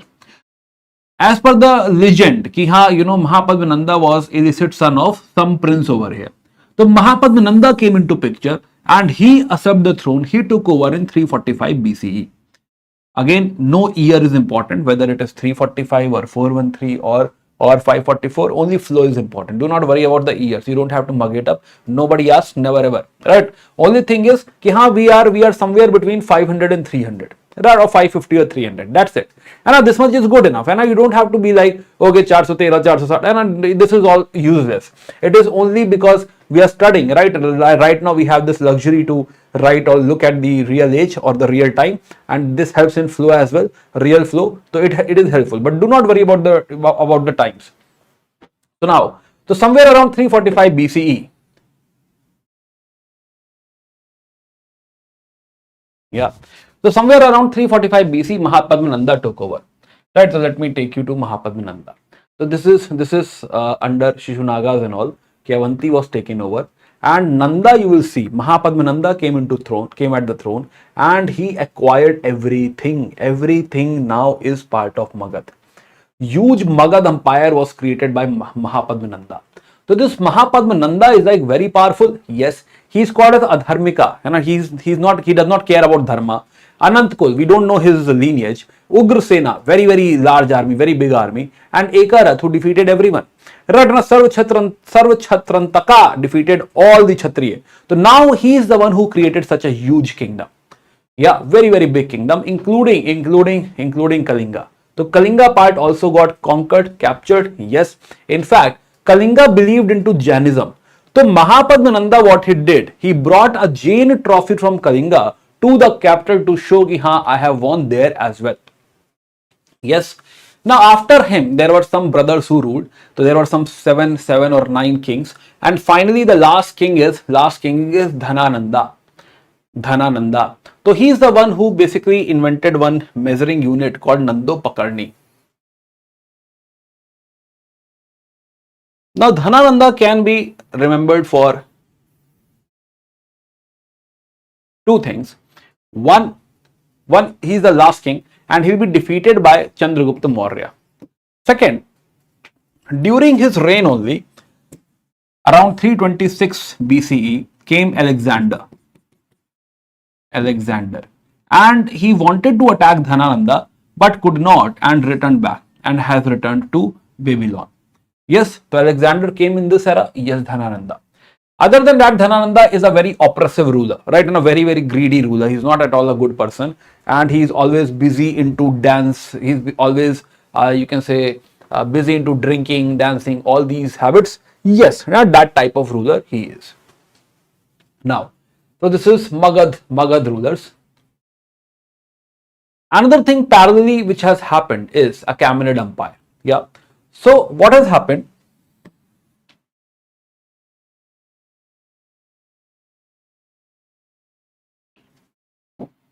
One side we have seen Bimbisara and Magad. Bimbisara, starting from Bimbisara. We saw the rise of Bimbisara. Yeah. In the same era, starting from 550, we also find in this area there is one empire coming up called as Achaemenid Empire. Achaemenid. They also started to expand. Yes. Egypt as well, Europe, Greek as well, and this part as well. Gandhara, Cambodia was also taken over by them. Yes, so huge Achaemenid Empire was created, parallel to the rise of Magad. Right now, from 544, right, same point, Bimbisara. So their founder was Cyrus. Yeah, so Cyrus had created this Achaemenid Empire, and they will keep on growing. And in fact, the Darius is somebody who will acquire Gandhara, Cambodia. Then they will also hire army from this place. Right now, somewhere it is impacting us. Yes. So Gandhara, Cambodia technically is their part.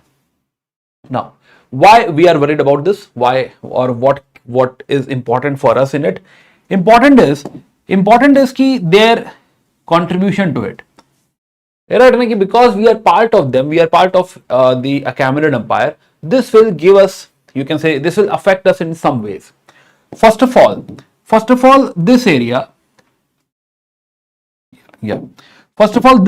which northwestern area, which got inside Achaemenid Empire, they will have a new script which is called as Kharoshthi.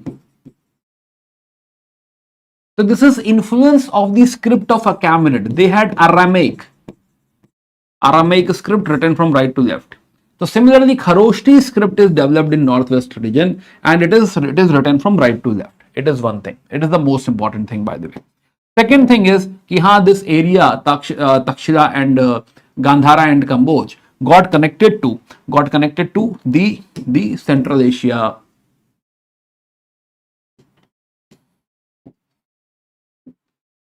It got connected to Central Asia, right around this region and all. So this trade connection got created, yes. So these two things are main. Yeah. Plus, Achaemenid Empire has pillars. Later on, this will inspire Ashoka as well. Yes, Ashoka. So pillars of Ashoka are, you can say, have taken inspiration from the pillars of Achaemenid Empire. They had similar pillars. Yes. Sigilloid type coin, there is not major influence, so we'll not talk about this. Yes. Okay. So this is the Achaemenid Empire. Now what happened? Ki Achaemenid Empire, now since they had expanded into Greece, yeah, so they had expanded into Macedonia and all, and there Alexander came into picture. Yeah. So around 330 somewhere or 335 somewhere. This is script. It's not a language. Acha, okay. Did I not say so? This is Kharoshthi script, right? If I have not said so. Written a Kharoshthi script. So it got inspired by the Aramaic script. I said it is written from right to left. Right, so same. Yeah. So Kharoshthi script. Kharoshthi is a script. Yes. Okay. Got it. So now to Alexander. So Alexander, took it as a mission. Ki I have to defeat Achaemenid Empire. Right, on a very, very ambitious mission, very, very ambitious mission. So he was like, I have to prove myself. People don't believe me. People think I'm a kid. Right, and people do not take me seriously. So let me prove them wrong. Let me do something and prove that I'm worth it. So now, he started to invade, and gradually, he got hold of Egypt as well, and eventually he defeated at Guagabela, Arabella. He defeated what? He defeated Achaemenid Empire, and then he moved towards India. Yeah. So when he reached Takshila region, Takshila was ruled by Ambhi. So Ambhi was like, sir, I don't want to fight. Everything which belongs to me is yours. I am your ally. I am with you only, no fight. So Ambhi has not given any resistance to Alexander, but once Alexander crossed the Indus River, so between Jhelum and Chenab, there was a kingdom of Porus or Purushottam. Porus was the one ki, I'll not submit like that, I'll fight. So then there is Battle of Hydaspes. So at Jhelum there was a fight called Battle of Hydaspes, where Porus almost won. It is written like that, ki he almost won, but somehow he was not able to win the whole battle. But Alexander was very much impressed. He gave him, he returned the whole kingdom to him. It was like, now you are my ally, something like that. Now Alexander was interested in further, moving ahead and defeating.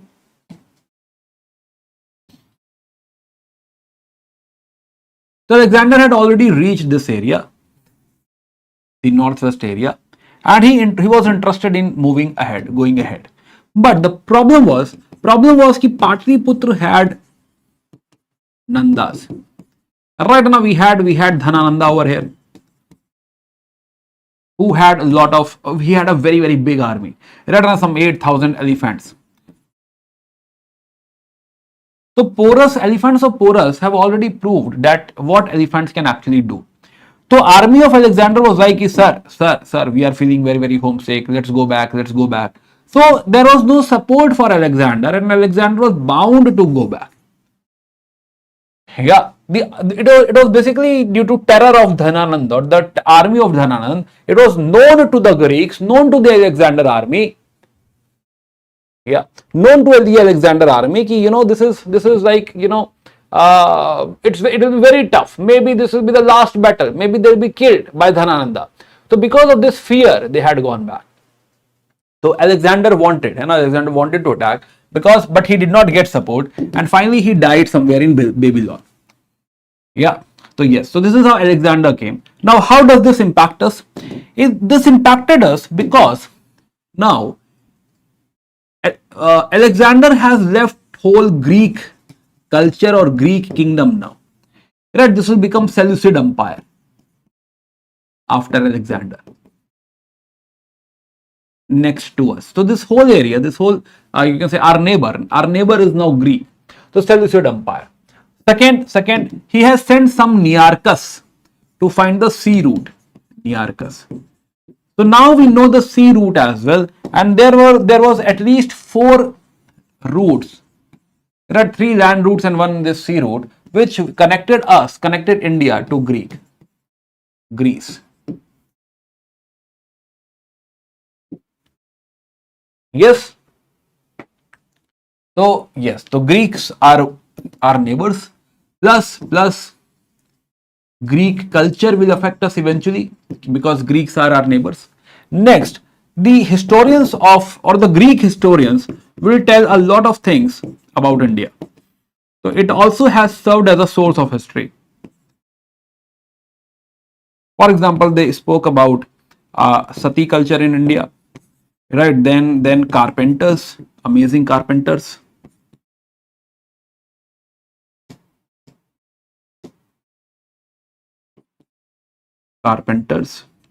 Yeah, slave girls and all, slavery, you can say, and so many things they told us.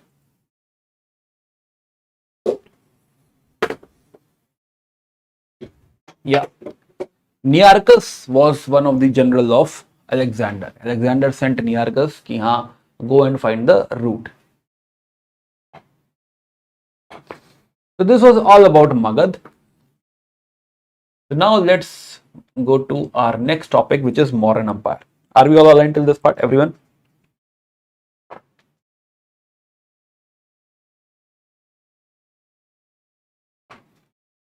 Yes. Okay. Few questions. UDAAN was the king of UDAAN.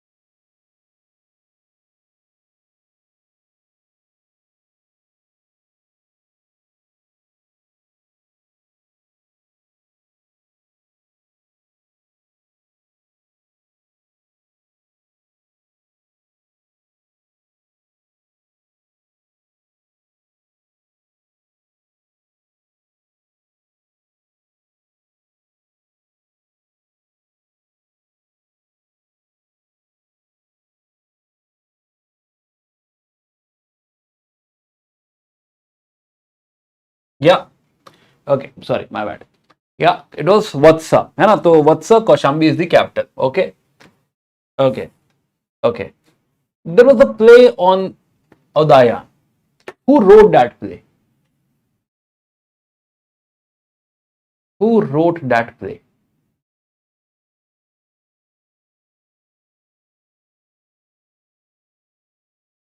Play on Udayana was written by Udayin and Udayan are separate. Right? Udayin is Magadha, Haryanka dynasty, who basically shifted capital from Rajgir to Patliputra. Udayan is contemporary to Bimbisara.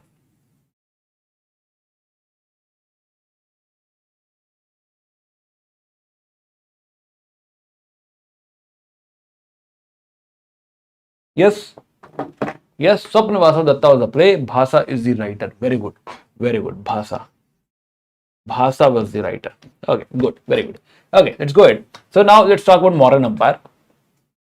Mauryan Empire. So first of all, yeah. Okay, so let's take a small break. Right, Anna. So we'll how much minutes? This is the second break, right? Till now we have taken, I guess, only one break. Yes. So now let's take a second break. Right, Anna. The what do you say? Power play. So before power play, so yeah, so we'll take a small break. So let's circle back in few minutes. How much time you need?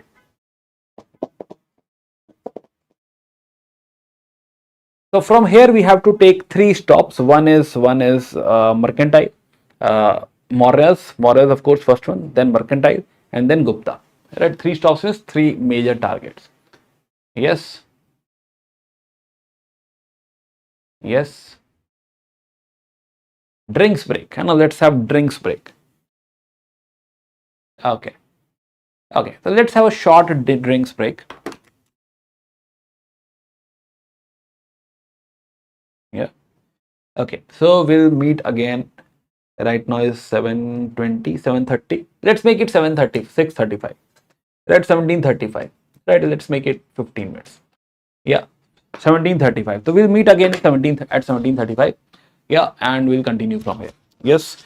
Okay. So again, by the way, maximum we can continue till 9 p.m. So it's already 5:20. So now we'll thoda sa speed up. Yeah. We'll thoda sa speed up from here, and we'll go through the facts and all quickly. We'll go through the facts and all. Yeah. So let's meet again in 15 minutes. Yes. Okay.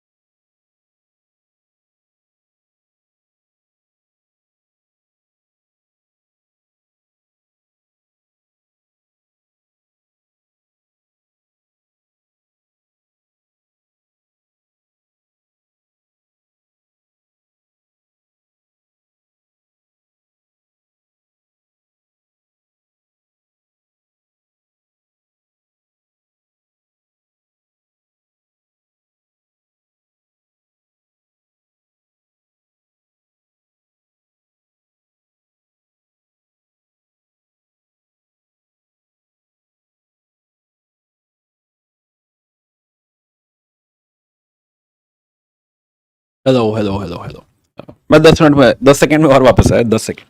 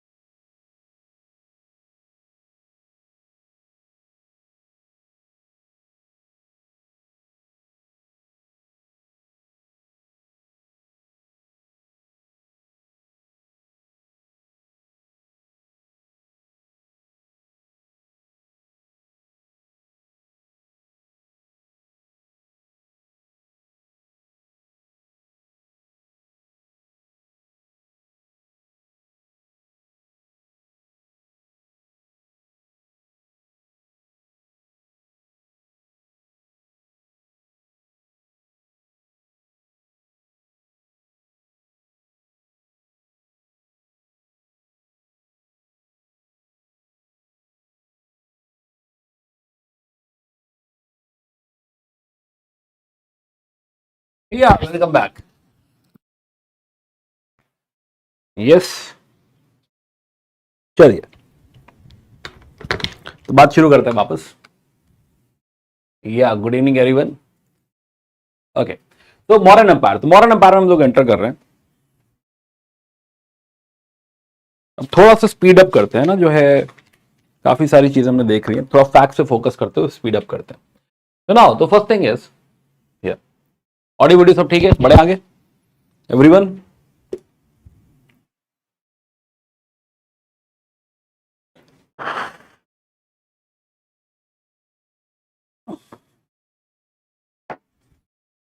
Yes yes,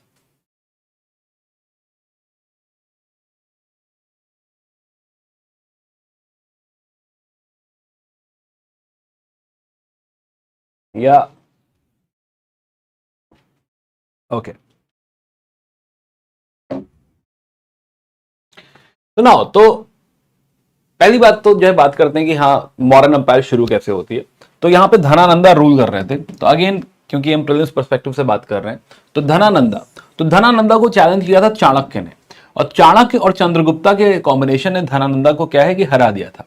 इन्होंने एकदम से एक war में नहीं हराया था, it started somewhere around 324 325। और पहले इन्होंने बाहर के इलाके जो थे, नॉर्थ वेस्टर्न पार्ट जो था, ये वाला इलाका जीता, और फिर जो है फिर धीरे धीरे धीरे धीरे कोर पार्ट तक आए थे। या इनफैक्ट ये वाला पार्ट रह ही गया था, ये तो अपने आप इंडिपेंडेंट हो गया था, और धीरे धीरे करके इन्होंने कब्जा कर दिया। यस, तो 2-4 साल लगे इसमें, 325 टू 322 या 321 तक आते आते, तो 3-4 साल में जो है इन्होंने क्या है हराया धनानंदा को। धनानंदा को छोड़ के भागना पड़ा। या तो नाउ तो एक कहानी है कि हाँ धनानंदा को हरा के कौन आ गया, नया राजा बने Chandragupta Maurya.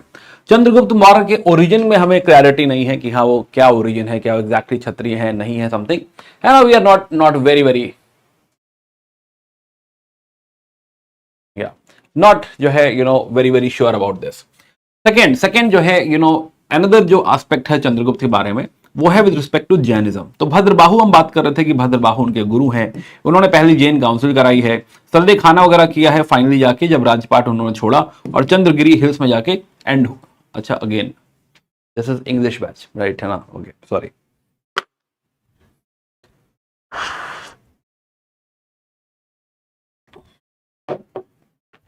Yeah. So now, yes, so another aspect of his rule was Jainism. He had given patronage to Jainism. Jainism first Jain council was under him. Eventually, he had gone to Karnataka and Chandragiri Hills. At Chandragiri Hills, he had conducted Santhara.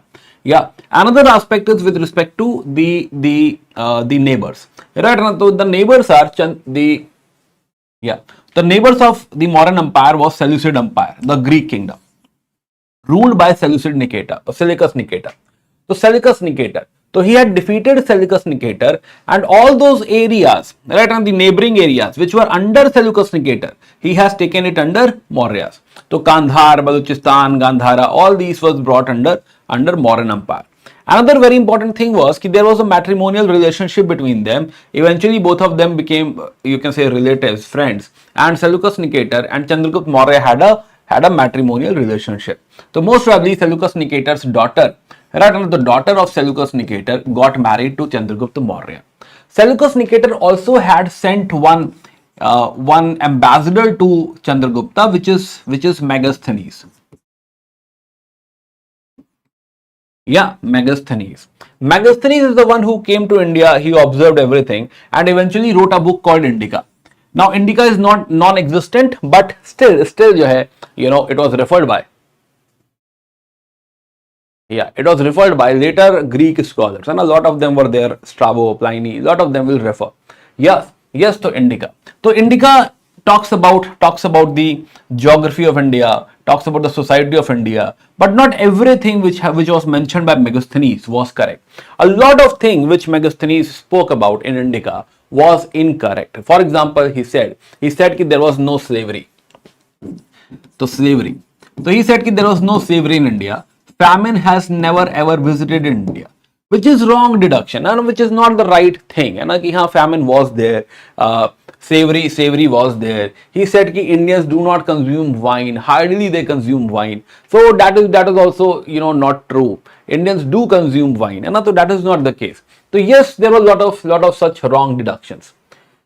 So yes, to Chandragupta Maurya. So eventually Chandragupta Maurya had joined Jainism.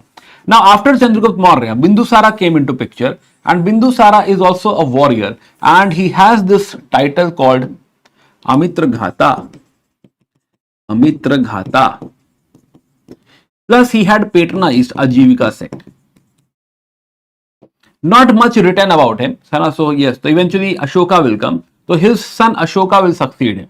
Now Ashoka basically was not the choice of Bindusara. So Ashoka had some brothers over here, and for 4 years, till 268. Till 268, basically Ashoka had defeated his brother, killed his brothers, and 268 he got coronated. So his coronation is in 268. 268 he became king. So after 4 years, after a gap of 4 years, he became king. Now he is also a, you can say, villainous Ashoka, Chand Ashoka. He was a sadist person who used to kill people, and he used to, you can say, derive pleasure out of it. Yes, so he was that type of person. And since Kalinga was now independent, so he decided to invade Kalinga. So in 260 BC, he had invaded Kalinga, killed a lot of people. Almost 1 lakh people, 1 lakh were killed, and 1.5 lakh were taken as slaves. This was a very, very brutal war. Now this war basically changed his whole perspective. This brutal Ashoka, or the villainous Ashoka, got converted into monk Ashoka. So now from here onwards, he had converted into a monk king. He will follow Buddhism from here. He got converted into Buddhism, and he will come up with a new policy called as Dhamma policy. So he believed now we should not be we should not have wars, and instead of wars we should have Dhamma. Right, Bheri Ghosh has to be replaced by the Dhamma Ghosha. So this thought process, this policy. So let's talk about Ashoka's policy. So Bindusara we were discussing Ashoka. So Bheri Ghosh has to be replaced by Dhamma Ghosha. Yes. So by the time Ashoka became king, he was able to create one of the biggest kingdom till now. In fact, one of the biggest kingdom ever. Right, after this only Akbar will have to have, is going to have such a big kingdom, but not even Akbar, which we should actually say Aurangzeb. Yeah, in fact, this is bigger than Aurangzeb. So this is one of the biggest kingdom ever. So So Ashoka was able to create this, Mauryan Empire was able to create this. Now, so Ashoka came up with this new policy of Dhamma, right, which is more about preserving the social order, which is more about all the good things, all the social things, people has to do. So one aspect of his Dhamma policy was about social order. Obey your parents, respect monks, show compassion, do not kill birds and all, do not kill animals, do not eat non-veg, do not do social functions, etc. So there was one part which is social order, one part which is about morality, ki in society he wants non-violence, tolerance, right, and a compassion, you should live and let live. The idea of this whole Dhamma policy was practicality. He wanted to manage the whole kingdom using the Dhamma policy. Right, so the Dhamma policy has the administrative or the political angle as well. So he wanted to have this principle of paternal kingship. He wanted to behave as a father or the parent for the people, and he wanted to take care of his children, or take care of his people, gentry, right, civilians. He wanted drid bhakti. He wanted people to have complete faith in the king or loyalty to the king. He had appointed Dhamma Mahamatras who will propagate these things, right, into the society. Plus, he also appointed Rajukas were anyway there. Rajukas were revenue collector. They were meant to look into whether people are following Dhamma, accordingly, punish them, reward them. And it seems like a justice judiciary post. Plus, even tribals were supposed to follow this Dhamma policy. And as we were discussing, this is more about practicality. So he had retained Kalinga. He had not disbanded any army. Yeah, so it was a very, very practical policy as we can see that. So yes, so this was the Dhamma idea. Now this Dhamma is something, from where do we get this? So idea is ki if this is something is expected out of the people, then this has to be conveyed to the people. And how to tell this to people? So for that purpose, he started rock edicts. To tell people, the first idea is to write it over the rocks. So that is how rock edicts is basically order of the king. So rock edicts were made. First minor rock edicts were made, and then major rock edicts were made. So rock edicts basically conveyed the messages of Ashoka in the various areas. So major rock edicts. So square one are the major rock edicts. Dark square is basically minor rock edicts.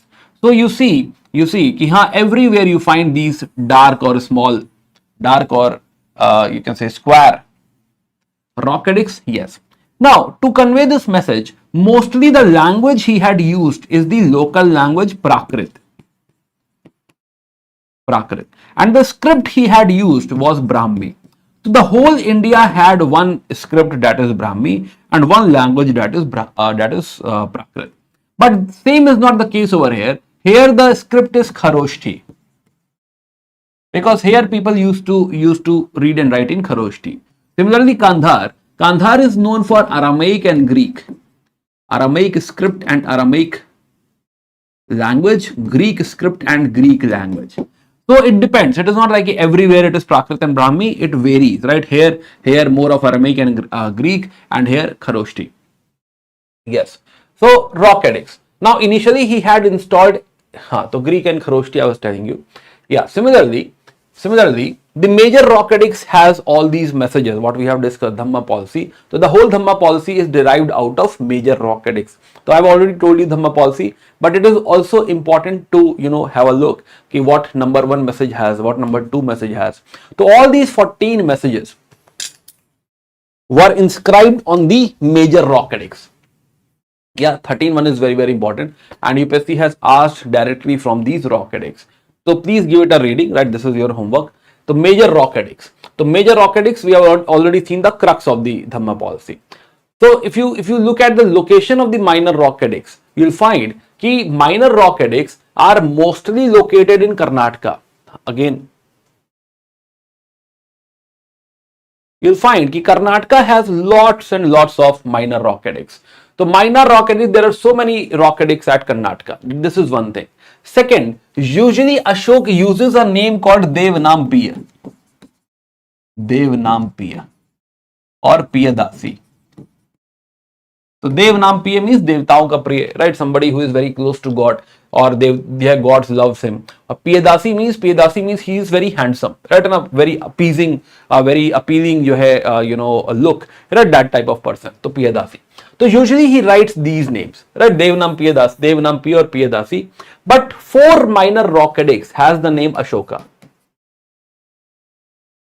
Yeah, so these 4 are important. Rest you can forget, but these 4 are important. Gujjara, Maski, Nitturu, Golam. Right, this should be on your fingertip. Second thing you should remember ki haan Karnataka is most important. Right, Gavimath, Palki Gundu, Brahmagiri, Siddhapura, Jatingarameshwar. These are all in Karnataka. These are all minor rock edicts. Right, similarly, at least read the names, other names. So Rajula, Mandagiri in Andhra Pradesh, Eragudi in Andhra Pradesh, Bahapur, Bairat, Ahrora, Sasaram. Rupnath, Panguraria. Right, similarly, major rock edicts having 14 messages. So one is Kandhar, Shahbazgarh you have already seen, Mansehra you have already seen. One is Kalsi in Uttarakhand, Girnar in Gujarat is famous, Bombay Sopara, Dhauli, Odisha, Jogada, Odisha. So Dhauli again is a bit different. Dhauli has this elephant. So Dhauli rock edicts, right? Dhauli in Odisha, Jogada in Odisha. So Dhauli has this elephant as well. So this is elephant of Dhauli, very very famous. Yeah, so Dhauli. Right, similarly, Eragudi has both. Eragudi has minor rock edict, Eragudi has major rock edict. Plus Sannati is Karnataka. So these are some rock edicts. So initial messages, all the messages were at the rock edicts.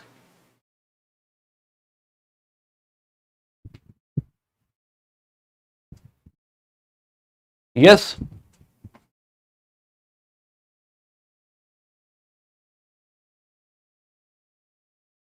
Yes. Okay. So now,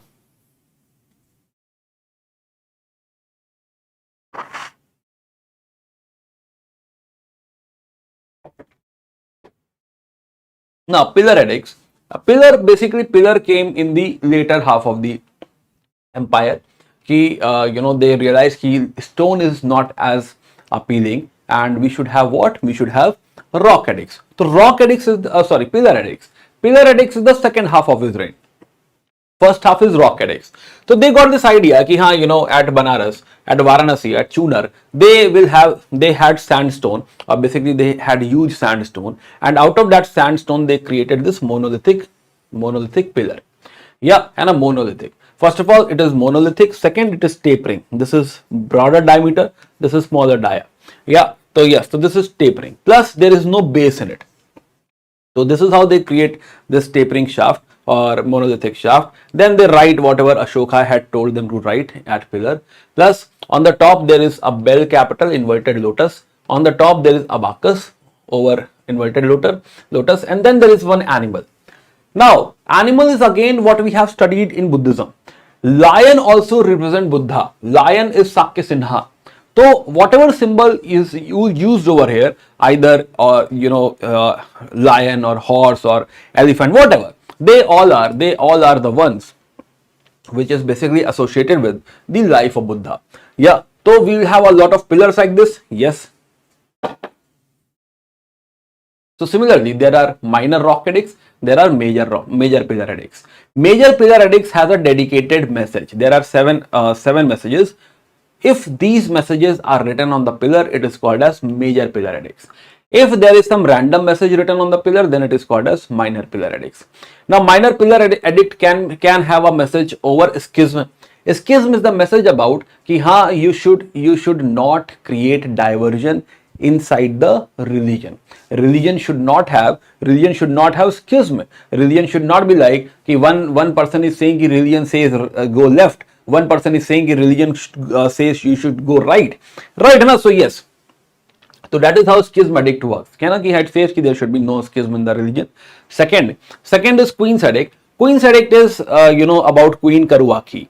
Karuaki had given some donation, not donation as such, donated a mangrove bagh orchard. So that is written over the Kaushambi pillar ki this Queen Karuaki has done this. Third, Rumindai. Rumindai is basically Lumbini, birthplace of Buddha. So over this pillar it is written ki Ashoka has come over here and he had made this place tax free. Nigali Sagar edict, again there is this is in Nepal, close to Rumindai, close to Lumbini, and it is also about ki Ashoka has come over here and he had expanded the stupa. Yeah. Yes. चलो. So now, हाँ, अब notes नहीं पढ़े हैं तो पढ़ लो भाई, उड़ान पढ़ लो, कुछ तो पढ़ लो, राइट। अब तक पढ़ लेना चाहिए था, है ना। तब तक आप शिफ्ट कर गए होते उस पर, टाइमलाइंस वगैरह पे शिफ्ट कर गए होते। अब उड़ान पढ़ो, राइट है ना, कि अब समय निकल चुका, अगर शुरू से पढ़ना है तो फिर उड़ान पढ़ लो।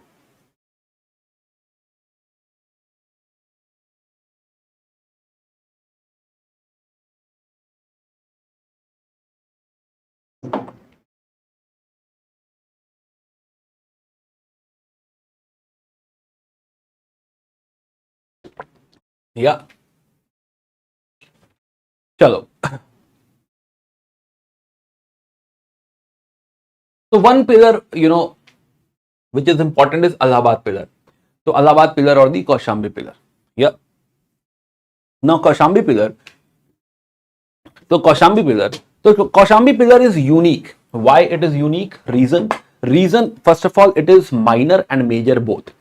It has all the messages of the major rock edict, that is 1 to 6.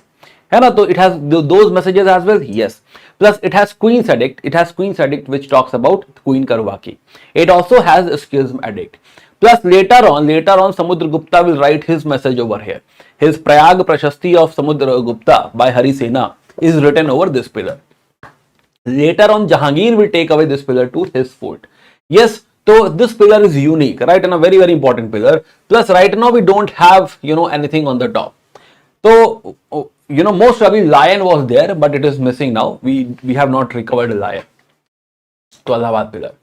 Then the Sarnath pillar. Sarnath and Sanchi, both are similar, both has 4 lions and both has schism edict. So these are also minor. Yes, they are also minor. Yeah, sorry. Then major pillar edicts. So major pillar edict is Kaushambi, Topra. So there are very few. Kaushambi, Topra, Meerut, Lauria Raj, Lauria Nandangarh, Rampurwa. These are major pillar edicts. Okay, Kaushambi is unique and it is there in both. Okay, so these are pillars. Now administration. So few things will observe in administration as well. So in Mauryan administration, one thing is ki some aspects were told by Megasthenes. But most of them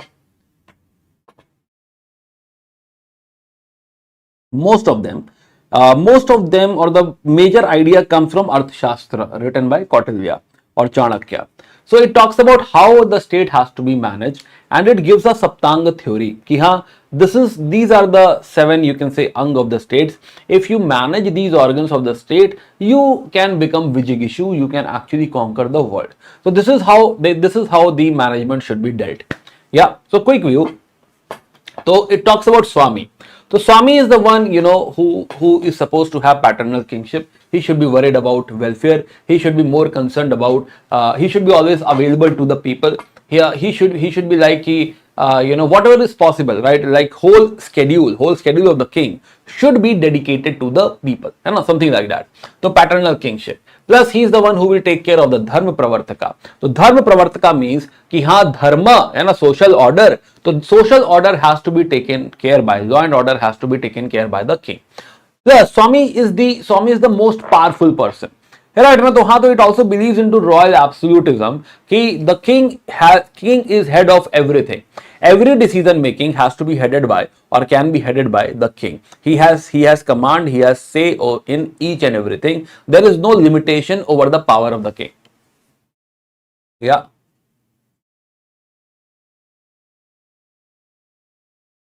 Yeah.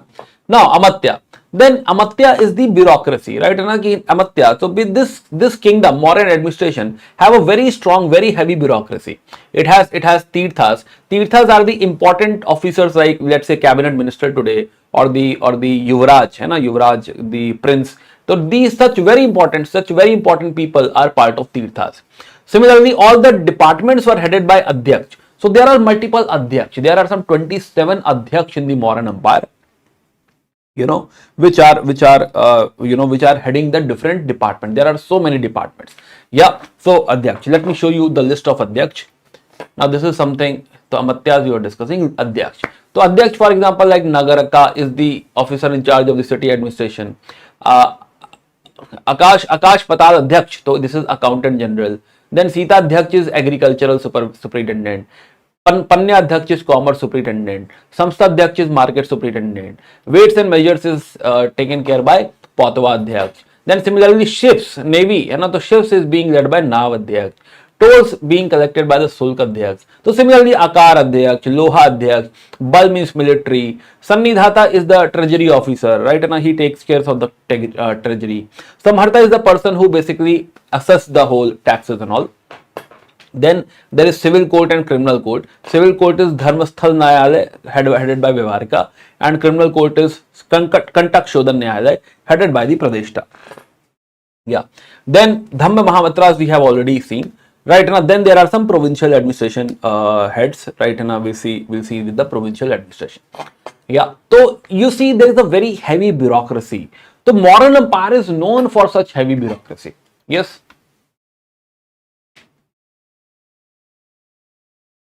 Yeah. Yeah. Mauryan Empire is known for such heavy bureaucracy. So now the provincial administration. So third thing is Janpad, which is provincial administration.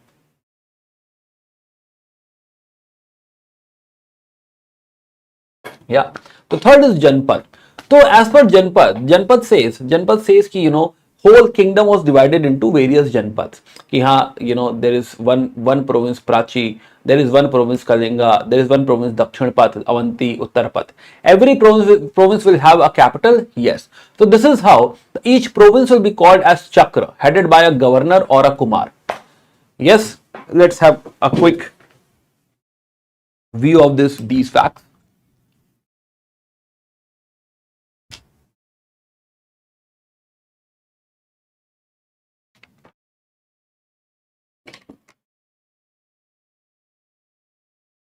Okay, so now the provinces is basically Chakra.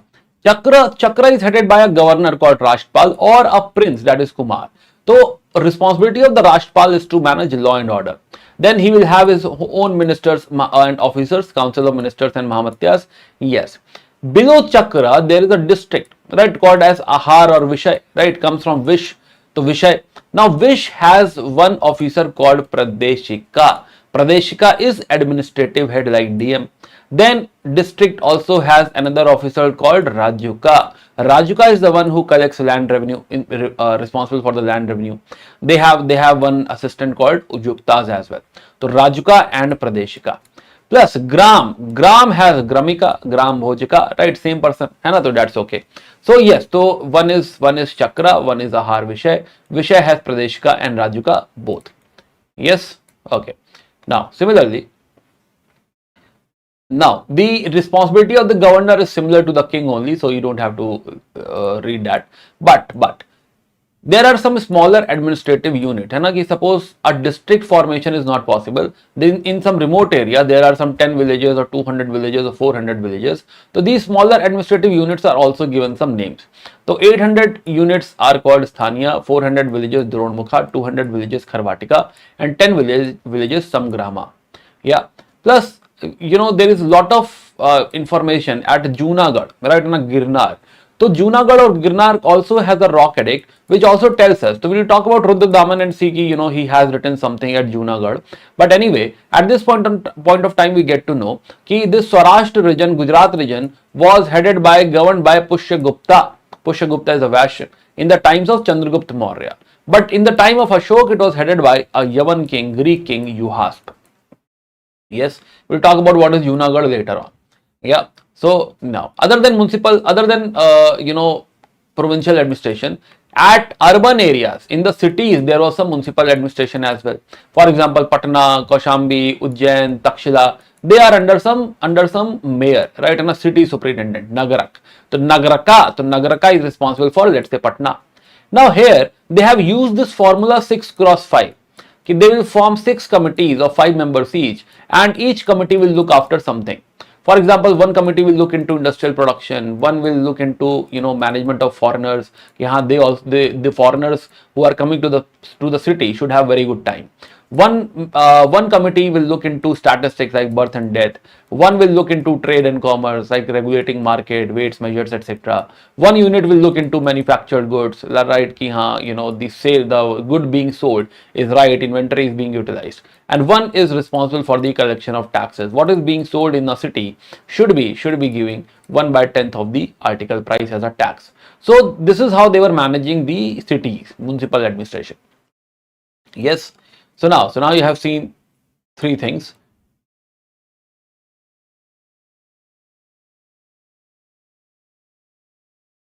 Yeah.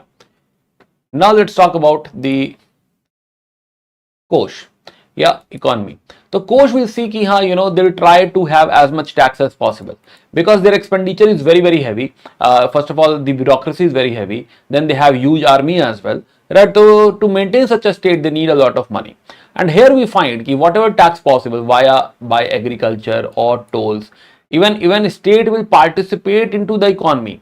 So the unique thing which happened in the Mauryan administration is the state is not only controlling the economy but also participating into the economy. Yes, yes. Plus punch marked coin. This state has, Mauryan Empire has their own punch marked coin. Yes. So here agriculture.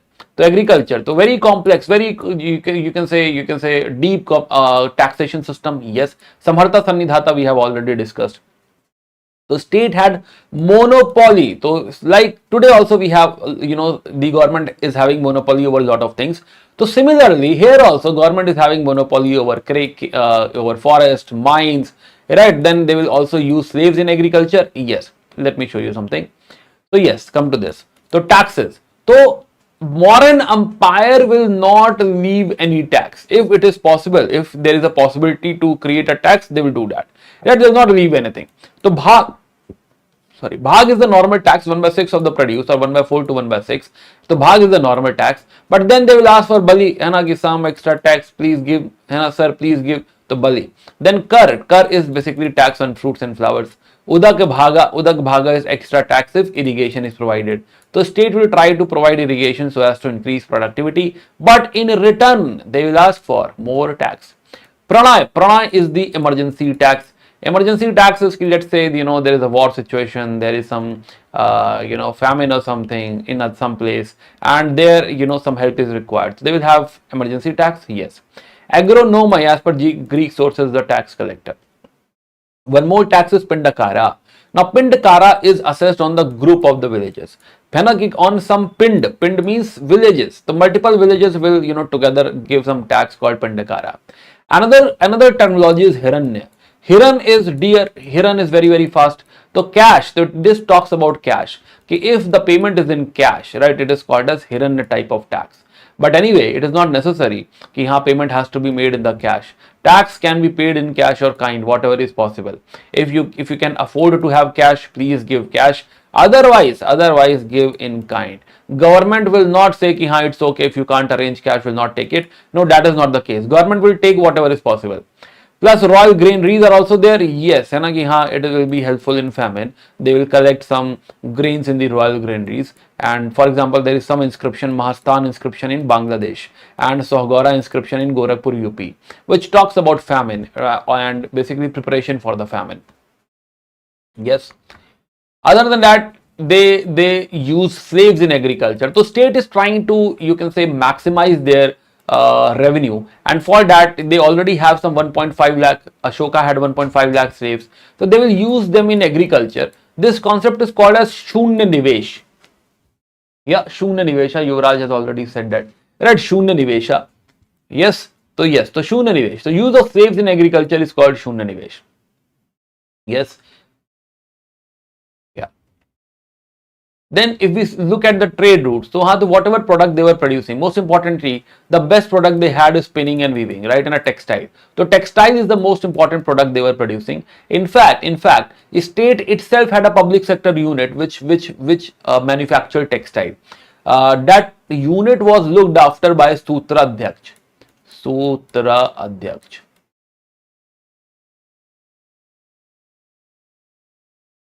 Dhaga Adhyaksh, right? Sutra means Dhag. The Sutra Adhyaksh. So state had its own public sector unit. It was not called public sector unit. It was like state has its own manufacturing plant headed by one officer called Sutradhyaksh.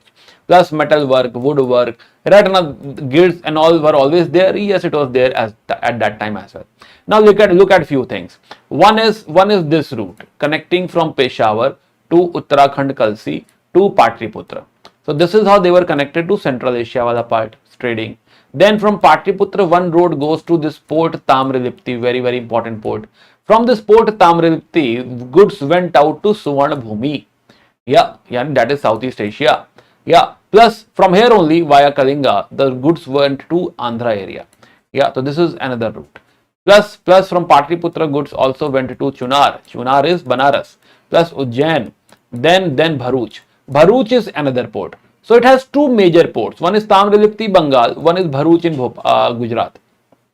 From here, goods were being exchanged between Greece and Egypt, right? Greece, Egypt, and India. So with Greek through Egypt, a lot of things, we were exchanging. We were sending indigo, ivory, shells, pearls, perfumes. So two important ports which can be asked in prelims is Bharuch and Tamrilipti. So this is about economy, and so many superintendents. We have already seen these superintendents. Yes. Urban taxes we were discussing, tolls, yes, they were collecting. Even there is the concept of forced labor called Vishti. Wage labor is called Karmakar. A lot of time UPSC asks word meaning. Bonded labor is Dasa, slaves is called as Ahitikas. Yes. Now again, coming back to Saptanga. Now Saptanga, other elements if we see, so Dand and Bal we were talking about, this is about judiciary. So there are two types of courts. One is Dharmasthya Nyayalaya, that is family court, and one is Kantak Shodhan, which is criminal court. Plus also there is the concept of police and lockup, yes. Plus army. Army is they had some 6 lakh foot soldiers, 30,000 cavalry, 9,000 elephants and navy. In fact, in army also they had this concept of 6 into 5. 6 committees of 5 members each, and they will look into each wing. One will be looking into foot soldiers, one cavalry, one elephant, one navy, one equipments, like that. Right, Kosh we have discussed. Mitra is about diplomacy. Yeah, diplomacy and ambassadors. How to deal with the neighbors. So all 6 are what? All 7 are what? Part of Saptanga theory. So Mauryan administration. The USP of the Mauryan administration, or basically USP of Mauryan era, is the administration. They had a huge empire and they had created a robust administration, amazing administration. Yes, other than that, let's come to their cultural contribution. So cultural contribution, you see, this empire, Mauryan Empire, was the first one who basically thought everything in stone. Till now, stone was not as popular, but it is because of Ashoka. The stone start to become very very popular. So everything he did was in stone, whether it is rock addict or pillars, pillars, or you see this elephant. So even sculptural art has grown. So this is rock cut elephant at Dholi, though it is half only, but yes, rock cut elephant at Dholi. Similarly, this Didarganj Yakshini of Didarganj. Let us have a close look at it.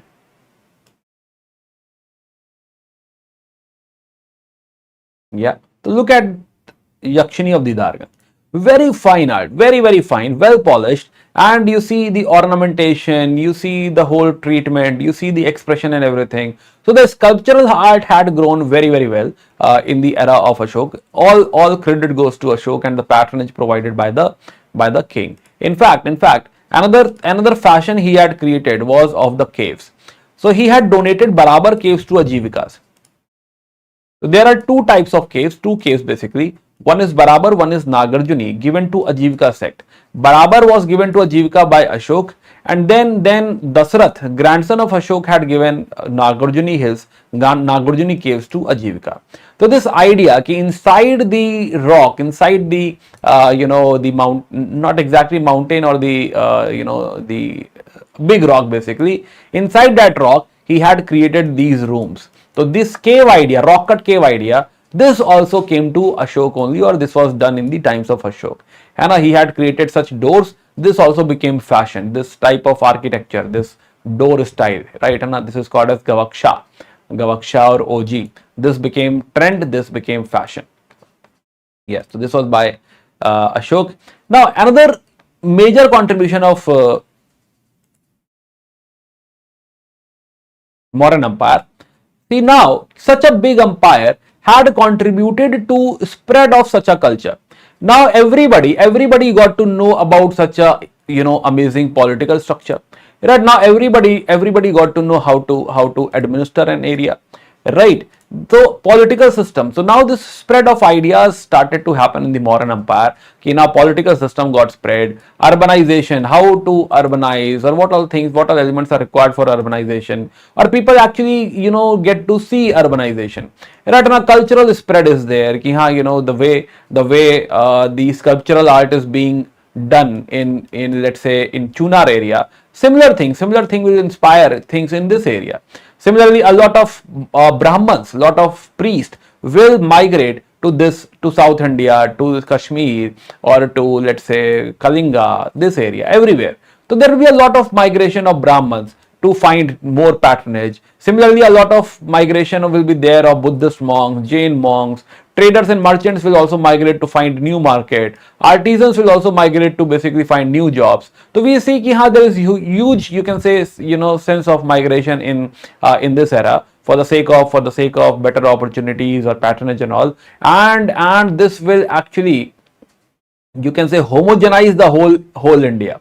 Right, everywhere similar political system we find. Everybody gets to know the idea of steel, writing, coins, burnt bricks, ring wells, timber, right, stone usage like caves, sculptures, pottery, that NBPW or northern black polished ware, spoke wheels, cart. All this idea got, you can say, percolated over a whole India. So this is the major contribution of Mauryan Empire, that they had created this unification of India, this unity in diversity which we observe today. Somewhere this foundation of unity was laid down by the Mauryan Empire. Yeah, this is the most important contribution. Yes, now we will have similarity everywhere, right? In every rule, in every place, we'll have a lot of similarity.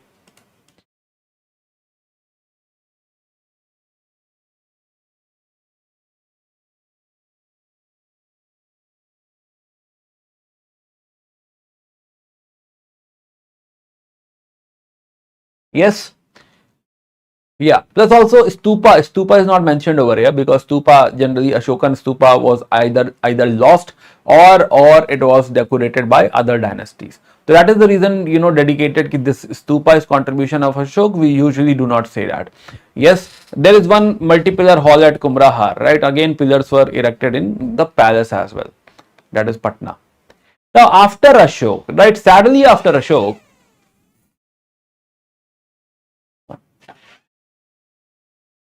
Now, sadly, after Ashok, his descendants were not as strong king. There were weak successors.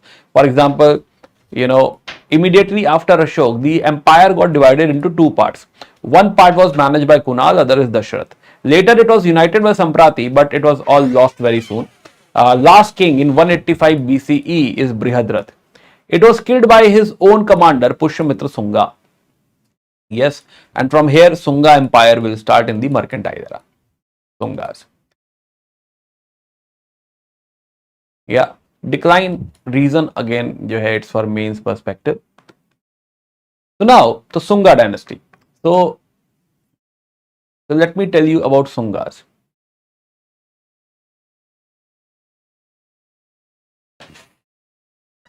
Yeah, so Sunga. So now we are entering into mercantile era. Are we all aligned till this part, everyone?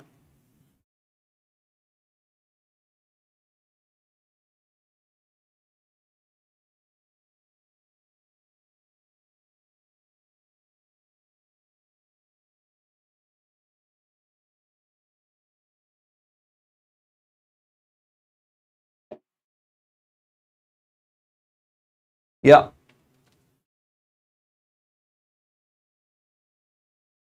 Yes. So now we are entering into mercantile era. So what happened immediately after?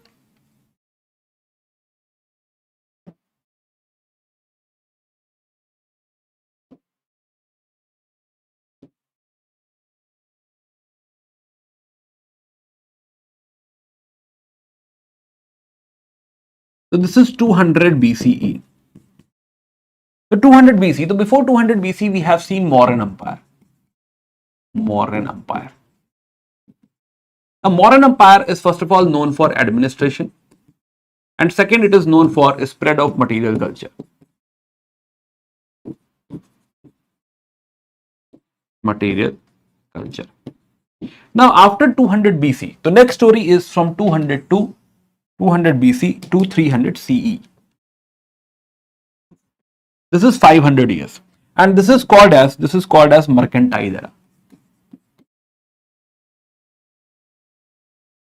Mercantile era. Yeah. Now, why mercantile? Mercantile means merchant, है ना? तो merchant era. तो mercantile era. So now the key point about mercantile era is whatever was created in Mauryan Empire, this has somewhere kicked the whole economy.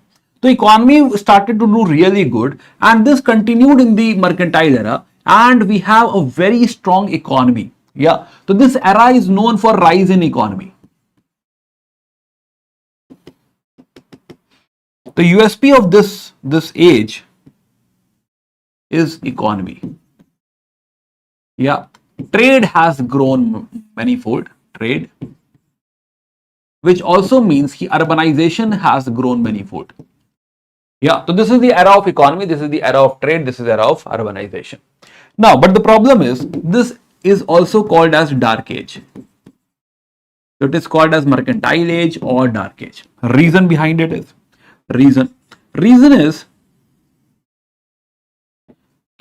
after Mauryan Empire was replaced by Sungas in MP and Bihar region, and another kingdom, Satavahanas in Deccan.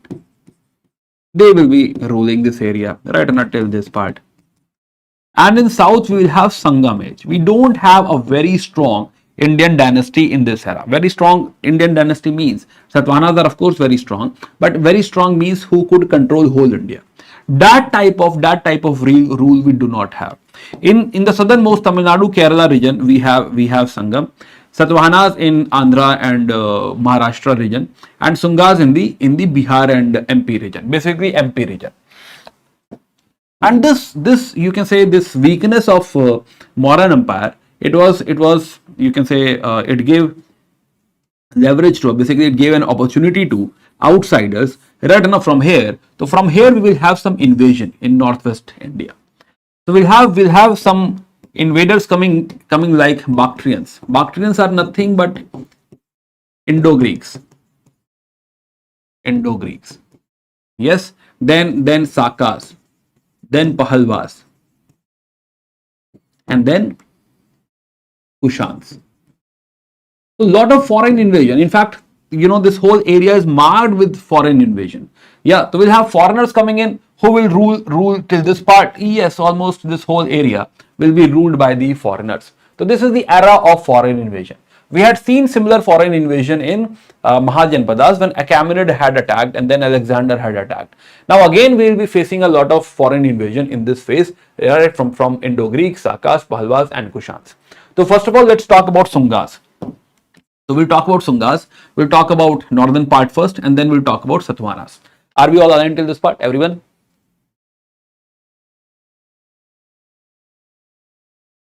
Yes? Yes?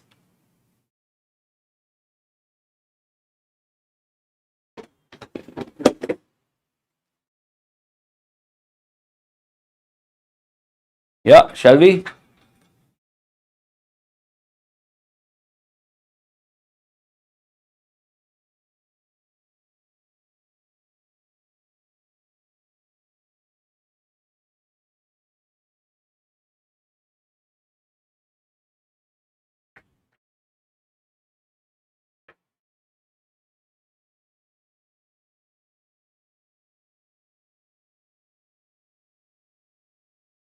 Yeah. Okay. So now,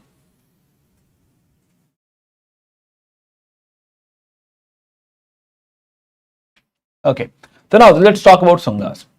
So So basically it started with, right, and I was talking about these Bactrian Sakas, Palwas and all, and I will come back to this. So anyway, the Pushyamitra. So first of all, Pushyamitra Sunga was the commander of Brihadrath. Brihadrath. Yeah. Brihadrath Maurya. And he killed his own master and became the king. And this is how Sunga dynasty came into picture. Another thing famous about him is he had repelled the Indo-Greeks. Indo-Greeks. Yeah. So Indo-Greeks, there were some invasions in this era as well. Indo-Greeks. So it is believed this Indo-Greek invasion was under Demetrius. And second invasion was under Menander. Yeah, so just know these two names. So Demetrius and Menander. So he was able to repel them. Yes, and he was able to stop them. So this is one of the contribution of Pushyamitra. It was stopped by Agnimitra had his son. Pushyamitra had his son Agnimitra. Agnimitra had his son Vasumitra. So basically Vasumitra at this point of time was commander in chief of Pushyamitra. Yeah, so Pushyamitra sent Vasumitra ki go handle them. Yes, so he had handled them. Yes. Second thing is Pushyamitra or basically Sunga dynasty claims that they are Brahmins. So this era is also like ki Brahmanical claim is back. Again coming back, just a second. It was like here Buddhism had dominated. So in this era we find surprisingly even Sungas claimed that they were Brahmins. And even Satavahanas claim that they are Brahmins. So this is also called as Brahmanical reaction. Ki Brahmins are back.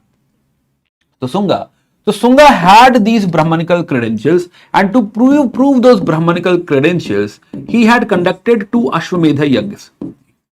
Ashwamedha.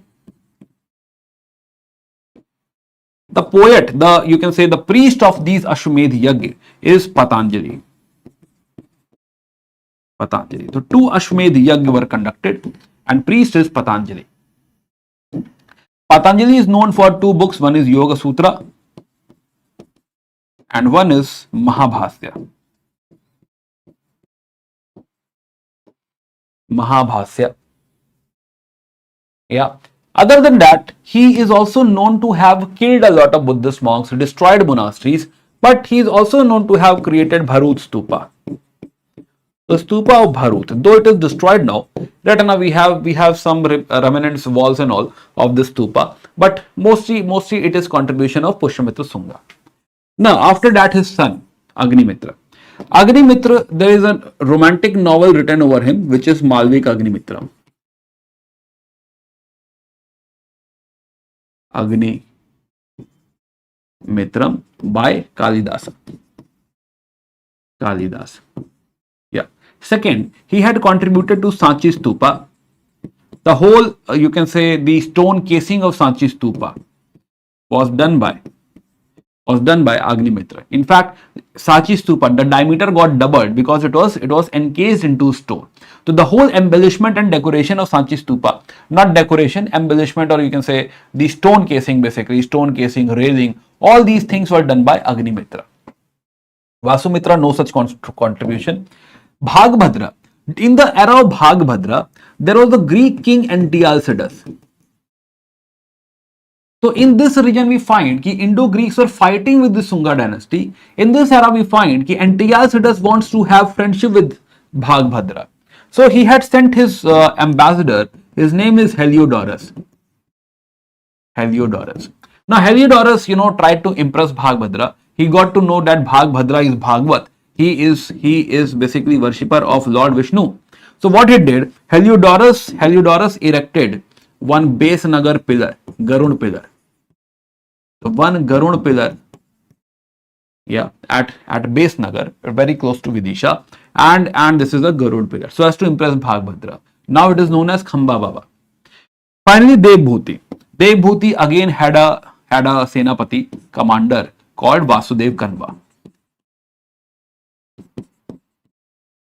Now Vasudev Kanva, what he did, Vasudev Kanva basically killed his master Devbhuti and started Kanva dynasty. This is a short story of Sunga dynasty, right? Sungas. Yeah, this is Bharut Stupa. This is embellished Sanchi Stupa, right on Sanchi, and this is Garud pillar erected by Heliodorus. Yeah. Now you see here Sunga Empire. So this part is Sunga Empire, right there. One of the capital is Vidisha, by the way, and Bharut Stupa. Plus they fought with Indo-Greeks. Yes, this is Greek Bactrian kingdom, and they were having these fight.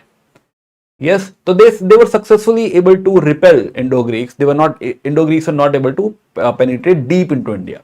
So this is the contribution of Sunga Empire. Are they ruling whole India? No, of course not. In a very small area, Patna, UP, to some extent till Mathura and all, and MP. So only that eastern part, right, and the Gangetic part, they were able to rule, not the complete India. Another thing which happened in Sunga dynasty is ki in this era, Manusmriti was completed. Manusmriti and Bhagavad Gita. Bhagavad Gita was completed in this era. Now again, right now this is in news. Bhagavad Gita, the manuscript of Bhagavad Gita and Natya Shastra. So Natya Shastra is written by Bharat Muni.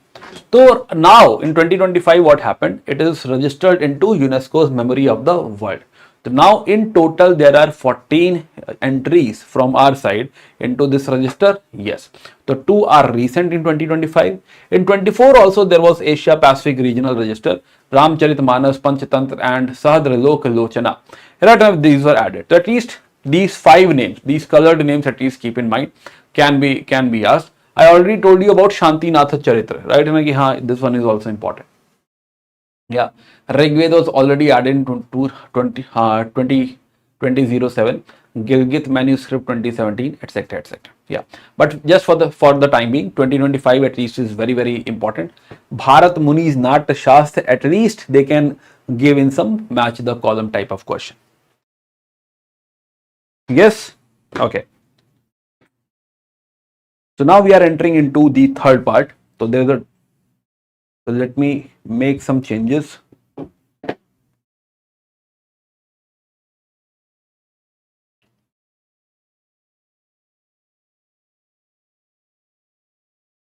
Yeah. At your end, you can have a small break.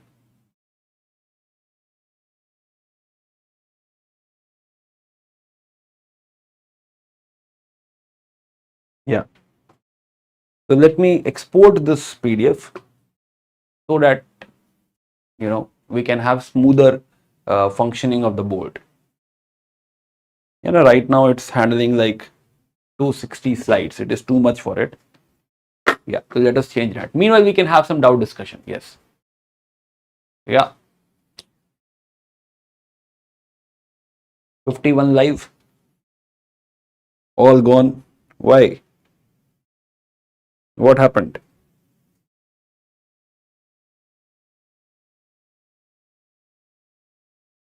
What is the usual number?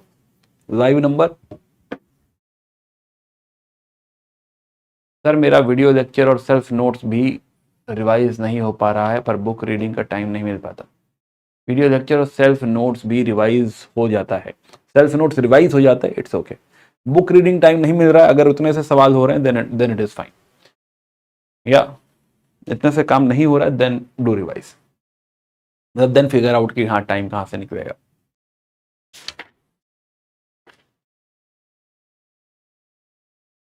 Around 150. Okay.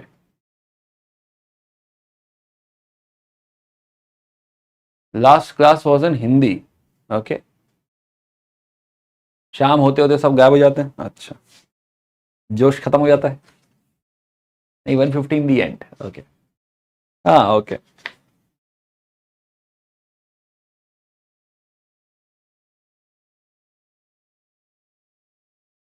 Which one is the next class? Any idea? Which subject? अच्छा, अब तो it will be after Holi only. Okay.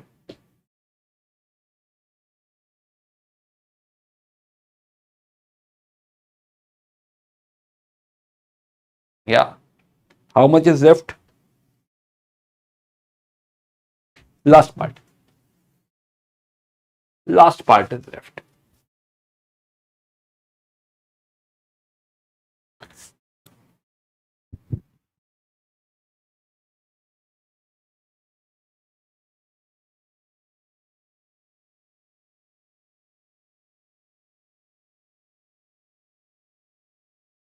Now not much is pending. Also, this chapter, UPSC surprisingly has not asked a lot of questions from this particular chapter in last 30 years. Yes, SNT, okay. Unblock, it is not in my hand, right? I have not blocked you.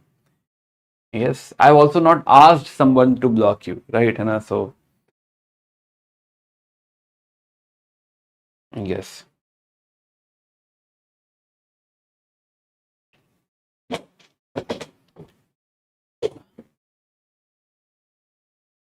Yeah, okay.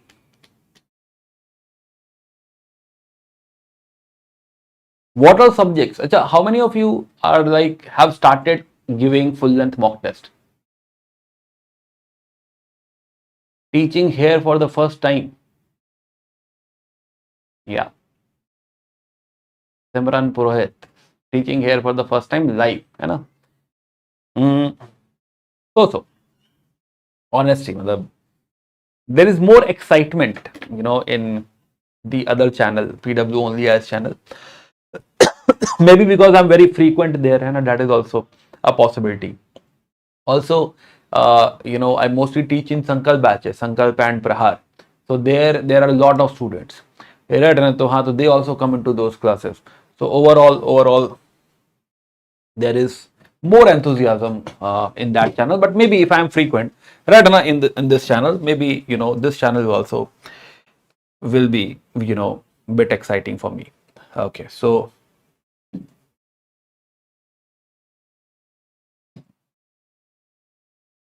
if it is not saved, then it is gone.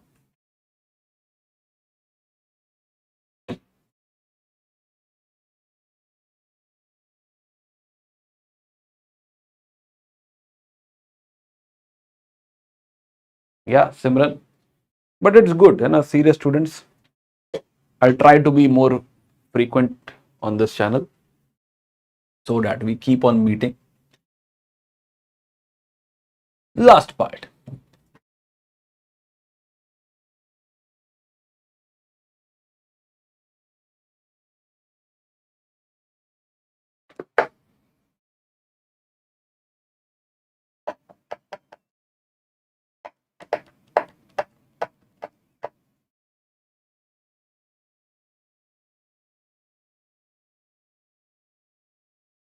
This channel is either quiet or full of spammers. Okay, got it. Mains answer writing should be done at this point too. No. If you are appearing in 2026, then no. This is not the time for mains answer writing. This time requires full-fledged prelims preparation. Full-fledged. Whatever time you have, your maximum time should go to, or the main aim is to attend mock examination.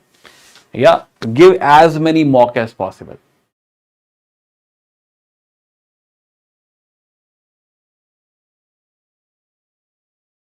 Yeah, mock, revise. That's it.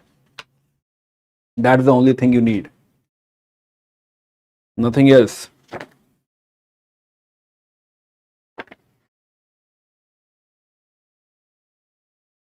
Yes, done? No.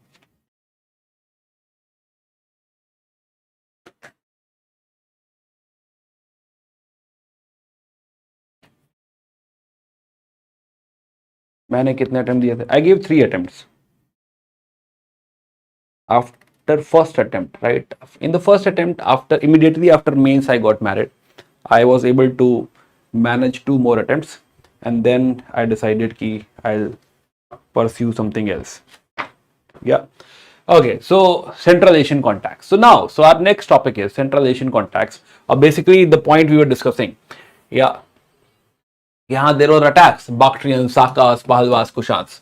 So during these attacks, what is exactly happening? Exactly, there is turmoil. Yeah, there is turmoil in Central Asia. There is fight going on in Central Asia. There are tribes which are fighting, and one of the tribe which is dominating is Xiongnu. So Xiongnu is the one who basically started pushing Kushans out.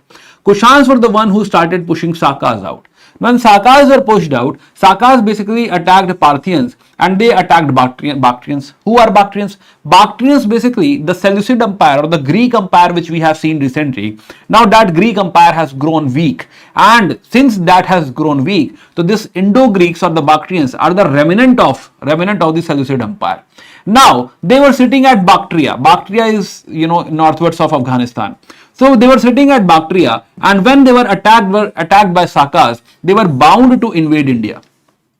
Yeah, so this is how there's a chain coming up. So first of all, Indo-Greeks will attack India, then Sakas will attack Indo-Greeks and eliminate, then Parthians will come with Sakas only, and then Kushans will attack and Sakas will be sidelined. So one by one they will be attacking India. So let's start with Bactrians. Achha, by the way, they also wanted to go to China, but China is very smart, very smart. So there was Shi Huangdi. In China, what he did, he created this Great Wall of China so that they cannot enter into China. So that is the reason they have no other option but to attack over India. Sungas you already know, right? And Sungas we have already studied. Let's talk about what is their contribution who are attacking over India. So first is Bactrians. Now first thing you must understand, Bactrians are actually Greeks, Indo-Greeks, Greeks living at Indus. So Indo-Greeks. So the first one who came to India was Indo-Greeks. In fact, they had started attacking even when Brihadrath was the king. So it was in the era of Brihadrath only they started to attack. And it is not a very long rule, right? It is 200 years only. It is not like if they stayed for 500 years. They are the first one eliminated very soon. So around 10 CE, they were eliminated, and we don't care about dates. So the initial segment, right, between 200 to 0, you can say, not 0, 1, 0, there is nothing like 0. So yes, so between 1 and 200, Indo-Greeks were there. Indo-Greeks, yes, so they started to come towards India, yes. So now, so few kings which are important. So one is Demetrius, one is Menander, and one is Antialcidas. Again, yeah. So we are discussing Indo-Greeks right now. Indo-Greeks. So one is Demetrius. Demetrius there is no other contribution other than he is famous. He is the first one or the initial one who were able to get some success into India. Second one is Menander. Same thing. So they are penetrating into India. Yeah. Till let's say Takshila, Sagala or something. Their capital was Takshila. So there is one king called Menander. Now Menander is famous because there is a Buddhist monk Nagsena. They both had an argument. Yeah. So Menander asked a lot of questions and eventually got converted into Buddhism. Yeah. So now because he got converted into Buddhism, this event was written in this book, Milind Panho, The Questions of Milind. So Menander became Milind. So he became immortal. Yes, he was immortalized by this book, Milind Panho. Also his capital is Sakala. Yeah, so Sakala. So Sakala is basically this one, Sagala. Yeah, Sakala or Sagala. And Menander. So Menander we can remember, yes, Menander and his discussion with Nagasena and this book Milind Panho. Very famous book. UPSC asked last year. Milind Panho. Very famous. Then Antialcidas, Bhagbhadra, Heliodorus, just now we have discussed. And the same person? Yes, same person. Now another contribution of Indo-Greeks is that they were expert. They had Greek culture, so they had a knowledge of how to mint great coins, amazing coins, coins with the portrait of the king, right? And the most important thing, they were the one who basically minted gold coins. Though gold coins they had minted in the north of Hindu Kush. Let's come back to it. So Hindu Kush. So let's say this is Hindu Kush mountain. So gold coin they had minted in their original kingdom. Gold coins. This side they had minted only silver and copper, mainly copper. So it is not like a gold coin they brought into India, but yes, the first dynasty of India, right, ruling over India, minting gold coin is definitely Indo-Greeks. They have not used it or they have not circulated it in India. In India there was square coin only. Yeah. So we cannot give this credit to them, but yes, anyway, the coinage knowledge, right, to make these portrait and all, right, beautiful coins. This is something they started in India. So this idea of amazing coins and the gold coins was brought to India by the Indo-Greeks. Another very unique thing which they brought to India was military governorship. So governor in Mauryan administration, we were talking about the provinces is headed by a governor. Right, and provinces is headed by a governor. So here the governor is the military commander. Makes sense as well ki haan, you are sending a governor to a new territory, a foreign territory, to maintain that control, coercive control. Right, and it will be coercive, of course. To maintain that control, if the governor is a military person having an army military commander, it will be more effective. So this idea of military governorship was brought forward by them. Yes. Another thing they brought into this area was Hellenistic art, the Greek art. So their style of image creation, right, sculptural art. So their sculptural art, is very much detailed. They will ensure even the strand of a hair should be visible. So they have so much detailing over here. So very expressive, you can say, image creation or the sculpting art they had. So now they brought this idea to close to India, Hellenistic art, and gradually, later on, this will percolate in Gandhara side, and Gandhara sculptural art will have this influence. Plus, they were also good in science and tech, so they brought horoscope to us. Together, our Jyotish Shastra and their horoscope became Hora Shastra. Then town planning, yes, they brought town planning as well. So it is basically Indo-Greeks who had contributed a lot, right? No one else but the Indo-Greeks. Yes, second, Sakas. Huge contribution? No, not at all. Not much contribution by Sakas, though they are a very strong tribe. They came to India somewhere around 100 BCE. They eliminated Greeks after some time, and they continued for very long. That they had continued for very long. We will have their names at so many places, but still there is not much contribution. There is not so much contribution from the core part of the Sakas. Yeah, so let's talk about Sakas. So Sakas first of all had come in multiple branches. Yeah, somebody has gone to Afghanistan, somebody has gone to, this part. So their capital again is Takshila, right? Takshila, Sagala, this is all under them. So this Punjab, so Takshila is the capital? Yes. One king which you can remember is Moga because he is the founder.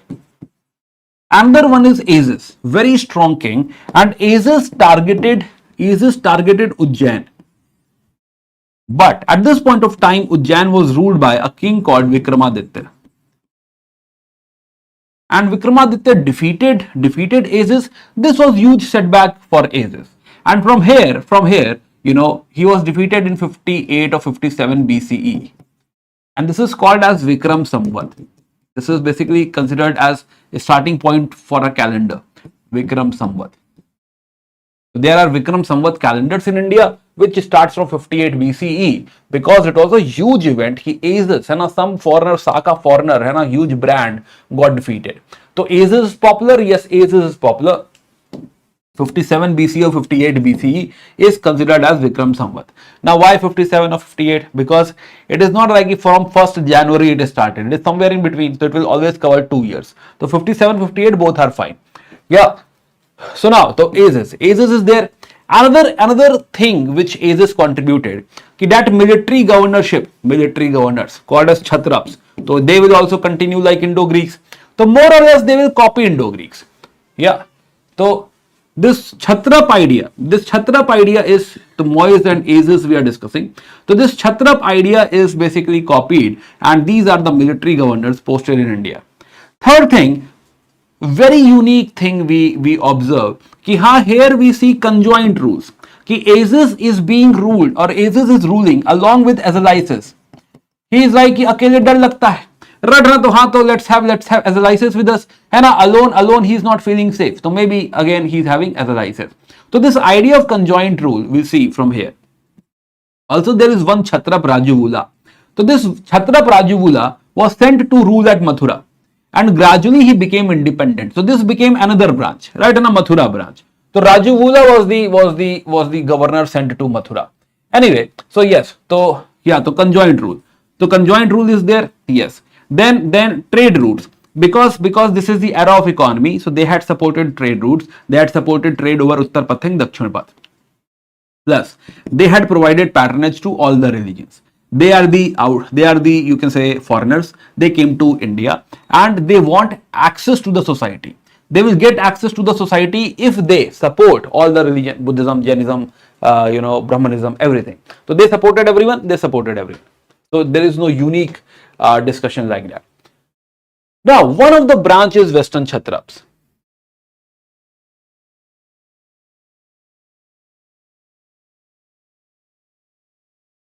So one of the branch they have is Western Kshatraps. Now this became prominent a bit later in Gujarat side, and earlier they were in Sindh, then Gujarat side. There are two names, one is Nahapana and one is Rudradaman. We'll talk about them with Satavahanas. Yeah, so two prominent names which made some contribution is Nahapana and Rudradaman. Yeah, so yes. So now let's talk about the third one, Parthians. Parthians. So third entry is very close to Sakas. है ना कि हाँ, immediately after Sakas, one more power came to India, which is Parthians. But this Parthians actually are Persian in nature. They brought Persian culture to India. But anyway, Indo-Greek culture or Greek culture is dominating. It will come and get assimilated somewhere, right? And it will get dissolved somewhere. Not so much impact of Parthians. In fact, we don't have names of these kings as well. They somewhere got assimilated into Sakas only. We started to call them Scythians, Parthians, right? And Sakas Pahlwa, something like that. So they together started to rule, and somehow we don't have any distinction between Pahalwas and the Sakas. Yeah, so only one king is famous, which is Gondophanes. Let me tell you about this.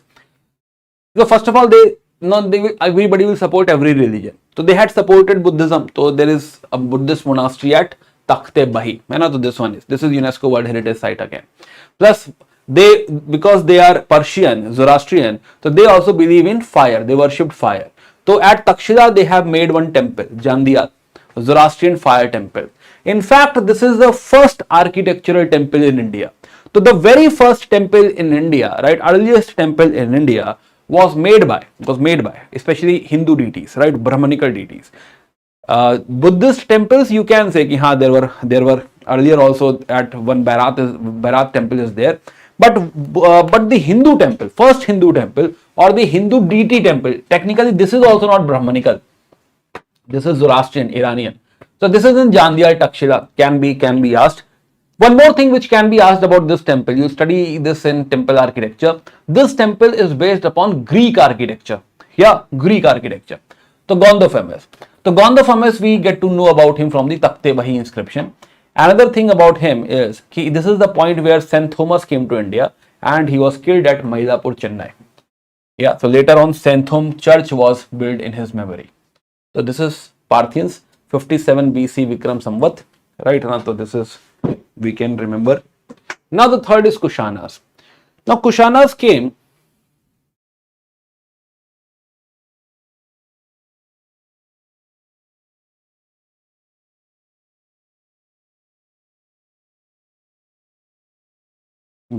so Kushans. So again, Kushans came in CE era, right? After one, right? Kushan had entered, yes. Now initial founders, so initial founder is Kujula. So Kujula is the founder. Kujula Kadphises. So Kujula Kadphises. This name we can remember because he is the founder. Second is Vima. Vima is the one who expanded. Expansion. Plus Vima is the one who had issued gold coins. This can be asked in prelims examination. And then finally Kanishka. Kanishka has contributed into a lot of things, including he has issued gold coins, and this is happening in India. So this is the dynasty which exactly is known for the gold coins. Plus we'll discuss Silk Route. Somewhere this dynasty has contributed a lot to the trade and especially the Silk Route. And the fourth Buddhist council, if you remember, it was Kanishka only. And after fourth Buddhist council, if you remember, Mahayana Buddhism started to grow. Because Mahayana Buddhism started to grow, so now Mahayana Buddhism talks about bodhisattvas, right, incarnation of Buddhas into various forms. So now this will support idolatry. So there will be a lot of sculptural development, and now we will have Gandhara School of Art and Mathura School of Art. There will be sculptures formed Gandhara and Mathura. Now this Gandhara will be based upon this Hellenistic art. Yeah, so we'll see that this art is totally dependent upon the Greek ideas. So let's discuss Kanishka. Yeah, let's talk about Kanishka. Now first thing, Kushan if you see the empire of the Kushan has a very huge empire, right? Starting from this Gujarat area, including Mathura, Banaras, Patliputra, and then in Central Asia part, and a Khotan area as well, Bactria and all these part, right, Afghanistan, etc. So all this is under Kushan Empire. They have two capitals, one is Purushpura, ya Peshawar, second one is Mathura, right? So very strong kingdom, very strong kingdom is Kushans. Now we are discussing Kanishka. Kanishka first of all called himself as Devaputra. Yeah, so they also tried to establish this connection ki haan, we are connected to the god themselves. Plus the rise of Kanishka 78 CE, this is also marked as a calendar year. This is 78 CE, and from here Saka era. So this is Saka calendar. This is our national calendar as well. So yes, so Saka era. So 78 CE marks the rise of Kanishka. Plus his coin shows his martial character. His statue, Kanishka statue, shows his martial character. Yeah, so in Raptak province, Raptak inscription in Afghanistan, there is a lot of information on him. Plus, from the coin and the sculpture also, we have a lot of information about him. Plus, Mahayana Buddhism we have discussed. Also, he had made two stupas. This can be MCQ. One is Peshawar Shaji Ki Dheri. One is Zaskar Valley Kanika Chorte. Also, there are a lot of important personalities in his era. One is Ashwaghosh. You have already studied his name. Ashwaghosh, Vasumitra and Nagarjun. You have already seen them. Then there is Mathara, Agesilaus, and there is one Charaka. So Charak is the father of Ayurveda. So Charak. So right now again Charak. So Charak has written a book called Charak Samhita.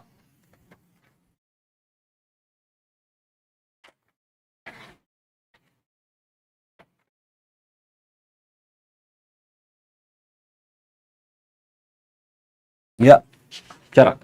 So Charak Samhita. Plus later, not in this era, later on there is another scholar, Sushrut.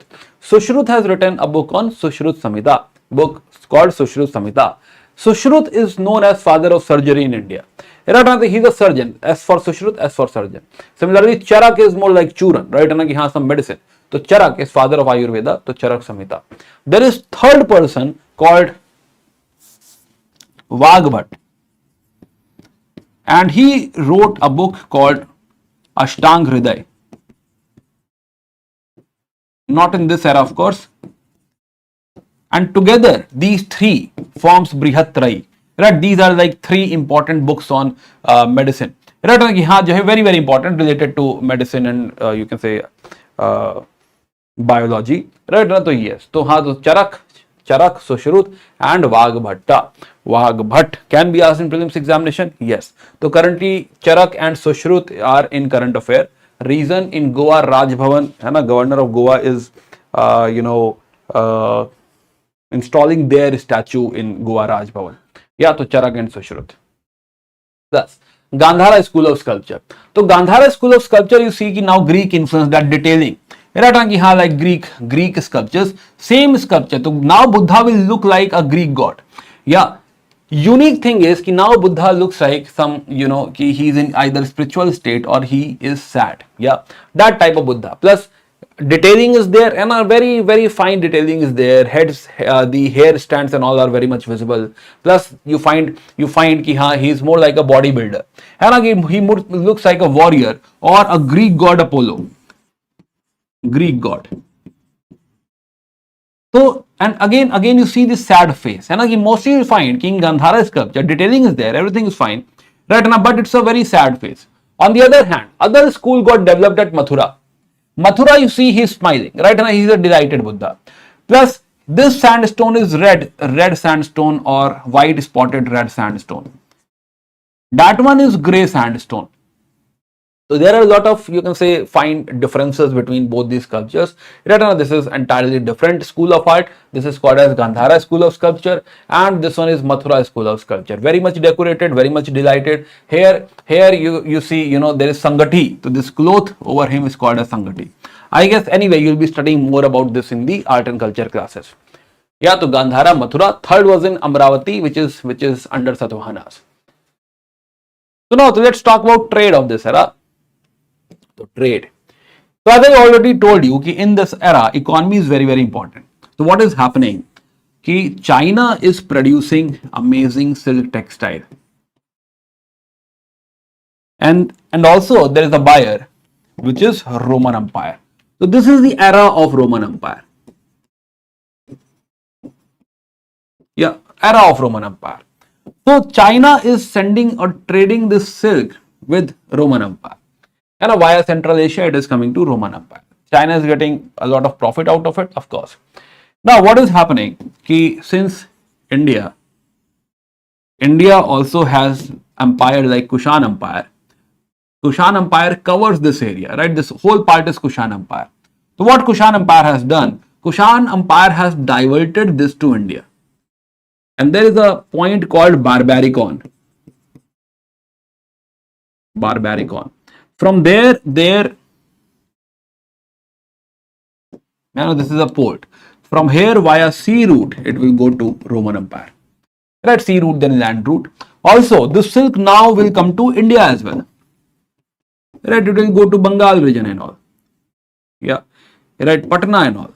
Plus, it will come to the Deccan area as well. So this is how now we are part of this Silk Route. That is the most important contribution. Right, and now you see the Silk Route. The Silk Route is from China to Roman Empire. And in Central Asia, we have taken this Silk Route to India. So this goes to Barbaricon, and from here via sea route it is going to Roman Empire. But it also goes to the other places, right? Mathura, Banaras, then Patna, Champa. It can be sold at Southeast Asia as well, right? And plus it is also being sent via Bharuch. Now it is coming to Bharuch. Bharuch port we have already seen. It is coming to Bharuch and the other areas and going to again it is trading. So this is how we are part of this, very rich trade, very profitable trade, and we are getting benefited out of it. Yes, benefited out of it. So there are some, you can say, important ports in this era. One is Barbaricon, of course, then Bharuch, Sopada, Kalyan, Chaul, Bankot, Dhabol, Jaigarh, Vijayadurg, Malwan. UPSC do asks, about port and all. One way or the other, they might ask you what it is, they might ask which state, location, something like that. So these are important ports. Yes, Sopada, Kalyan, Chaul, Dhabol, Bankot, Jaigarh, Vijayadurg, Malwan. Similarly, here Chandraketugarh is one of the important ports. Tamrilipti you have already seen. Plus Masulipatanam, Ghantasala, Marakannam, Puducherry. Then this is Sangam area. Right, Sangam we will study separately. Yeah, so this is all about the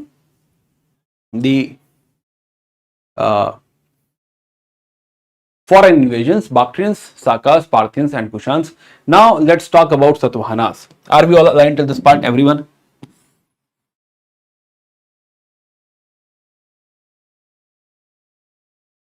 Yes? Yes, shall we go ahead?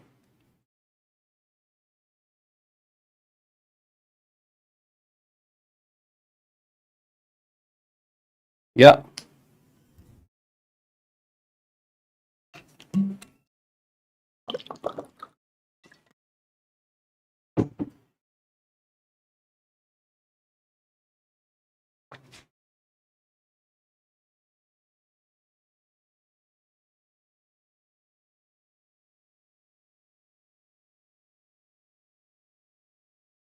Okay.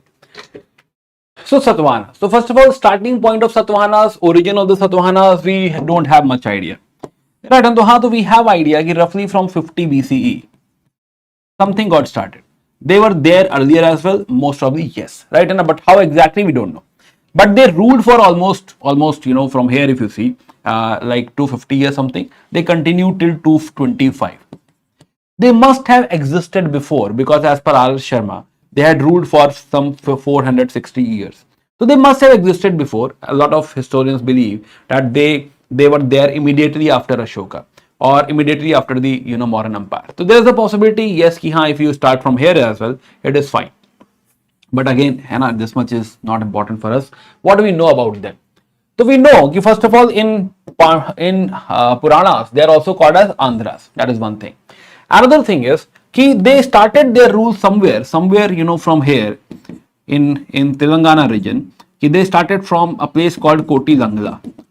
So one of the earlier capital they had was Koti Langla. Then Amravati and Dharni Kota. These are either capital or important places. And then from here, from the Telangana or Andhra region, they had moved to the Maharashtra part, and their final capital and the most important capital is Pratisthana. So their major capital is in Maharashtra. So they started from here and then they started ruling at Maharashtra. They at one point of time they had even ruled till Malwa. Ratna ki haan expanded into MP and Gujarat as well. Yes. Now they were very much impressed, or basically they have learned a lot from Ashoka, from the spread of material culture which we were discussing. Yes. So kings. So we have, you can say we have little understanding about the kings, but whatever we have, we can divide it into two parts. One is some initial kings, one is some later kings. Initial kings. So Simuka seems to be founder.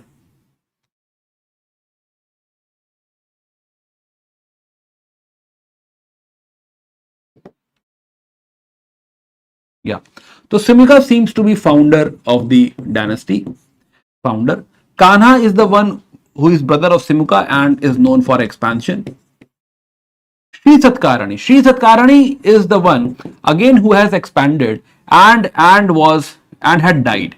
Now after the death of Sri Satkarani, it is basically his wife Naganika who had taken control of the whole kingdom and behaved as a regent. So she is the regent. Yes, she is the regent queen. There is a lot of information about Naganika from her own inscription at Naneghat cave. Naneghat cave talks about her Vedic sacrifices. So Satavahanas also claim that they are Brahmins, and she has done some Vedic sacrifices. She has made some donations. She had donated some 13 villages along with a lot of money and animals, etc.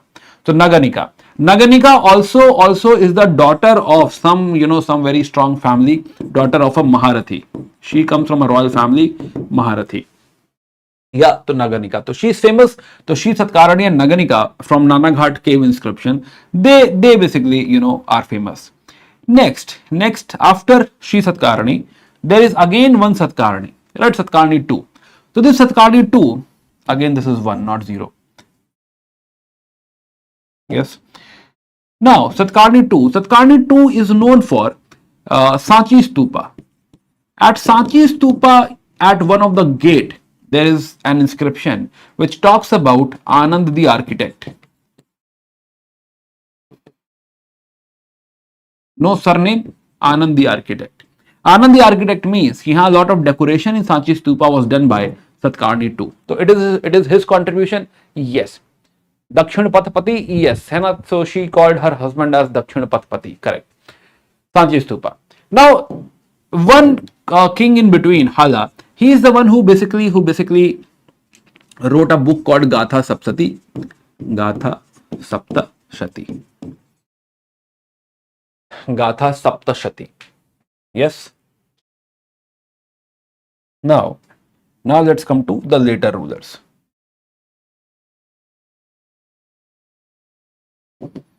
Now Gautamiputra Satkarani.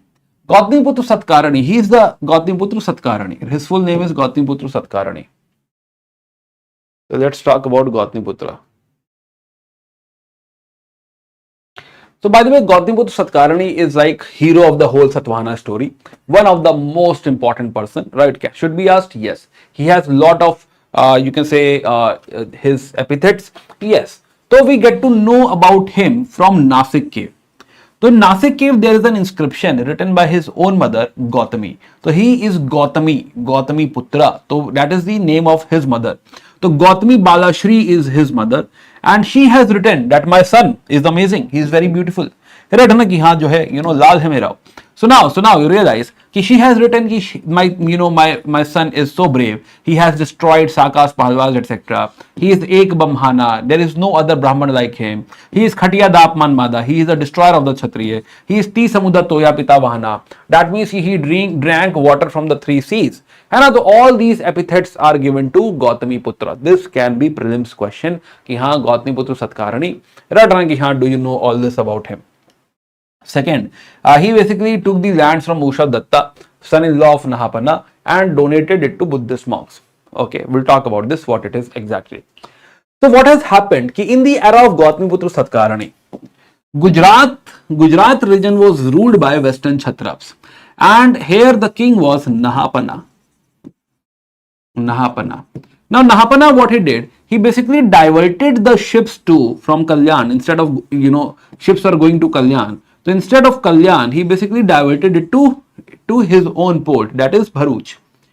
Plus, he had also attacked Nasik. So he had conquered Nasik as well. So now he had entered into the area of Gautamiputra Satkarni. So he had to retaliate. Yes. So he basically defeated Nahapana. He actually killed Nahapana. Yeah, he killed Nahapana and reoccupied the Nasik area. Another thing is when he defeated Nahapana, he found a lot of coins of Nahapana. Right, so some 13,000 coins we had found in some hold, and we found that out of these 13,000, 8,000 coins were restruck by Gautamiputra Satkarni. So Gautamiputra Satkarni has basically, you can say, restruck these coins and write his name, ki, I have defeated Nahapana, and something like that. So yes, so here these coins are famous. These coins became famous, and we also got to know ki Gautamiputra Satkarni, has controlled this whole area. Now after this, his son Vashishtaputra Pulmai. Now Vashishtaputra Pulmai, he will continue, the reign. Plus he has a coin. This coin has a ship which has double mast, which shows he had some maritime power. There is some naval trade and all. This is in the era of Vashishtaputra Pulmai. Now later on in the era of Vashishtaputra Satkarni, this is all happening after 100 CE. Yeah, so Vashishtaputra Satkarni. So Vashishtaputra Satkarni is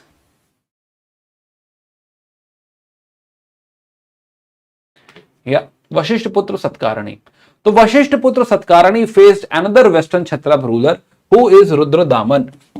Rudradaman. So Vashishtaputra Satkarni. So again, Rudradaman seems to be very, very strong, and this time reverse happened. Rudradaman was able to defeat Vashishtaputra Satkarni twice. Right, so he defeated him twice, but he did not kill him because Vashishtaputra Satkarni is son-in-law of Rudradaman. Rudradaman had married his daughter to Vashishtaputra Satkarni. Another thing about Rudradaman is that at Junagadh, he has written one inscription in chaste Sanskrit. Till this point, Prakrit and Brahmi. Right now, this was something very, very prominent. But now it is chaste Sanskrit and Brahmi.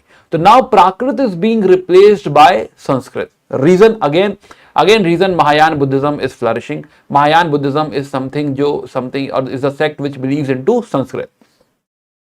Sanskrit, or basically writes in Sanskrit. So Sanskrit this is the new era of Sanskrit, and this particular inscription is being written in Sanskrit. In this inscription, he has said ki I have repaired the Sudarshana lake. Right now, I have not oppressed anyone. I have taken only those taxes which are you can say legitimate, and then I have repaired this Sudarshana lake in this particular area. Yeah, he had said that. So Vashishtaputra Satkarni. Another king is Yagnashi Satkarni. Basically, he continued the rule, right? And last is one Pulmai IV. Pulmai IV was the last king, 225. Pulmai IV, and this is the end. Pulmai IV.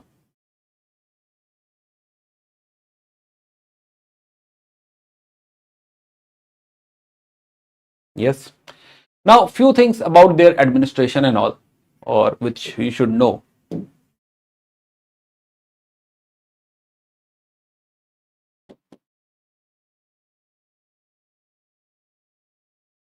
Administration. See, first of all, administration is very similar to Ashokan administration or Mauryan administration. Yeah, but few things again. King is important. Yes, king is important, of course, right? And then they also had military governorship. This is one thing. Military governorship. So this might have come from Indo-Greeks. Yeah, they also started to have military governorship. Yeah. Another thing is, even in villages were headed by Golmikas.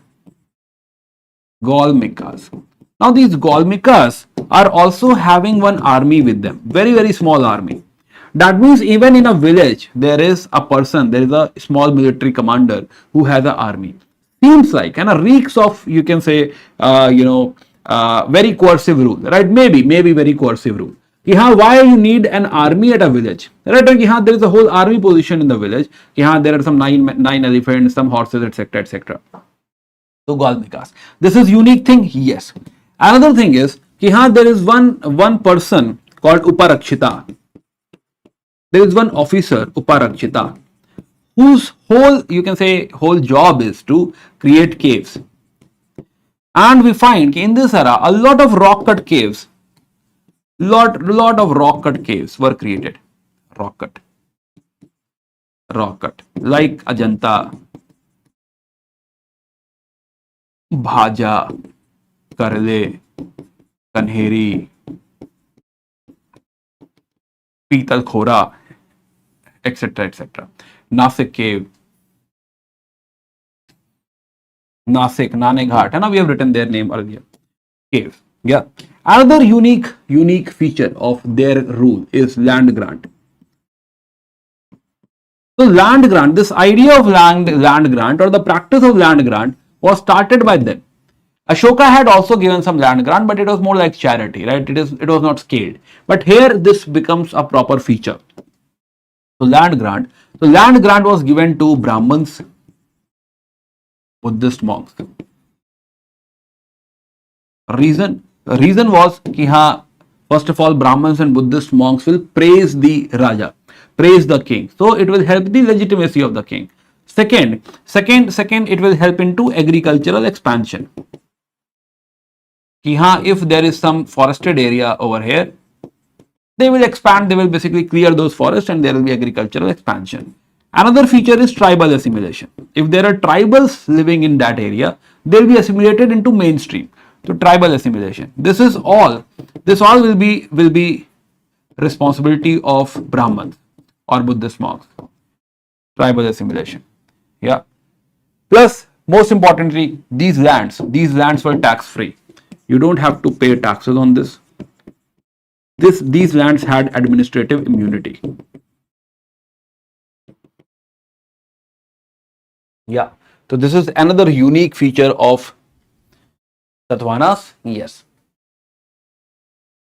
Matrilineal element, yes, we found that they are taking names of their mother. So it seems that there is a matrilineal dominance. The lineage of the mother seems to be important. But is it a matriarchal society? No, it was not matriarchal society.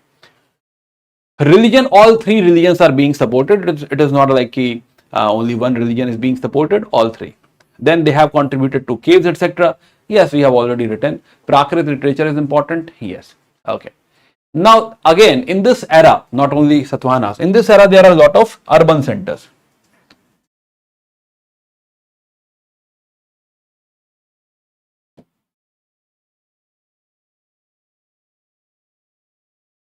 Yeah. So, Takshila has some sites like Bhir, Sarkap, Sarsuk. These are what? These are urban centers. Now, Mathura, Vaishali, Patliputra, Vidisha, Ujjain, I don't think you need to know them. Right, you already know them. Few things I would like to highlight. One is Mangal Court. And again, Bengal, it is known for terracotta. It is known for ornaments, copper, seals and all. Another is Chandraketugad. UPSC has asked this Chandraketugad twice. Yeah, so Chandraketugad was a fort once upon a time, but later on it was cut off. So yes, it was a port city. Yes. Northern black polished ware, etc. Yes. It was also known for terracotta. Any urban center will be known for terracotta. Terracotta is not something which is unique or you can say very amazing. Right? Terracotta is a basic thing. And so it will be there in an urban center. Yes, it will be there. Yes, Hannah. Yes. So now, yeah, plus fortification and all are there. Yes. Now, yes. So yeah, so earlier it was fort as well, and it used to have a trade relationship with the Southeast Asia. Yes. Okay. Now, lastly, then Sisupalgarh in Odisha is another important center. Then Ter in Ter in Maharashtra. It is a cotton producing area, and here wood fortification we have found. Plus Satani Kota. Satani Kota is in Andhra. Satani Kota. Yeah, Nagarjun Konda, Andhra. Amravati, Dharnakatka, Dharnakot, Dharni Kota. Yes, these all these are Andhra. Now, Nagarjun Konda later on, after Satavahanas, there is a kingdom called Ishwakus. So, this is the capital of Ishwakus. Here we have amphitheater, open auditorium, roads, all these things are there. Similarly, Dharni Kota and Dharnakatka, these are having navigable channels at the river. And boats are plying in it, and people are basically using that navigation channel. Yeah. So these are few centers. So sometimes UPSC asks about the geographical locations or the states and all. So that is how you can manage.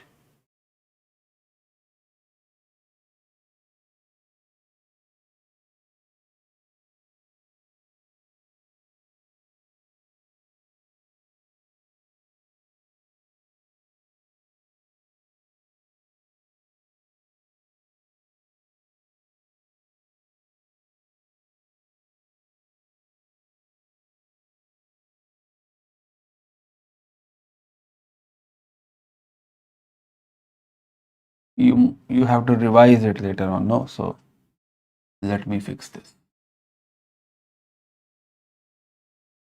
Okay.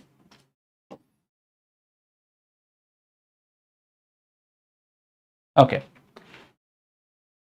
So yeah, so this was Satavahanas. Now let's come to Gupta Empire. Gupta Empire. So after this, if Ved was written in Sanskrit, where it was gone till Rudradaman. Because the royal support was given to Prakrit, right? The kings have not supported Sanskrit. Kings had supported Prakrit. All the literature in between was written in Prakrit. So Sanskrit had to wait till Kanishka brought Mahayana back, and even Buddhism was dominating for a very, very long time, right? So now the era has come, the Gupta Empire.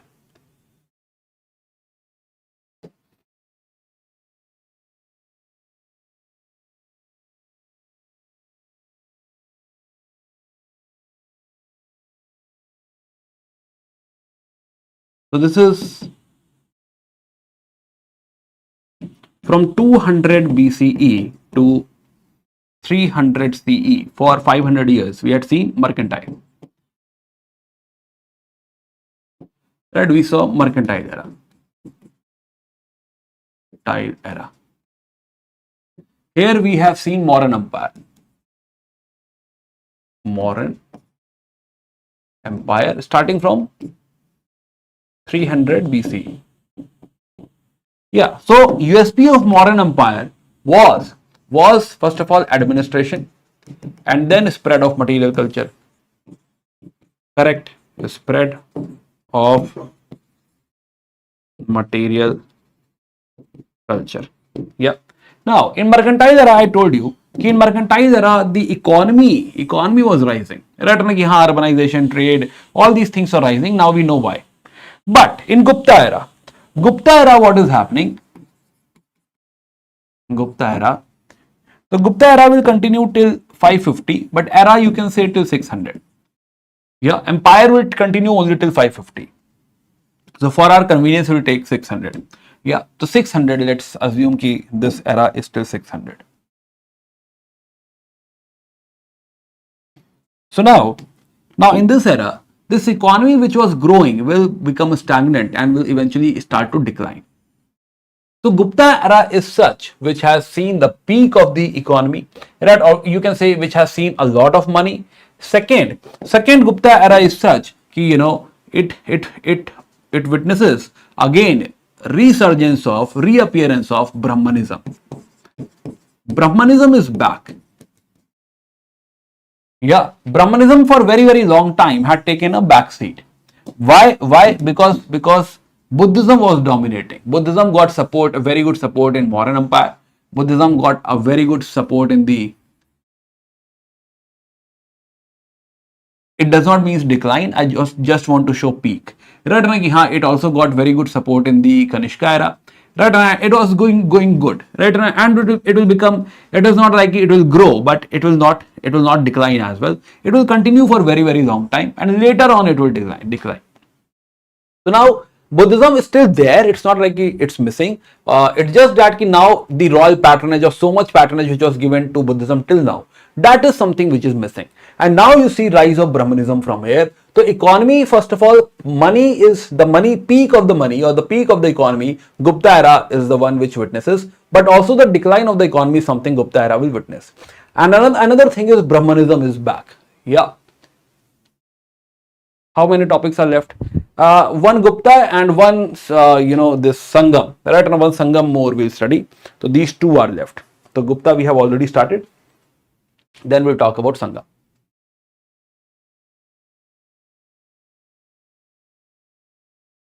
Yeah, are we all aligned till this part? Do we understand this? This is economy.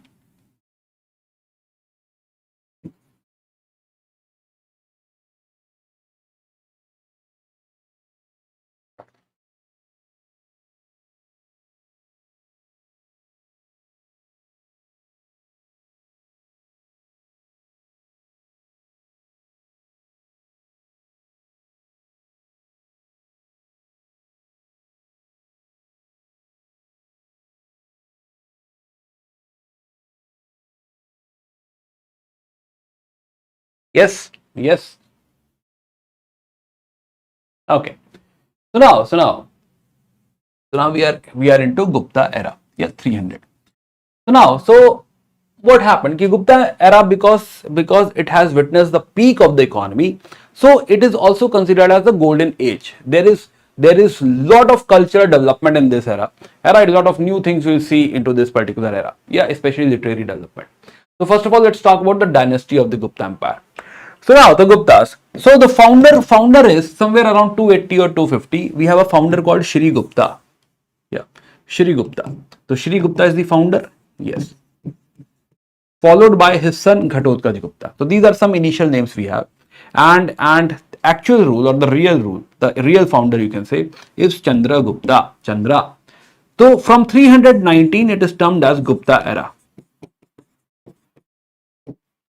Gupta era. From here the time of Guptas have started. Now similar to Bimbisara we had seen that Bimbisara was known for the matrimonial alliance. Yes, so Bimbisara. So similar to him, here also we find that he is known for marriage with the Licchavis. Like Bimbisara had done a marriage with Licchavis, Chillana. So similarly, he got married to Licchavi princess Kumara Devi.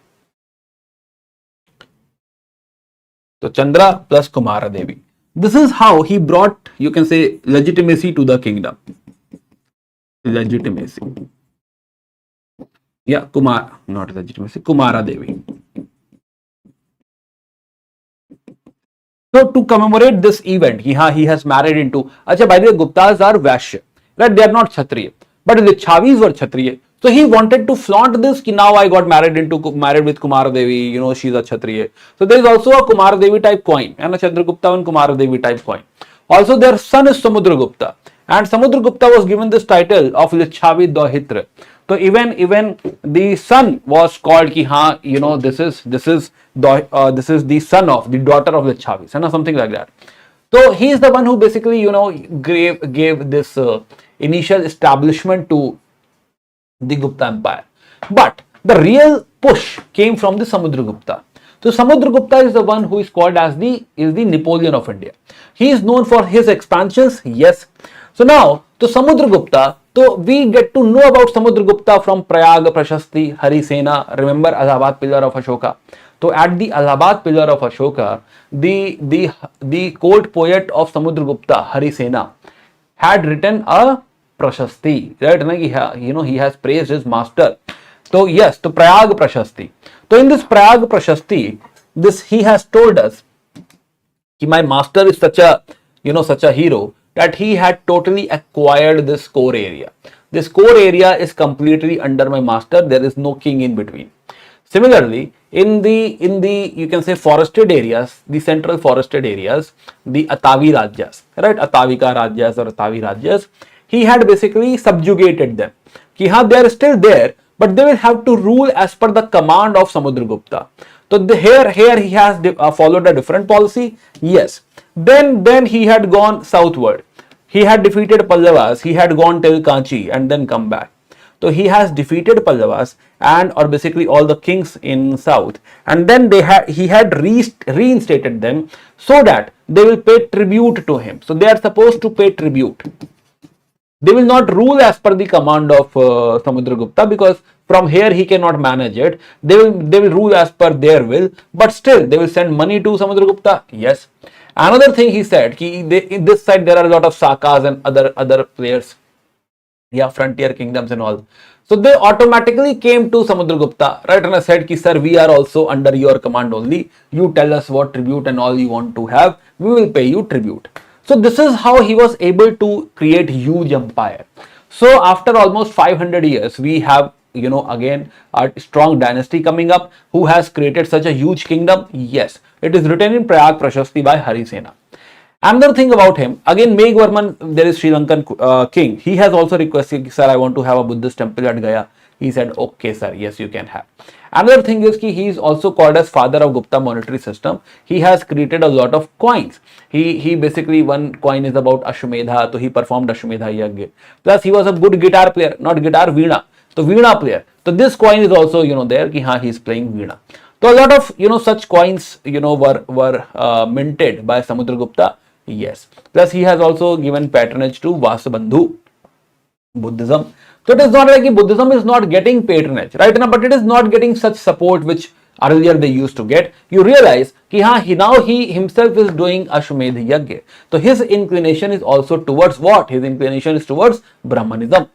Now the third king is Chandragupta II. So Chandra 1 is about marriage. Chandra 1. Samudra is about Prayag Prashasti Harisena.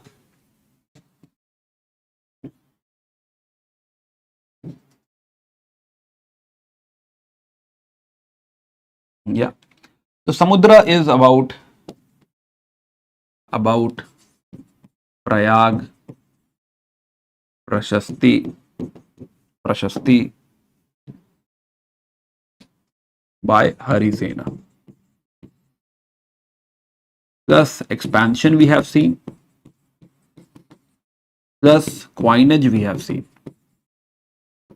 Yeah, and gold coins, and not only simple coin, gold coins they are having. Right here also gold coin was there. Yes. Now comes the, you can say, superstar Chandra 2. So Chandra 2. So Chandra 2. So Chandra 2 is also, hero of a novel. Yeah. So Devi Chandraguptam. Yeah, so Devi Chandraguptam. So there is a novel written by Vishakha Dutt, which is Devi Chandraguptam. So Chandra 2. Now let me know what all things I need to write. So Devi Chandraguptam. So this is Chandraguptam of Vishakha Dutt. Which tells us that Chandra 2 also had a brother, right? And also had a brother called Ramagupta. Yes. And he had a wife, Dhruva Devi. So Ramagupta was defeated by Sakas, and they had a war with Sakas, and Sakas wanted him to submit his wife Dhruva Devi, which he agreed. Ramagupta agreed. So his brother felt very, very bad, very angry, and he killed his own brother and saved Dhruva Devi, also defeated Sakas. So that is the, you can say, the incident over here in this novel Devi Chandraguptam of Vishakha Datta. So one of his wife is Dhruva Devi. So one wife is Dhruva Devi. Another wife he has is Kuber Naga. Naga princess Kuber Naga. Kuber Naga has a daughter Prabhavati. Prabhavati was married to. So there is one more kingdom here, Vakatakas. Vakatakas were the ally, right? They were friends. So Vakatakas. So in the Deccan there were Vakatakas. Vakatakas are mainly known for, first of all, they are worshipper of Bhagwan Shiv. Second, they are known for, there is a king called Harisena. Later on, not at this point, Harisena. Harisena is the one who contributed to Ajanta caves. So again in Gupta era, Ajanta caves, some new caves were developed, and this was because of Harisena. So now again, so Prabhavati. So Prabhavati was married to this Harisena king, Rudrasena II. Rudra II.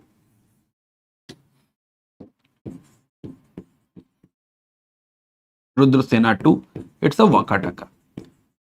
But after some time he died and Prabhavati became regent. And she used to manage her kingdom with the help of his father, right? So this is how Chandra II also had a command or control over the kingdom of Prabhavati. Yeah, so this is one thing. Yeah, another thing associated with him, he only area which was left was Gujarat, Malwa and Gujarat. So he attacked this area as well. Yes, so he had attacked Malwa and Gujarat and captured it. Yes. Now Malwa, at Malwa, Ujjain is a place he made as second capital. Yeah. At Ujjain there is a court. He basically placed his court at Ujjain, which had a Navratan. Navratan means now genius, right? Navratan. So yes. Also Chandragupta too, after defeating, after you can say after such victories, he took this title of Vikramaditya. So his one of the very famous titles is Vikramaditya. Plus he married Kuber Naga, Prabhavati story I have told you. Fahin I'll tell you. Plus yeah. So he has defeated Shakas at Malwa and Gujarat. And then after this victory, after defeating Shakas at Gujarat, there is Udaygiri cave. So Udaygiri cave in MP. There is one Udaygiri cave in Odisha. So this Udaygiri cave in MP, so one of his minister Veer Sena has written that my master is world conqueror, Digvijay. Plus, in this Udaygiri cave, this is close to Vidisha only. So in this Udaygiri cave, there is a world famous panel called Varaha Avatar, Varaha panel. In this Varaha panel, you'll find Varaha Avatar is there, and there is one statue of even Chandra too. At this moment when everybody was there, he was also there. Sorry.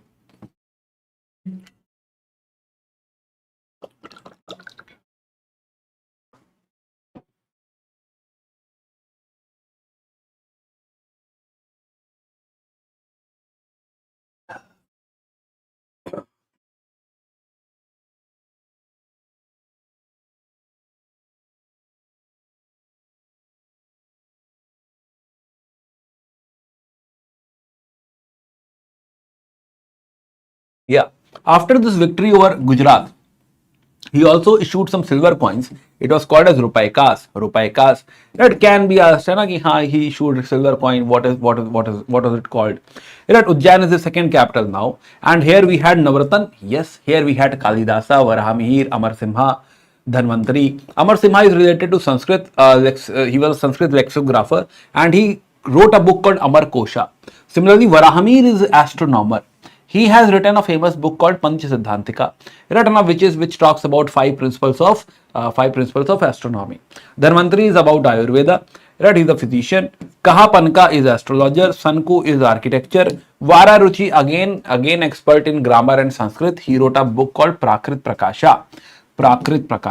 Such questions can be asked. Vetal Bhatt, Betal, name is like magician, so he is magician. Ghatakar Para is sculptural art. So again, most famous is Amarsimha, Varahamihir and Kalidas. These three are very, very famous. Something can be asked about them. Possible? Yes. Dinar is for gold, Rupaika is silver. Yes, Amar Kosh. Plus, this iron pillar inscription at Mehrauli in Delhi, that is also, you can say that is also dedicated to Chandra only. Yes. Plus, there is one Chinese pilgrim, Chinese traveler who came to India was Fa Hien. So in his era, only Fa Hien came to India. So China, as we had discussed, China already had Buddhism. And in China, the whole problem was where to get Xerox of the Buddhist literature. Yes, whole idea was how to get the Xerox of the Buddhist literature.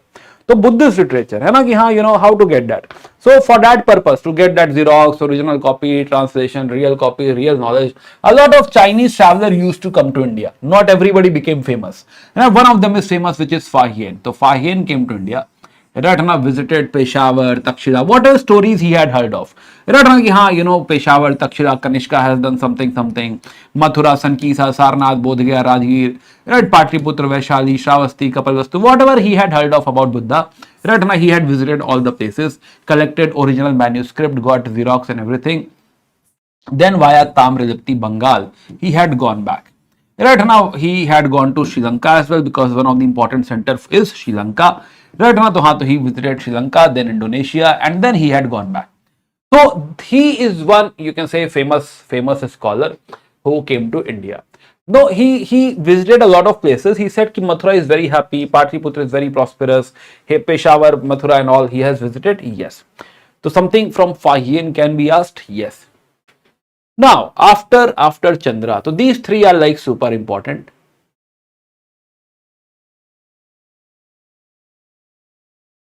And then comes a king called Kumar Gupta.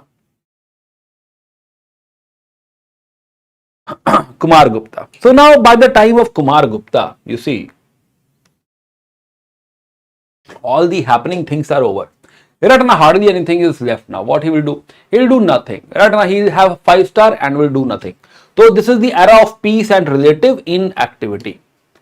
Yes, he will hardly do anything. He will take some titles, you know, we don't know why, but yes, Chakraditya, Mahindraditya, he will write here and there, right? And he has a lot of time, so he will write inscription. 13 inscriptions he has written. No fresh conquest to his credit. Unnecessarily, he has done Ashwamedh Yagya. Right? Ashwamedh Yagya is usually done for expansion. One proper work which he has done is he had established Nalanda University. Right? So he has not done anything else, but one thing, Kumar Gupta, which will remember, remember him for it. Right? He has made a lot of inscription, but most importantly, the Nalanda University. Yes, the Nalanda University. So right, Nalanda University. Also, towards the end of his reign, there is some external invasion again, Hunaz invasion. So Huns started to invade, in this era. But then, because he is eating 5-star, he can't go. So he sent his son Skand Gupta, as a Senapati, he go handle them. So Skand Gupta handled them. They were not able to penetrate. So good work, they were able to handle. Versus Hunaz, they were successful. So one credit you can say, Kumar Gupta. So Kumar Gupta, the most important thing is Nalanda. Nalanda. Second, Huns, had started to invade. Huns, and they were able to repel. Yes, they were able to repel. Now, Skand Gupta. So Skand Gupta seems to be a good person, right? His father not, but yes, Skand Gupta. So he, like his grandfather, he also has taken this title of Vikramaditya. Yes. Now, since the economy has started to decline, economy has started to decline. Reason, this whole silk route got blocked because of Huns. And now how this silk will come to India? It will not come. So now economy is declining. One of the major reason is Huns invasion. The economy is declining. So now the coins, the gold inside the coins, or basically the quality of the coins, has started to decrease. Also, he is the one who repaired that Sudarshana Lake again. So again Sudarshana Lake. Right, so Junagadh Girnar inscription. In Junagadh Girnar inscription, he also wrote, I got this Sudarshana Lake repaired, just like Rudra Daman has written in Chast Sanskrit. Or before that, Ashoka has told his Yavan king, Tuhasp and all was there. Or Chandragupta Maurya, some Pushya Gupta was ruling. So again, one more information got added to this whole thing. This is like record keeper, right? And every time a new king comes, will tell us, I also contributed to this. So under Skand Gupta, his governor Padadatta, right? They also contributed to it. Yes. Now another thing about him is, so Huns, so he was still able to repel Huns successfully. Yes. So in one of the inscription, there is a Bhitri pillar inscription in Ghazipur. So he wrote something over here. He said I was able to defeat Huns. There is one tribe Pushyamitra and all, and I was able to manage it. Yes. Also he worshipped Vishnu. Yes. This is also like Garud pillar. So Bhitri pillar inscription is another thing associated with him. So Skand Gupta, Bhitri pillar. Bhitri pillar inscription. Plus he is Vikramaditya. like his grandfather. Plus Hans again, till Skand everything was fine. Yeah, till Skanda everything is fine, right? And after Skanda and so this Sudarshana Lake, Girnar inscription as well, yes, plus Girnar. So till here it was all fine, but after this the rulers are weak, and now these Huns will be successful. Yeah, so gradually they will continue till 550, and the last king is Vishnu Gupta. Vishnu. So this was Skand Gupta. So now we have seen all this. So now let's talk about important elements in the Gupta administration. Are we all aligned till this part, everyone? What is the time now? Oh, it's already 7:48. Okay. So few important elements about Gupta administration and all, which can be asked in prelims examination. Yes, ready? Okay, so let's focus. So few things which are important in Guptas. So first of all, this, yeah. So king as usual will be the head, or you can say, let me write this. Gupta administration.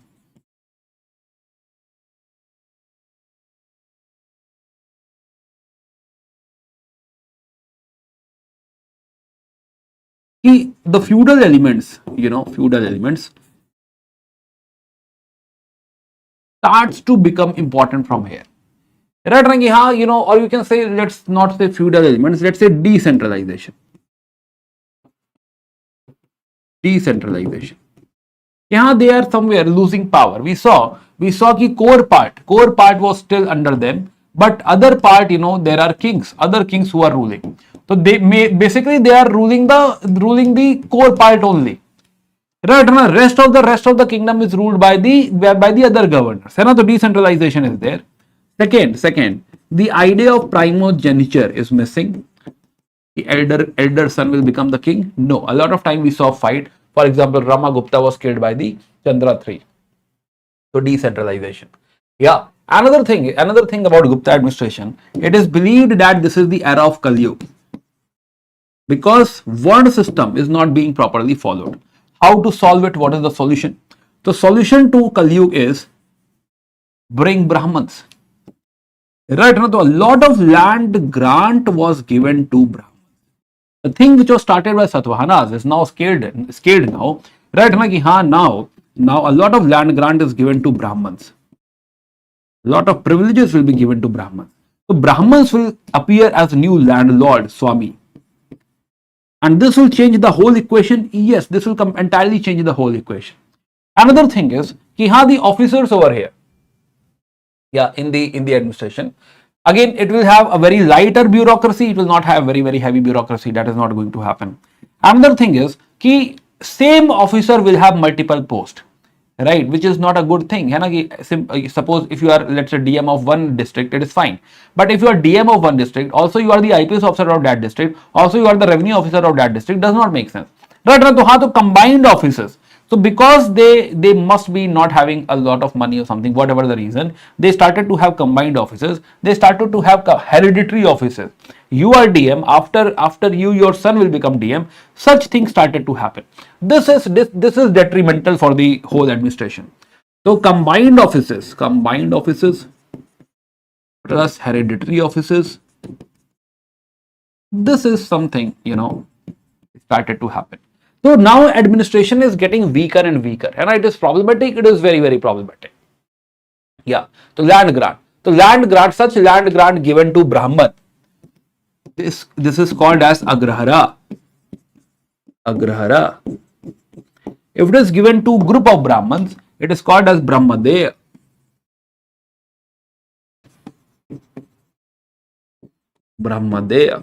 And if it is given to a temple, it is called as Devdana.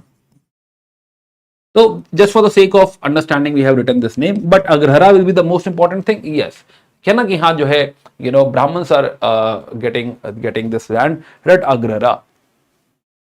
Yeah. Agrara is multiple Brahmans. The Brahmade is one Brahman, है ना कि one Brahman there, and Devdana is temple, right? है ना? Yes. Okay, even you know secular grants or land grants were given to the feudatories, and to officers and all, it was also given. So it's a very problematic system. Now provincial administration, again जो है few new words, otherwise it is all same. Province is called as Bhukti. In Gupta, in Mauryan administration, we were saying it was Chakra. So now it is called as Bhukti. Vishay is Vishay. Then there is a sub district called Vithi. Nagar or Gram. Nagar or Gram is same only. Yes, it is fine. Now army, chariots and elephants took backstage. Rest is all fine, right? And same only. Now this can be asked, or this is already asked once, right? Again can be asked in a similar fashion. So taxation they had asked in prelims. Anyway, let's talk about taxation. Taxation, first of all, they had categorized the whole land. Now, before I tell you about taxation, one more thing. In economy, basically there are two things. One is trade, one is agriculture. Now, what has happened in the Gupta era? In Gupta era, actually, Huns have blocked this area. So technically this silk trade which was happening earlier, right, na, to Huns invasion. So because of this Huns invasion, the silk trade, or basically our connection to the Central Asia, is gone. That is one problem. Second problem is Roman Empire is declining. So the other partner also, you know, if there is some trade, you know, happening directly between India and Rome, even that is problematic now because our partner is declining, that power is declining. So somewhere down the line, what we realize, the trade itself is the problem now. Now trade is declining. Now if trade is declining, of course the tax from the trade will also decline. And which means that the whole you can say responsibility of the tax or the revenue comes over agriculture. So now Gupta Empire will try to maximize the revenue from agriculture. Yeah, so whatever possible, right? And similar to Ashoka Empire, but in Ashoka Empire there was no distress like this one. The trade arm itself is gone. No, such distress was not there.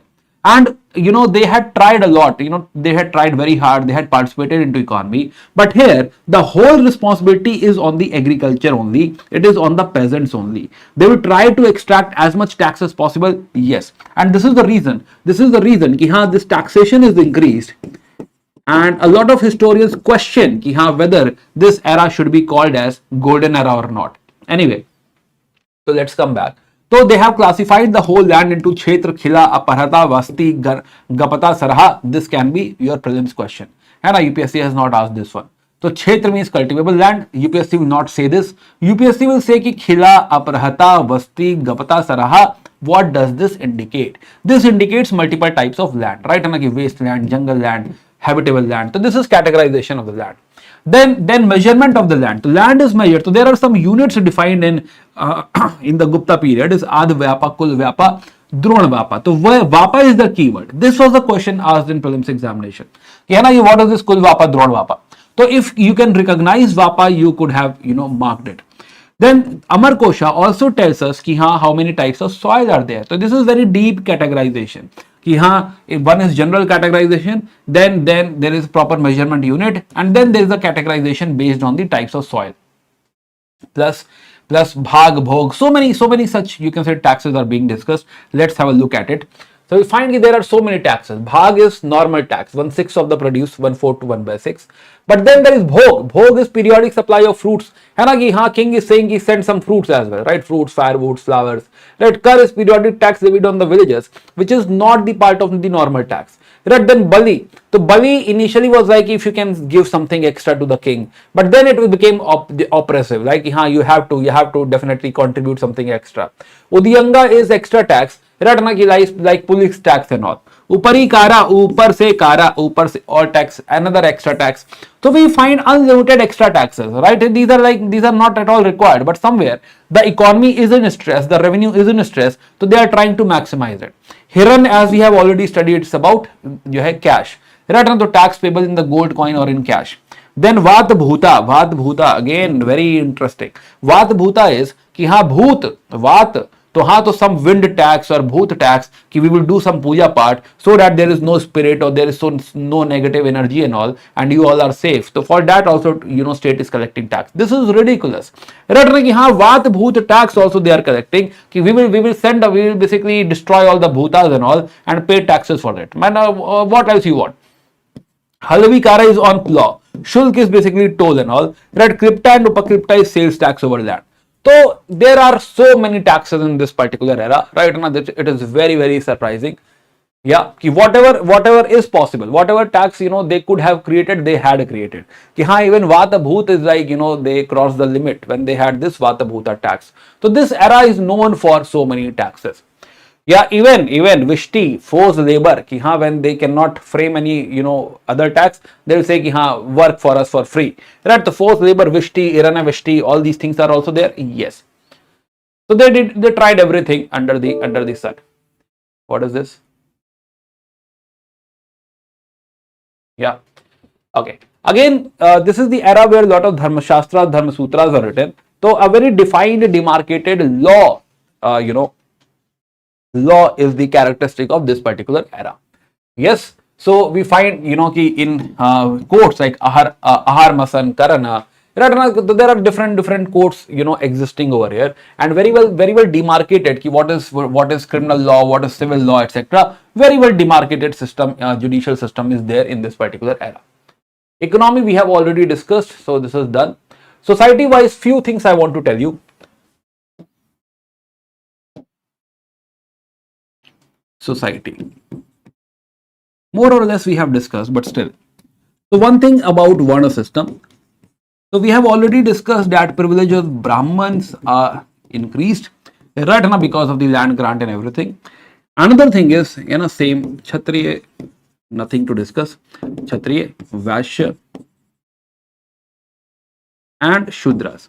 Shudras status also got improved, especially now they are agriculturists,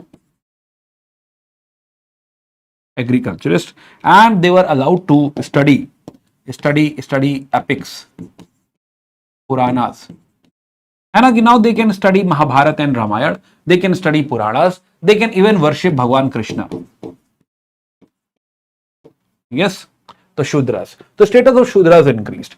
Another thing is ki number of Chandalas and all, untouchability also increased. Yes, untouchability also increased in this particular era. Next thing is ki this one system got further divided, and a lot of new caste came up. So one key word is proliferation of caste. So many castes became prominent at this particular time. And again, same Varna, for example, Vaishya can be multiple types of Vaishya. One is, let's say, Kayast can be Shrivastav, Kayast can be Nigam, Kayast can be Mathura, Mathur, Kayast can be something else, right? Saxena or something. Then Vaishya, again, one type of Vaishya can be, let's say, you know, the Guptas. Right? But Guptas can be Agarwals, Guptas can be Garg, Guptas can be, you know, similarly, they can be so many else. So there are so many castes coming up into this particular era. That is one thing. Another thing is women. The subordination of women will continue. Yes, it will continue. Right, in a subordination that we don't have to write. Sati. So we have a proof for Sati in 512, you know, 512 Iran inscription. So in Iran, we have an inscription which talks about Sati, which is the first evidence of Sati, inscriptional evidence of Sati. Yes, women. Another important element of society is religion.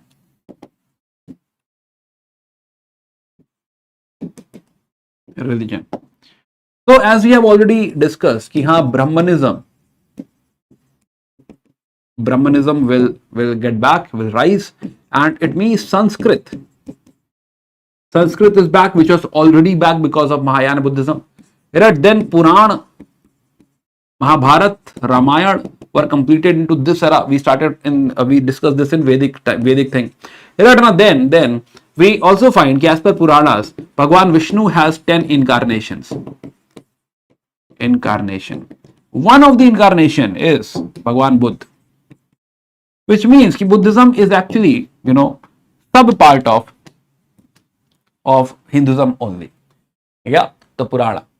Another thing is now gradually, because there are so many you can say avatar, incarnation, all these things are being discussed. So that also means ki, acha, also Brahmanism is reforming. Brahmanism is talking about vegetarianism. Earlier this was not the case. There is a new concept of bhakti. Bhakti is ki you can actually worship your God in the way you want. It is not necessary ki you have to do rituals or Vedic sacrifices or something. Yeah, so Vishnu will have 10 incarnation, yes. And now there is a discussion of idolatry, sculptural art. We can start to have a lot of sculptures. So this will give rise to sculptural art, or basically it will boost, support sculptural art, which was already there.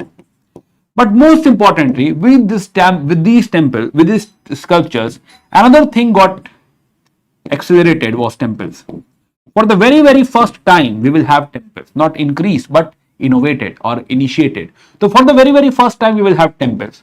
So from the Gupta era, we will start to have temples. Yeah, we will also have caves. They will start with caves, right? But then eventually temples. And this style of architecture is the Nagara style of architecture. Though Nagara is not very well defined yet, they are figuring it out. Nagara gradually will be like become famous. Ki haan, they have started the Nagara style of architecture. Yes. Okay. So Brahmanism starts to grow. Yes. Now again, when Brahmanism starts to grow, we have already seen ki Buddhism has taken a second seat. Yeah. It's there, but it is on the second spot. And Nalanda University was formed in this era. Right. Yes. So that we have already discussed. So I think this is good enough with respect to society. So religious practices we have discussed. Now art and culture we were discussing. So yes, temples, I was telling you, temples started to be formed. So this is Bhitargaon temple in Kanpur. Right now we don't have the idea what is the exact architectural stance or how we are going to go about this. Right now, but yes, so Bhitargaon, Kanpur, this temple is one of the initial temple, and this is again Gavaksha, like we have seen the entry of the Barabar caves, right? Like that. So this is made up of bricks. Similarly, one is Devghar, very, very famous Jhansi. This is made up of stones. Sorry. Now you see ki there is Viman over here. Plus this side and the other side, on that side, there are some sculptures as well. Some sculptures, some gods or minor gods are in the door as well. Right? So gradually this architecture is growing. Here we have Ananta Sayana Vishnu. So Vishnu in a different format as per those Puranic tales. Right now, so we have Bhagavan Vishnu in the different sculptures. We'll be observing them. Plus again, sculptural art is growing. For example, this is human height. Right? This is almost 6 feet long Sultanganj Buddha. Plus Ajanta, I said ki Ajanta, again there will be contribution into Ajanta. So this is Ajanta painting. So again, a lot of caves will be formed in Ajanta. Painting is there in Ajanta. So one of the best type of paintings will happen in this particular era. So there are, this is Udaigiri caves. Another cave is, so first of all they will contribute to caves and then they will start making temples. Another cave which came into their era is Bagh caves. So Bagh caves, this is also Buddhist, but this one is first Hindu cave. Right, so Udaigiri caves. So Udaigiri caves, Bagh cave and Ajanta caves. 3 caves are prominent in this particular era. Yeah. Other than that, literary development, why it is called golden era? Because there is a lot of literary development. Sanskrit is dominating. Sanskrit is also official language. Now Bhasa is also in this era. So Purana, Mahabharata, Ramayana and Bhasa. So all the 13 plays, Swapna Vasa Datta and Pratigya or Yogin Dharayan, right? These two are sequels, connected stories. Then Charu Datta Pancharatna Madhyam Vayog. Now from here, the stories related to Mahabharata started. Pratima Natak, Dut Vakyam, Dut Ghatotkach, Karna Bharam, Uru Bharanga. Then Avi Marka, Bal Charit Abhisheka. So we find that 13 plays are related to Bhasa, and UPSC has already asked Bhasa play. They have asked to recognize which one is of Bhasa. So it is like at least these 13. Bhasa is, you can say Bhasa is senior of Kalidasa. Kalidasa loved Bhasa. That type of playwriter he is. Yes, so do not miss Bhasa. And another one is Kalidas, of course. So Kalidas has written Abhigyan, Shakuntalam, Kumar, Sambhav, Ritu, Samhara, Malvik, Agni, Mitram, if you remember, Meghdutam, Raghuvamsha, right? Kalidasa plays should be on your fingertip. Malvik, Agni, Mitram, they have already asked. Further, they can be asked, yes, possible. So this you can't miss, yes. Similarly, the Acharya Kund. So while we were studying Jainism, I have told you Acharya Kund and all. So from there only we can continue that. Plus Varahamir Panch Siddhantika we have already discussed. Even Aryabhat is in this era. He wrote Aryabhatiya or Aryabhatta. Yeah, so mathematics also, this is the era. Now one unique thing which also happened in the Gupta era, yes, Fahen came to India. There were a lot of thousands of Chinese travelers coming to India. But there are a lot of Indian travelers going to various places and they carried Buddhism. Yeah, so one of them is Sangam. From Kashmir, he had gone to China and he translated Sarvastivada Vinay. Problem of China is what? They want fresh translation. They want better. They want somebody to review कि whatever text they are following, whatever book they are following is correct. So Sangam had gone to China, and so he basically wrote a commentary on Sarvastivada Vinay. Punyatrata, he has traveled to Central Asia with Dharma Yash, translated Sarvastivada text. Right? See, everybody is doing the same thing. Buddha Yash traveled to Kashgar and Kachcha, involved in Buddhist textual transmission. Right? So he has gone to Central Asia. By the way, UPSC has already asked Sangabhuti. So further, any other name can be asked? Yes. Another person, if UPSC would like to ask, is Kumar Jiva. So Kumar Jiva is a very famous translator, and he was basically, living in Central Asia, and China had kidnapped him. Kidnap bole to, so they had captured that particular area, and then they brought this person with them. Yes. So yes. So yeah. So scholar of Buddhist text, China. Yes. So Kumar Jiva. Then Parmarth. So Parmarth was sent by the Gupta king himself. So he also had gone to China, translated and authored. See, everybody is doing the same thing only. Purpose is same, because China do not have proper content. China has translated content. There is a lot of mistake in it. Yes. So can be asked? Yes, can be asked again. In fact, already asked in 2024. Can be asked again. Very, very tough genre. Yeah. So yes. So can be asked. At least you should be able to recognize the names and all.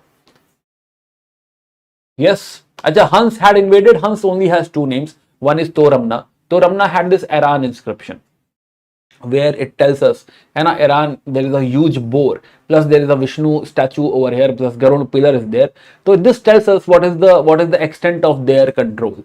Similarly, another person, his son Mihirakul, son of Toramna, right? So he is the one who basically, who details of him is written by Kalhana. So Kalhana has written a book, Raja Tarangani, Kashmir. So this book is about the kings of Kashmir, and here he had written about this person and tells us that he is an iconoclast. He has destroyed a lot of statues. So like that we get to know about him. Yes. Yes. So now we are done with the Gupta Empire. Harshvardhan I'll take in next class in medieval. Same I had done on Saturday. Right. So Harshvardhan I'm leaving today. We'll continue Harshvardhan on Saturday. Today we'll talk about Sangam Age. Sangam. So till 600. Today's target is till 600. From 600, this early medieval starts, and this is something I practice in the class as well. Right? I tried. I thought maybe if I'll have time, I'll continue into Harshvardhan. Yes, but it's okay. We'll continue Harshvardhan and Pallavas and Badami Chalukyas in the on 12th of this month, that is medieval, right, in the medieval class. Okay, so last topic, Sangam. Yes, Sangam Age. Yeah. Shall we go ahead? Do we have enough time? We can manage.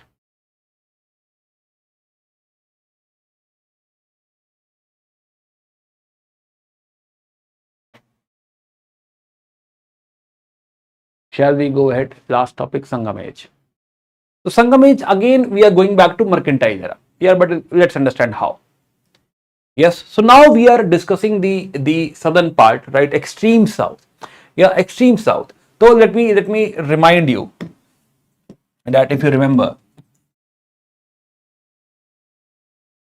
from Mehergarh we had started, and this idea of Neolithic came to South India as well. Yes, remember, and had gone to Kashmir as well, and had gone to eastern part as well. Then Neolithic, then Chakolithic and Indus Valley civilization we had discussed. This Neolithic in South India. Now let's talk about the South India part. This Neolithic in South India continued till 1000 BCE. Yeah. Now, after 1000 BC or roughly 1300 BC, maybe earlier, 1300 BC, this area has a new culture which is called as megalithic.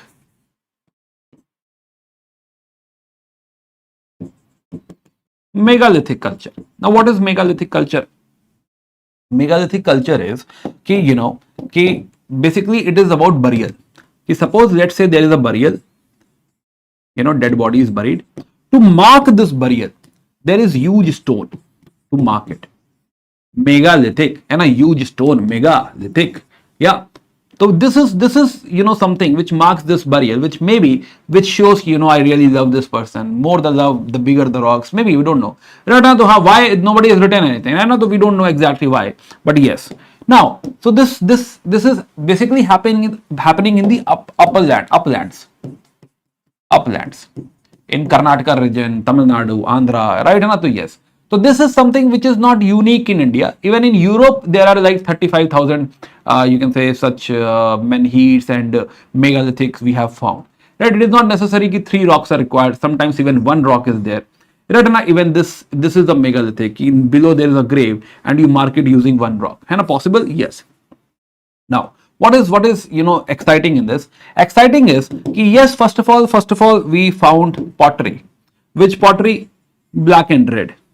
Oh, the Chakolithic one. So we have black and red pottery, other grave goods, grains and all. And another surprising factor in this is we have weapons. Weapons, which type of weapons? Iron weapons. We have iron in this, right? And to iron, we have agricultural tools and weapons. Weapons are much more than agricultural tools. And that means they were doing agriculture, but they were also into hunting. Yeah, in fact, they also had plows and all, plowshare. So they were doing agriculture, but they were also into hunting and food gathering. Yeah, hunting especially, war and all. So such type of tribe was there.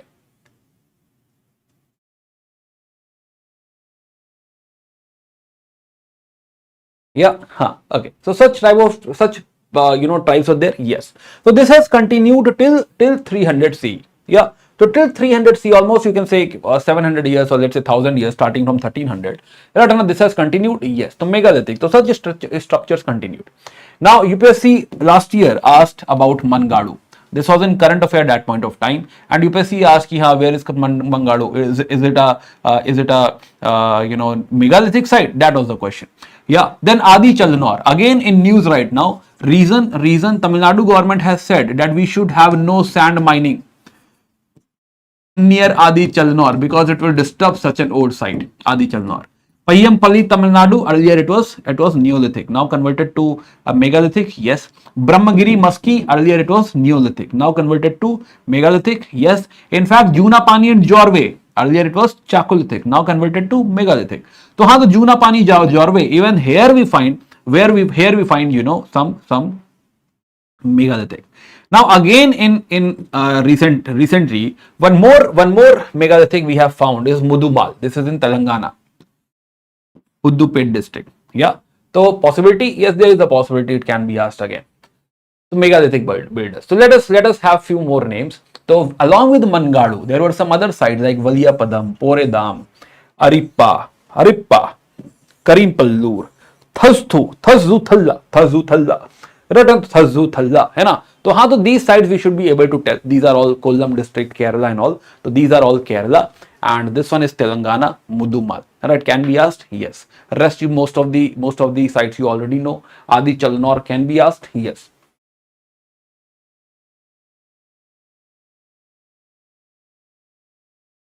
Yes. Again, right now this Iron Age idea. So a lot of tests are being done. Some labs have already given the results, and what we get to know is, the iron in Tamil Nadu is not something which appeared in 800 or 1000 or 1200. Maybe it has appeared when we had Indus Valley civilization in north. Right. So right now this is the claim of this is something which Tamil Nadu CM is saying. And most probably this might be true as well, but since it is not properly documented or properly coming into literature. So once it is there, we can discuss this as well. But the claim is there. Yes, the claim is on. Ki haan, now the Iron Age was there since in Tamil Nadu, in South India. Iron Age is there before the Indus Valley civilization or contemporary to Indus Valley civilization. Let's see how much it holds. So now the Sangam Age. So what happened? So this megalithic builders. So till 300 something we have megalithic builders. But then if you remember from the Mauryan Empire there was spread of material culture, if you remember, right? So this idea of material culture has reached what? It has reached South India as well, and it will influence this area as well. So now the tribes over here or the people over here gradually will get, you can say, assimilated, or gradually they will organize themselves into small states. Yes, this is going to happen. They will organize themselves into small states. Yeah, so there are some literature, I tell you, you already know, but yes, we'll discuss what type of literature, which is Sangam literature. So Sangam literature tells us there is a concept called thinai. As per the eco zone, there are five thinais. One thinai,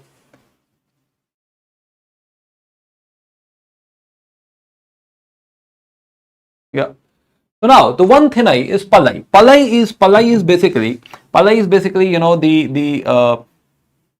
this thing,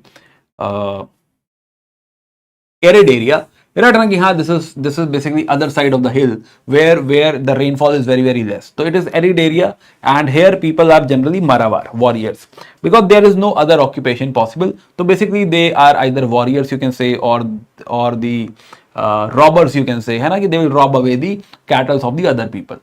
Yes, another. ये fan कब चलाया था मैंने?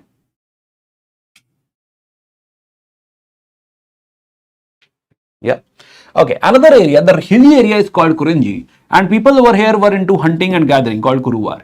Similarly, this grassland area, you can say the bottom part of the hilly region, is called as Mulai, and here generally people are shepherd, Kurumbar, right? Or like domestication of animals.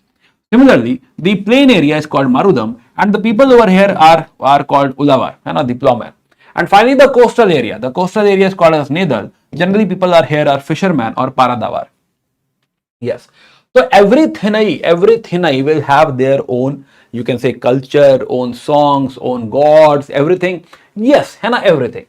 So now once this, you can say, idea or the spread of material culture started to happen, they will start to organize. Yes, they will start to organize. So there will be some small chiefs in these areas. There will be some small tribes, small chiefs called as Kizar, and little chiefs. There is some bigger chief called Velir. So UPSC is very, you can say UPSC loves playing like this.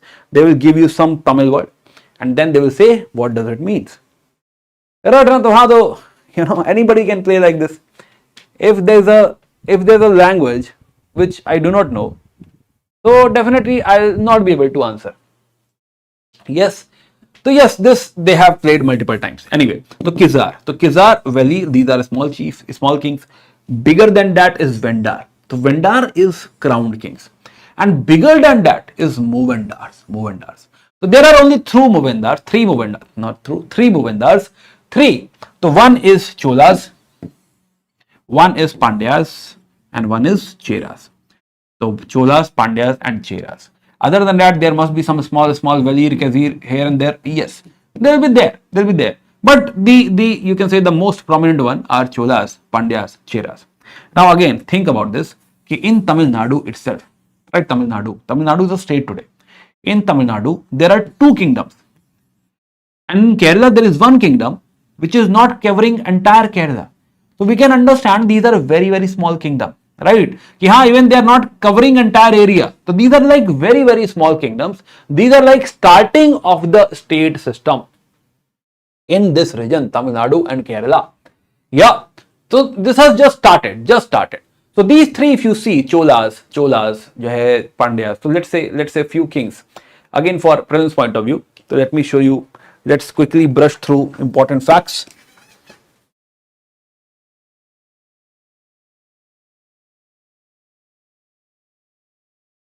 Yes, so Cholas.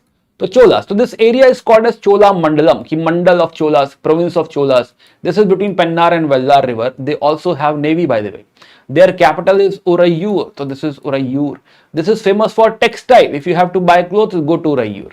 Plus Kaveri Pattanam, Kaveri Pattanam. So this is also called as Puhar or Pum Puhar. One is Nagapattanam or Venni. So Nagapattanam, these are all port. So Kaveri Pattanam and Nagpattanam. One of the most important king over here. One of the earliest known king is Elara. Elara is known for defeating Sri Lanka. Elara. But the most famous king is Karikala. He founded Puhar. Puhar means Kaveri Pattanam. Yeah, Puhar, technically Pum Puhar of Puhar is Kaveri Pattanam. He is the founder of Pum Puhar. Then he won Battle of Venni. He has defeated a lot of kings like Pandyas, Cheras. The whole alliance was there. And everybody forming or ganging up against Karikala. But he defeated them, yes. In fact, Chera kings felt so ashamed, right? He basically died of Vataki Ruttal. So he stopped having food. Because of ritual starvation, he died. So this is called as Vataki Ruttal.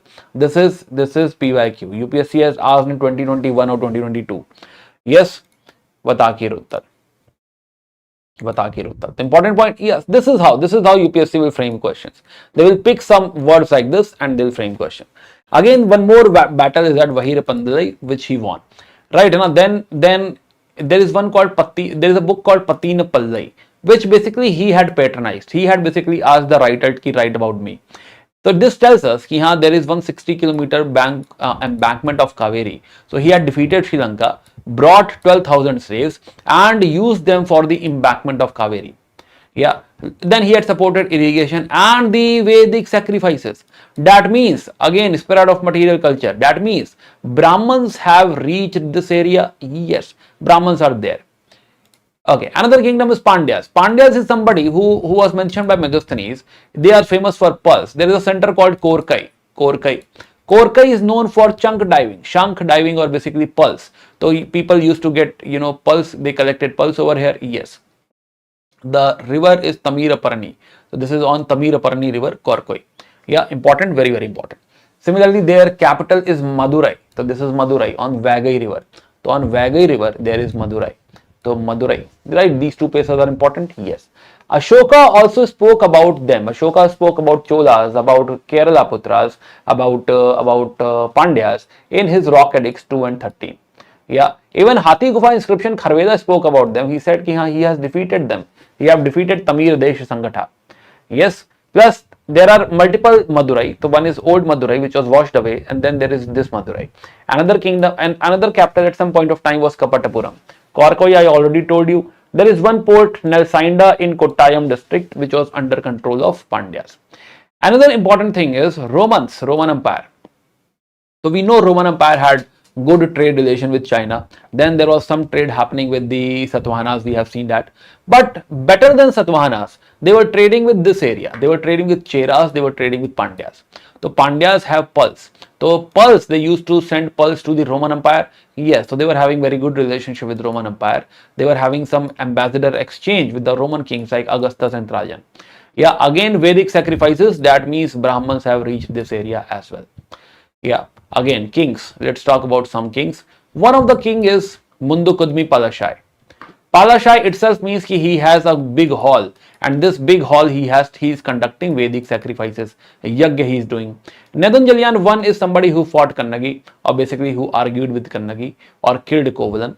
Nedunjalian 1 is somebody who is a great warrior, defeated a lot of alliance of Cheras, Cholas, etc. Plus again you see in his reign, in the reign of Nedunjalian 2, there is Tamil Brahmi inscription. Language is Tamil, but still the script is Brahmi. Now this inscription, one of the inscription tells us about Jain monks. Some donation is being given to Jain monks. That means spirit of material culture.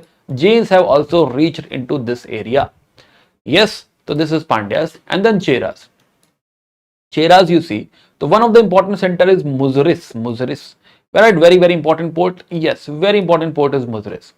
So now the Muziris, and another port is Tondi. So Tondi and Muziris. Capital is Vanji. So capital Tondi, and what capital is, most probably it is inside. We don't exactly know where is Vanchi, but most probably it is somewhere inside Vanchi. So Romans. So Romans were having amazing trade with them. What happened? Cheras used to produce black pepper, and this was the favorite of Roman Empire.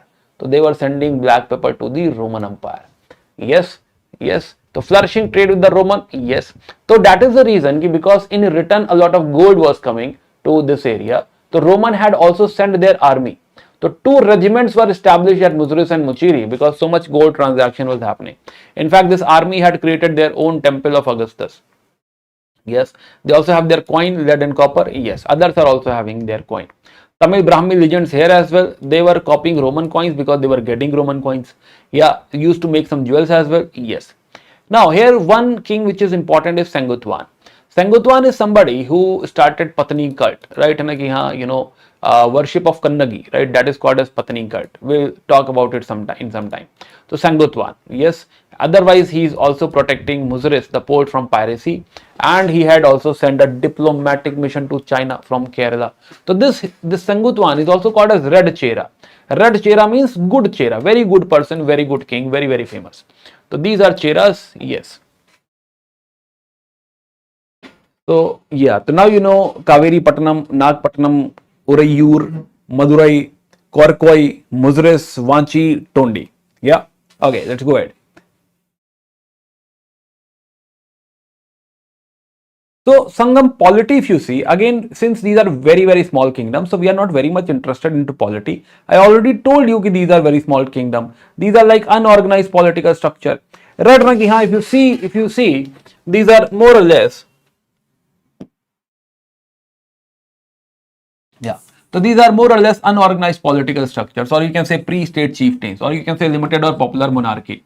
Yeah. So that is the reason ki it is the administration is not as important, but we are studying for UPSC. UPSC can do anything. UPSC can ask you something like, right na ki they have a court, and this court is called as Avayam. So this Avai word itself means court. They have ministers called Amaichar. Amaichar comes from word Amatya. So Amatya got Tamilized. Right now, so it became what? It became Amaichar. Amaichar. Right now, Amaichar. Then these ministers, so these ministers are organized into councils. One is M. Purunkulu. M. Purunkulu is council of ministers. Basically, 5 ministers are there. Then there is N. Parayam. N. Parayam is great assembly. Some 18 members are there. Most probably it is meant for the executive purpose. Like you'll become IS officer. The number of IS officers will be more. Number of ministers will be less. Something like that. Right now, so these are few things which can be asked. Similarly, village administration. Now village administration, the kingdom itself is called Mandalam, and then there are provinces called Nadu. Nadu. Then below Nadu there are villages. Yeah. Nadu is being managed by hereditary chief, not by a governor, not required as well. Right now already because there are so many tribes, there are so many chiefs. So somebody is managing it. Somebody will manage it, let it go. So the villages. The villages are called Sinur or Perur, like Rampur, Shampur versus Sinur, Perur. Right now, yes. Now village administration, who will manage? Village itself will manage, right? They will take care of themselves, or somebody, God will take care of them. So now, what is happening? These villages have a council of their own, which is called Avai. Again, Avai means court, which is nothing but a council of elders. But elders will not do the daily work. For daily work, there is you can say a separate committee which works under a tree, and some Manaram area is there. So they will have a daily meeting at under a tree, Manaram or Podil, and they will do the daily business. These are generally youngsters who does the management of the village. Yes. Black pepper is called as Yavan Priya. Then revenue and all. So yes, so there is a mention of some Irai and Tirai, and some type of contribution is happening. Not very much reformed. Again, army is also very rudimentary army. Even they will have oxen. They have chariots with no horse, only oxen. Right? So it's a rudimentary army. They have just started. Now let's talk about what exactly is Sangam. Yes, Sangam. What exactly the Sangam means? So Sangam, this idea.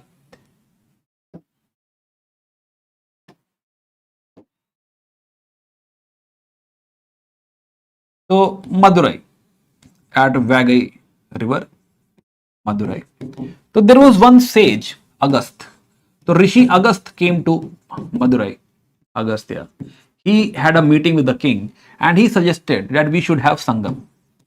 What is Sangam? Sangam is that invite all the poets of the area. We'll have a meeting. Right? We'll have a Kavi Sammelan. And all these poems will be compiled and will be noted down. So that is how this idea of Sangam is nothing but assembly of poets. The first Sangam, so it is basically Agast Rishi who brought this idea, and first Sangam was conducted at some old Madurai position, and it was monitored or chairman by chairman is Sage Agastya himself. Now, other than after this, second Sangam happened under the Tolka Pier. He is disciple of Agastya, and now there is a new capital called Kapatapuram. Yeah, and here Tolka Pier wrote a book called Tolka PM. This is a grammar book, Tamil grammar. Now, unfortunately, both these assemblies, we don't have anything from both these assemblies because of some flood. Both these assemblies are washed away. We have nothing except for Tolka PM. Only book which has survived is Tolka PM. Then third Sangam is in modern Madurai, right? In a recent, or you can say in mercantile era basically, and the chairman is Nakirar or Nakiranar. Yeah. So whatever we have today is basically coming from third Sangam only. So third Sangam. So it has been, you can say, from the Sangam era text. So Sangam era, we have, the whole, you can say the corpus. Whole corpus is divided into 18 major greater works. It is called as Patinen Mel Kanakku. It is again divided into two parts. One is Ettu Tokai, one is Pattu Pattu. Yeah, Ettu Tokai, Pattu Pattu. Now again, do we have to mug this up? No. Right, but just give it a reading. Similarly, the Pattu Pattu, let everything go. Right, first one Tirumuru you can remember, and one is Madurai Kanchi. Madurai Kanchi is Mankuti Marudanar, and one is Patina Pallai. Patina Pallai is Urruti Rankannanar. Tough names, I understand, but you only have to fill bubble, right? And you don't have to write a spelling overs there. So Patina Pallai is important because this talks about Karikalan, right? Chola. Right, Madurai Kanchi is important because it tells about Madurai, and a lot of information about Madurai comes from here. So this was important. Now some text was written after, you can say, Sangam era. This is post Sangam text, but which is basically, you can say, continuation of this text only. It is called as Patinen Keel Kanakku. It is also included into Sangam only. A lot of writers say it should not be included into Sangam. Anyway, so these are also 18. It is minor works, and this is Patinen Keel. Both the names are same. This one is Patinen Keel Kanakku. This one is Patinen Mel Kanakku. The difference is between male and keel only. Male comes first, keel comes later.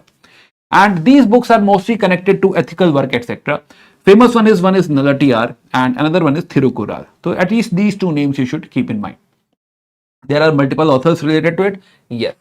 Now, few things which we must understand about these poems which can be asked in prelims examination. First of all, there is no discrimination. Anyone can become poet. If you and me are a good poet, we can go and be part of this assembly.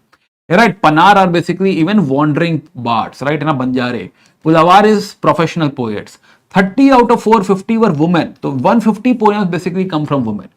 Even Bardic song, Banjara songs are there. There's a concept of Aham and Puram. Now poem can be Aham, poem can be Puram. So Aham or Puram means, for example, Narinai. So if this is Aham poem, this talks about Aham, me, my emotions, right, my feelings, my emotions, something like that. But if it is Puram, for example, let's say Madurai Kanchi. If it is Puram, it is talking about a city, Pur. Right, so this will talk about the external world. It will talk about the cities, etc. Mainly all this literature, is not about praising God or prayer or something. It is secular in nature. A lot of time it basically praises the heroes, the war heroes. War heroes are also called Anadi. A lot of time their war memorials were formed. Tamil has already become mature, though it is archaic but mature. Also material culture has spread into this area. So it is quite evident from these Sangam poem that material culture, that spread of material culture has already reached the Tamil area. Now, also there are 5 great epics or great poems. One is Jivak Chintamani written by Tirut Katevar. One is Shilpadi Karan by Ilangu Adigal. One is Mani Mekhlai by Siralai Satanar. And these two are missing, Valapathi and Kundal Kesi. Now, Jivak Chintamani is Jain in nature. Shilpadikaran is another famous book by Lango Adigal, and this is the story of Kannagi. Kannagi, wife of Kovalan, Kovalan, lover of Madhvi, है ना, unfortunately. ये रटना कि हाँ Madhvi. Yeah, so they were all at Puhar. But then Kovalan realized this is wrong. Let me go back. So he has gone back to his wife, and they had moved to Madurai. Yeah, at Madurai he was killed by the king, assuming he's a thief. So he was killed. But this was injustice. Kannagi was the one who basically fought back, and that was something we said earlier. It was Nedun Jalyan I who killed Kovalan, and then Kannagi basically, because by mistake his husband was killed, so Kannagi cursed Nedun Jalyan and Madurai. Whole Madurai was washed away. Also, Kannagi appeared into the dreams of Sengutwan and asked him to bring the stone from the area of Ganga. So Sengutwan had gone to the northern India, Ganga and all. Wahan se he got stone, and he established the temple of Kannagi. So the worship of Kannagi is called as Patani Cut. Now I hope you got the point. Yes. Now sequel. So Kovalan and Madhvi were in love at some point of time. Then they fought. But Madhvi has not told Kovalan that they have a daughter called Manimekalai. Yeah. This is the sequel book written by Sitalai Satanar. This is related to Buddhism, right? And she is the one who wants to become, or who is becoming, a Buddhist nun. And she's being followed by some prince, right? And it's okay. This much is good enough. So yeah, so Sangam society. I think we have done enough discussion. Warrior class in Adi and all I have told you. Society, last element I would like to tell you what happened. There is some call. Just a second. Hello.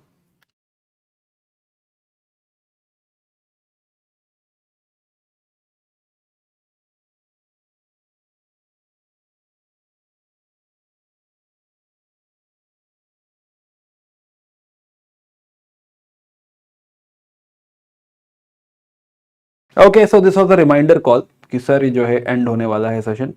12 घंटे का maximum अपने पास scope होता है. Yes, okay. तो yes, तो we are also done, है ना, हो गई अपनी बात. तो एक लास्ट सोसाइटी की बात मैं आपको और बता देता हूं कि Brahmins had reached over here, right ना, कि Brahmins had come to the Tamil area and around 1st century CE, and we have seen कि हाँ they have influenced the Vedic sacrifices etc. everything, but understand कि it is not like if Brahmins have come, तो Varna system will also come, right? So Varna system, people got to know about the Varna system. Varna system starts to percolate after Sangam era, roughly around 4th century CE. Yeah, कि है ना कि हाँ this is this particular Varna, that particular Varna. So later on it will happen. At this point of time in the Sangam era, professional and financial status, like we had in the Rig Vedic age, if you remember. Right, so there are 4 classes over here. One is Arasar. Arasar is the ruling class. Anthanar is the polity and religion. Velalar is the farmers. Now this farmer is not poor. This farmer is having farms. He's rich. So a lot of time this family of Velalar will get married into family of Arasar. Now this can happen? Yes. Vanigar, Vanij, it is trader, merchants, it is businessman. Yeah. The poor farmer is the plowman, that is Uzavar. Kadaisiyar is agricultural labor. Slaves is Adimai or Atiyor. Yeah. Similarly, Malavar is robber, Ainar is hunter, Pulayan is rope maker. है ना? तो yes. The rest I think is fine. है ना? तो yeah. So this we can keep in mind. Women we have seen कि हाँ there are even poetess women, right? And they have contributed to poems and all. And in general they were free. They were free to go out and enjoy. They were free to go to beach and all, right? Or play and all. But subordination was there as usual in India. Women's subordination was there, right? And suffering was there. Widow remarriage was not allowed. Sati was still there. They were called as Tippa Yadal. So Sati is called Tippa Yadal. This can be one question. Madhvi was a courtesan or Ganika or a prostitute. This was a recognized profession. Yes. This Brahmanism, Jainism, Buddhism, animism, all type of religions are there. Superstition, magic, everything. Superstition, magic is there today as well. Right? So it must be there then as well, obviously. And so yes, the superstition and all will be there. Temple and Kovil. Kovil temple is basically again, some some tree is being worshipped or some images below the tree. So that type of temples are there. Not like proper temple. So yes, the temples are also there. Yes. Superstition, magics are also there. Yes. A lot of Brahmanism has reached, and a lot of gods we get to know have a different name in Tamil. For example, Murugan is Kartikeya. Kartikeya is son of Bhagwan Shiva. Right, Devendra word is used, Devendra. Now, Devendra basically talks about 5 gods. Murugan, Shiv, Krishna, Vindan. Vindan is Indra and Balaram. Okay, so again, this is good enough. Economy and all. Last point about economy. Economy, last point. Last. Almost done. 2 more minutes. Yeah, okay. So, agriculture and all is fine, right? Nothing to discuss in agriculture. Again, this era is also known for trade. Let me show you something. Yeah.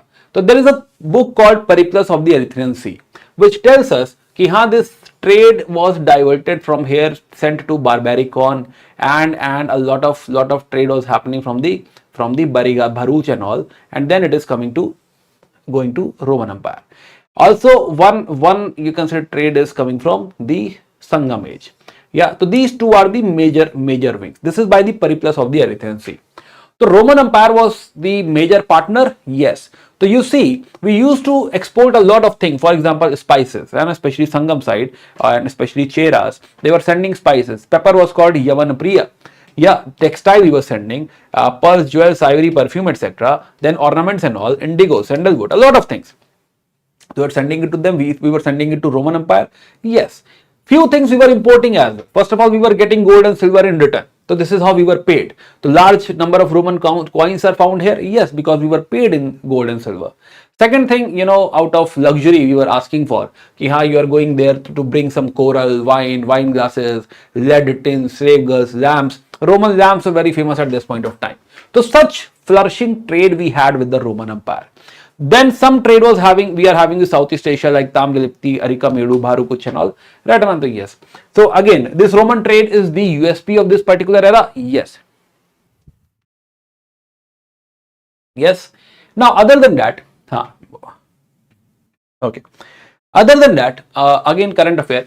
So there is one, you can say, excavation, Parponai Kattai. Here we have found a gold stud. Right now we have found a bead and all. Right now, this is one finding, Porpanai Katti, this is Tamil Nadu. Then Nangur is another excavation, Tamil Nadu. Plus Kiladi excavation. This one is very much in news right now. Kiladi excavation. So this excavation tells us that such structures, reservoirs, or especially these pottery sherds and all. So we have found a lot of things in Kiladi. Now Kiladi tells us that Sangam must have existed maybe much before what we are studying today. In Kiladi excavation we have found some graffiti, some symbols which are similar to Indus symbols. So maybe there is some connection between Indus and Kiladi. Yeah. So we have found brick structure, terracotta, then golden ornaments, copper, iron, so many things we have found in Kiladi. It is very surprising, very, very surprising. So gradually this whole thing will get connected to history. Right now it is all broken. Kiladi, then the Iron Age. Right now it is very much broken. So at least Kiladi they will ask, right? And they maybe not the connected history, but at least Kiladi they can ask, what is Kiladi? So Kiladi is also on Vagai. It is close to Madurai river, Madurai city only. That's it, right? That's it. And also, yes, so this kingdoms of south, that is Pallavas and Badami Chalukyas and Harshvardhan from 600, we will connect in the next class. So this was all for today.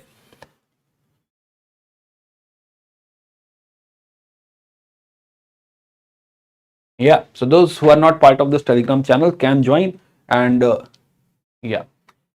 So yeah, shall we? Can we end the session? Thanks a lot for joining in. So this is all.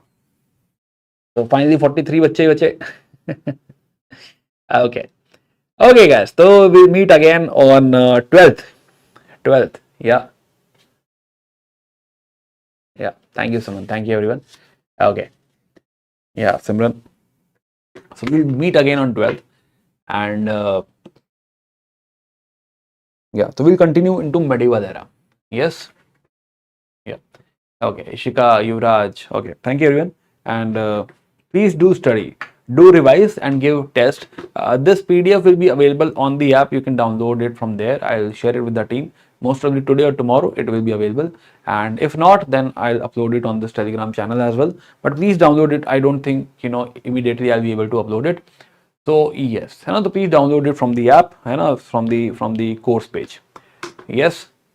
How to start preparation during class 11? Focus on class 11 right now. Just go through current affair and all. Right now, that's it. Yeah, okay, guys. So, bye bye. Good night. Shabba khair. See you again on 12th. Meanwhile, please do revise. Keep on revising. You still have time. Give as many mock tests as possible. Right now, you can still make it, or you will definitely make it. Right? Don't doubt yourself.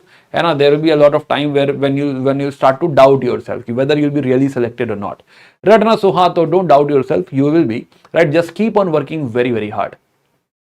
Yes. Okay, guys. So, yeah. Thank you, everyone. Thank you. Good night. Bye bye. Acha, okay. Again, very few students are left. So, one thing I would like to, have from your side, do after the session ends, right? Do, let me know your feedback in the comment section, right? And write a comment on it, especially all those who completed the session, and then those who will watch the recorded session. Right? I forgot to say this while I was teaching in the last class, but yes, I would like to understand the feedback. And if I missed something, or how would have been better or something, right? I would like to understand that part.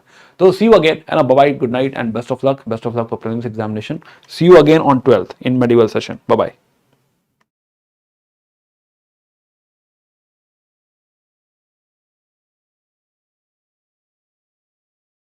Yes, you can start ancient from